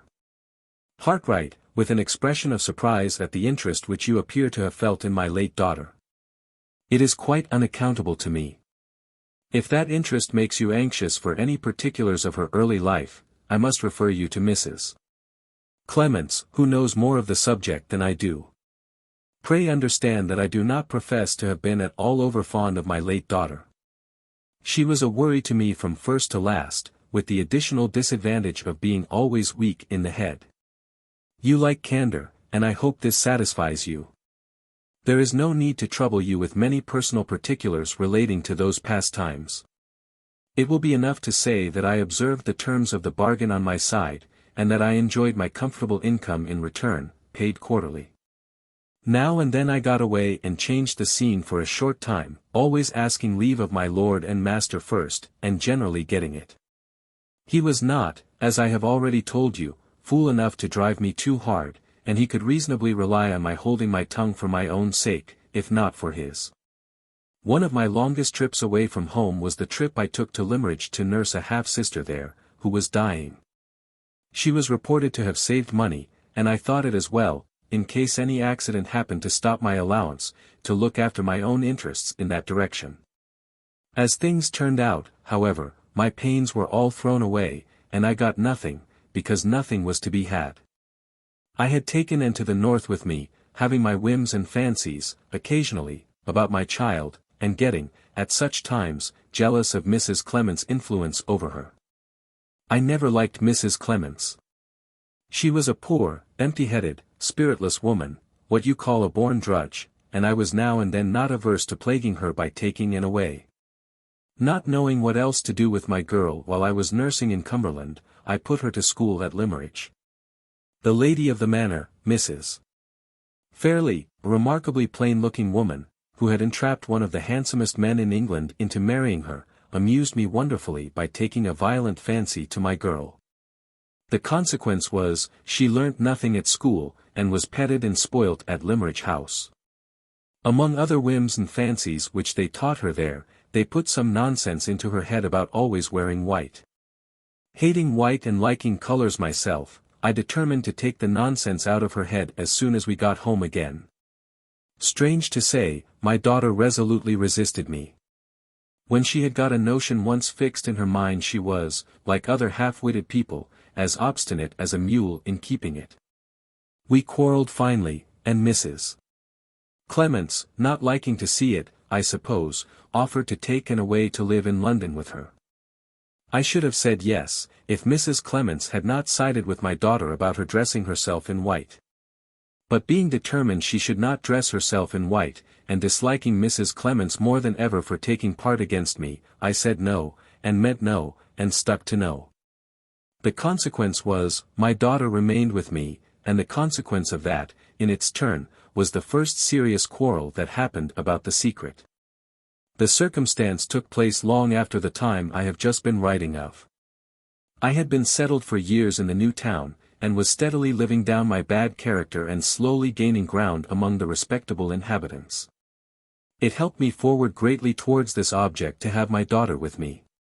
Her harmlessness and her fancy for dressing in white excited a certain amount of sympathy. I left off opposing her favourite whim on that account, because some of the sympathy was sure, in course of time, to fall to my share. Some of it did fall. I date my getting a choice of the 2 best sittings to let in the church from that time, and I date the clergyman's first bow from my getting the sittings. Well, being settled in this way, I received a letter one morning from that highly born gentleman, now deceased, in answer to one of mine, warning him, according to agreement, of my wishing to leave the town for a little change of air and scene. The ruffianly side of him must have been uppermost, I suppose, when he got my letter, for he wrote back, refusing me in such abominably insolent language, that I lost all command over myself, and abused him, in my daughter's presence, as a low impostor whom I could ruin for life if I chose to open my lips and let out his secret. I said no more about him than that, being brought to my senses as soon as those words had escaped me by the sight of my daughter's face looking eagerly and curiously at mine. I instantly ordered her out of the room until I had composed myself again. My sensations were not pleasant, I can tell you, when I came to reflect on my own folly. Anne had been more than usually crazy and queer that year, and when I thought of the chance there might be of her repeating my words in the town, and mentioning his name in connection with them, if inquisitive people got hold of her, I was finally terrified at the possible consequences. My worst fears for myself, my worst dread of what he might do, led me no farther than this. I was quite unprepared for what really did happen only the next day. On that next day, without any warning to me to expect him, he came to the house. His first words, and the tone in which he spoke them, surly as it was, showed me plainly enough that he had repented already of his insolent answer to my application. And that he had come in a mighty bad temper to try and set matters right again before it was too late. Seeing my daughter in the room with me, I had been afraid to let her out of my sight after what had happened the day before. He ordered her away. They neither of them liked each other, and he vented the ill temper on her which he was afraid to show to me. "Leave us," he said, looking at her over his shoulder. She looked back over her shoulder and waited as if she didn't care to go. "Do you hear?" he roared out, "leave the room. Speak to me civilly," says she, getting red in the face. "Turn the idiot out," says he, looking my way. She had always had crazy notions of her own about her dignity, and that word idiot upset her in a moment. Before I could interfere she stepped up to him in a fine passion. "Beg my pardon, directly," says she, "or I'll make it the worse for you. I'll let out your secret. I can ruin you for life if I choose to open my lips." My own words, repeated exactly from what I had said the day before, repeated, in his presence, as if they had come from herself. He sat speechless, as white as the paper I am writing on, while I pushed her out of the room. When he recovered himself. No. I am too respectable a woman to mention what he said when he recovered himself. My pen is the pen of a member of the rector's congregation, and a subscriber to the Wednesday lectures on justification by faith. How can you expect me to employ it in writing bad language? Suppose, for yourself, the raging, swearing frenzy of the lowest ruffian in England, and let us get on together, as fast as may be, to the way in which it all ended. It ended, as you probably guess by this time, in his insisting on securing his own safety by shutting her up. I tried to set things right. I told him that she had merely repeated, like a parrot, the words she had heard me say and that she knew no particulars whatever, because I had mentioned none. I explained that she had affected, out of crazy spite against him, to know what she really did not know, that she only wanted to threaten him and aggravate him for speaking to her as he had just spoken, and that my unlucky words gave her just the chance of doing mischief of which she was in search. I referred him to other queer ways of hers, and to his own experience of the vagaries of half-witted people. It was all to no purpose. He would not believe me on my oath. He was absolutely certain I had betrayed the whole secret. In short, he would hear of nothing but shutting her up. Under these circumstances, I did my duty as a mother. "No pauper asylum," I said. "I won't have her put in a pauper asylum. A private establishment, if you please. I have my feelings as a mother, and my character to preserve in the town, and I will submit to nothing but a private establishment, of the sort which my genteel neighbors would choose for afflicted relatives of their own." Those were my words. It is gratifying to me to reflect that I did my duty. Though never over fond of my late daughter, I had a proper pride about her. No pauper stain, thanks to my firmness and resolution, ever rested on my child. Having carried my point, which I did the more easily, in consequence of the facilities offered by private asylums, I could not refuse to admit that there were certain advantages gained by shutting her up. In the first place, she was taken excellent care of, being treated, as I took care to mention in the town, on the footing of a lady. In the second place, she was kept away from Welmingham, where she might have set people suspecting and inquiring, by repeating my own incautious words. The only drawback of putting her under restraint was a very slight one. We merely turned her empty boast about knowing the secret into a fixed delusion. Having first spoken in sheer crazy spitefulness against the man who had offended her, she was cunning enough to see that she had seriously frightened him, and sharp enough afterwards to discover that he was concerned in shutting her up. The consequence was she flamed out into a perfect frenzy of passion against him, going to the asylum, and the first words she said to the nurses, after they had quieted her, were, that she was put in confinement for knowing his secret. And that she meant to open her lips and ruin him, when the right time came. She may have said the same thing to you, when you thoughtlessly assisted her escape. She certainly said it, as I heard last summer, to the unfortunate woman who married our sweet-tempered, nameless gentleman lately deceased. If either you, or that unlucky lady, had questioned my daughter closely, and had insisted on her explaining what she really meant, you would have found her lose all her self-importance suddenly, and get vacant, and restless. And confused, you would have discovered that I am writing nothing here but the plain truth. She knew that there was a secret, she knew who was connected with it, she knew who would suffer by its being known, and beyond that, whatever airs of importance she may have given herself. Whatever crazy boasting she may have indulged in with strangers, she never to her dying day knew more. Have I satisfied your curiosity? I have taken pains enough to satisfy it at any rate. There is really nothing else I have to tell you about myself or my daughter. My worst responsibilities, so far as she was concerned, were all over when she was secured in the asylum. I had a form of letter relating to the circumstances under which she was shut up, given me to write, in answer to one Miss Halcombe, who was curious in the matter, and who must have heard plenty of lies about me from a certain tongue well accustomed to the telling of the same. And I did what I could afterwards to trace my runaway daughter, and prevent her from doing mischief by making inquiries myself in the neighborhood where she was falsely reported to have been seen. But these, and other trifles like them, are of little or no interest to you after what you have heard already. So far, I have written in the friendliest possible spirit. But I cannot close this letter without adding a word here of serious remonstrance and reproof, addressed to yourself. In the course of your personal interview with me, you audaciously referred to my late daughter's parentage on the father's side, as if that parentage was a matter of doubt. This was highly improper and very ungentlemanlike on your part. If we see each other again, remember, if you please, that I will allow no liberties to be taken with my reputation. And that the moral atmosphere of Welmingham, to use a favourite expression of my friend the rector's, must not be tainted by loose conversation of any kind. If you allow yourself to doubt that my husband was Anne's father, you personally insult me in the grossest manner.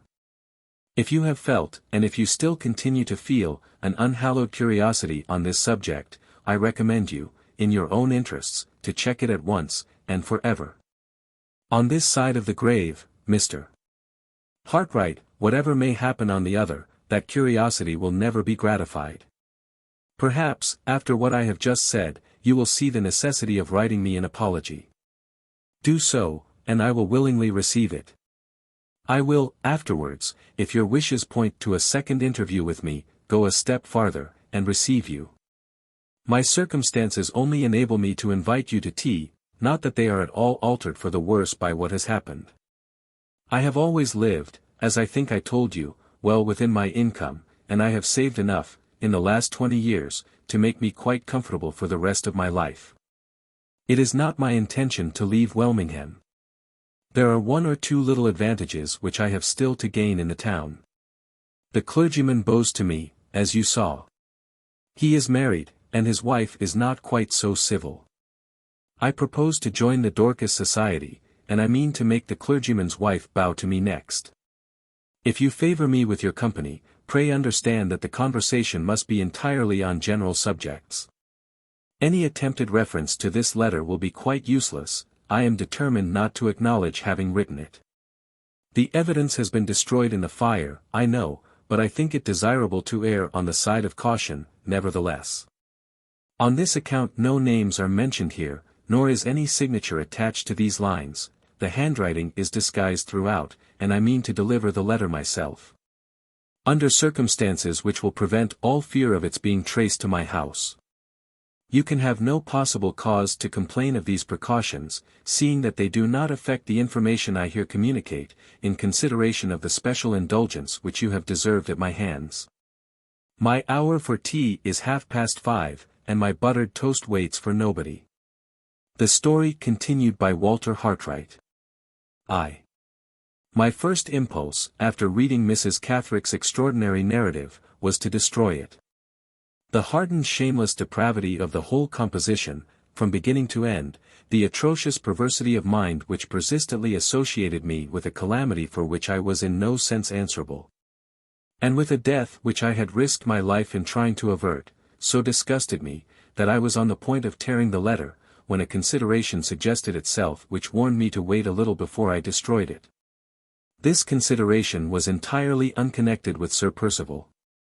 The information communicated to me, so far as it concerned him, did little more than confirm the conclusions at which I had already arrived.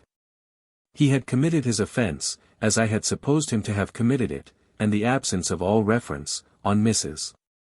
Catherick's part, to the duplicate register at Knowlesbury, strengthened my previous conviction that the existence of the book, and the risk of detection which it implied, must have been necessarily unknown to Sir Percival. My interest in the question of the forgery was now at an end. And my only object in keeping the letter was to make it of some future service in clearing up the last mystery that still remained to baffle me, the parentage of Anne Catherick on the father's side. There were 1 or 2 sentences dropped in her mother's narrative, which it might be useful to refer to again, when matters of more immediate importance allowed me leisure to search for the missing evidence. I did not despair of still finding that evidence, and I had lost none of my anxiety to discover it, for I had lost none of my interest in tracing the father of the poor creature who now lay at rest in Mrs. Fairlie's grave. Accordingly, I sealed up the letter and put it away carefully in my pocket-book, to be referred to again when the time came. The next day was my last in Hampshire. When I had appeared again before the magistrate at Knowlesbury, and when I had attended at the adjourned inquest, I should be free to return to London by the afternoon or the evening train. My first errand in the morning was, as usual, to the post office. The letter from Marian was there, but I thought when it was handed to me that it felt unusually light. I anxiously opened the envelope. There was nothing inside but a small strip of paper folded in 2. The few blotted hurriedly written lines which were traced on it contained these words: "Come back as soon as you can. I have been obliged to move. Come to Gower's Walk, Fulham, No. 5. I will be on the lookout for you. Don't be alarmed about us, we are both safe and well. But come back. Marian." The news which those lines contained, news which I instantly associated with some attempted treachery on the part of Count Fosco, fairly overwhelmed me. I stood breathless with the paper crumpled up in my hand. What had happened? What subtle wickedness had the Count planned and executed in my absence? A night had passed since Marian's note was written, hours must elapse still before I could get back to them, some new disaster might have happened already of which I was ignorant. And here, miles and miles away from them, here I must remain, held, doubly held, at the disposal of the law. I hardly know to what forgetfulness of my obligations anxiety and alarm might not have tempted me, but for the quieting influence of my faith in Marian. My absolute reliance on her was the one earthly consideration which helped me to restrain myself, and gave me courage to wait. The inquest was the first of the impediments in the way of my freedom of action. I attended it at the appointed time, the legal formalities requiring my presence in the room, but as it turned out, not calling on me to repeat my evidence. This useless delay was a hard trial, although I did my best to quiet my impatience by following the course of the proceedings as closely as I could. The London solicitor of the deceased, Mr. Merriman, was among the persons present. But he was quite unable to assist the objects of the inquiry. He could only say that he was inexpressibly shocked and astonished, and that he could throw no light whatever on the mysterious circumstances of the case. At intervals during the adjourned investigation, he suggested questions which the coroner put, but which led to no results. After a patient inquiry, which lasted nearly 3 hours, and which exhausted every available source of information, the jury pronounced the customary verdict in cases of sudden death by accident. They added to the formal decision a statement, that there had been no evidence to show how the keys had been abstracted, how the fire had been caused, or what the purpose was for which the deceased had entered the vestry. This act closed the proceedings. The legal representative of the dead man was left to provide for the necessities of the interment, and the witnesses were free to retire. Resolved not to lose a minute in getting to Knowlesbury, I paid my bill at the hotel, and hired a fly to take me to the town. A gentleman who heard me give the order, and who saw that I was going alone, informed me that he lived in the neighborhood of Knowlesbury, and asked if I would have any objection to his getting home by sharing the fly with me. I accepted his proposal as a matter of course. Our conversation during the drive was naturally occupied by the one absorbing subject of local interest. My new acquaintance had some knowledge of the late Sir Percival's solicitor, and he and Mr. Merriman had been discussing the state of the deceased gentleman's affairs and the succession to the property. Sir Percival's embarrassments were so well known all over the county that his solicitor could only make a virtue of necessity and plainly acknowledge them. He had died without leaving a will, and he had no personal property to bequeath, even if he had made one, the whole fortune which he had derived from his wife having been swallowed up by his creditors. The heir to the estate, Sir Percival having left no issue, was a son of Sir Felix Glyde's first cousin, an officer in command of an East Indiaman. He would find his unexpected inheritance sadly encumbered, but the property would recover with time, and, if the captain was careful, he might be a rich man yet before he died. Absorbed as I was in the one idea of getting to London, this information, which events proved to be perfectly correct, had an interest of its own to attract my attention. I thought it justified me in keeping secret my discovery of Sir Percival's fraud. The heir, whose rights he had usurped, was the heir who would now have the estate. The income from it, for the last 23 years, which should properly have been his, and which the dead man had squandered to the last farthing, was gone beyond recall. If I spoke, my speaking would confer advantage on no one. If I kept the secret, my silence concealed the character of the man who had cheated Laura into marrying him. For her sake, I wished to conceal it, for her sake, still, I tell this story under feigned names.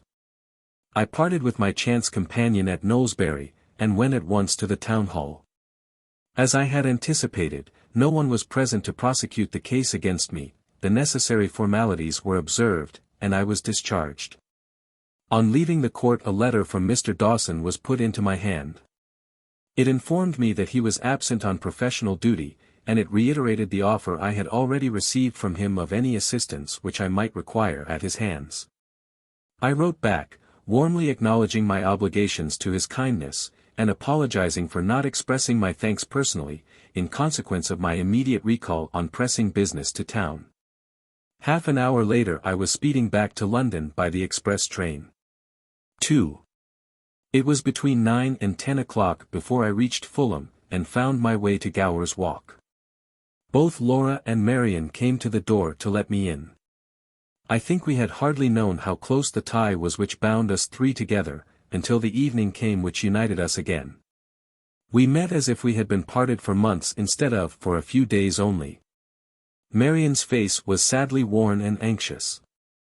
I saw who had known all the danger and borne all the trouble in my absence the moment I looked at her.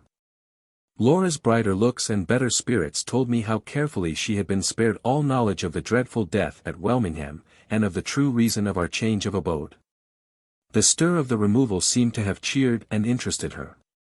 She only spoke of it as a happy thought of Marian's to surprise me on my return with a change from the close, noisy street to the pleasant neighborhood of trees and fields and the river. She was full of projects for the future, of the drawings she was to finish, of the purchasers I had found in the country who were to buy them, of the shillings and sixpences she had saved. Till her purse was so heavy that she proudly asked me to weigh it in my own hand. The change for the better which had been wrought in her during the few days of my absence was a surprise to me for which I was quite unprepared, and for all the unspeakable happiness of seeing it. I was indebted to Marian's courage and to Marian's love. When Laura had left us, and when we could speak to one another without restraint, I tried to give some expression to the gratitude and the admiration which filled my heart. But the generous creature would not wait to hear me. That sublime self-forgetfulness of women, which yields so much and asks so little, turned all her thoughts from herself to me. I had only a moment left before post-time, she said, or I should have written less abruptly. You look worn and weary, Walter. I am afraid my letter must have seriously alarmed you. Only at first, I replied. My mind was quieted, Marian, by my trust in you.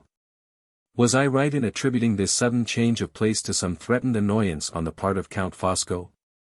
Perfectly right, she said.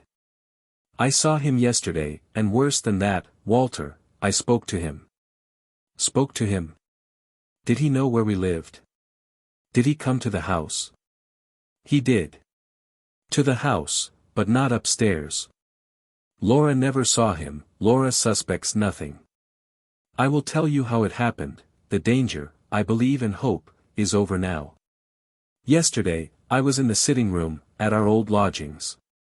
Laura was drawing at the table, and I was walking about and setting things to rights. I passed the window, and as I passed it, looked out into the street. There, on the opposite side of the way, I saw the Count, with a man talking to him. Did he notice you at the window? No, at least, I thought not. I was too violently startled to be quite sure. Who was the other man? A stranger? Not a stranger, Walter. As soon as I could draw my breath again, I recognized him. He was the owner of the lunatic asylum. Was the Count pointing out the house to him? No, they were talking together as if they had accidentally met in the street. I remained at the window looking at them from behind the curtain. If I had turned round, and if Laura had seen my face at that moment, thank God, she was absorbed over her drawing. They soon parted. The man from the asylum went one way, and the Count the other. I began to hope they were in the street by chance, till I saw the Count come back, stop opposite to us again, take out his card case and pencil, write something, and then cross the road to the shop below us. I ran past Laura before she could see me, and said I had forgotten something upstairs. As soon as I was out of the room I went down to the first landing and waited. I was determined to stop him if he tried to come upstairs. He made no such attempt. The girl from the shop came through the door into the passage, with his card in her hand, a large gilt card with his name, and a coronet above it, and these lines underneath in pencil, "Dear lady, yes." The villain could address me in that way still, "Dear lady, one word, I implore you, on a matter serious to us both." If one can think at all, in serious difficulties, one thinks quick. I felt directly that it might be a fatal mistake to leave myself and to leave you in the dark, where such a man as the Count was concerned. I felt that the doubt of what he might do, in your absence, would be 10 times more trying to me if I declined to see him than if I consented. "Ask the gentleman to wait in the shop," I said. "I will be with him in a moment." I ran upstairs for my bonnet, being determined not to let him speak to me indoors. I knew his deep ringing voice, and I was afraid Laura might hear it, even in the shop. In less than a minute I was down again in the passage, and had opened the door into the street. He came round to meet me from the shop. There he was in deep mourning, with his smooth bow and his deadly smile, and some idle boys and women near him, staring at his great size, his fine black clothes, and his large cane with the gold knob to it. All the horrible time at Blackwater came back to me the moment I set eyes on him. All the old loathing crept and crawled through me, when he took off his hat with a flourish and spoke to me, as if we had parted on the friendliest terms hardly a day since. You remember what he said? I can't repeat it, Walter. You shall know directly what he said about you, but I can't repeat what he said to me. It was worse than the polite insolence of his letter. My hands tingled to strike him, as if I had been a man. I only kept them quiet by tearing his card to pieces under my shawl. Without saying a word on my side, I walked away from the house, for fear of Laura seeing us, and he followed, protesting softly all the way. In the first by-street I turned, and asked him what he wanted with me. He wanted 2 things. First, if I had no objection, to express his sentiments. I declined to hear them. Secondly, to repeat the warning in his letter. I asked, what occasion there was for repeating it. He bowed and smiled, and said he would explain. The explanation exactly confirmed the fears I expressed before you left us. I told you, if you remember, that Sir Percival would be too headstrong to take his friend's advice where you were concerned, and that there was no danger to be dreaded from the Count till his own interests were threatened. And he was roused into acting for himself. I recollect, Marian. Well, so it has really turned out. The Count offered his advice, but it was refused. Sir Percival would only take counsel of his own violence, his own obstinacy, and his own hatred of you. The Count let him have his way, first privately ascertaining, in case of his own interests being threatened next, where we lived. You were followed, Walter, on returning here, after your first journey to Hampshire, by the lawyer's men for some distance from the railway, and by the Count himself to the door of the house. How he contrived to escape being seen by you he did not tell me, but he found us out on that occasion, and in that way. Having made the discovery, he took no advantage of it till the news reached him of Sir Percival's death, and then, as I told you, he acted for himself, because he believed you would next proceed against the dead man's partner in the conspiracy. He at once made his arrangements to meet the owner of the asylum in London, and to take him to the place where his runaway patient was hidden, believing that the results, whichever way they ended, would be to involve you in interminable legal disputes and difficulties, and to tie your hands for all purposes of offence, so far as he was concerned. That was his purpose, on his own confession to me. The only consideration which made him hesitate, at the last moment. Yes. It is hard to acknowledge it, Walter, and yet I must. I was the only consideration. No words can say how degraded I feel in my own estimation when I think of it, but the one weak point in that man's iron character is the horrible admiration he feels for me. I have tried, for the sake of my own self-respect, to disbelieve it as long as I could, but his looks, his actions, force on me the shameful conviction of the truth. The eyes of that monster of wickedness moistened while he was speaking to me, they did, Walter. He declared that at the moment of pointing out the house to the doctor, he thought of my misery if I was separated from Laura, of my responsibility if I was called on to answer for effecting her escape. And he risked the worst that you could do to him, the second time, for my sake. All he asked was that I would remember the sacrifice, and restrain your rashness, in my own interests which he might never be able to consult again. I made no such bargain with him, I would have died first. But believe him or not, whether it is true or false that he sent the doctor away with an excuse, one thing is certain, I saw the man leave him without so much as a glance at our window, or even at our side of the way. I believe it, Marian. The best men are not consistent in good, why should the worst men be consistent in evil?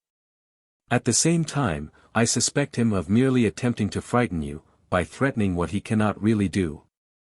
I doubt his power of annoying us, by means of the owner of the asylum, now that Sir Percival is dead, and Mrs. Catherick is free from all control. But let me hear more. What did the Count say of me? He spoke last of you. His eyes brightened and hardened, and his manner changed to what I remember it in past times, to that mixture of pitiless resolution and mountebank mockery which makes it so impossible to fathom him. Warn Mr. Hartright, he said in his loftiest manner. He has a man of brains to deal with, a man who snaps his big fingers at the laws and conventions of society, when he measures himself with me. If my lamented friend had taken my advice, the business of the inquest would have been with the body of Mr. Hartright. But my lamented friend was obstinate. See. I mourn his loss, inwardly in my soul, outwardly on my hat. This trivial crepe expresses sensibilities which I summon Mr. Hartright to respect. They may be transformed to immeasurable enmities if he ventures to disturb them. Let him be content with what he has got, with what I leave unmolested, for your sake, to him and to you. Say to him, with my compliments, if he stirs me, he has Fosco to deal with. In the English of the popular tongue, I inform him, Fosco sticks at nothing. Dear lady, good morning. His cold grey eyes settled on my face, he took off his hat solemnly, bowed, bareheaded, and left me. Without returning. Without saying more last words. He turned at the corner of the street, and waved his hand, and then struck it theatrically on his breast. I lost sight of him after that. He disappeared in the opposite direction to our house, and I ran back to Laura. Before I was indoors again, I had made up my mind that we must go. The house, especially in your absence, was a place of danger instead of a place of safety, now that the Count had discovered it. If I could have felt certain of your return, I should have risked waiting till you came back. But I was certain of nothing, and I acted at once on my own impulse. You had spoken, before leaving us, of moving into a quieter neighborhood and purer air, for the sake of Laura's health. I had only to remind her of that, and to suggest surprising you and saving you trouble by managing the move in your absence, to make her quite as anxious for the change as I was. She helped me to pack up your things, and she has arranged them all for you in your new working room here. What made you think of coming to this place? My ignorance of other localities in the neighborhood of London. I felt the necessity of getting as far away as possible from our old lodgings, and I knew something of Fulham, because I had once been at school there. I dispatched a messenger with a note, on the chance that the school might still be in existence. It was in existence. The daughters of my old mistress were carrying it on for her, and they engaged this place from the instructions I had sent. It was just post time when the messenger returned to me with the address of the house. We moved after dark, we came here quite unobserved. Have I done right, Walter? Have I justified your trust in me? I answered her warmly and gratefully, as I really felt. But the anxious look still remained on her face while I was speaking, and the first question she asked, when I had done, related to Count Fosco. I saw that she was thinking of him now with a changed mind. No fresh outbreak of anger against him, no new appeal to me to hasten the day of reckoning escaped her. Her conviction that the man's hateful admiration of herself was really sincere, seemed to have increased 100-fold her distrust of his unfathomable cunning, her inborn dread of the wicked energy and vigilance of all his faculties. Her voice fell low, her manner was hesitating, her eyes searched into mine with an eager fear when she asked me what I thought of his message, and what I meant to do next after hearing it. Not many weeks have passed, Marian, I answered, since my interview with Mr. Curll. When he and I parted, the last words I said to him about Laura were these: her uncle's house shall open to receive her, in the presence of every soul who followed the false funeral to the grave. The lie that records her death shall be publicly erased from the tombstone by the authority of the head of the family, and the 2 men who have wronged her shall answer for their crime to me. Though the justice that sits in tribunals is powerless to pursue them. One of those men is beyond mortal reach. The other remains, and my resolution remains. Her eyes lit up, her color rose. She said nothing, but I saw all her sympathies gathering to mine in her face. I don't disguise from myself, or from you, I went on, that the prospect before us is more than doubtful. The risks we have run already are, it may be, trifles compared with the risks that threaten us in the future, but the venture shall be tried, Marian, for all that.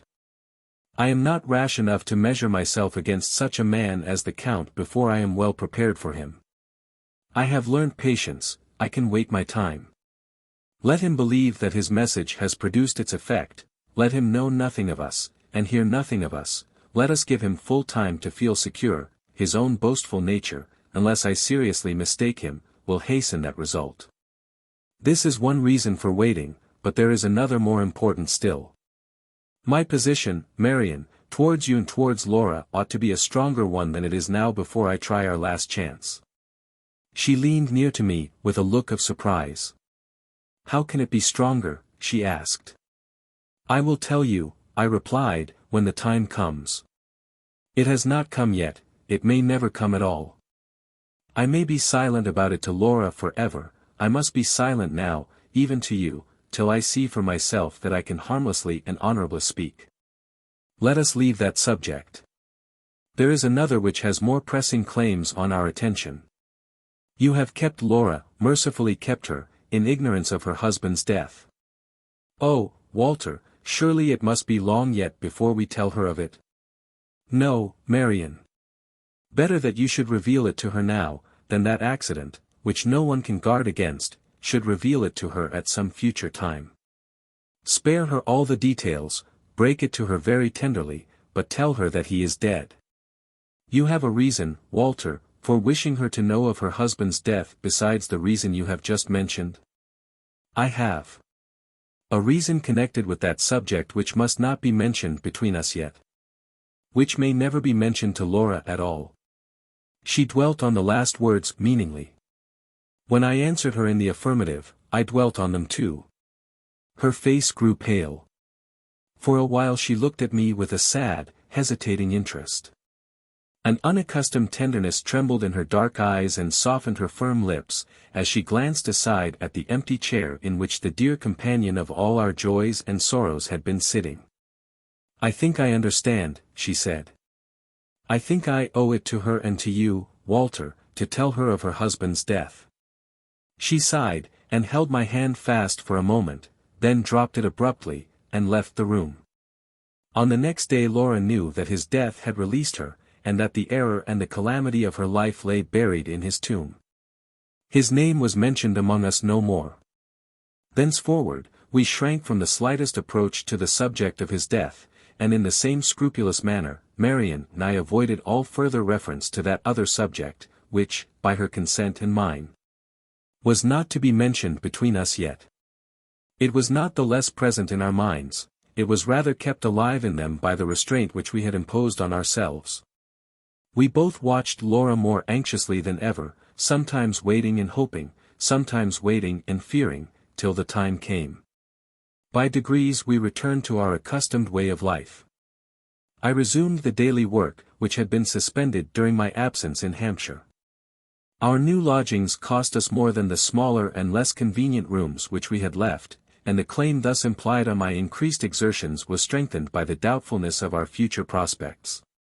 Emergencies might yet happen which would exhaust our little fund at the banker's, and the work of my hands might be, ultimately, all we had to look to for support. More permanent and more lucrative employment than had yet been offered to me was a necessity of our position, a necessity for which I now diligently set myself to provide. It must not be supposed that the interval of rest and seclusion of which I am now writing, entirely suspended, on my part, all pursuit of the one absorbing purpose with which my thoughts and actions are associated in these pages. That purpose was, for months and months yet, never to relax its claims on me. The slow ripening of it still left me a measure of precaution to take, an obligation of gratitude to perform, and a doubtful question to solve. The measure of precaution related, necessarily, to the Count. It was of the last importance to ascertain, if possible, whether his plans committed him to remaining in England, or, in other words, to remaining within my reach. I contrived to set this doubt at rest by very simple means. His address in Street John's Wood being known to me, I inquired in the neighborhood, and having found out the agent who had the disposal of the furnished house in which he lived, I asked if No. 5, Forest Road, was likely to be let within a reasonable time. The reply was in the negative. I was informed that the foreign gentleman then residing in the house had renewed his term of occupation for another 6 months, and would remain in possession until the end of June in the following year. We were then at the beginning of December only. I left the agent with my mind relieved from all present fear of the Count's escaping me. The obligation I had to perform took me once more into the presence of Mrs. Clements. I had promised to return, and to confide to her those particulars relating to the death and burial of Anne Catherick which I had been obliged to withhold at our first interview. Changed as circumstances now were, there was no hindrance to my trusting the good woman with as much of the story of the conspiracy as it was necessary to tell. I had every reason that sympathy and friendly feeling could suggest to urge on me the speedy performance of my promise, and I did conscientiously and carefully perform it. There is no need to burden these pages with any statement of what passed at the interview. It will be more to the purpose to say, that the interview itself necessarily brought to my mind the one doubtful question still remaining to be solved, the question of Anne Catherick's parentage on the father's side. A multitude of small considerations in connection with this subject, trifling enough in themselves, but strikingly important when massed together, had latterly led my mind to a conclusion which I resolved to verify. I obtained Marian's permission to write to Major Donthorne, of Varneck Hall, where Mrs. Catherick had lived in service for some years previous to her marriage, to ask him certain questions. I made the inquiries in Marian's name, and described them as relating to matters of personal history in her family, which might explain and excuse my application. When I wrote the letter I had no certain knowledge that Major Donthorne was still alive. I dispatched it on the chance that he might be living, and able and willing to reply. After a lapse of 2 days proof came, in the shape of a letter, that the Major was living, and that he was ready to help us. The idea in my mind when I wrote to him, and the nature of my inquiries will be easily inferred from his reply.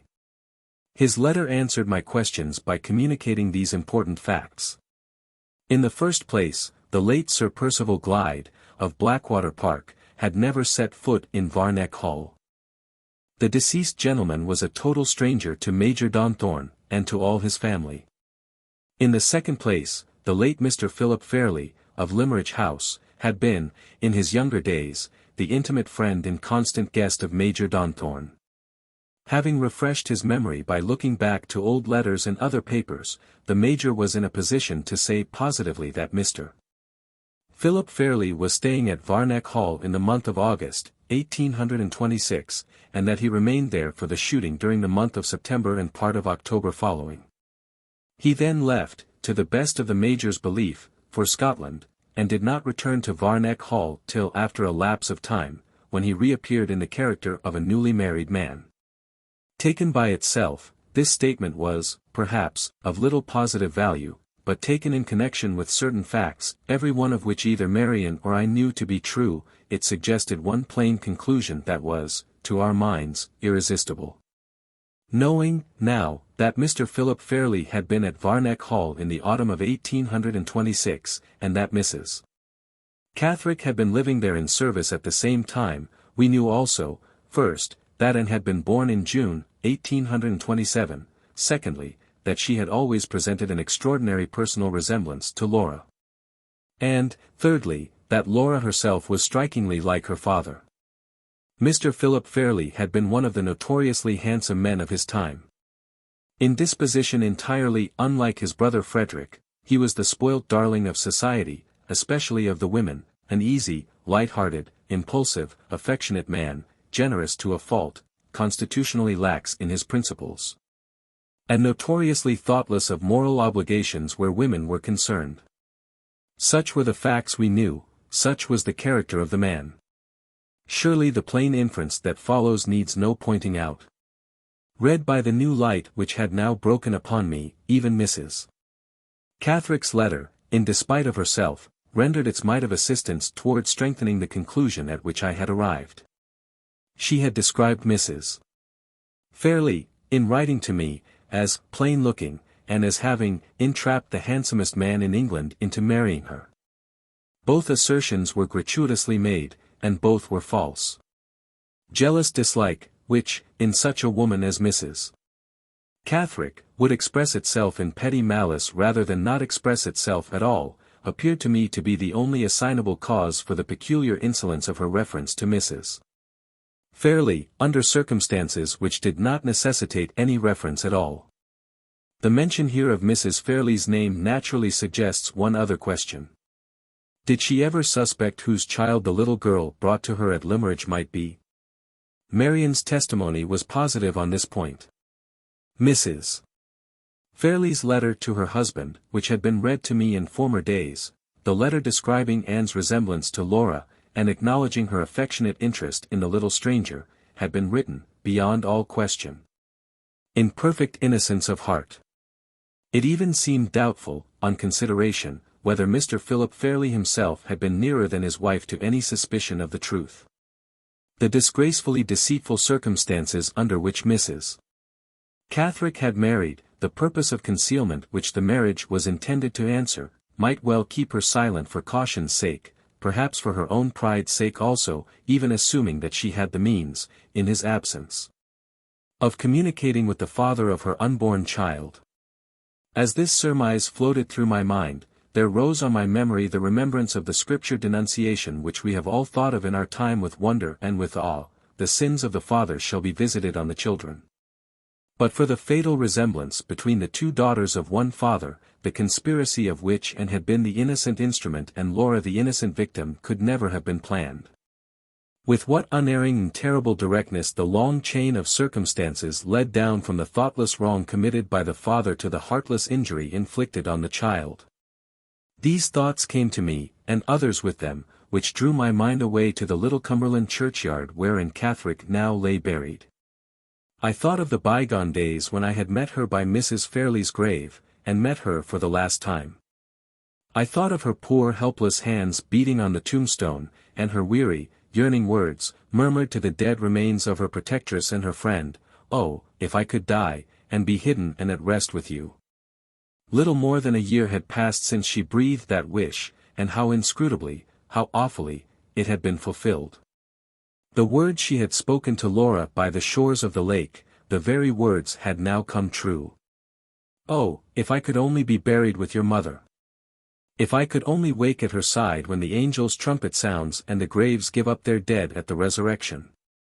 Through what mortal crime and horror, through what darkest windings of the way down to death, the lost creature had wandered in God's leading to the last home that, living, she never hoped to reach. In that sacred rest I leave her, in that dread companionship let her remain undisturbed."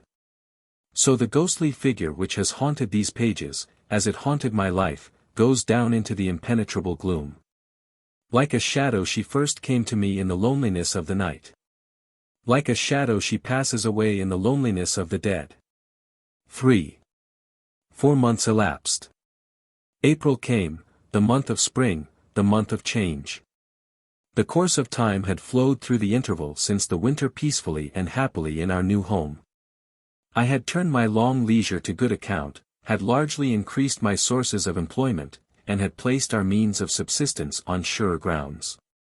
Freed from the suspense and the anxiety which had tried her so sorely and hung over her so long, Marian's spirits rallied, and her natural energy of character began to assert itself again, with something, if not all, of the freedom and the vigor of former times. More pliable under change than her sister, Laura showed more plainly the progress made by the healing influences of her new life. The worn and wasted look which had prematurely aged her face was fast leaving it, and the expression which had been the first of its charms in past days was the first of its beauties that now returned.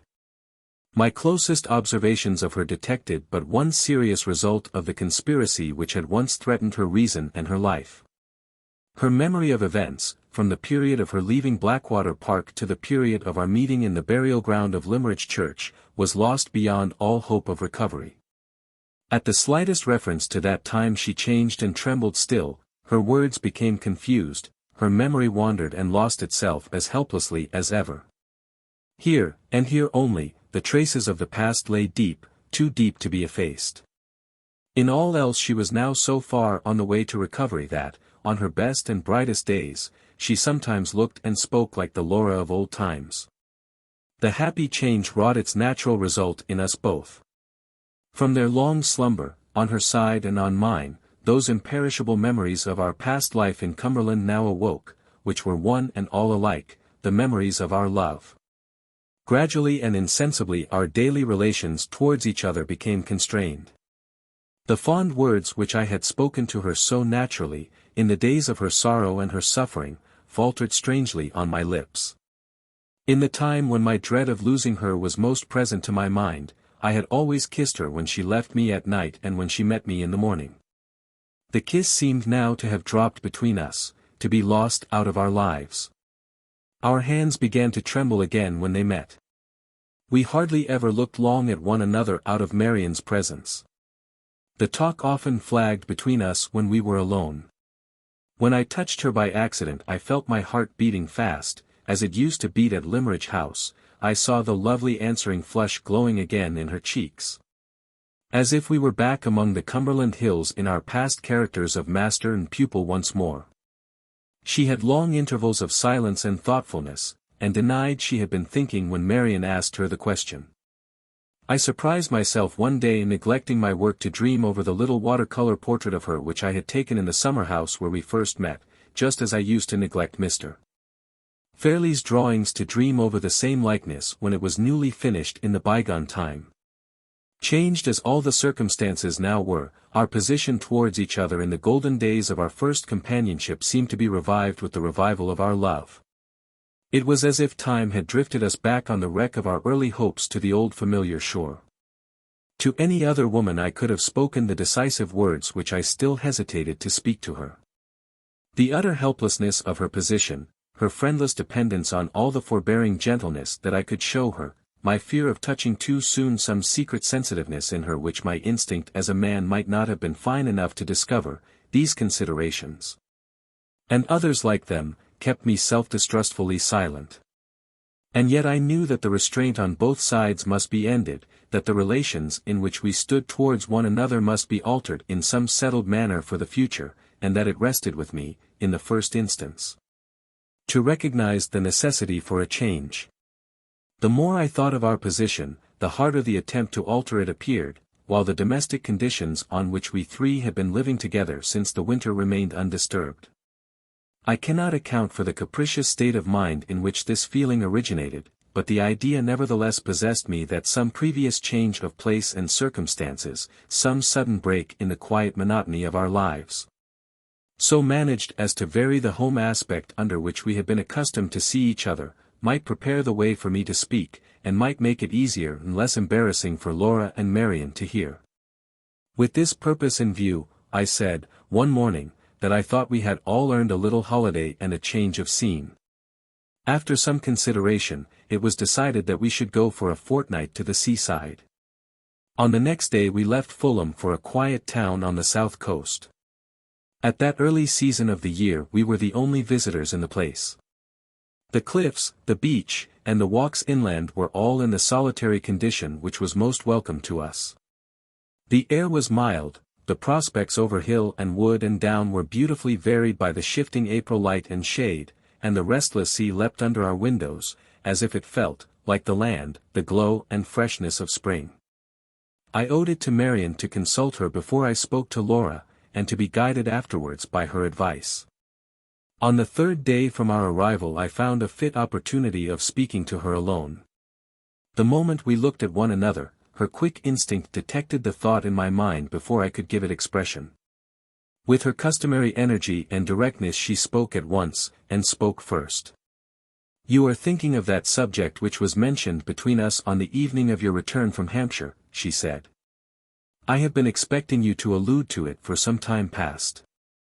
There must be a change in our little household, Walter, we cannot go on much longer as we are now. I see it as plainly as you do, as plainly as Laura sees it, though she says nothing. How strangely the old times in Cumberland seem to have come back. You and I are together again, and the one subject of interest between us is Laura once more. I could almost fancy that this room is the summer house at Limmeridge, and that those waves beyond us are beating on our seashore. I was guided by your advice in those past days," I said, "and now, Marian, with reliance tenfold greater I will be guided by it again." She answered by pressing my hand. I saw that she was deeply touched by my reference to the past. We sat together near the window, and while I spoke and she listened, we looked at the glory of the sunlight shining on the majesty of the sea. "Whatever comes of this confidence between us," I said, "whether it ends happily or sorrowfully for me, Laura's interests will still be the interests of my life. When we leave this place, on whatever terms we leave it, my determination to wrest from Count Fosco the confession which I failed to obtain from his accomplice, goes back with me to London, as certainly as I go back myself. Neither you nor I can tell how that man may turn on me, if I bring him to bay. We only know, by his own words and actions, that he is capable of striking at me through Laura, without a moment's hesitation, or a moment's remorse. In our present position I have no claim on her which society sanctions, which the law allows, to strengthen me in resisting him, and in protecting her. This places me at a serious disadvantage. If I am to fight our cause with the Count, strong in the consciousness of Laura's safety, I must fight it for my wife. Do you agree to that, Marian, so far?" "To every word of it," she answered. "I will not plead out of my own heart," I went on. "I will not appeal to the love which has survived all changes and all shocks. I will rest my only vindication of myself for thinking of her, and speaking of her as my wife, on what I have just said. If the chance of forcing a confession from the Count is, as I believe it to be, the last chance left of publicly establishing the fact of Laura's existence, the least selfish reason that I can advance for our marriage is recognized by us both. But I may be wrong in my conviction. Other means of achieving our purpose may be in our power, which are less uncertain and less dangerous. I have searched anxiously, in my own mind, for those means, and I have not found them. Have you?" "No. I have thought about it too, and thought in vain. In all likelihood, I continued, the same questions have occurred to you, in considering this difficult subject, which have occurred to me. Ought we to return with her to Limmeridge, now that she is like herself again, and trust to the recognition of her by the people of the village, or by the children at the school? Ought we to appeal to the practical test of her handwriting? Suppose we did so. Suppose the recognition of her obtained, and the identity of the handwriting established. Would success in both those cases do more than supply an excellent foundation for a trial in a court of law? Would the recognition and the handwriting prove her identity to Mr. Fairlie and take her back to Limmeridge House, against the evidence of her aunt, against the evidence of the medical certificate, against the fact of the funeral and the fact of the inscription on the tomb? No. We could only hope to succeed in throwing a serious doubt on the assertion of her death, a doubt which nothing short of a legal inquiry can settle. I will assume that we possess, what we have certainly not got, money enough to carry this inquiry on through all its stages. I will assume that Mr.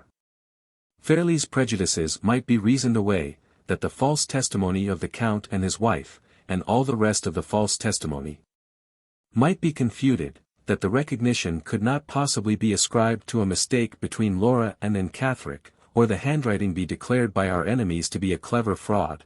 All these are assumptions which, more or less, set plain probabilities at defiance. But let them pass, and let us ask ourselves what would be the first consequence or the first questions put to Laura herself on the subject of the conspiracy. We know only too well what the consequence would be, for we know that she has never recovered her memory of what happened to her in London. Examine her privately, or examine her publicly, she is utterly incapable of assisting the assertion of her own case. If you don't see this, Marian, as plainly as I see it, we will go to Limmeridge and try the experiment tomorrow. I do see it, Walter. Even if we had the means of paying all the law expenses, even if we succeeded in the end, the delays would be unendurable, the perpetual suspense, after what we have suffered already, would be heartbreaking. You are right about the hopelessness of going to Limmeridge. I wish I could feel sure that you are right also in determining to try that last chance with the Count. Is it a chance at all? Beyond a doubt, yes. It is the chance of recovering the lost date of Laura's journey to London. Without returning to the reasons I gave you some time since, I am still as firmly persuaded as ever that there is a discrepancy between the date of that journey and the date on the certificate of death. There lies the weak point of the whole conspiracy. It crumbles to pieces if we attack it in that way, and the means of attacking it are in possession of the Count. If I succeed in wresting them from him, the object of your life and mine is fulfilled. If I fail, the wrong that Laura has suffered will, in this world, never be redressed. Do you fear failure yourself, Walter? I dare not anticipate success, and for that very reason, Marian, I speak openly and plainly as I have spoken now. In my heart and my conscience I can say it, Laura's hopes for the future are at their lowest ebb. I know that her fortune is gone, I know that the last chance of restoring her to her place in the world lies at the mercy of her worst enemy, of a man who is now absolutely unassailable, and who may remain unassailable to the end. With every worldly advantage gone from her, with all prospect of recovering her rank and station more than doubtful, with no clearer future before her than the future which her husband can provide, the poor drawing-master may harmlessly open his heart at last.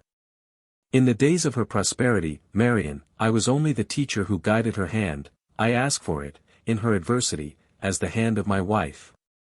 Marian's eyes met mine affectionately, I could say no more. My heart was full, my lips were trembling. In spite of myself I was in danger of appealing to her pity. I got up to leave the room. She rose at the same moment, laid her hand gently on my shoulder, and stopped me. Walter, she said, I once parted you both, for your good and for hers. Wait here, my brother, wait, my dearest, best friend, till Laura comes, and tells you what I have done now. For the first time since the farewell morning at Limmeridge she touched my forehead with her lips. A tear dropped on my face as she kissed me. She turned quickly, pointed to the chair from which I had risen, and left the room. I sat down alone at the window to wait through the crisis of my life. My mind in that breathless interval felt like a total blank. I was conscious of nothing but a painful intensity of all familiar perceptions. The sun grew blinding bright, the white sea birds chasing each other far beyond me seemed to be flitting before my face, the mellow murmur of the waves on the beach was like thunder in my ears. The door opened, and Laura came in alone. So she had entered the breakfast room at Limmeridge House on the morning when we parted. Slowly and falteringly, in sorrow and in hesitation, she had once approached me.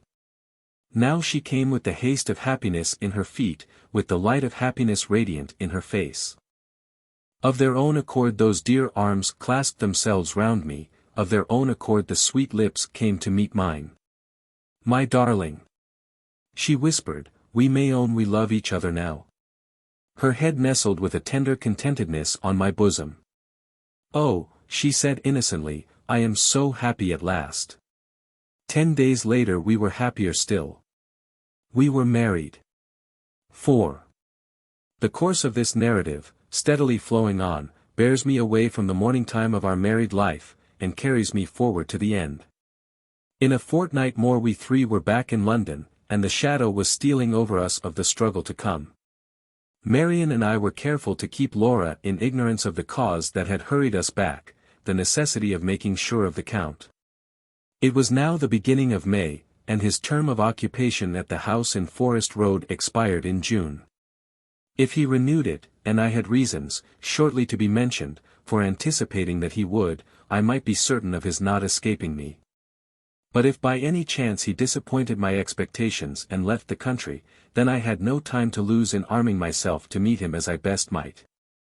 In the first fullness of my new happiness, there had been moments when my resolution faltered, moments when I was tempted to be safely content, now that the dearest aspiration of my life was fulfilled in the possession of Laura's love.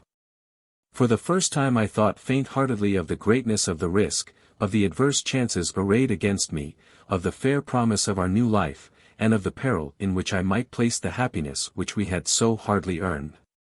Yes. Let me own it honestly. For a brief time I wandered, in the sweet guiding of love, far from the purpose to which I had been true under sterner discipline and in darker days. Innocently Laura had tempted me aside from the hard path, innocently she was destined to lead me back again. At times, dreams of the terrible past still disconnectedly recalled to her, in the mystery of sleep, the events of which her waking memory had lost all trace.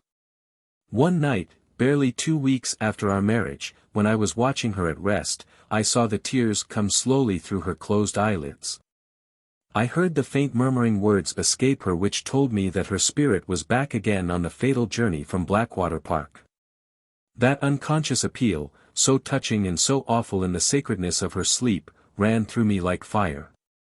The next day was the day we came back to London, the day when my resolution returned to me with tenfold strength.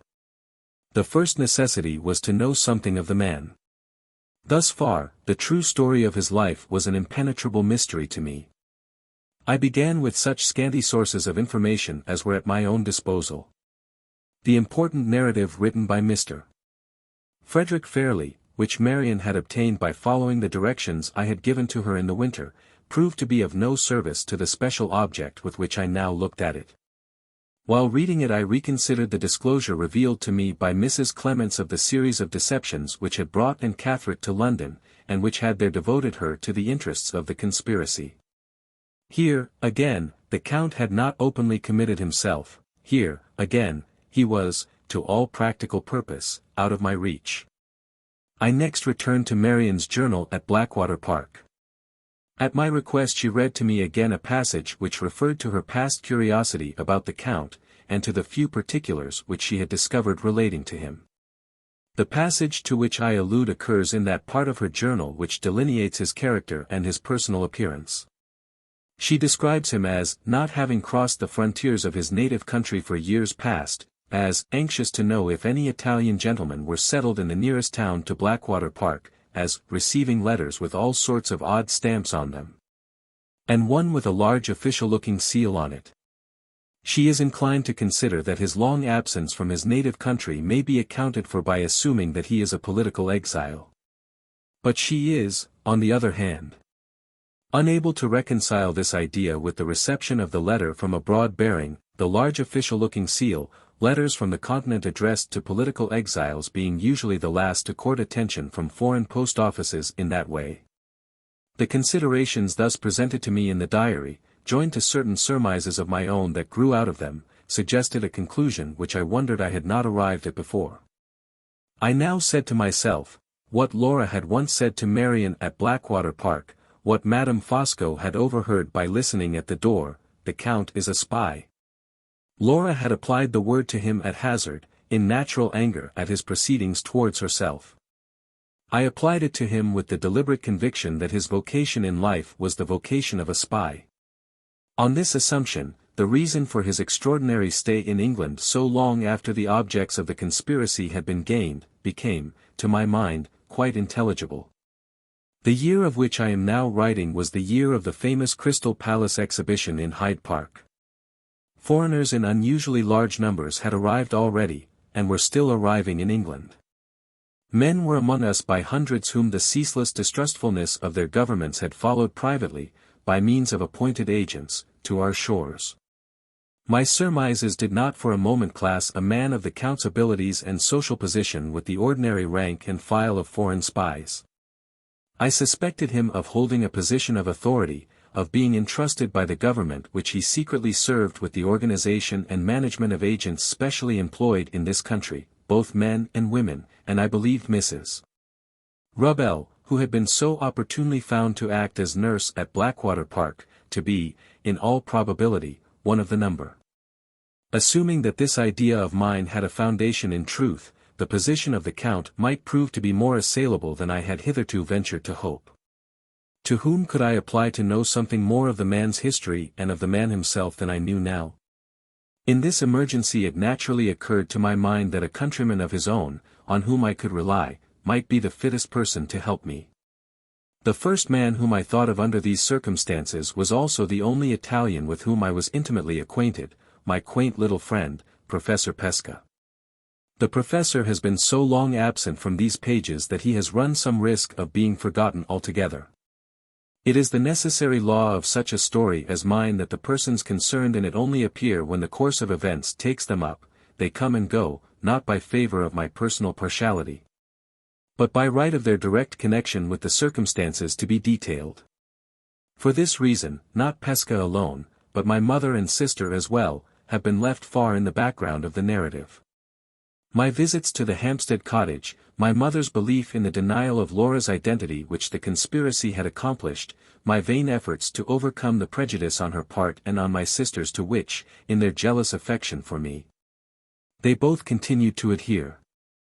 The painful necessity which that prejudice imposed on me of concealing my marriage from them till they had learned to do justice to my wife, all these little domestic occurrences have been left unrecorded because they were not essential to the main interest of the story. It is nothing that they added to my anxieties and embittered my disappointments, the steady march of events has inexorably passed them by.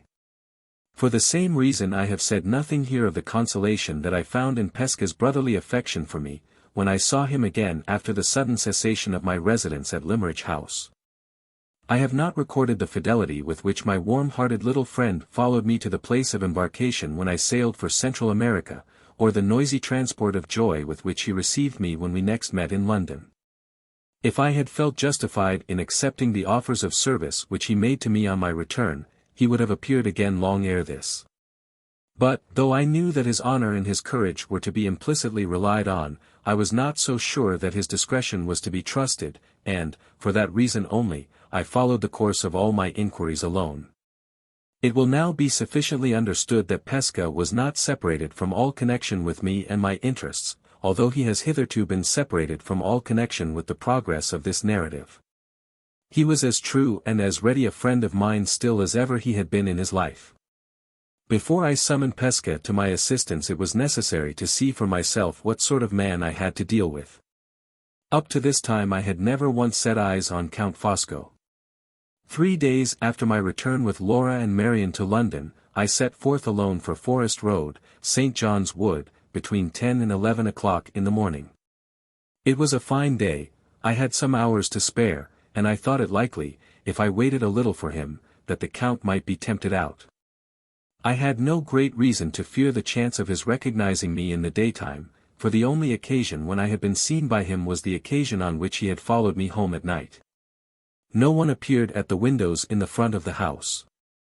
I walked down a turning which ran past the side of it, and looked over the low garden wall.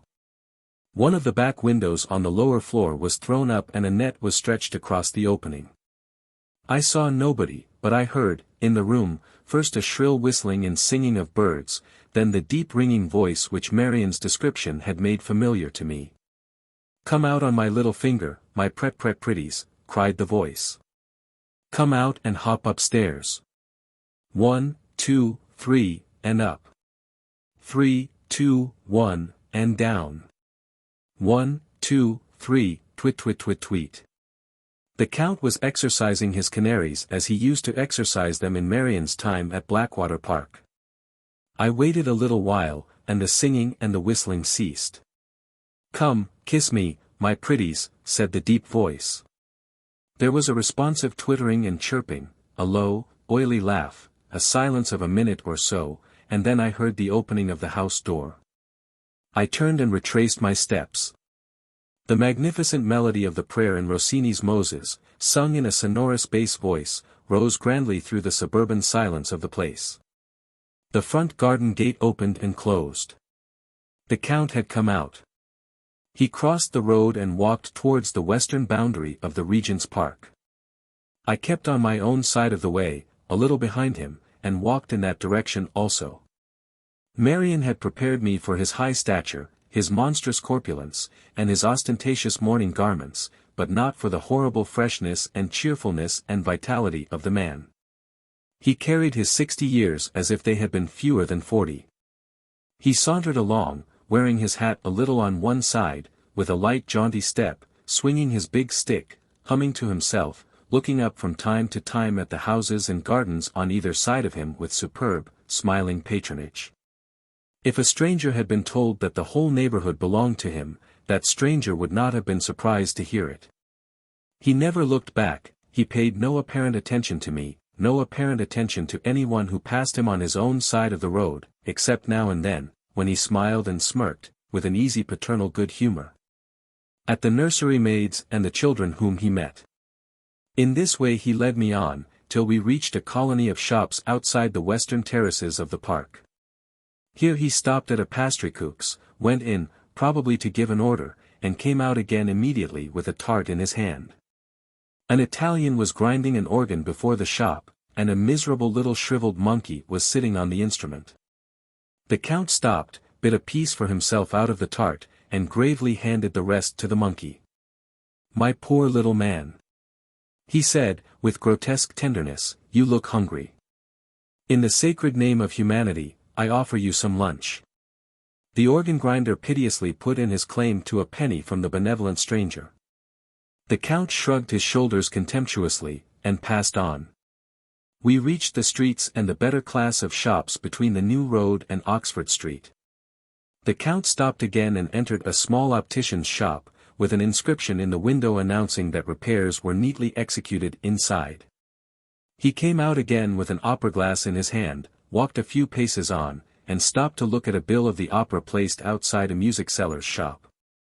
He read the bill attentively, considered a moment, and then hailed an empty cab as it passed him. "Opera box office," he said to the man, and was driven away. I crossed the road, and looked at the bill in my turn. The performance announced was Lucrezia Borgia, and it was to take place that evening.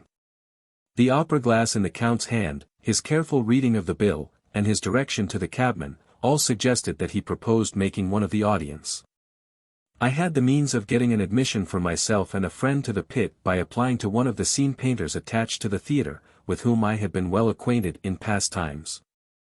There was a chance at least that the Count might be easily visible among the audience to me and to any one with me, and in this case I had the means of ascertaining whether Peskin knew his countryman or not that very night. This consideration at once decided the disposal of my evening. I procured the tickets, leaving a note at the professor's lodgings on the way. At 7:45 I called to take him with me to the theatre. My little friend was in a state of the highest excitement, with a festive flower in his buttonhole, and the largest opera glass I ever saw hugged up under his arm. "Are you ready?" I asked. "Right, all right," said Pesca. We started for the theatre. The last notes of the introduction to the opera were being played, and the seats in the pit were all filled, when Pesca and I reached the theatre. There was plenty of room, however, in the passage that ran round the pit, precisely the position best calculated to answer the purpose for which I was attending the performance. I went first to the barrier separating us from the stalls, and looked for the Count in that part of the theatre. He was not there. Returning along the passage, on the left-hand side from the stage, and looking about me attentively, I discovered him in the pit. He occupied an excellent place, some 12 or 14 seats from the end of a bench, within 3 rows of the stalls. I placed myself exactly on a line with him, Pesca standing by my side.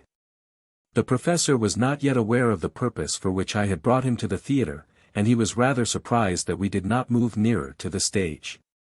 The curtain rose, and the opera began. Throughout the whole of the first act we remained in our position, the Count, absorbed by the orchestra and the stage, never casting so much as a chance glance at us. Not a note of Donizetti's delicious music was lost on him. There he sat, high above his neighbors, smiling, and nodding his great head enjoyingly from time to time.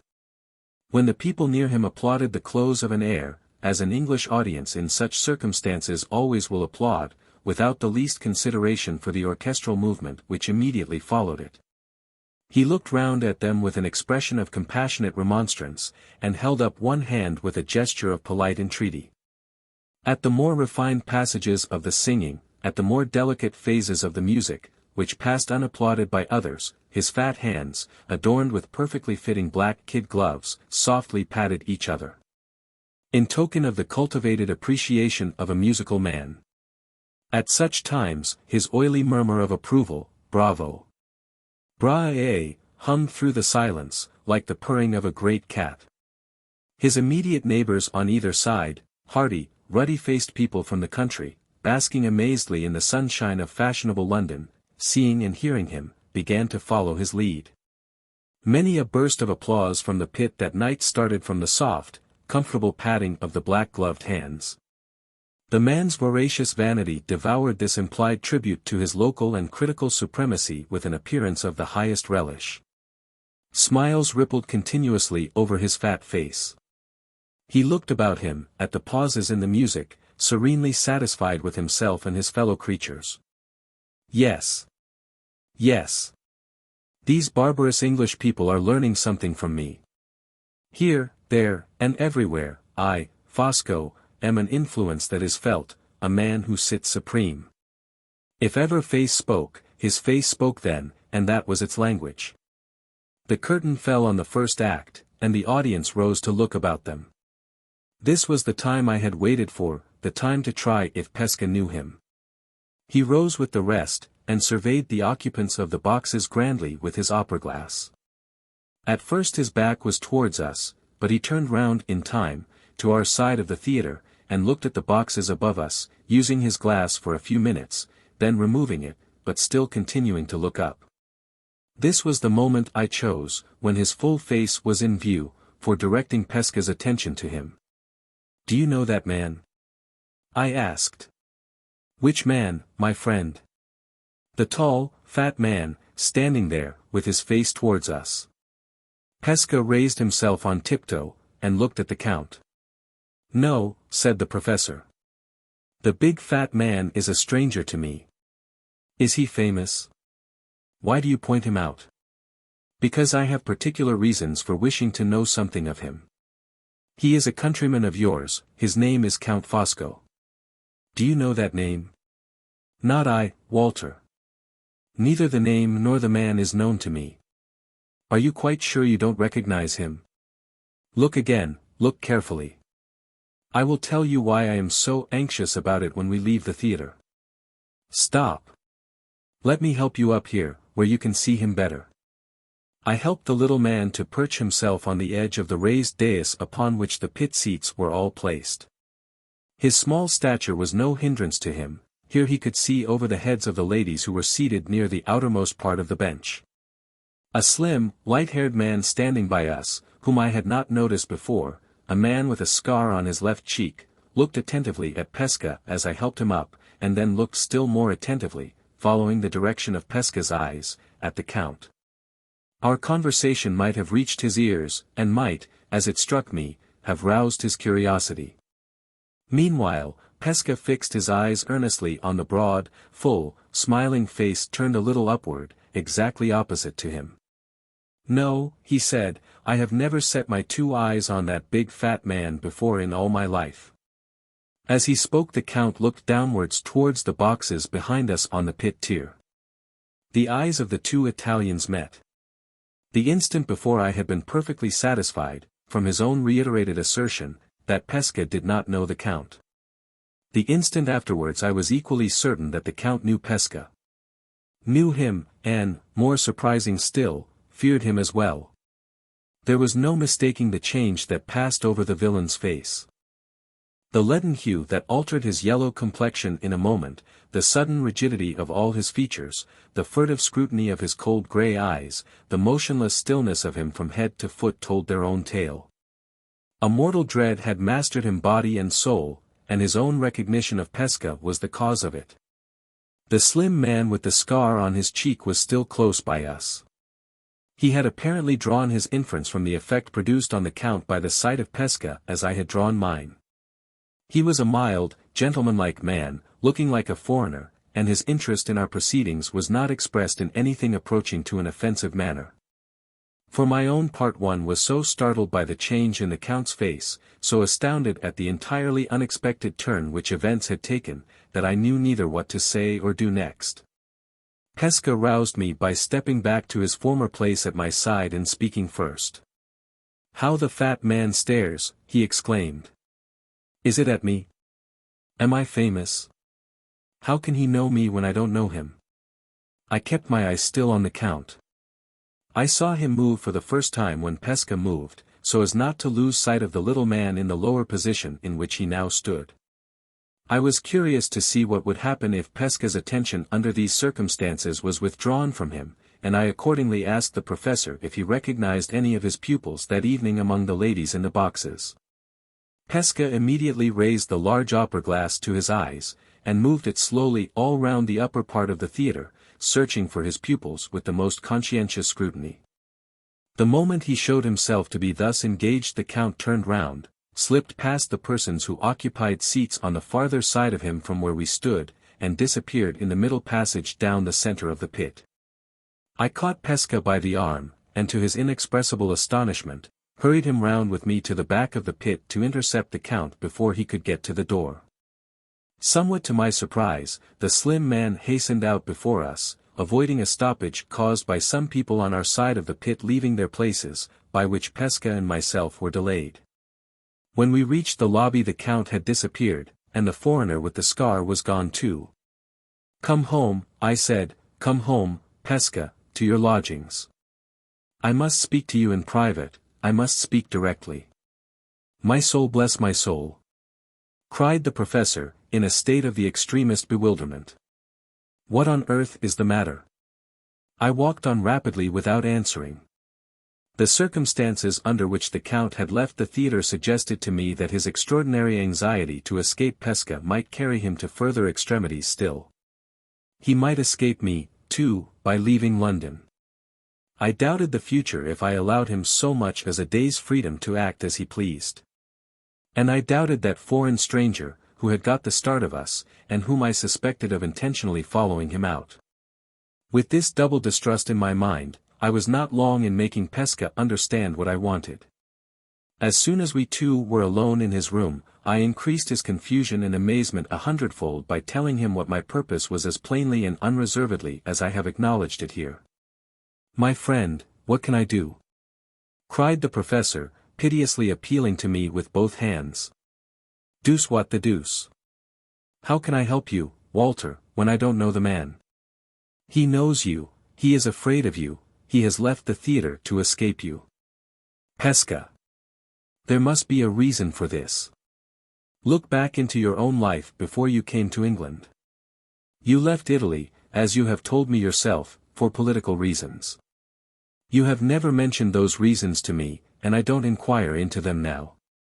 I only ask you to consult your own recollections, and to say if they suggest no past cause for the terror which the first sight of you produced in that man.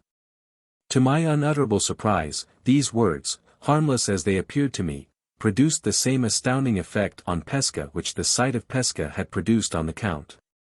The rosy face of my little friend whitened in an instant, and he drew back from me slowly, trembling from head to foot. "Walter," he said. "You don't know what you ask." He spoke in a whisper, he looked at me as if I had suddenly revealed to him some hidden danger to both of us. In less than 1 minute of time he was so altered from the easy, lively, quaint little man of all my past experience, that if I had met him in the street, changed as I saw him now, I should most certainly not have known him again. "Forgive me, if I have unintentionally pained and shocked you," I replied. "Remember the cruel wrong my wife has suffered at Count Fosco's hands. Remember that the wrong can never be redressed, unless the means are in my power of forcing him to do her justice. I spoke in her interests, Pesca, I ask you again to forgive me, I can say no more." I rose to go. He stopped me before I reached the door. "Wait," he said. "You have shaken me from head to foot. You don't know how I left my country, and why I left my country. Let me compose myself, let me think, if I can." I returned to my chair. He walked up and down the room, talking to himself incoherently in his own language. After several turns backwards and forwards, he suddenly came up to me, and laid his little hands with a strange tenderness and solemnity on my breast. "On your heart and soul, Walter," he said, "is there no other way to get to that man but the chance way through me?" "There is no other way," I answered. He left me again, opened the door of the room and looked out cautiously into the passage, closed it once more, and came back. "You won your right over me, Walter," he said, "on the day when you saved my life. It was yours from that moment, when you pleased to take it. Take it now." "Yes. I mean what I say.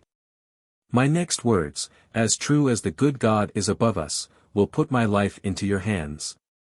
The trembling earnestness with which he uttered this extraordinary warning, carried with it, to my mind, the conviction that he spoke the truth.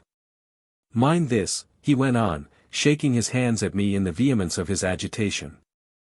"I hold no thread, in my own mind, between that man Fosco, and the pastime which I call back to me for your sake. If you find the thread, keep it to yourself, tell me nothing, on my knees I beg and pray, let me be ignorant, let me be innocent, let me be blind to all the future as I am now." He said a few words more, hesitatingly and disconnectedly, then stopped again. I saw that the effort of expressing himself in English, on an occasion too serious to permit him the use of the quaint turns and phrases of his ordinary vocabulary, was painfully increasing the difficulty he had felt from the first in speaking to me at all. Having learnt to read and understand his native language, though not to speak it, in the earlier days of our intimate companionship, I now suggested to him that he should express himself in Italian, while I used English in putting any questions which might be necessary to my enlightenment. He accepted the proposal. In his smooth-flowing language, spoken with a vehement agitation which betrayed itself in the perpetual working of his features, in the wildness and the suddenness of his foreign gesticulations, but never in the raising of his voice, I now heard the words which armed me to meet the last struggle that is left for this story to record. It is only right to mention here, that I repeat Pesco's statement to me with the careful suppressions and alterations which the serious nature of the subject and my own sense of duty to my friend demand. My first and last concealments from the reader are those which caution renders absolutely necessary in this portion of the narrative. "You know nothing of my motive for leaving Italy," he began, "except that it was for political reasons. If I had been driven to this country by the persecution of my government, I should not have kept those reasons a secret from you or from any one. I have concealed them because no government authority has pronounced the sentence of my exile. You have heard, Walter, of the political societies that are hidden in every great city on the continent of Europe. To one of those societies I belonged in Italy, and belong still in England. When I came to this country, I came by the direction of my chief. I was overzealous in my younger time, I ran the risk of compromising myself and others. For those reasons I was ordered to emigrate to England and to wait. I emigrated, I have waited, I wait still. Tomorrow I may be called away, 10 years hence I may be called away. It is all one to me, I am here, I support myself by teaching, and I wait. I violate no oath, you shall hear why presently, in making my confidence complete by telling you the name of the society to which I belong. All I do is to put my life in your hands. If what I say to you now is ever known by others to have passed my lips, as certainly as we two sit here, I am a dead man. He whispered the next words in my ear. I keep the secret which he thus communicated. The society to which he belonged will be sufficiently individualized for the purpose of these pages, if I call it, the Brotherhood, on the few occasions when any reference to the subject will be needed in this place. The object of the Brotherhood, Pesca went on, is, briefly, the object of other political societies of the same sort, the destruction of tyranny in the assertion of the rights of the people. The principles of the Brotherhood are two. So long as a man's life is useful, or even harmless only, he has the right to enjoy it. But, if his life inflicts injury on the well-being of his fellow men, from that moment he forfeits the right, and it is not only no crime, but a positive merit, to deprive him of it. It is not for me to say in what frightful circumstances of oppression and suffering this society took its rise. It is not for you to say, you Englishmen, who have conquered your freedom so long ago, that you have conveniently forgotten what blood you shed. And what extremities you proceeded to in the conquering. It is not for you to say how far the worst of all exasperations may, or may not, carry the maddened men of an enslaved nation. The iron that has entered into our souls has gone too deep for you to find it. Leave the refugee alone. Laugh at him, distrust him, open your eyes in wonder at that secret self which smoulders in him, sometimes under the everyday respectability and tranquility of a man like me, sometimes under the grinding poverty, the fierce squalor of men less lucky, less pliable, less patient than I am, but judge us not. In the time of your first Charles you might have done us justice, the long luxury of your own freedom has made you incapable of doing us justice now. All the deepest feelings of his nature seemed to force themselves to the surface in those words, all his heart was poured out to me for the first time in our lives, but still his voice never rose. Still his dread of the terrible revelation he was making to me never left him. So far, he resumed, you think the society like other societies. Its object, in your English opinion, is anarchy and revolution. It takes the life of a bad king or a bad minister, as if the one and the other were dangerous wild beasts to be shot at the first opportunity. I grant you this. But the laws of the Brotherhood are the laws of no other political society on the face of the earth. The members are not known to one another. There is a president in Italy, there are presidents abroad. Each of these has his secretary. The presidents and the secretaries know the members, but the members, among themselves, are all strangers, until their chiefs see fit, in the political necessity of the time, or in the private necessity of the society, to make them known to each other. With such a safeguard as this there is no oath among us on admittance. We are identified with the Brotherhood by a secret mark, which we all bear, which lasts while our lives last. We are told to go about our ordinary business, and to report ourselves to the President, or the Secretary, 4 times a year, in the event of our services being required. We are warned, if we betray the Brotherhood, or if we injure it by serving other interests, that we die by the principles of the Brotherhood, die by the hand of a stranger who may be sent from the other end of the world to strike the blow, or by the hand of our own bosom friend, who may have been a member unknown to us through all the years of our intimacy. Sometimes the death is delayed, sometimes it follows close on the treachery. It is our first business to know how to wait, our second business to know how to obey when the word is spoken. Some of us may wait our lives through, and may not be wanted. Some of us may be called to the work, or to the preparation for the work, the very day of our admission.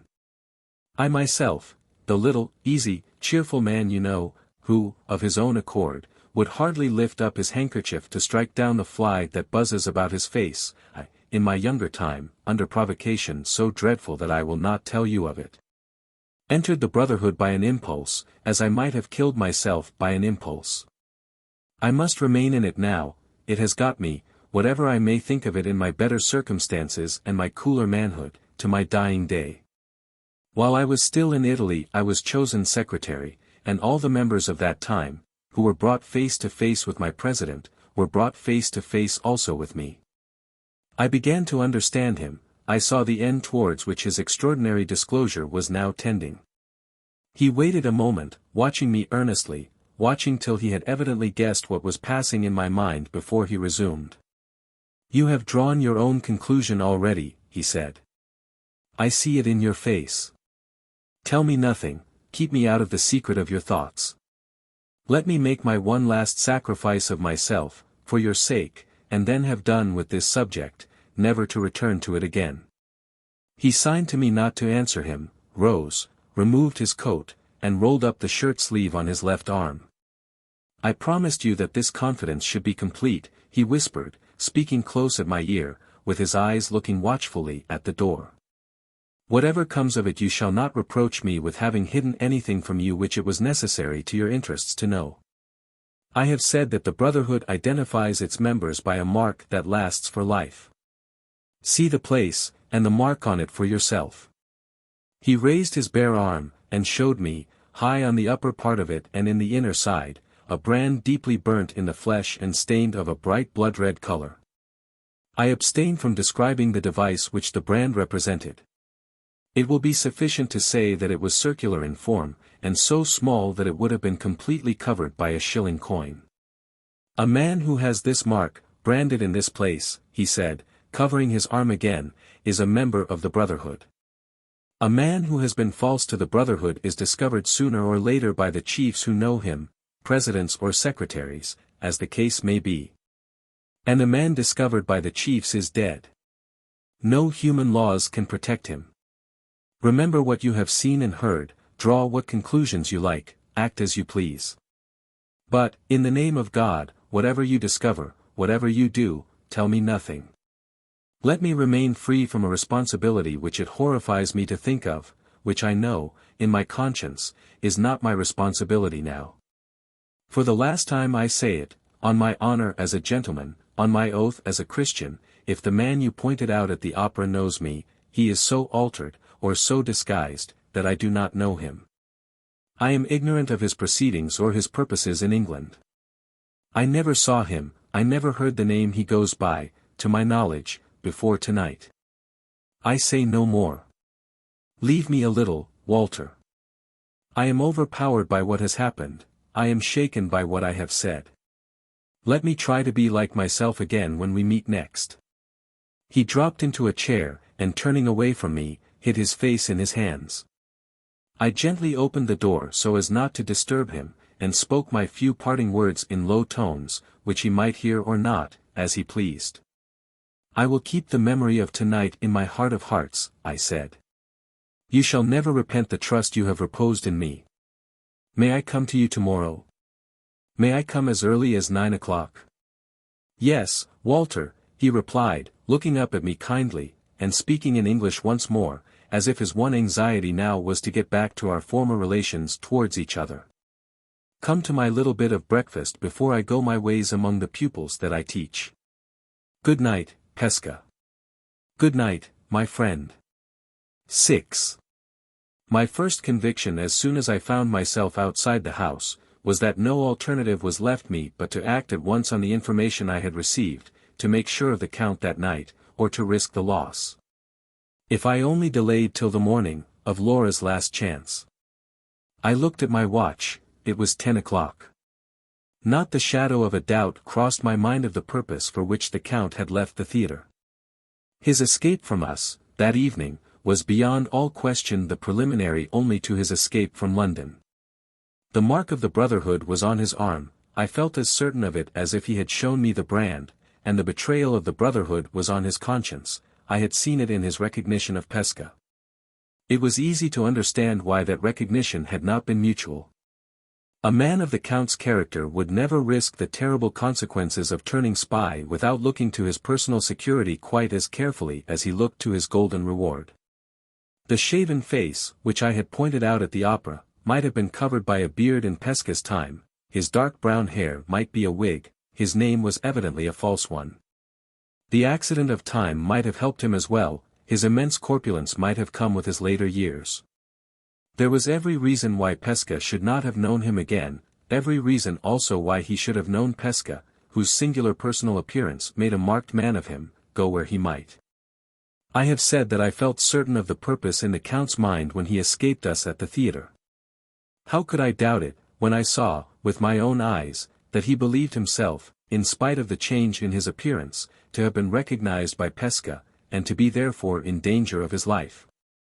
If I could get speech of him that night, if I could show him that I, too, knew of the mortal peril in which he stood, what result would follow? Plainly this.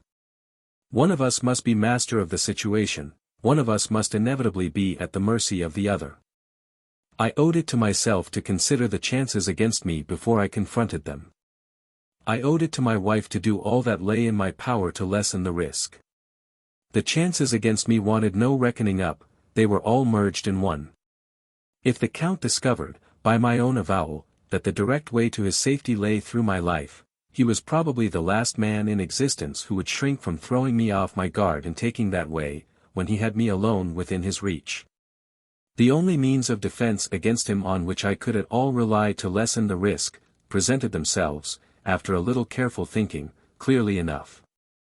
Before I made any personal acknowledgment of my discovery in his presence, I must place the discovery itself where it would be ready for instant use against him, and safe from any attempt at suppression on his part. If I laid the mine under his feet before I approached him, and if I left instructions with a third person to fire it on the expiration of a certain time, unless directions to the contrary were previously received under my own hand, or from my own lips, in that event the Count's security was absolutely dependent upon mine, and I might hold the vantage ground over him securely, even in his own house. This idea occurred to me when I was close to the new lodgings which we had taken on returning from the seaside. I went in without disturbing any one, by the help of my key. A light was in the hall, and I stole up with it to my workroom to make my preparations, and absolutely to commit myself to an interview with the Count, before either Laura or Marian could have the slightest suspicion of what I intended to do. A letter addressed to Pesca represented the surest measure of precaution which it was now possible for me to take. I wrote as follows. The man whom I pointed out to you at the opera is a member of the Brotherhood, and has been false to his trust. Put both these assertions to the test instantly. You know the name he goes by in England. His address is No. 5 Forest Road, St. John's Wood. On the love you once bore me, use the power entrusted to you without mercy and without delay against that man. I have risked all and lost all, and the forfeit of my failure has been paid with my life. I signed and dated these lines, enclosed them in an envelope, and sealed it up. On the outside I wrote this direction: keep the enclosure unopened until 9 o'clock tomorrow morning. If you do not hear from me, or see me, before that time, break the seal when the clock strikes, and read the contents. I added my initials, and protected the whole by enclosing it in a second sealed envelope, addressed to Pesca at his lodgings. Nothing remained to be done after this but to find the means of sending my letter to its destination immediately. I should then have accomplished all that lay in my power. If anything happened to me in the Count's house, I had now provided for his answering it with his life. That the means of preventing his escape, under any circumstances whatever, were at Pesca's disposal, if he chose to exert them, I did not for an instant doubt. The extraordinary anxiety which he had expressed to remain unenlightened as to the Count's identity, or, in other words, to be left uncertain enough about facts to justify him to his own conscience in remaining passive, betrayed plainly that the means of exercising the terrible justice of the Brotherhood were ready to his hand, although, as a naturally humane man, he had shrunk from plainly saying as much in my presence. The deadly certainty with which the vengeance of foreign political societies can hunt down a traitor to the cause, hide himself where he may, had been too often exemplified, even in my superficial experience, to allow of any doubt. Considering the subject only as a reader of newspapers, cases recurred to my memory, both in London and in Paris, of foreigners found stabbed in the streets, whose assassins could never be traced, of bodies and parts of bodies thrown into the Thames and the Seine, by hands that could never be discovered, of deaths by secret violence which could only be accounted for in one way. I have disguised nothing relating to myself in these pages, and I do not disguise here that I believed I had written Count Fosco's death warrant, if the fatal emergency happened which authorized Pesca to open my enclosure. I left my room to go down to the ground floor of the house, and speak to the landlord about finding me a messenger. He happened to be ascending the stairs at the time, and we met on the landing. His son, a quick lad, was the messenger he proposed to me on hearing what I wanted. We had the boy upstairs, and I gave him his directions. He was to take the letter in a cab, to put it into Professor Pesca's own hands, and to bring me back a line of acknowledgment from that gentleman, returning in the cab, and keeping it at the door for my use. It was then nearly 10:30. I calculated that the boy might be back in 20 minutes, and that I might drive to St. John's Wood, on his return, in 20 minutes more. When the lad had departed on his errand, I returned to my own room for a little while, to put certain papers in order, so that they might be easily found in case of the worst. The key of the old-fashioned bureau in which the papers were kept I sealed up, and left it on my table, with Marian's name written on the outside of the little packet. This done, I went downstairs to the sitting-room, in which I expected to find Laura and Marian awaiting my return from the opera. I felt my hand trembling for the first time when I laid it on the lock of the door. No one was in the room but Marian. She was reading, and she looked at her watch, in surprise, when I came in.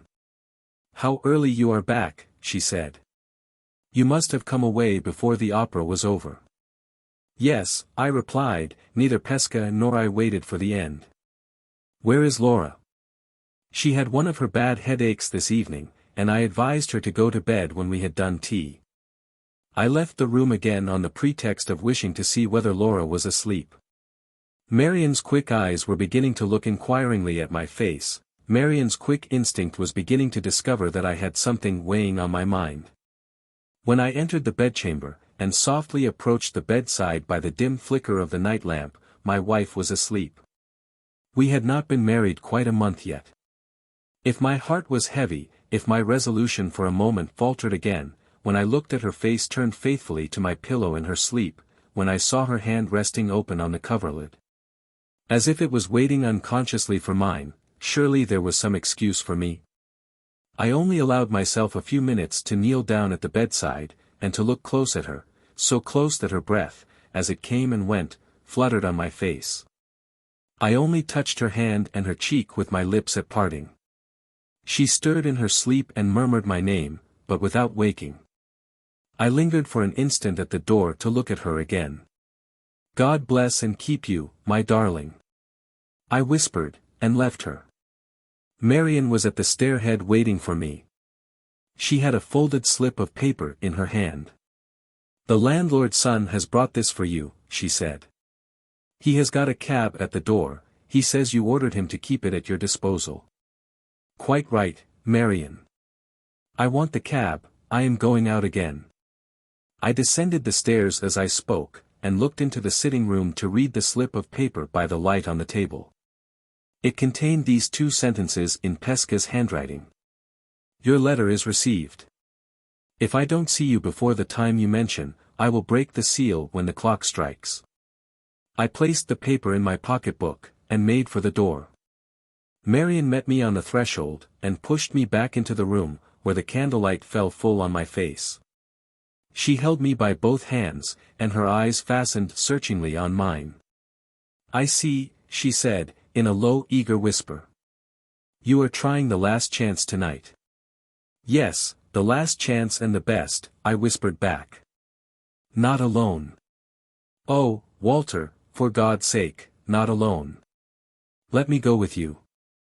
Don't refuse me because I'm only a woman. I must go. I will go. I'll wait outside in the cab." It was my turn now to hold her. She tried to break away from me and get down first to the door. "If you want to help me," I said, "stop here and sleep in my wife's room tonight. Only let me go away with my mind easy about Laura, and I answer for everything else. Come, Marian, give me a kiss, and show that you have the courage to wait till I come back." I dared not allow her time to say a word more. She tried to hold me again. I unclasped her hands, and was out of the room in a moment.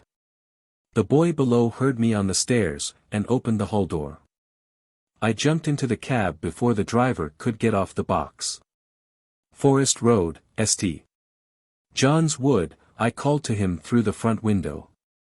"Double fare if you get there in a quarter of an hour." "I'll do it, sir." I looked at my watch. 11 o'clock. Not a minute to lose.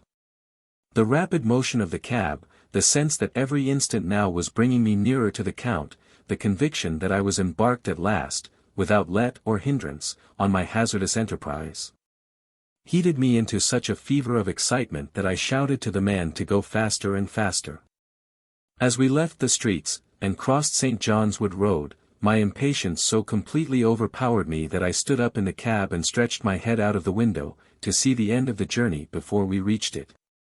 Just as a church clock in the distance struck the quarter past, we turned into the Forest Road.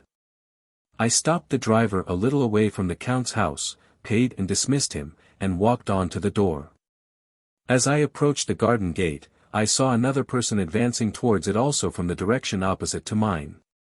We met under the gas lamp in the road, and looked at each other. I instantly recognized the light-haired foreigner with the scar on his cheek, and I thought he recognized me. He said nothing, and instead of stopping at the house, as I did, he slowly walked on. Was he in the Forest Road by accident? Or had he followed the Count home from the opera? I did not pursue those questions. After waiting a little till the foreigner had slowly passed out of sight, I rang the gate bell. It was then 20 minutes past 11, late enough to make it quite easy for the Count to get rid of me by the excuse that he was in bed. The only way of providing against this contingency was to send him my name without asking any preliminary questions, and to let him know, at the same time, that I had a serious motive for wishing to see him at that late hour.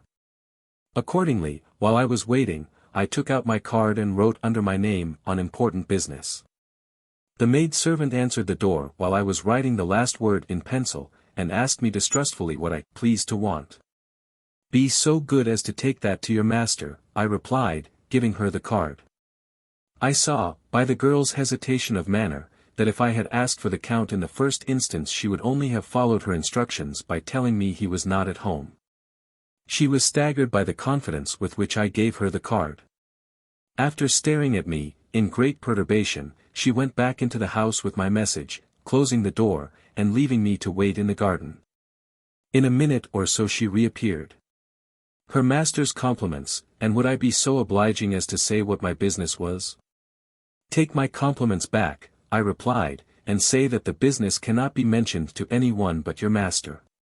She left me again returned, and this time asked me to walk in. I followed her at once. In another moment I was inside the Count's house. 7. There was no lamp in the hall, but by the dim light of the kitchen candle, which the girl had brought upstairs with her, I saw an elderly lady steal noiselessly out of a back room on the ground floor. She cast one viperish look at me as I entered the hall, but said nothing, and went slowly upstairs without returning my bow. My familiarity with Marian's journal sufficiently assured me that the elderly lady was Madame Fosco. The servant led me to the room which the Countess had just left. I entered it, and found myself face to face with the Count. He was still in his evening dress, except his coat, which he had thrown across a chair. His shirt sleeves were turned up at the wrists, but no higher. A carpet-bag was on one side of him, and a box on the other. Books, papers, and articles of wearing apparel were scattered about the room. On a table, at one side of the door, stood the cage, so well known to me by description, which contained his white mice. The canaries and the cockatoo were probably in some other room. He was seated before the box, packing it, when I went in, and rose with some papers in his hand to receive me. His face still betrayed plain traces of the shock that had overwhelmed him at the opera. His fat cheeks hung loose, his cold grey eyes were furtively vigilant, his voice, look, and manner were all sharply suspicious alike, as he advanced a step to meet me, and requested, with distant civility, that I would take a chair. "You come here on business, sir," he said. "I am at a loss to know what that business can possibly be." The unconcealed curiosity, with which he looked hard in my face while he spoke, convinced me that I had passed unnoticed by him at the opera. He had seen Pesca first, and from that moment till he left the theatre he had evidently seen nothing else. My name would necessarily suggest to him that I had not come into his house with other than a hostile purpose towards himself, but he appeared to be utterly ignorant thus far of the real nature of my errand. "I am fortunate in finding you here tonight," I said. "You seem to be on the point of taking a journey. Is your business connected with my journey?" "In some degree." "In what degree?" "Do you know where I am going to?" "No. I only know why you are leaving London." He slipped by me with the quickness of thought, locked the door, and put the key in his pocket. "You and I, Mr. Hartright, are excellently well acquainted with one another by reputation," he said. "Did it, by any chance, occur to you when you came to this house that I was not the sort of man you could trifle with?" "It did occur to me," I replied. "And I have not come to trifle with you. I am here on a matter of life and death, and if that door which you have locked was open at this moment, nothing you could say or do would induce me to pass through it." I walked farther into the room, and stood opposite to him on the rug before the fireplace. He drew a chair in front of the door, and sat down on it, with his left arm resting on the table. The cage with the white mice was close to him, and the little creatures scampered out of their sleeping place as his heavy arm shook the table, and peered at him through the gaps in the smartly painted wires. "On a matter of life and death," he repeated to himself. "Those words are more serious, perhaps, than you think." "What do you mean?" "What I say." The perspiration broke out thickly on his broad forehead. His left hand stole over the edge of the table. There was a drawer in it, with a lock, and the key was in the lock. His finger and thumb closed over the key, but did not turn it. "So you know why I am leaving London," he went on. "Tell me the reason, if you please." He turned the key, and unlocked the drawer as he spoke. "I can do better than that," I replied. "I can show you the reason, if you like." "How can you show it?"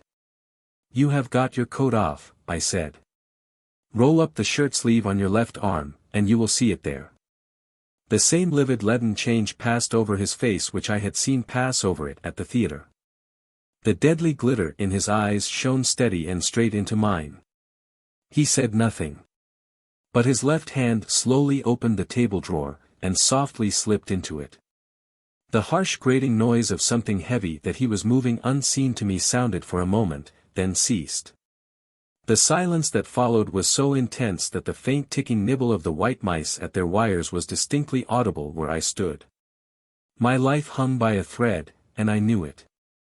At that final moment I thought with his mind, I felt with his fingers, I was as certain as if I had seen it of what he kept hidden from me in the drawer. "Wait a little," I said. "You have got the door locked, you see I don't move, you see my hands are empty. Wait a little. I have something more to say." "You have said enough," he replied, with a sudden composure so unnatural and so ghastly that it tried my nerves as no outbreak of violence could have tried them. "I want one moment for my own thoughts, if you please. Do you guess what I am thinking about?" "Perhaps I do." "I am thinking," he remarked quietly, "whether I shall add to the disorder in this room by scattering your brains about the fireplace." If I had moved at that moment, I saw in his face that he would have done it. I advise you to read 2 lines of writing which I have about me, I rejoined, before you finally decide that question. The proposal appeared to excite his curiosity. He nodded his head. I took Pesca's acknowledgment of the receipt of my letter out of my pocketbook, handed it to him at arm's length, and returned to my former position in front of the fireplace. He read the lines aloud. Your letter is received. If I don't hear from you before the time you mention, I will break the seal when the clock strikes. Another man in his position would have needed some explanation of those words. The Count felt no such necessity.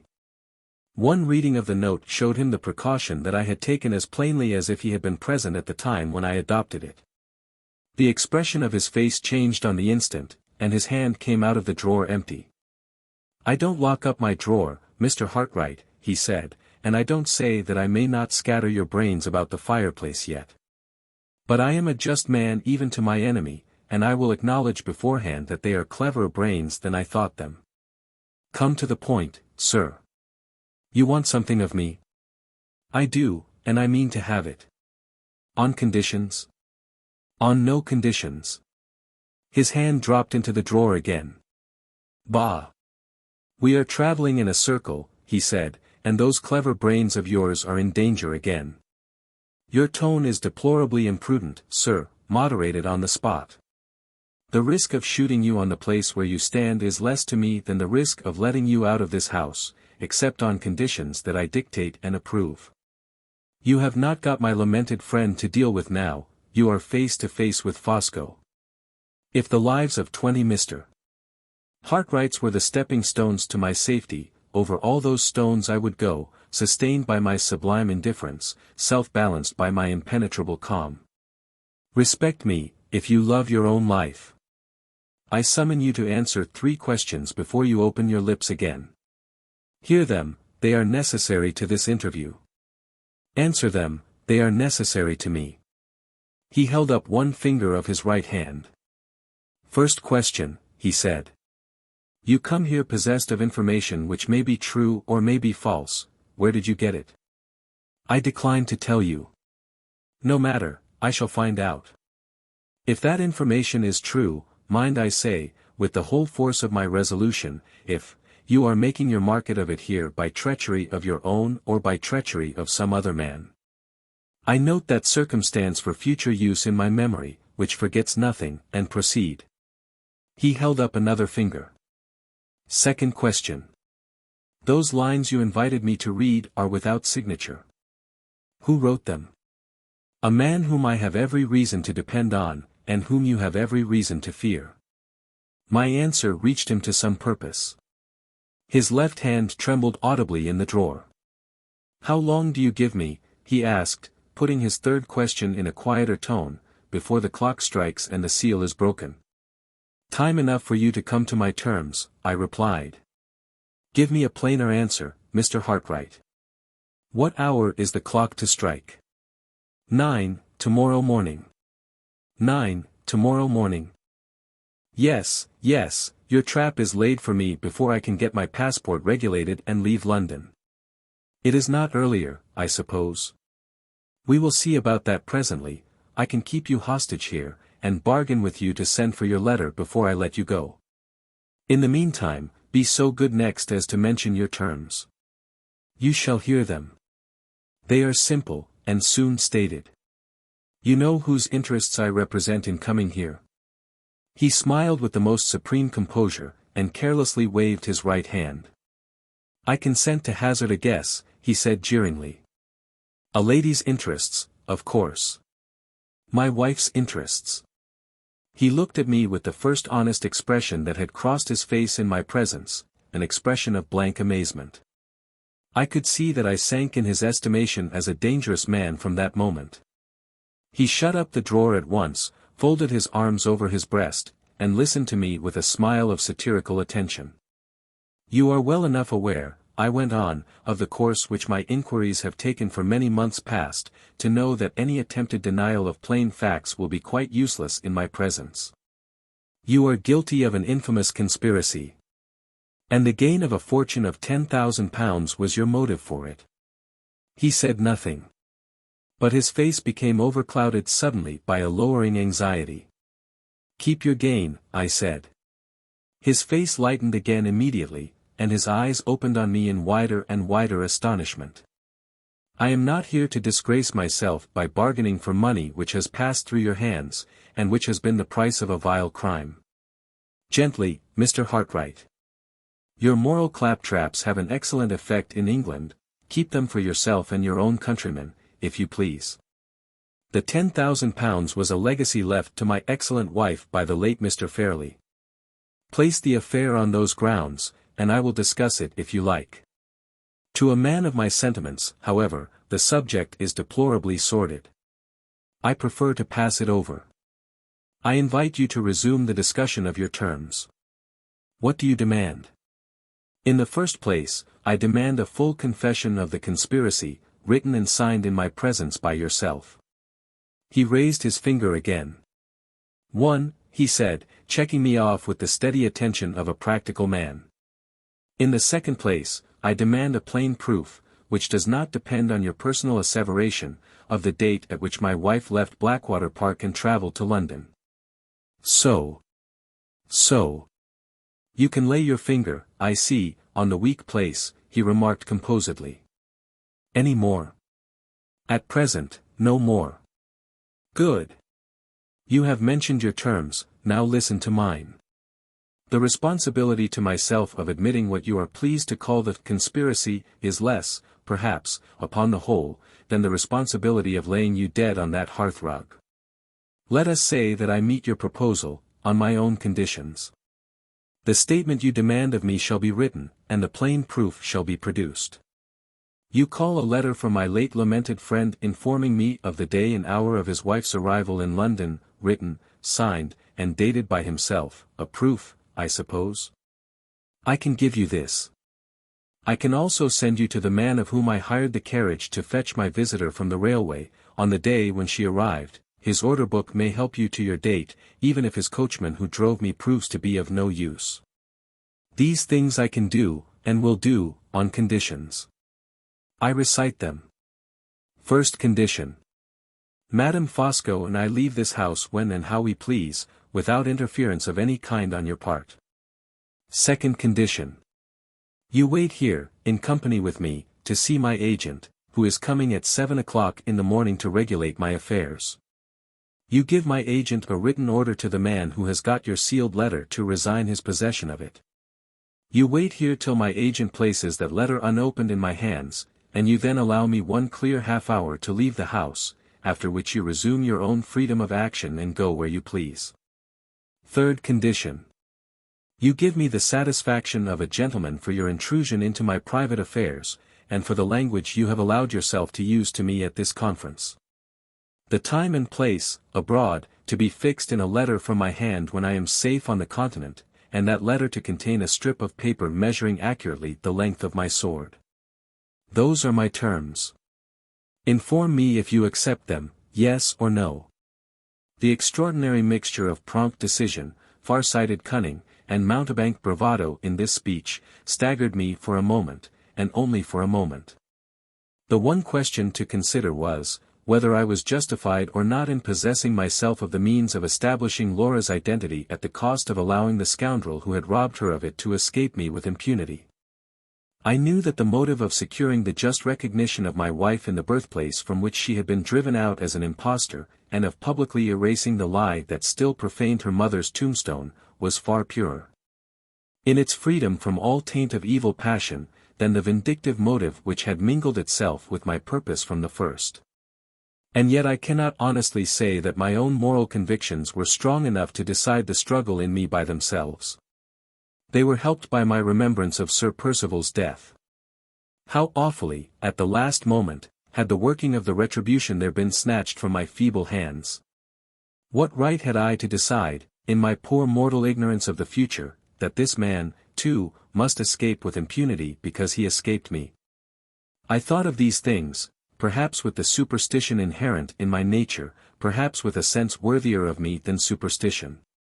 It was hard, when I had fastened my hold on him at last, to loosen it again of my own accord, but I forced myself to make the sacrifice. In plainer words, I determined to be guided by the one higher motive of which I was certain, the motive of serving the cause of Laura and the cause of truth. I accept your conditions, I said. With one reservation on my part. What reservation may that be? He asked. It refers to the sealed letter, I answered. I require you to destroy it unopened in my presence as soon as it is placed in your hands. My object in making this stipulation was simply to prevent him from carrying away written evidence of the nature of my communication with Pesca. The fact of my communication he would necessarily discover, when I gave the address to his agent in the morning. But he could make no use of it on his own unsupported testimony, even if he really ventured to try the experiment, which need excite in me the slightest apprehension on Pesca's account. I grant your reservation, he replied, after considering the question gravely for a minute or two. It is not worth dispute, the letter shall be destroyed when it comes into my hands. He rose, as he spoke, from the chair in which he had been sitting opposite to me up to this time. With one effort he appeared to free his mind from the whole pressure on it of the interview between us thus far. Alf! He cried, stretching his arms luxuriously, the skirmish was hot while it lasted. Take a seat, Mr. Hartright. We meet as mortal enemies hereafter, let us, like gallant gentlemen, exchange polite attentions in the meantime. Permit me to take the liberty of calling for my wife. He unlocked and opened the door. Eleanor, he called out in his deep voice. The lady of the viperish face came in. Madame Fosco, Mr. Hartright, said the Count, introducing us with easy dignity. My angel, he went on, addressing his wife, will your labors of packing up allow you time to make me some nice strong coffee? I have writing business to transact with Mr. Hartright, and I require the full possession of my intelligence to do justice to myself. Madame Fosco bowed her head twice, once sternly to me, once submissively to her husband, and glided out of the room. The Count walked to a writing table near the window, opened his desk, and took from it several quires of paper and a bundle of quill pens. He scattered the pens about the table, so that they might lie ready in all directions to be taken up when wanted, and then cut the paper into a heap of narrow slips, of the form used by professional writers for the press. I shall make this a remarkable document, he said, looking at me over his shoulder. Habits of literary composition are perfectly familiar to me. One of the rarest of all the intellectual accomplishments that a man can possess is the grand faculty of arranging his ideas. Immense privilege. I possess it. Do you? He marched backwards and forwards in the room, until the coffee appeared, humming to himself, and marking the places at which obstacles occurred in the arrangement of his ideas, by striking his forehead from time to time with the palm of his hand. The enormous audacity with which he seized on the situation in which I placed him, and made it the pedestal on which his vanity mounted for the one cherished purpose of self-display, mastered my astonishment by main force. Sincerely as I loathed the man, the prodigious strength of his character, even in its most trivial aspects, impressed me in spite of myself. The coffee was brought in by Madame Fosco. He kissed her hand in grateful acknowledgment, and escorted her to the door, returned, poured out a cup of coffee for himself, and took it to the writing table. May I offer you some coffee, Mr. Hartright, he said, before he sat down. I declined. What? You think I shall poison you, he said gaily. The English intellect is sound, so far as it goes, he continued, seating himself at the table, but it has one grave defect, it is always cautious in the wrong place. He dipped his pen in the ink, placed the first slip of paper before him with a thump of his hand on the desk, cleared his throat, and began. He wrote with great noise and rapidity, in so large and bold a hand, and with such wide spaces between the lines, that he reached the bottom of the slip in not more than 2 minutes certainly from the time when he started at the top. Each slip as he finished it was paged, and tossed over his shoulder out of his way on the floor. When his first pen was worn out, that went over his shoulder too, and he pounced on a second from the supply scattered about the table. Slip after slip, by dozens, by 50s, by hundreds, flew over his shoulders on either side of him till he had snowed himself up in paper all round his chair. Hour after hour passed, and there I sat watching, there he sat writing. He never stopped, except to sip his coffee, and when that was exhausted, to smack his forehead from time to time. 1 o'clock struck, 2, 3, 4, and still the slips flew about all round him. Still the untiring pen scraped its way ceaselessly from top to bottom of the page, still the white chaos of paper rose higher and higher all round his chair. At 4 o'clock I heard a sudden splutter of the pen, indicative of the flourish with which he signed his name. "Bravo!"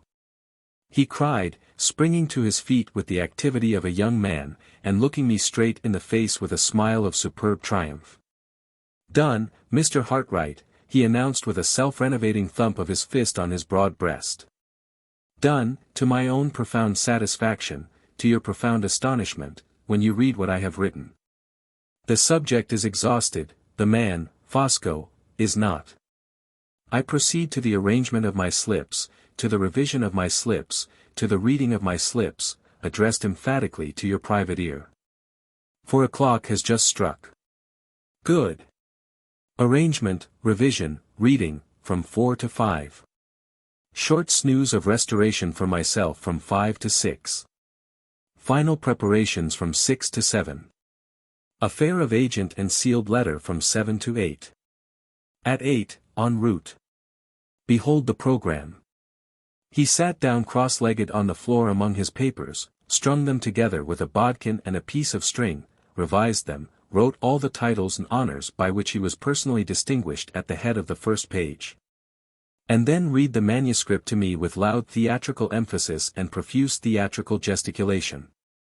The reader will have an opportunity, ere long, of forming his own opinion of the document. It will be sufficient to mention here that it answered my purpose. He next wrote me the address of the person from whom he had hired the fly, and handed me Sir Percival's letter. It was dated from Hampshire on the 25th of July, and it announced the journey of Lady Glyde to London on the 26th. Thus, on the very day, the 25th, when the doctor's certificate declared that she had died in St. John's Wood, she was alive, by Sir Percival's own showing, at Blackwater, and, on the day after, she was to take a journey. When the proof of that journey was obtained from the flyman, the evidence would be complete. 5:15, said the Count, looking at his watch. Time for my restorative snooze. I personally resemble Napoleon the Great, as you may have remarked, Mr. Hartright. I also resemble that immortal man in my power of commanding sleep at will. Excuse me one moment. I will summon Madame Fosco, to keep you from feeling dull. Knowing as well as he did, that he was summoning Madame Fosco to ensure my not leaving the house while he was asleep, I made no reply, and occupied myself in tying up the papers which he had placed in my possession. The lady came in, cool, pale, and venomous as ever. "Amuse Mr. Hartright, my angel," said the Count. He placed a chair for her, kissed her hand for the second time, withdrew to a sofa, and, in 3 minutes, was as peacefully and happily asleep as the most virtuous man in existence.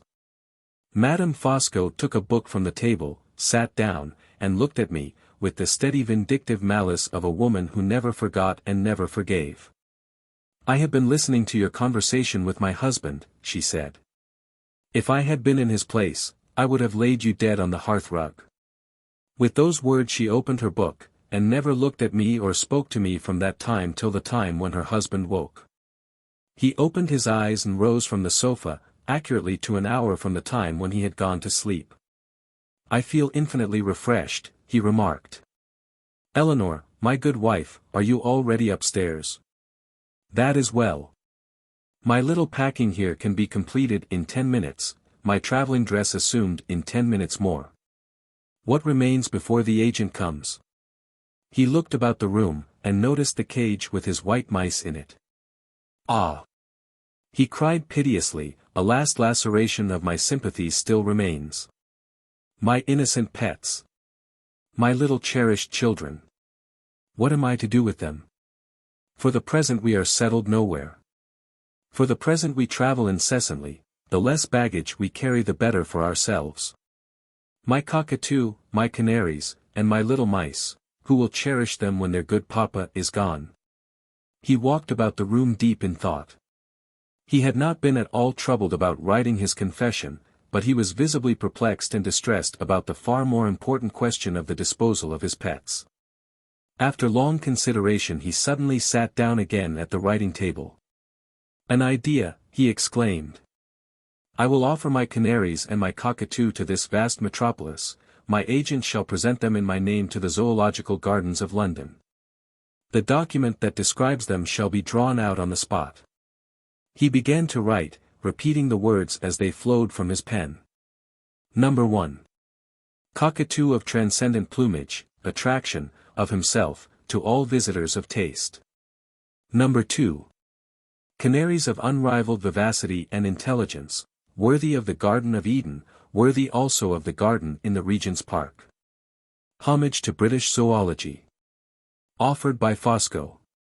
The pen spluttered again, and the flourish was attached to his signature. "Count.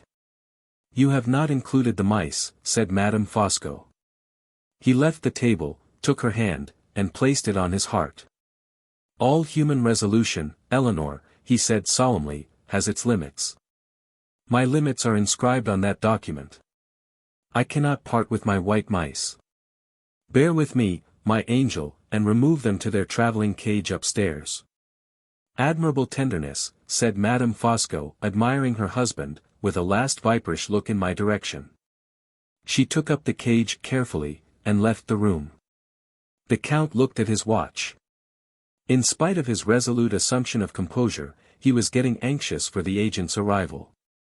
The candles had long since been extinguished, and the sunlight of the new morning poured into the room. It was not till 5 minutes past 7 that the gate bell rang, and the agent made his appearance. He was a foreigner with a dark beard. "Mr. Hartright, Monsieur Rubel," said the Count, introducing us. He took the agent, a foreign spy, in every line of his face, if ever there was one yet, into a corner of the room, whispered some directions to him, and then left us together. Monsieur Rubel, as soon as we were alone, suggested with great politeness that I should favor him with his instructions. I wrote 2 lines to Pesca, authorizing him to deliver my sealed letter to the bearer, directed the note, and handed it to Monsieur Rubel. The agent waited with me till his employer returned, equipped in traveling costume. The Count examined the address of my letter before he dismissed the agent. "I thought so," he said, turning on me with a dark look, and altering again in his manner from that moment. He completed his packing, and then sat consulting a traveling map, making entries in his pocketbook, and looking every now and then impatiently at his watch. Not another word, addressed to myself, passed his lips. The near approach of the hour for his departure, and the proof he had seen of the communication established between Pesca and myself, had plainly recalled his whole attention to the measures that were necessary for securing his escape. A little before 8 o'clock, Monsieur Rubel came back with my unopened letter in his hand. The Count looked carefully at the superscription and the seal, lit a candle, and burnt the letter. "I perform my promise," he said, "but this matter, Mr. Hartright, shall not end here." The agent had kept at the door the cab in which he had returned. He and the maidservant now busied themselves in removing the luggage. Madame Fosco came downstairs, thickly veiled, with the travelling cage of the white mice in her hand. She neither spoke to me nor looked towards me. Her husband escorted her to the cab. "Follow me as far as the passage," he whispered in my ear. "I may want to speak to you at the last moment." I went out to the door, the agent standing below me in the front garden. The Count came back alone, and drew me a few steps inside the passage.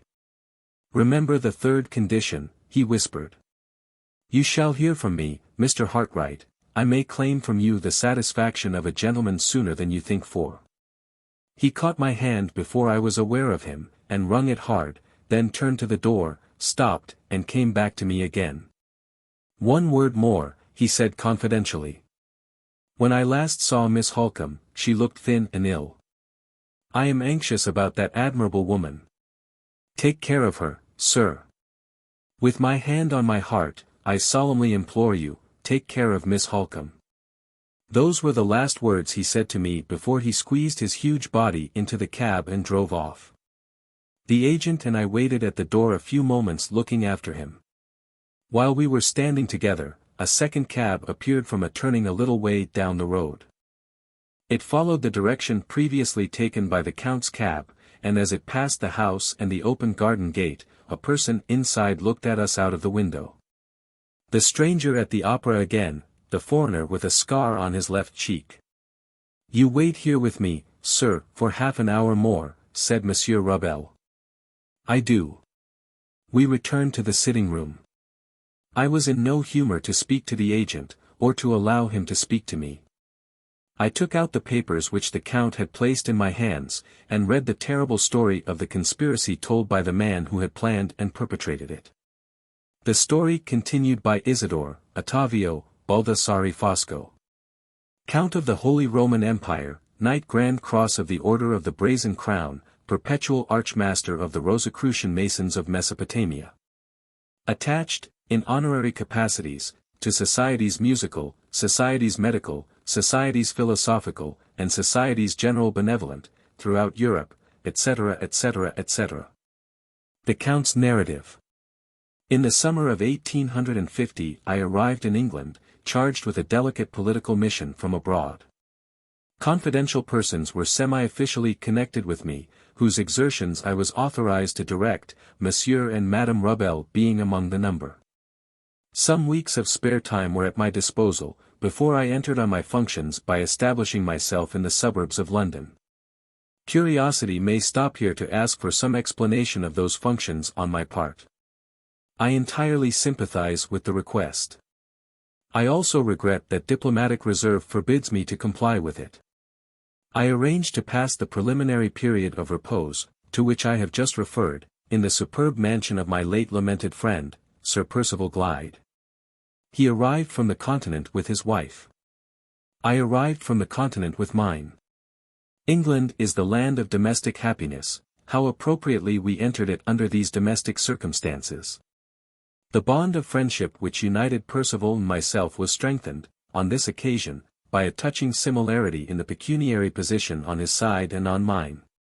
We both wanted money. Immense necessity. Universal want. Is there a civilized human being who does not feel for us? How insensible must that man be? Or how rich? I enter into no sordid particulars, in discussing this part of the subject. My mind recoils from them. With a Roman austerity, I show my empty purse and Percival's to the shrinking public gaze. Let us allow the deplorable fact to assert itself, once for all, in that manner, and pass on. We were received at the mansion by the magnificent creature who is inscribed on my heart as Marian, who is known in the colder atmosphere of society as Miss Halcombe. Just heaven! With what inconceivable rapidity I learnt to adore that woman. At 60, I worshipped her with the volcanic ardor of 18. All the gold of my rich nature was poured hopelessly at her feet. My wife, poor angel, my wife, who adores me, got nothing but the shillings and the pennies. Such is the world, such man, such love. What are we, I ask, but puppets in a showbox? Oh, omnipotent destiny, pull our strings gently. Dance us mercifully off our miserable little stage. The preceding lines, rightly understood, express an entire system of philosophy. It is mine. I resume. The domestic position at the commencement of our residence at Blackwater Park has been drawn with amazing accuracy, with profound mental insight, by the hand of Marian herself. Pass me the intoxicating familiarity of mentioning this sublime creature by her Christian name. Accurate knowledge of the contents of her journal, to which I obtained access by clandestine means, unspeakably precious to me in the remembrance, warns my eager pen from topics which this essentially exhaustive woman has already made her own. The interests, breathless and immense, with which I am here concerned, begin with the deplorable calamity of Marian's illness. The situation at this period was emphatically a serious one. Large sums of money, due at a certain time, were wanted by Percival, I say nothing of the modicum equally necessary to myself, and the one source to look to for supplying them was the fortune of his wife, of which not one farthing was at his disposal until her death. Bad so far, and worse still farther on. My lamented friend had private troubles of his own, into which the delicacy of my disinterested attachment to him forbade me from inquiring too curiously. I knew nothing but that a woman, named Anne Catherick, was hidden in the neighbourhood, that she was in communication with Lady Glyde, and that the disclosure of a secret, which would be the certain ruin of Percival, might be the result. He had told me himself that he was a lost man, unless his wife was silenced, and unless Anne Catherick was found. If he was a lost man, what would become of our pecuniary interests? Courageous as I am by nature, I absolutely trembled at the idea. The whole force of my intelligence was now directed to the finding of Anne Catherick. Our money affairs, important as they were, admitted of delay, but the necessity of discovering the woman admitted of none. I only knew her by description, as presenting an extraordinary personal resemblance to Lady Glyde.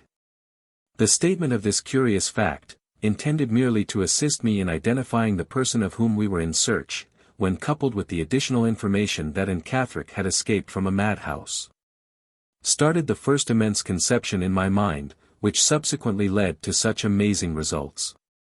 That conception involved nothing less than the complete transformation of two separate identities. Lady Glyde and Anne Catherick were to change names, places, and destinies, the one with the other, the prodigious consequences contemplated by the change being the gain of £30,000, and the eternal preservation of Sir Percival's secret. My instincts, which seldom err, suggested to me, on reviewing the circumstances, that our invisible and would, sooner or later, return to the boathouse at the Blackwater Lake. There I posted myself, previously mentioning to Mrs. Michelson, the housekeeper, that I might be found when wanted, immersed in study, in that solitary place. It is my rule never to make unnecessary mysteries, and never to set people suspecting me for want of a little seasonable candour on my part. Mrs. Michelson believed in me from first to last. This ladylike person, widow of a Protestant priest, overflowed with faith. Touched by such superfluity of simple confidence in a woman of her mature years, I opened the ample reservoirs of my nature and absorbed it all. I was rewarded for posting myself sentinel at the lake by the appearance, not of Anne Catherick herself, but of the person in charge of her. This individual also overflowed with simple faith, which I absorbed in myself, as in the case already mentioned. I leave her to describe the circumstances, if she has not done so already, under which she introduced me to the object of her maternal care. When I first saw Anne Catherick she was asleep. I was electrified by the likeness between this unhappy woman and Lady Glyde. The details of the grand scheme which had suggested themselves in outline only, up to that period, occurred to me, in all their masterly combination, at the sight of the sleeping face. At the same time, my heart, always accessible to tender influences, dissolved in tears at the spectacle of suffering before me. I instantly set myself to impart relief. In other words, I provided the necessary stimulant for strengthening Anne Catherick to perform the journey to London. The best years of my life have been passed in the ardent study of medical and chemical science. Chemistry especially has always had irresistible attractions for me from the enormous, the illimitable power which the knowledge of it confers. Chemists, I asserted emphatically, might sway, if they pleased, the destinies of humanity. Let me explain this before I go further. Mind, they say, rules the world. But what rules the mind? The body, follow me closely here, lies at the mercy of the most omnipotent of all potentates, the chemist. Give me, Fosco, chemistry. And when Shakespeare has conceived Hamlet and sits down to execute the conception, with a few grains of powder dropped into his daily food, I will reduce his mind, by the action of his body, till his pen pours out the most abject drivel that has ever degraded paper. Under similar circumstances, revive me the illustrious Newton. I guarantee that when he sees the apple fall he shall eat it, instead of discovering the principle of gravitation. Nero's dinner shall transform Nero into the mildest of men before he has done digesting it, and the morning draft of Alexander the Great shall make Alexander run for his life at the first sight of the enemy the same afternoon. On my sacred word of honor, it is lucky for society that modern chemists are, by incomprehensible good fortune, the most harmless of mankind. The mass are worthy fathers of families, who keep shops. The few are philosophers besotted with admiration for the sound of their own lecturing voices, visionaries who waste their lives on fantastic impossibilities, or quacks whose ambition soars no higher than our corns. Thus society escapes, and the illimitable power of chemistry remains the slave of the most superficial and the most insignificant ends. Why this outburst? Why this withering eloquence? Because my conduct has been misrepresented, because my motives have been misunderstood. It has been assumed that I used my vast chemical resources against Anne Catherick, and that I would have used them if I could against the magnificent Marian herself. Odious insinuations both. All my interests were concerned, as will be seen presently, in the preservation of Anne Catherick's life. All my anxieties were concentrated on Marian's rescue from the hands of the licensed imbecile who attended her, and who found my advice confirmed from first to last by the physician from London. On 2 occasions only, both equally harmless to the individual on whom I practiced, did I summon to myself the assistance of chemical knowledge. On the first of the 2, after following Marian to the inn at Blackwater, studying, behind a convenient wagon which hid me from her, the poetry of motion, as embodied in her walk, I availed myself of the services of my invaluable wife. To copy one and to intercept the other of 2 letters which my adored enemy had entrusted to a discarded maid.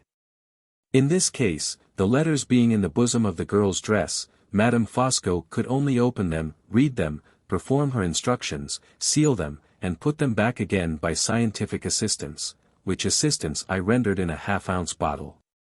The second occasion, when the same means were employed, was the occasion, to which I shall soon refer, of Lady Glyde's arrival in London. Never at any other time was I indebted to my art as distinguished from myself. To all other emergencies and complications my natural capacity for grappling, single-handed, with circumstances, was invariably equal.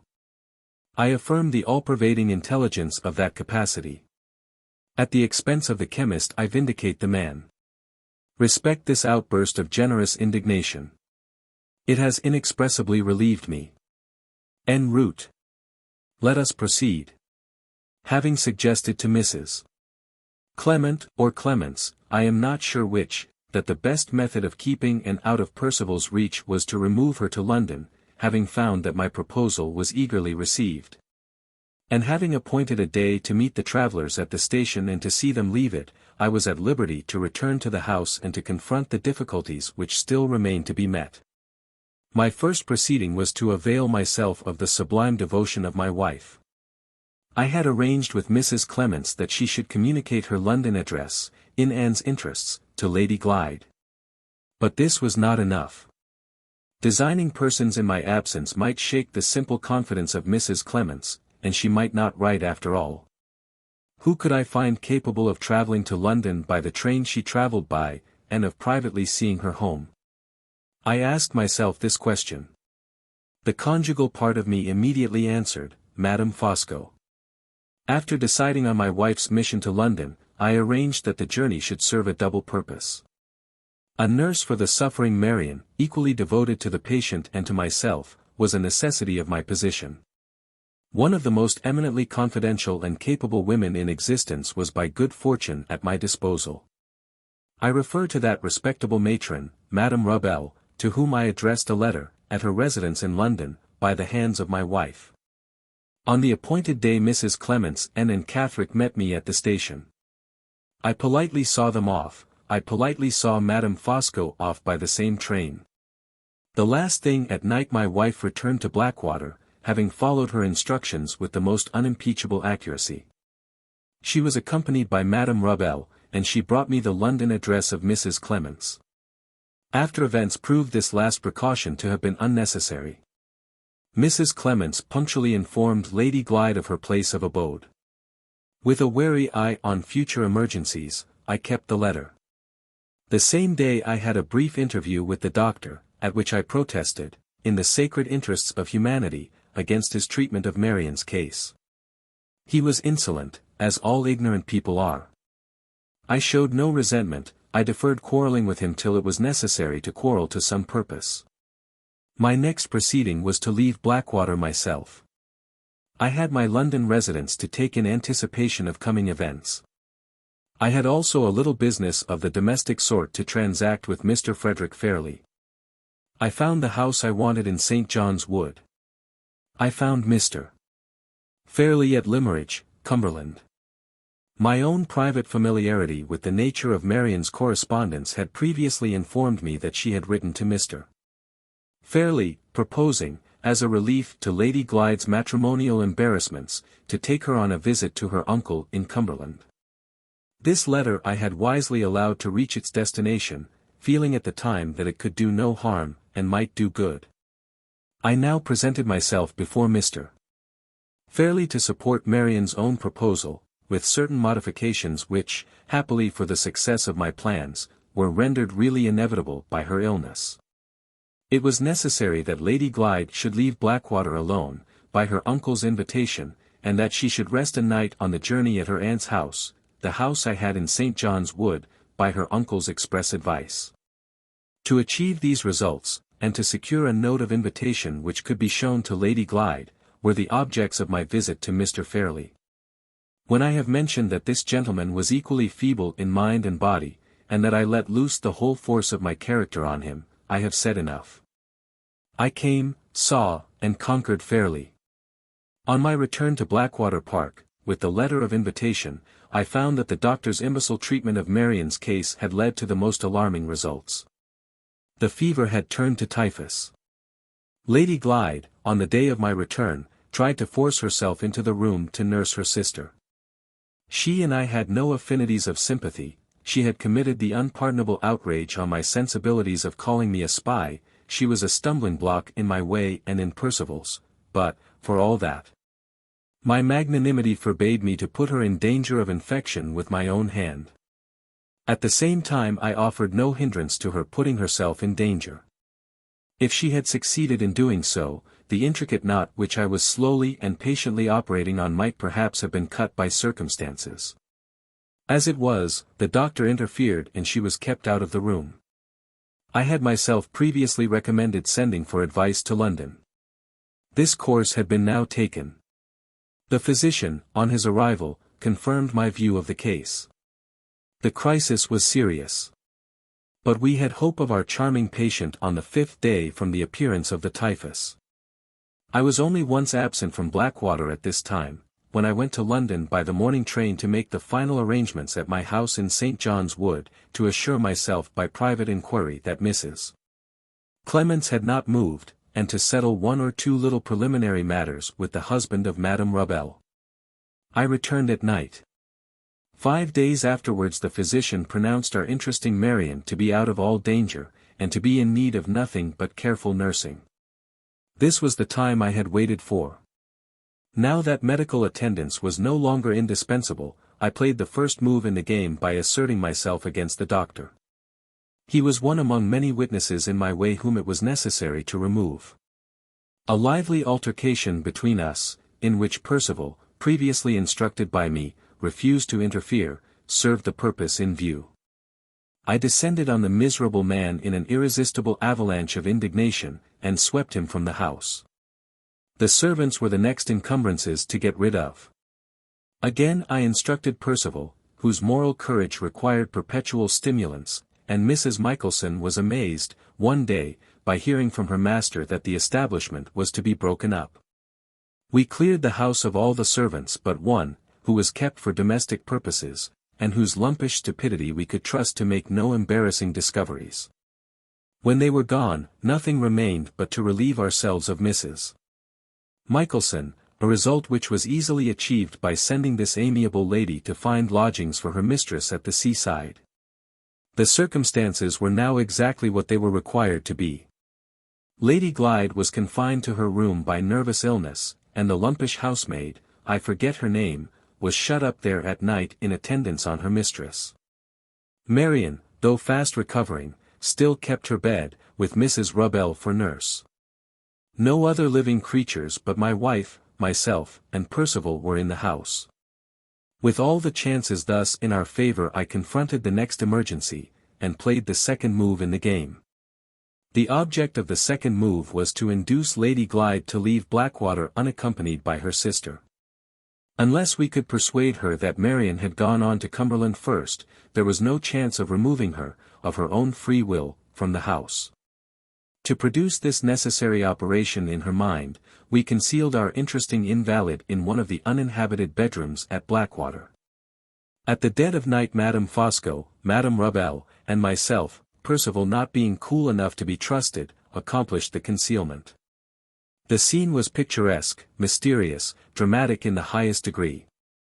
By my directions the bed had been made, in the morning, on a strong movable framework of wood. We had only to lift the framework gently at the head and foot, and to transport our patient where we pleased, without disturbing herself or her bed. No chemical assistance was needed or used in this case. Our interesting Marian lay in the deep repose of convalescence. We placed the candles and opened the doors beforehand. I, in right of my great personal strength, took the head of the framework, my wife and Madame Rubel took the foot. I bore my share of that inestimably precious burden with a manly tenderness, with a fatherly care. Where is the modern Rembrandt who could depict our midnight procession? Alas for the arts! Alas for this most pictorial of subjects! The modern Rembrandt is nowhere to be found. The next morning my wife and I started for London, leaving Marian secluded, in the uninhabited middle of the house, under care of Madame Rubel, who kindly consented to imprison herself with her patient for 2 or 3 days. Before taking our departure I gave Percival Mr. Fairlie's letter of invitation to his niece, instructing her to sleep on the journey to Cumberland at her aunt's house, with directions to show it to Lady Glyde on hearing from me. I also obtained from him the address of the asylum in which Anne Catherick had been confined, and a letter to the proprietor, announcing to that gentleman the return of his runaway patient to medical care. I had arranged, at my last visit to the metropolis, to have our modest domestic establishment ready to receive us when we arrived in London by the early train. In consequence of this wise precaution, we were enabled that same day to play the third move in the game, the getting possession of Anne Catherick. Dates are of importance here. I combine in myself the opposite characteristics of a man of sentiment and a man of business. I have all the dates at my fingers' ends. On Wednesday, the 24th of July, 1850, I sent my wife in a cab to clear Mrs. Clements out of the way, in the first place. A supposed message from Lady Glyde in London was sufficient to obtain this result. Mrs. Clements was taken away in the cab, and was left in the cab, while my wife, on pretence of purchasing something at a shop, gave her the slip, and returned to receive her expected visitor at our house in St. John's Wood. It is hardly necessary to add that the visitor had been described to the servants as Lady Glyde. In the meanwhile I had followed in another cab, with a note for Anne Catherick, merely mentioning that Lady Glyde intended to keep Mrs. Clements to spend the day with her, and that she was to join them under care of the good gentleman waiting outside, who had already saved her from discovery in Hampshire by Sir Percival. The good gentleman sent in this note by a street boy, and paused for results a door or two farther on.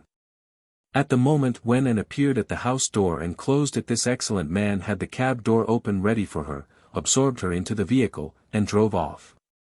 Pass me, here, one exclamation in parenthesis. How interesting this is! On the way to Forest Road my companion showed no fear. I can be paternal, no man more so, when I please, and I was intensely paternal on this occasion. What titles I had to her confidence! I had compounded the medicine which had done her good, I had warned her of her danger from Sir Percival.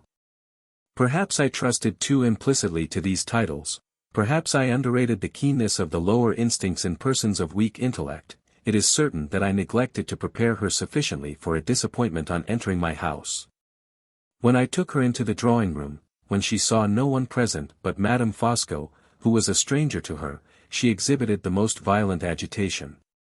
If she had scented danger in the air, as a dog scents the presence of some creature unseen, her alarm could not have displayed itself more suddenly and more causelessly. I interposed in vain.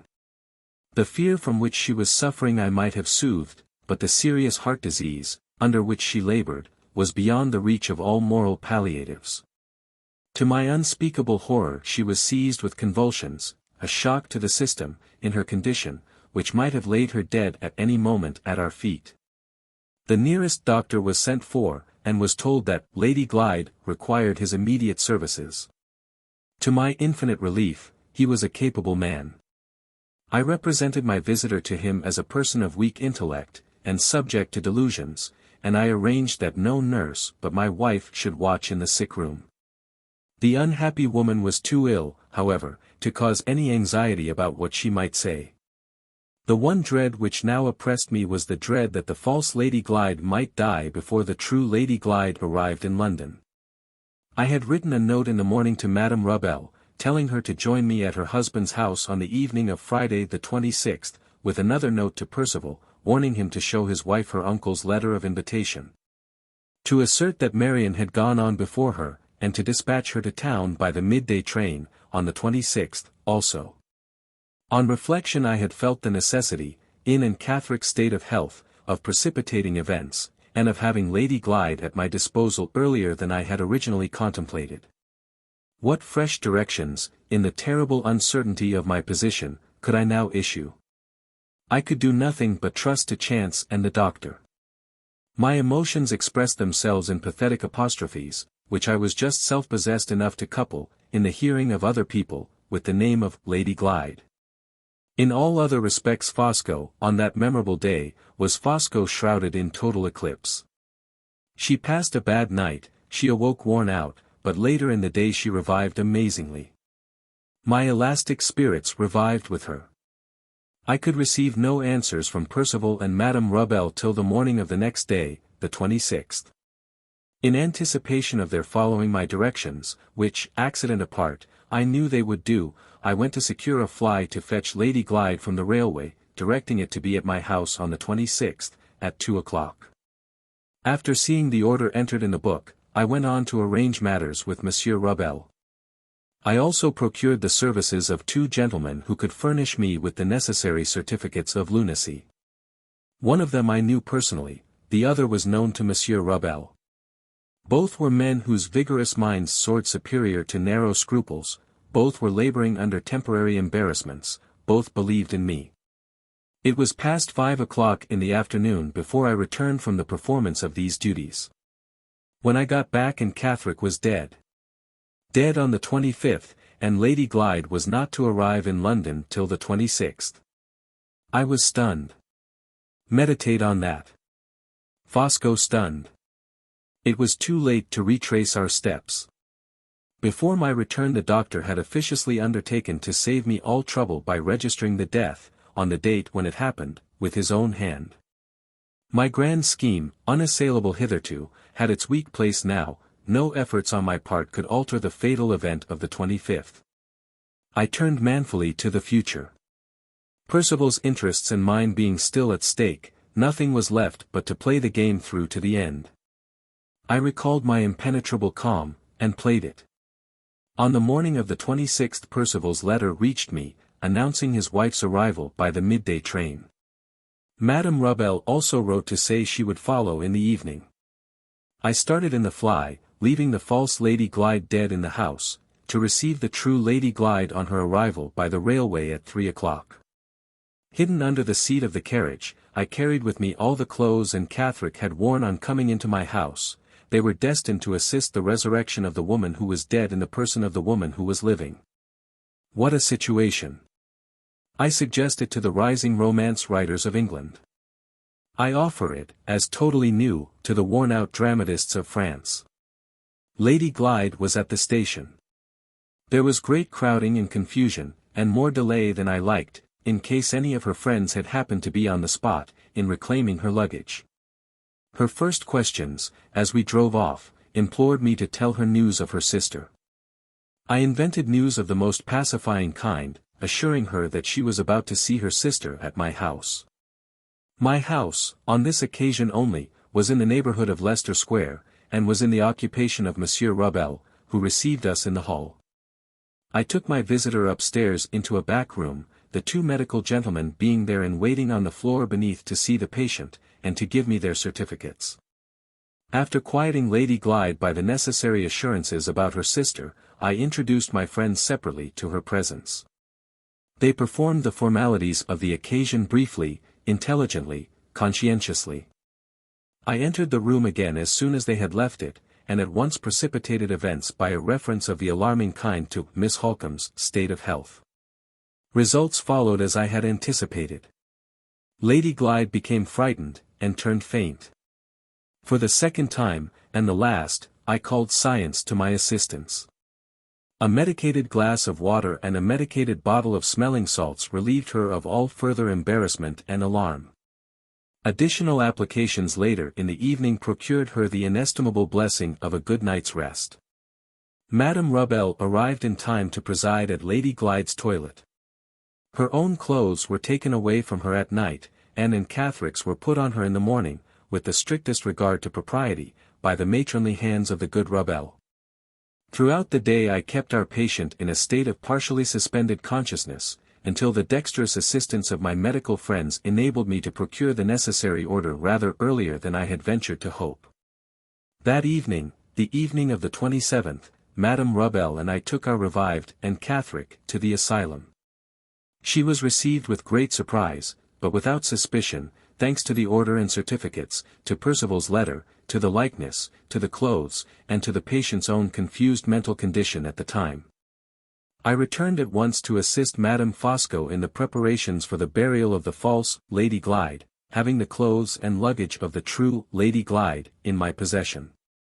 They were afterwards sent to Cumberland by the conveyance which was used for the funeral.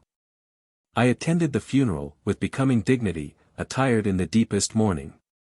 My narrative of these remarkable events, written under equally remarkable circumstances, closes here.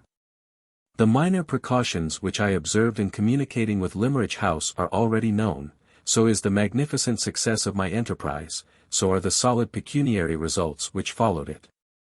I have to assert, with the whole force of my conviction, that the one weak place in my scheme would never have been found out if the one weak place in my heart had not been discovered first. Nothing but my fatal admiration for Marian restrained me from stepping into my own rescue when she effected her sister's escape. I ran the risk, and trusted in the complete destruction of Lady Glyde's identity. If either Marian or Mr. Hartright attempted to assert that identity, they would publicly expose themselves to the imputation of sustaining a rank deception, they would be distrusted and discredited accordingly.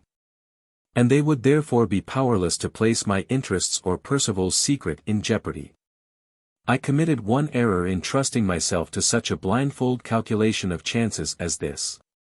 I committed another when Percival had paid the penalty of his own obstinacy and violence, by granting Lady Glyde a second reprieve from the madhouse, and allowing Mr. Hartright a second chance of escaping me. In brief, Fosco, at this serious crisis, was untrue to himself. Deplorable and uncharacteristic fault.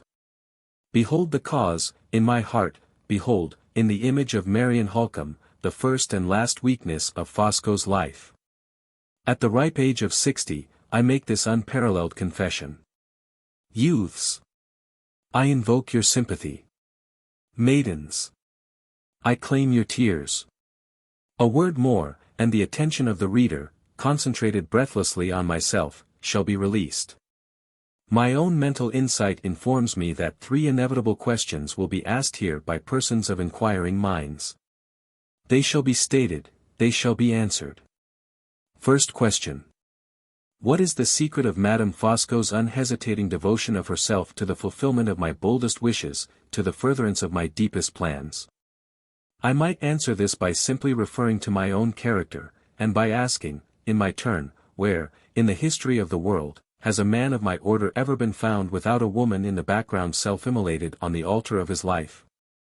But I remember that I am writing in England, I remember that I was married in England, and I ask if a woman's marriage obligations in this country provide for her private opinion of her husband's principles? No. They charge her unreservedly to love, honor, and obey him. That is exactly what my wife has done. I stand here on a supreme moral elevation, and I loftily assert her accurate performance of her conjugal duties. Silence, calumny. Your sympathy, wives of England, for Madame Fosco. Second question. If Anne Catherick had not died when she did, what should I have done? I should, in that case, have assisted worn-out nature in finding permanent repose. I should have opened the doors of the prison of life, and have extended to the captive, incurably afflicted in mind and body both, a happy release. Third question. On a calm revision of all the circumstances, is my conduct worthy of any serious blame? Most emphatically, no. Have I not carefully avoided exposing myself to the odium of committing unnecessary crime? With my vast resources in chemistry, I might have taken Lady Glyde's life. At immense personal sacrifice I followed the dictates of my own ingenuity, my own humanity, my own caution, and took her identity instead. Judge me by what I might have done. How comparatively innocent. How indirectly virtuous I appear in what I really did. I announced on beginning it that this narrative would be a remarkable document. It has entirely answered my expectations. Receive these fervid lines, my last legacy to the country I leave forever. They are worthy of the occasion, and worthy of Fosco. The story concluded by Walter Hartright. When I closed the last leaf of the Count's manuscript, the half-hour during which I had engaged to remain at Forest Road had expired. Monsieur Rubel looked at his watch and bowed. I rose immediately, and left the agent in possession of the empty house. I never saw him again, I never heard more of him or of his wife. Out of the dark byways of villainy and deceit they had crawled across our path, into the same byways they crawled back secretly and were lost. In a quarter of an hour after leaving Forest Road I was at home again. But few words sufficed to tell Laura and Marian how my desperate venture had ended, and what the next event in our lives was likely to be. I left all details to be described later in the day, and hastened back to St. John's Wood, to see the person of whom Count Fosco had ordered the fly, when he went to meet Laura at the station. The address in my possession led me to some livery stables, about a quarter of a mile distant from Forest Road. The proprietor proved to be a civil and respectable man. When I explained that an important family matter obliged me to ask him to refer to his books for the purpose of ascertaining a date with which the record of his business transactions might supply me, he offered no objection to granting my request. The book was produced, and there, under the date of July 26, 1850, the order was entered in these words. Brougham to Count Fosco, 5, Forest Road. 2 o'clock. John Owen. I found on inquiry that the name of John Owen, attached to the entry, referred to the man who had been employed to drive the fly. He was then at work in the stable yard, and was sent for to see me at my request. Do you remember driving a gentleman, in the month of July last, from number 5 Forest Road to the Waterloo Bridge Station? I asked. Well, sir, said the man, I can't exactly say I do. Perhaps you remember the gentleman himself? Can you call to mind driving a foreigner last summer, a tall gentleman and remarkably fat? The man's face brightened directly. I remember him, sir. The fattest gentleman as ever I see, and the heaviest customer as ever I drove. Yes, I call him to mind, sir. We did go to the station, and it was from Forest Road. There was a parrot, or somewhat like it, screeching in the window. The gentleman was in a mortal hurry about the lady's luggage, and he gave me a handsome present for looking sharp and getting the boxes. Getting the boxes. I recollected immediately that Laura's own account of herself on her arrival in London described her luggage as being collected for her by some person whom Count Fosco brought with him to the station. This was the man. Did you see the lady? I asked. What did she look like? Was she young or old? Well, sir, what with the hurry and the crowd of people pushing about, I can't rightly say what the lady looked like. I can't call nothing to mind about her that I know of excepting her name. You remember her name? Yes, sir. Her name was Lady Glyde. How do you come to remember that, when you have forgotten what she looked like? The man smiled, and shifted his feet in some little embarrassment. Why, to tell you the truth, sir, he said, I hadn't been long married at that time, and my wife's name, before she changed it for mine, was the same as the lady's, meaning the name of Glyde, sir. The lady mentioned it herself. Is your name on your boxes, ma'am? Says I. Yes, says she, my name is on my luggage, it is Lady Glyde. Come. I says to myself, I've a bad head for gentlefolks' names in general, but this one comes like an old friend, at any rate. I can't say nothing about the time, sir, it might be nigh on a year ago, or it mightn't. But I can swear to the stout gentleman, and swear to the lady's name. There was no need that he should remember the time, the date was positively established by his master's order book. I felt at once that the means were now in my power of striking down the whole conspiracy at a blow with the irresistible weapon of plain fact. Without a moment's hesitation, I took the proprietor of the livery stables aside and told him what the real importance was of the evidence of his order book and the evidence of his driver. An arrangement to compensate him for the temporary loss of the man's services was easily made, and a copy of the entry in the book was taken by myself and certified as true by the master's own signature. I left the livery stables, having settled that John Owen was to hold himself at my disposal for the next 3 days, or for a longer period if necessity required it. I now had in my possession all the papers that I wanted, the district registrar's own copy of the certificate of death, and Sir Percival's dated letter to the Count, being safe in my pocket-book. With this written evidence about me, and with the coachman's answers fresh in my memory, I next turned my steps, for the first time since the beginning of all my inquiries, in the direction of Mr. Curll's office. One of my objects in paying him this second visit was, necessarily, to tell him what I had done. The other was to warn him of my resolution to take my wife to Limmeridge the next morning, and to have her publicly received and recognized in her uncle's house. I left it to Mr. Curll to decide under these circumstances, and in Mr.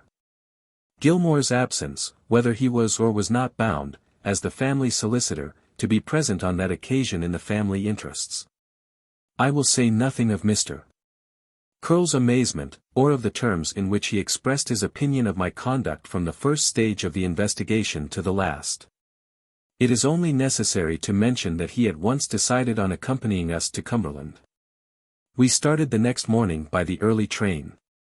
Laura, Marian, Mr. Curll, and myself in one carriage, and John Owen, with a clerk from Mr.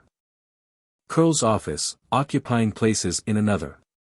On reaching the Limmeridge station we went first to the farmhouse at Todd's Corner.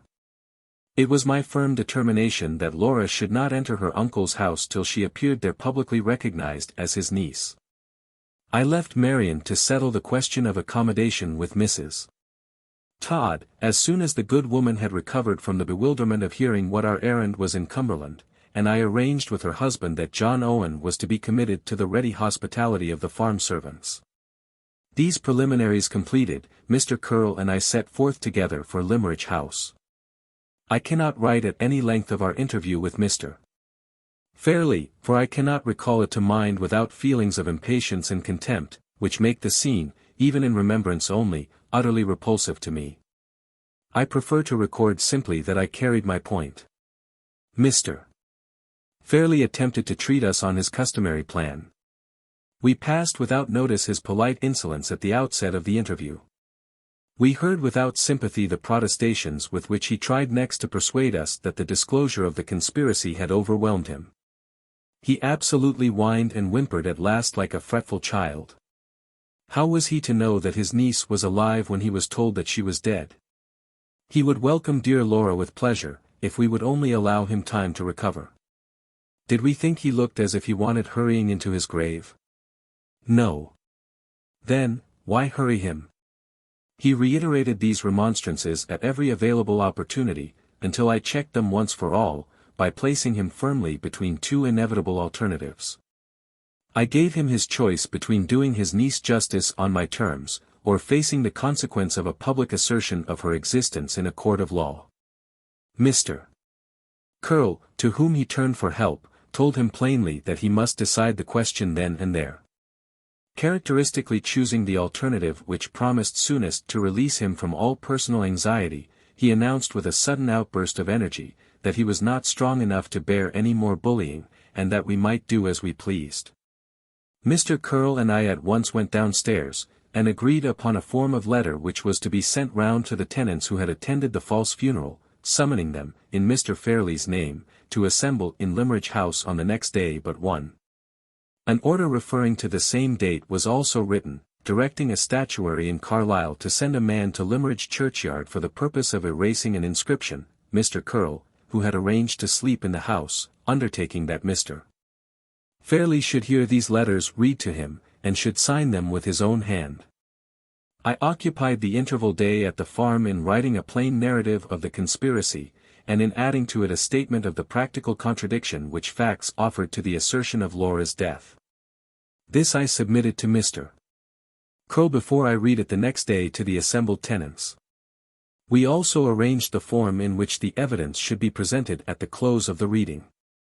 After these matters were settled, Mr. Curll endeavored to turn the conversation next to Laura's affairs. Knowing, and desiring to know nothing of those affairs, and doubting whether he would approve, as a man of business, of my conduct in relation to my wife's life interest in the legacy left to Madame Fosco, I begged Mr. Curll to excuse me if I abstained from discussing the subject. It was connected, as I could truly tell him, with those sorrows and troubles of the past which we never referred to among ourselves, and which we instinctively shrank from discussing with others. My last labor, as the evening approached, was to obtain the narrative of the tombstone, by taking a copy of the false inscription on the grave before it was erased. The day came, the day when Laura once more entered the familiar breakfast room at Limmeridge House. All the persons assembled rose from their seats as Marian and I led her in. A perceptible shock of surprise, an audible murmur of interest ran through them, at the sight of her face. Mr. Fairlie was present, by my express stipulation, with Mr. Curll by his side. His valet stood behind him with a smelling bottle ready in one hand, and a white handkerchief, saturated with eau de cologne, in the other. I opened the proceedings by publicly appealing to Mr. Fairlie to say whether I appeared there with his authority and under his express sanction. He extended an arm, on either side, to Mr. Curll and to his valet, was by them assisted to stand on his legs, and then expressed himself in these terms: "Allow me to present Mr. Hartright. I am as great an invalid as ever, and he is so very obliging as to speak for me. The subject is dreadfully embarrassing. Please hear him, and don't make a noise." With those words he slowly sank back again into the chair, and took refuge in his scented pocket handkerchief. The disclosure of the conspiracy followed, after I had offered my preliminary explanation, first of all, in the fewest and the plainest words. I was there present, I informed my hearers, to declare, first, that my wife, then sitting by me, was the daughter of the late Mr. Philip Fairlie. Secondly, to prove by positive facts, that the funeral which they had attended in Limmeridge churchyard was the funeral of another woman. Thirdly, to give them a plain account of how it had all happened. Without further preface, I at once read the narrative of the conspiracy, describing it in clear outline, and dwelling only upon the pecuniary motive for it. In order to avoid complicating my statement by unnecessary reference to Sir Percival's secret. This done, I reminded my audience of the date on the inscription in the churchyard, the 25th, and confirmed its correctness by producing the certificate of death. I then read them Sir Percival's letter of the 25th, announcing his wife's intended journey from Hampshire to London on the 26th. I next showed that she had taken that journey, by the personal testimony of the driver of the fly, and I proved that she had performed it on the appointed day, by the order book at the livery stables. Marian then added her own statement of the meeting between Laura and herself at the madhouse, and of her sister's escape. After which I closed the proceedings by informing the persons present of Sir Percival's death and of my marriage. Mr. Curll rose when I resumed my seat, and declared, as the legal adviser of the family, that my case was proved by the plainest evidence he had ever heard in his life. As he spoke those words, I put my arm round Laura, and raised her so that she was plainly visible to every one in the room. "Are you all of the same opinion?" I asked, advancing towards them a few steps, and pointing to my wife. The effect of the question was electrical. Far down at the lower end of the room one of the oldest tenants on the estate started to his feet, and led the rest with him in an instant. I see the man now, with his honest brown face and his iron-grey hair, mounted on the window seat, waving his heavy riding whip over his head, and leading the cheers. There she is, alive and hearty, God bless her. Gi-it tongue, lads. Gi-it tongue. The shout that answered him, reiterated again and again, was the sweetest music I ever heard. The labourers in the village and the boys from the school, assembled on the lawn, caught up the cheering and echoed it back on us. The farmers' wives clustered round Laura, and struggled which should be first to shake hands with her, and to implore her, with the tears pouring over their own cheeks, to bear up bravely and not to cry. She was so completely overwhelmed, that I was obliged to take her from them, and carry her to the door. There I gave her into Marian's care, Marian, who had never failed us yet, whose courageous self-control did not fail us now. Left by myself at the door, I invited all the persons present, after thanking them in Laura's name and mine, to follow me to the churchyard, and see the false inscription struck off the tombstone with their own eyes. They all left the house, and all joined the throng of villagers collected round the grave, where the statuary's man was waiting for us. In a breathless silence, the first sharp stroke of the steel sounded on the marble. Not a voice was heard, not a soul moved, till those 3 words, Laura, Lady Glyde, had vanished from sight. Then there was a great heave of relief among the crowd, as if they felt that the last fetters of the conspiracy had been struck off Laura herself, and the assembly slowly withdrew. It was late in the day before the whole inscription was erased. One line only was afterwards engraved in its place, Anne Catherick, July 25, 1850. I returned to Limmeridge House early enough in the evening to take leave of Mr. Curl. He and his clerk, and the driver of the fly, went back to London by the night train. On their departure an insolent message was delivered to me from Mr. Fairlie, who had been carried from the room in a shattered condition, when the first outbreak of cheering answered my appeal to the tenantry. The message conveyed to us Mr.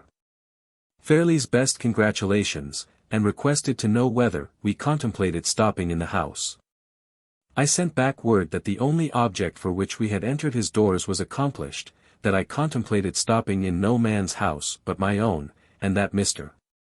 Fairlie need not entertain the slightest apprehension of ever seeing us or hearing from us again. We went back to our friends at the farm to rest that night, and the next morning, escorted to the station, with the heartiest enthusiasm and goodwill by the whole village and by all the farmers in the neighbourhood, we returned to London. As our view of the Cumberland hills faded in the distance, I thought of the first disheartening circumstances under which the long struggle that was now past and over had been pursued.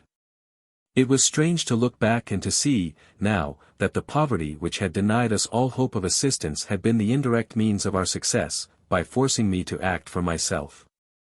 If we had been rich enough to find legal help, what would have been the result? The gain, on Mr. Curl's own showing, would have been more than doubtful, the loss, judging by the plain test of events as they had really happened, certain. The law would never have obtained me my interview with Mrs. Catherick. The law would never have made Pesca the means of forcing a confession from the Count. 2. 2 more events remain to be added to the chain before it reaches fairly from the outset of the story to the close. While our new sense of freedom from the long oppression of the past was still strange to us, I was sent for by the friend who had given me my first employment in wood engraving, to receive from him a fresh testimony of his regard for my welfare. He had been commissioned by his employers to go to Paris, and to examine for them a fresh discovery in the practical application of his art, the merits of which they were anxious to ascertain. His own engagements had not allowed him leisure time to undertake the errand, and he had most kindly suggested that it should be transferred to me. I could have no hesitation in thankfully accepting the offer, for if I acquitted myself of my commission as I hoped I should, the result would be a permanent engagement on the illustrated newspaper, to which I was now only occasionally attached. I received my instructions and packed up for the journey the next day.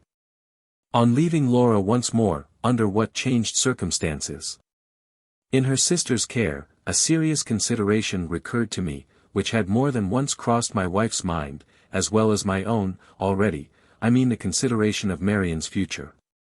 Had we any right to let our selfish affection accept the devotion of all that generous life? Was it not our duty, our best expression of gratitude, to forget ourselves, and to think only of her? I tried to say this when we were alone for a moment, before I went away. She took my hand, and silenced me at the first words. After all that we three have suffered together, she said, there can be no parting between us till the last parting of all. My heart and my happiness, Walter, are with Laura and you. Wait a little till there are children's voices at your fireside. I will teach them to speak for me in their language, and the first lesson they say to their father and mother shall be, we can't spare our aunt. My journey to Paris was not undertaken alone. At the 11th hour Pesca decided that he would accompany me. He had not recovered his customary cheerfulness since the night at the opera, and he determined to try what a week's holiday would do to raise his spirits. I performed the errand entrusted to me, and drew out the necessary report, on the 4th day from our arrival in Paris. The 5th day I arranged to devote to sightseeing and amusements in Pesca's company. Our hotel had been too full to accommodate us both on the same floor. My room was on the 2nd story, and Pesca's was above me, on the 3rd. On the morning of the 5th day I went upstairs to see if the professor was ready to go out. Just before I reached the landing I saw his door open from the inside, a long, delicate, nervous hand, not my friend's hand certainly, held it ajar. At the same time I heard Pesca's voice saying eagerly, in low tones, and in his own language, I remember the name, but I don't know the man. You saw at the opera he was so changed that I could not recognize him. I will forward the report, I can do no more. No more need be done, answered the second voice. The door opened wide, and the light-haired man with the scar on his cheek, the man I had seen following Count Fosco's cab a week before, came out. He bowed as I drew aside to let him pass, his face was fearfully pale, and he held fast by the banisters as he descended the stairs. I pushed open the door and entered Pesca's room. He was crouched up, in the strangest manner, in a corner of the sofa. He seemed to shrink from me when I approached him. Am I disturbing you? I asked. I did not know you had a friend with you till I saw him come out. No friend, said Pesca eagerly. I see him today for the first time and the last. I am afraid he has brought you bad news. Horrible news, Walter. Let us go back to London, I don't want to stop here, I am sorry I ever came. The misfortunes of my youth are very hard upon me, he said, turning his face to the wall, very hard upon me in my later time. I try to forget them, and they will not forget me. We can't return, I am afraid, before the afternoon, I replied. Would you like to come out with me in the meantime? No, my friend, I will wait here. But let us go back today, pray let us go back. I left him with the assurance that he should leave Paris that afternoon. We had arranged the evening before to ascend the Cathedral of Notre Dame, with Victor Hugo's noble romance for our guide. There was nothing in the French capital that I was more anxious to see, and I departed by myself for the church. Approaching Notre Dame by the river side, I passed on my way the terrible dead house of Paris, the morgue. A great crowd clamored and heaved round the door. There was evidently something inside which excited the popular curiosity, and fed the popular appetite for horror. I should have walked on to the church if the conversation of two men and a woman on the outskirts of the crowd had not caught my ear. They had just come out from seeing the sight in the morgue, and the account they were giving of the dead body to their neighbors described it as the corpse of a man of immense size, with a strange mark on his left arm. The moment those words reached me I stopped and took my place with the crowd going in. Some dim foreshadowing of the truth had crossed my mind when I heard Pesca's voice through the open door, and when I saw the stranger's face as he passed me on the stairs of the hotel. Now the truth itself was revealed to me, revealed in the chance words that had just reached my ears. Other vengeance than mine had followed that fated man from the theatre to his own door, from his own door to his refuge in Paris. Other vengeance than mine had called him to the day of reckoning, and had exacted from him the penalty of his life. The moment when I had pointed him out to Pesca at the theatre in the hearing of that stranger by our side, who was looking for him too, was the moment that sealed his doom. I remembered the struggle in my own heart, when he and I stood face to face, the struggle before I could let him escape me, and shuddered as I recalled it. Slowly, inch by inch, I pressed in with the crowd, moving nearer and nearer to the great glass screen that parts the dead from the living at the morgue, nearer and nearer, till I was close behind the front row of spectators, and could look in. There he lay, unowned, unknown, exposed to the flippant curiosity of a French mob. There was the dreadful end of that long life of degraded ability and heartless crime. Hushed in the sublime repose of death, the broad, firm, massive face and head fronted us so grandly that the chattering French women about me lifted their hands in admiration, and cried in shrill chorus, "Ah, what a handsome man!" The wound that had killed him had been struck with a knife or dagger exactly over his heart. No other traces of violence appeared about the body except on the left arm, and there, exactly in the place where I had seen the brand on Pesca's arm, were two deep cuts in the shape of the letter T, which entirely obliterated the mark of the brotherhood. His clothes, hung above him, showed that he had been himself conscious of his danger. They were clothes that had disguised him as a French artisan. For a few moments, but not for longer, I forced myself to see these things through the glass screen. I can write of them at no greater length, for I saw no more. The few facts in connection with his death which I subsequently ascertained, partly from Pesca and partly from other sources, may be stated here before the subject is dismissed from these pages. His body was taken out of the Seine in the disguise which I have described, nothing being found on him which revealed his name, his rank or his place of abode. The hand that struck him was never traced, and the circumstances under which he was killed were never discovered. I leave others to draw their own conclusions in reference to the secret of the assassination as I have drawn mine.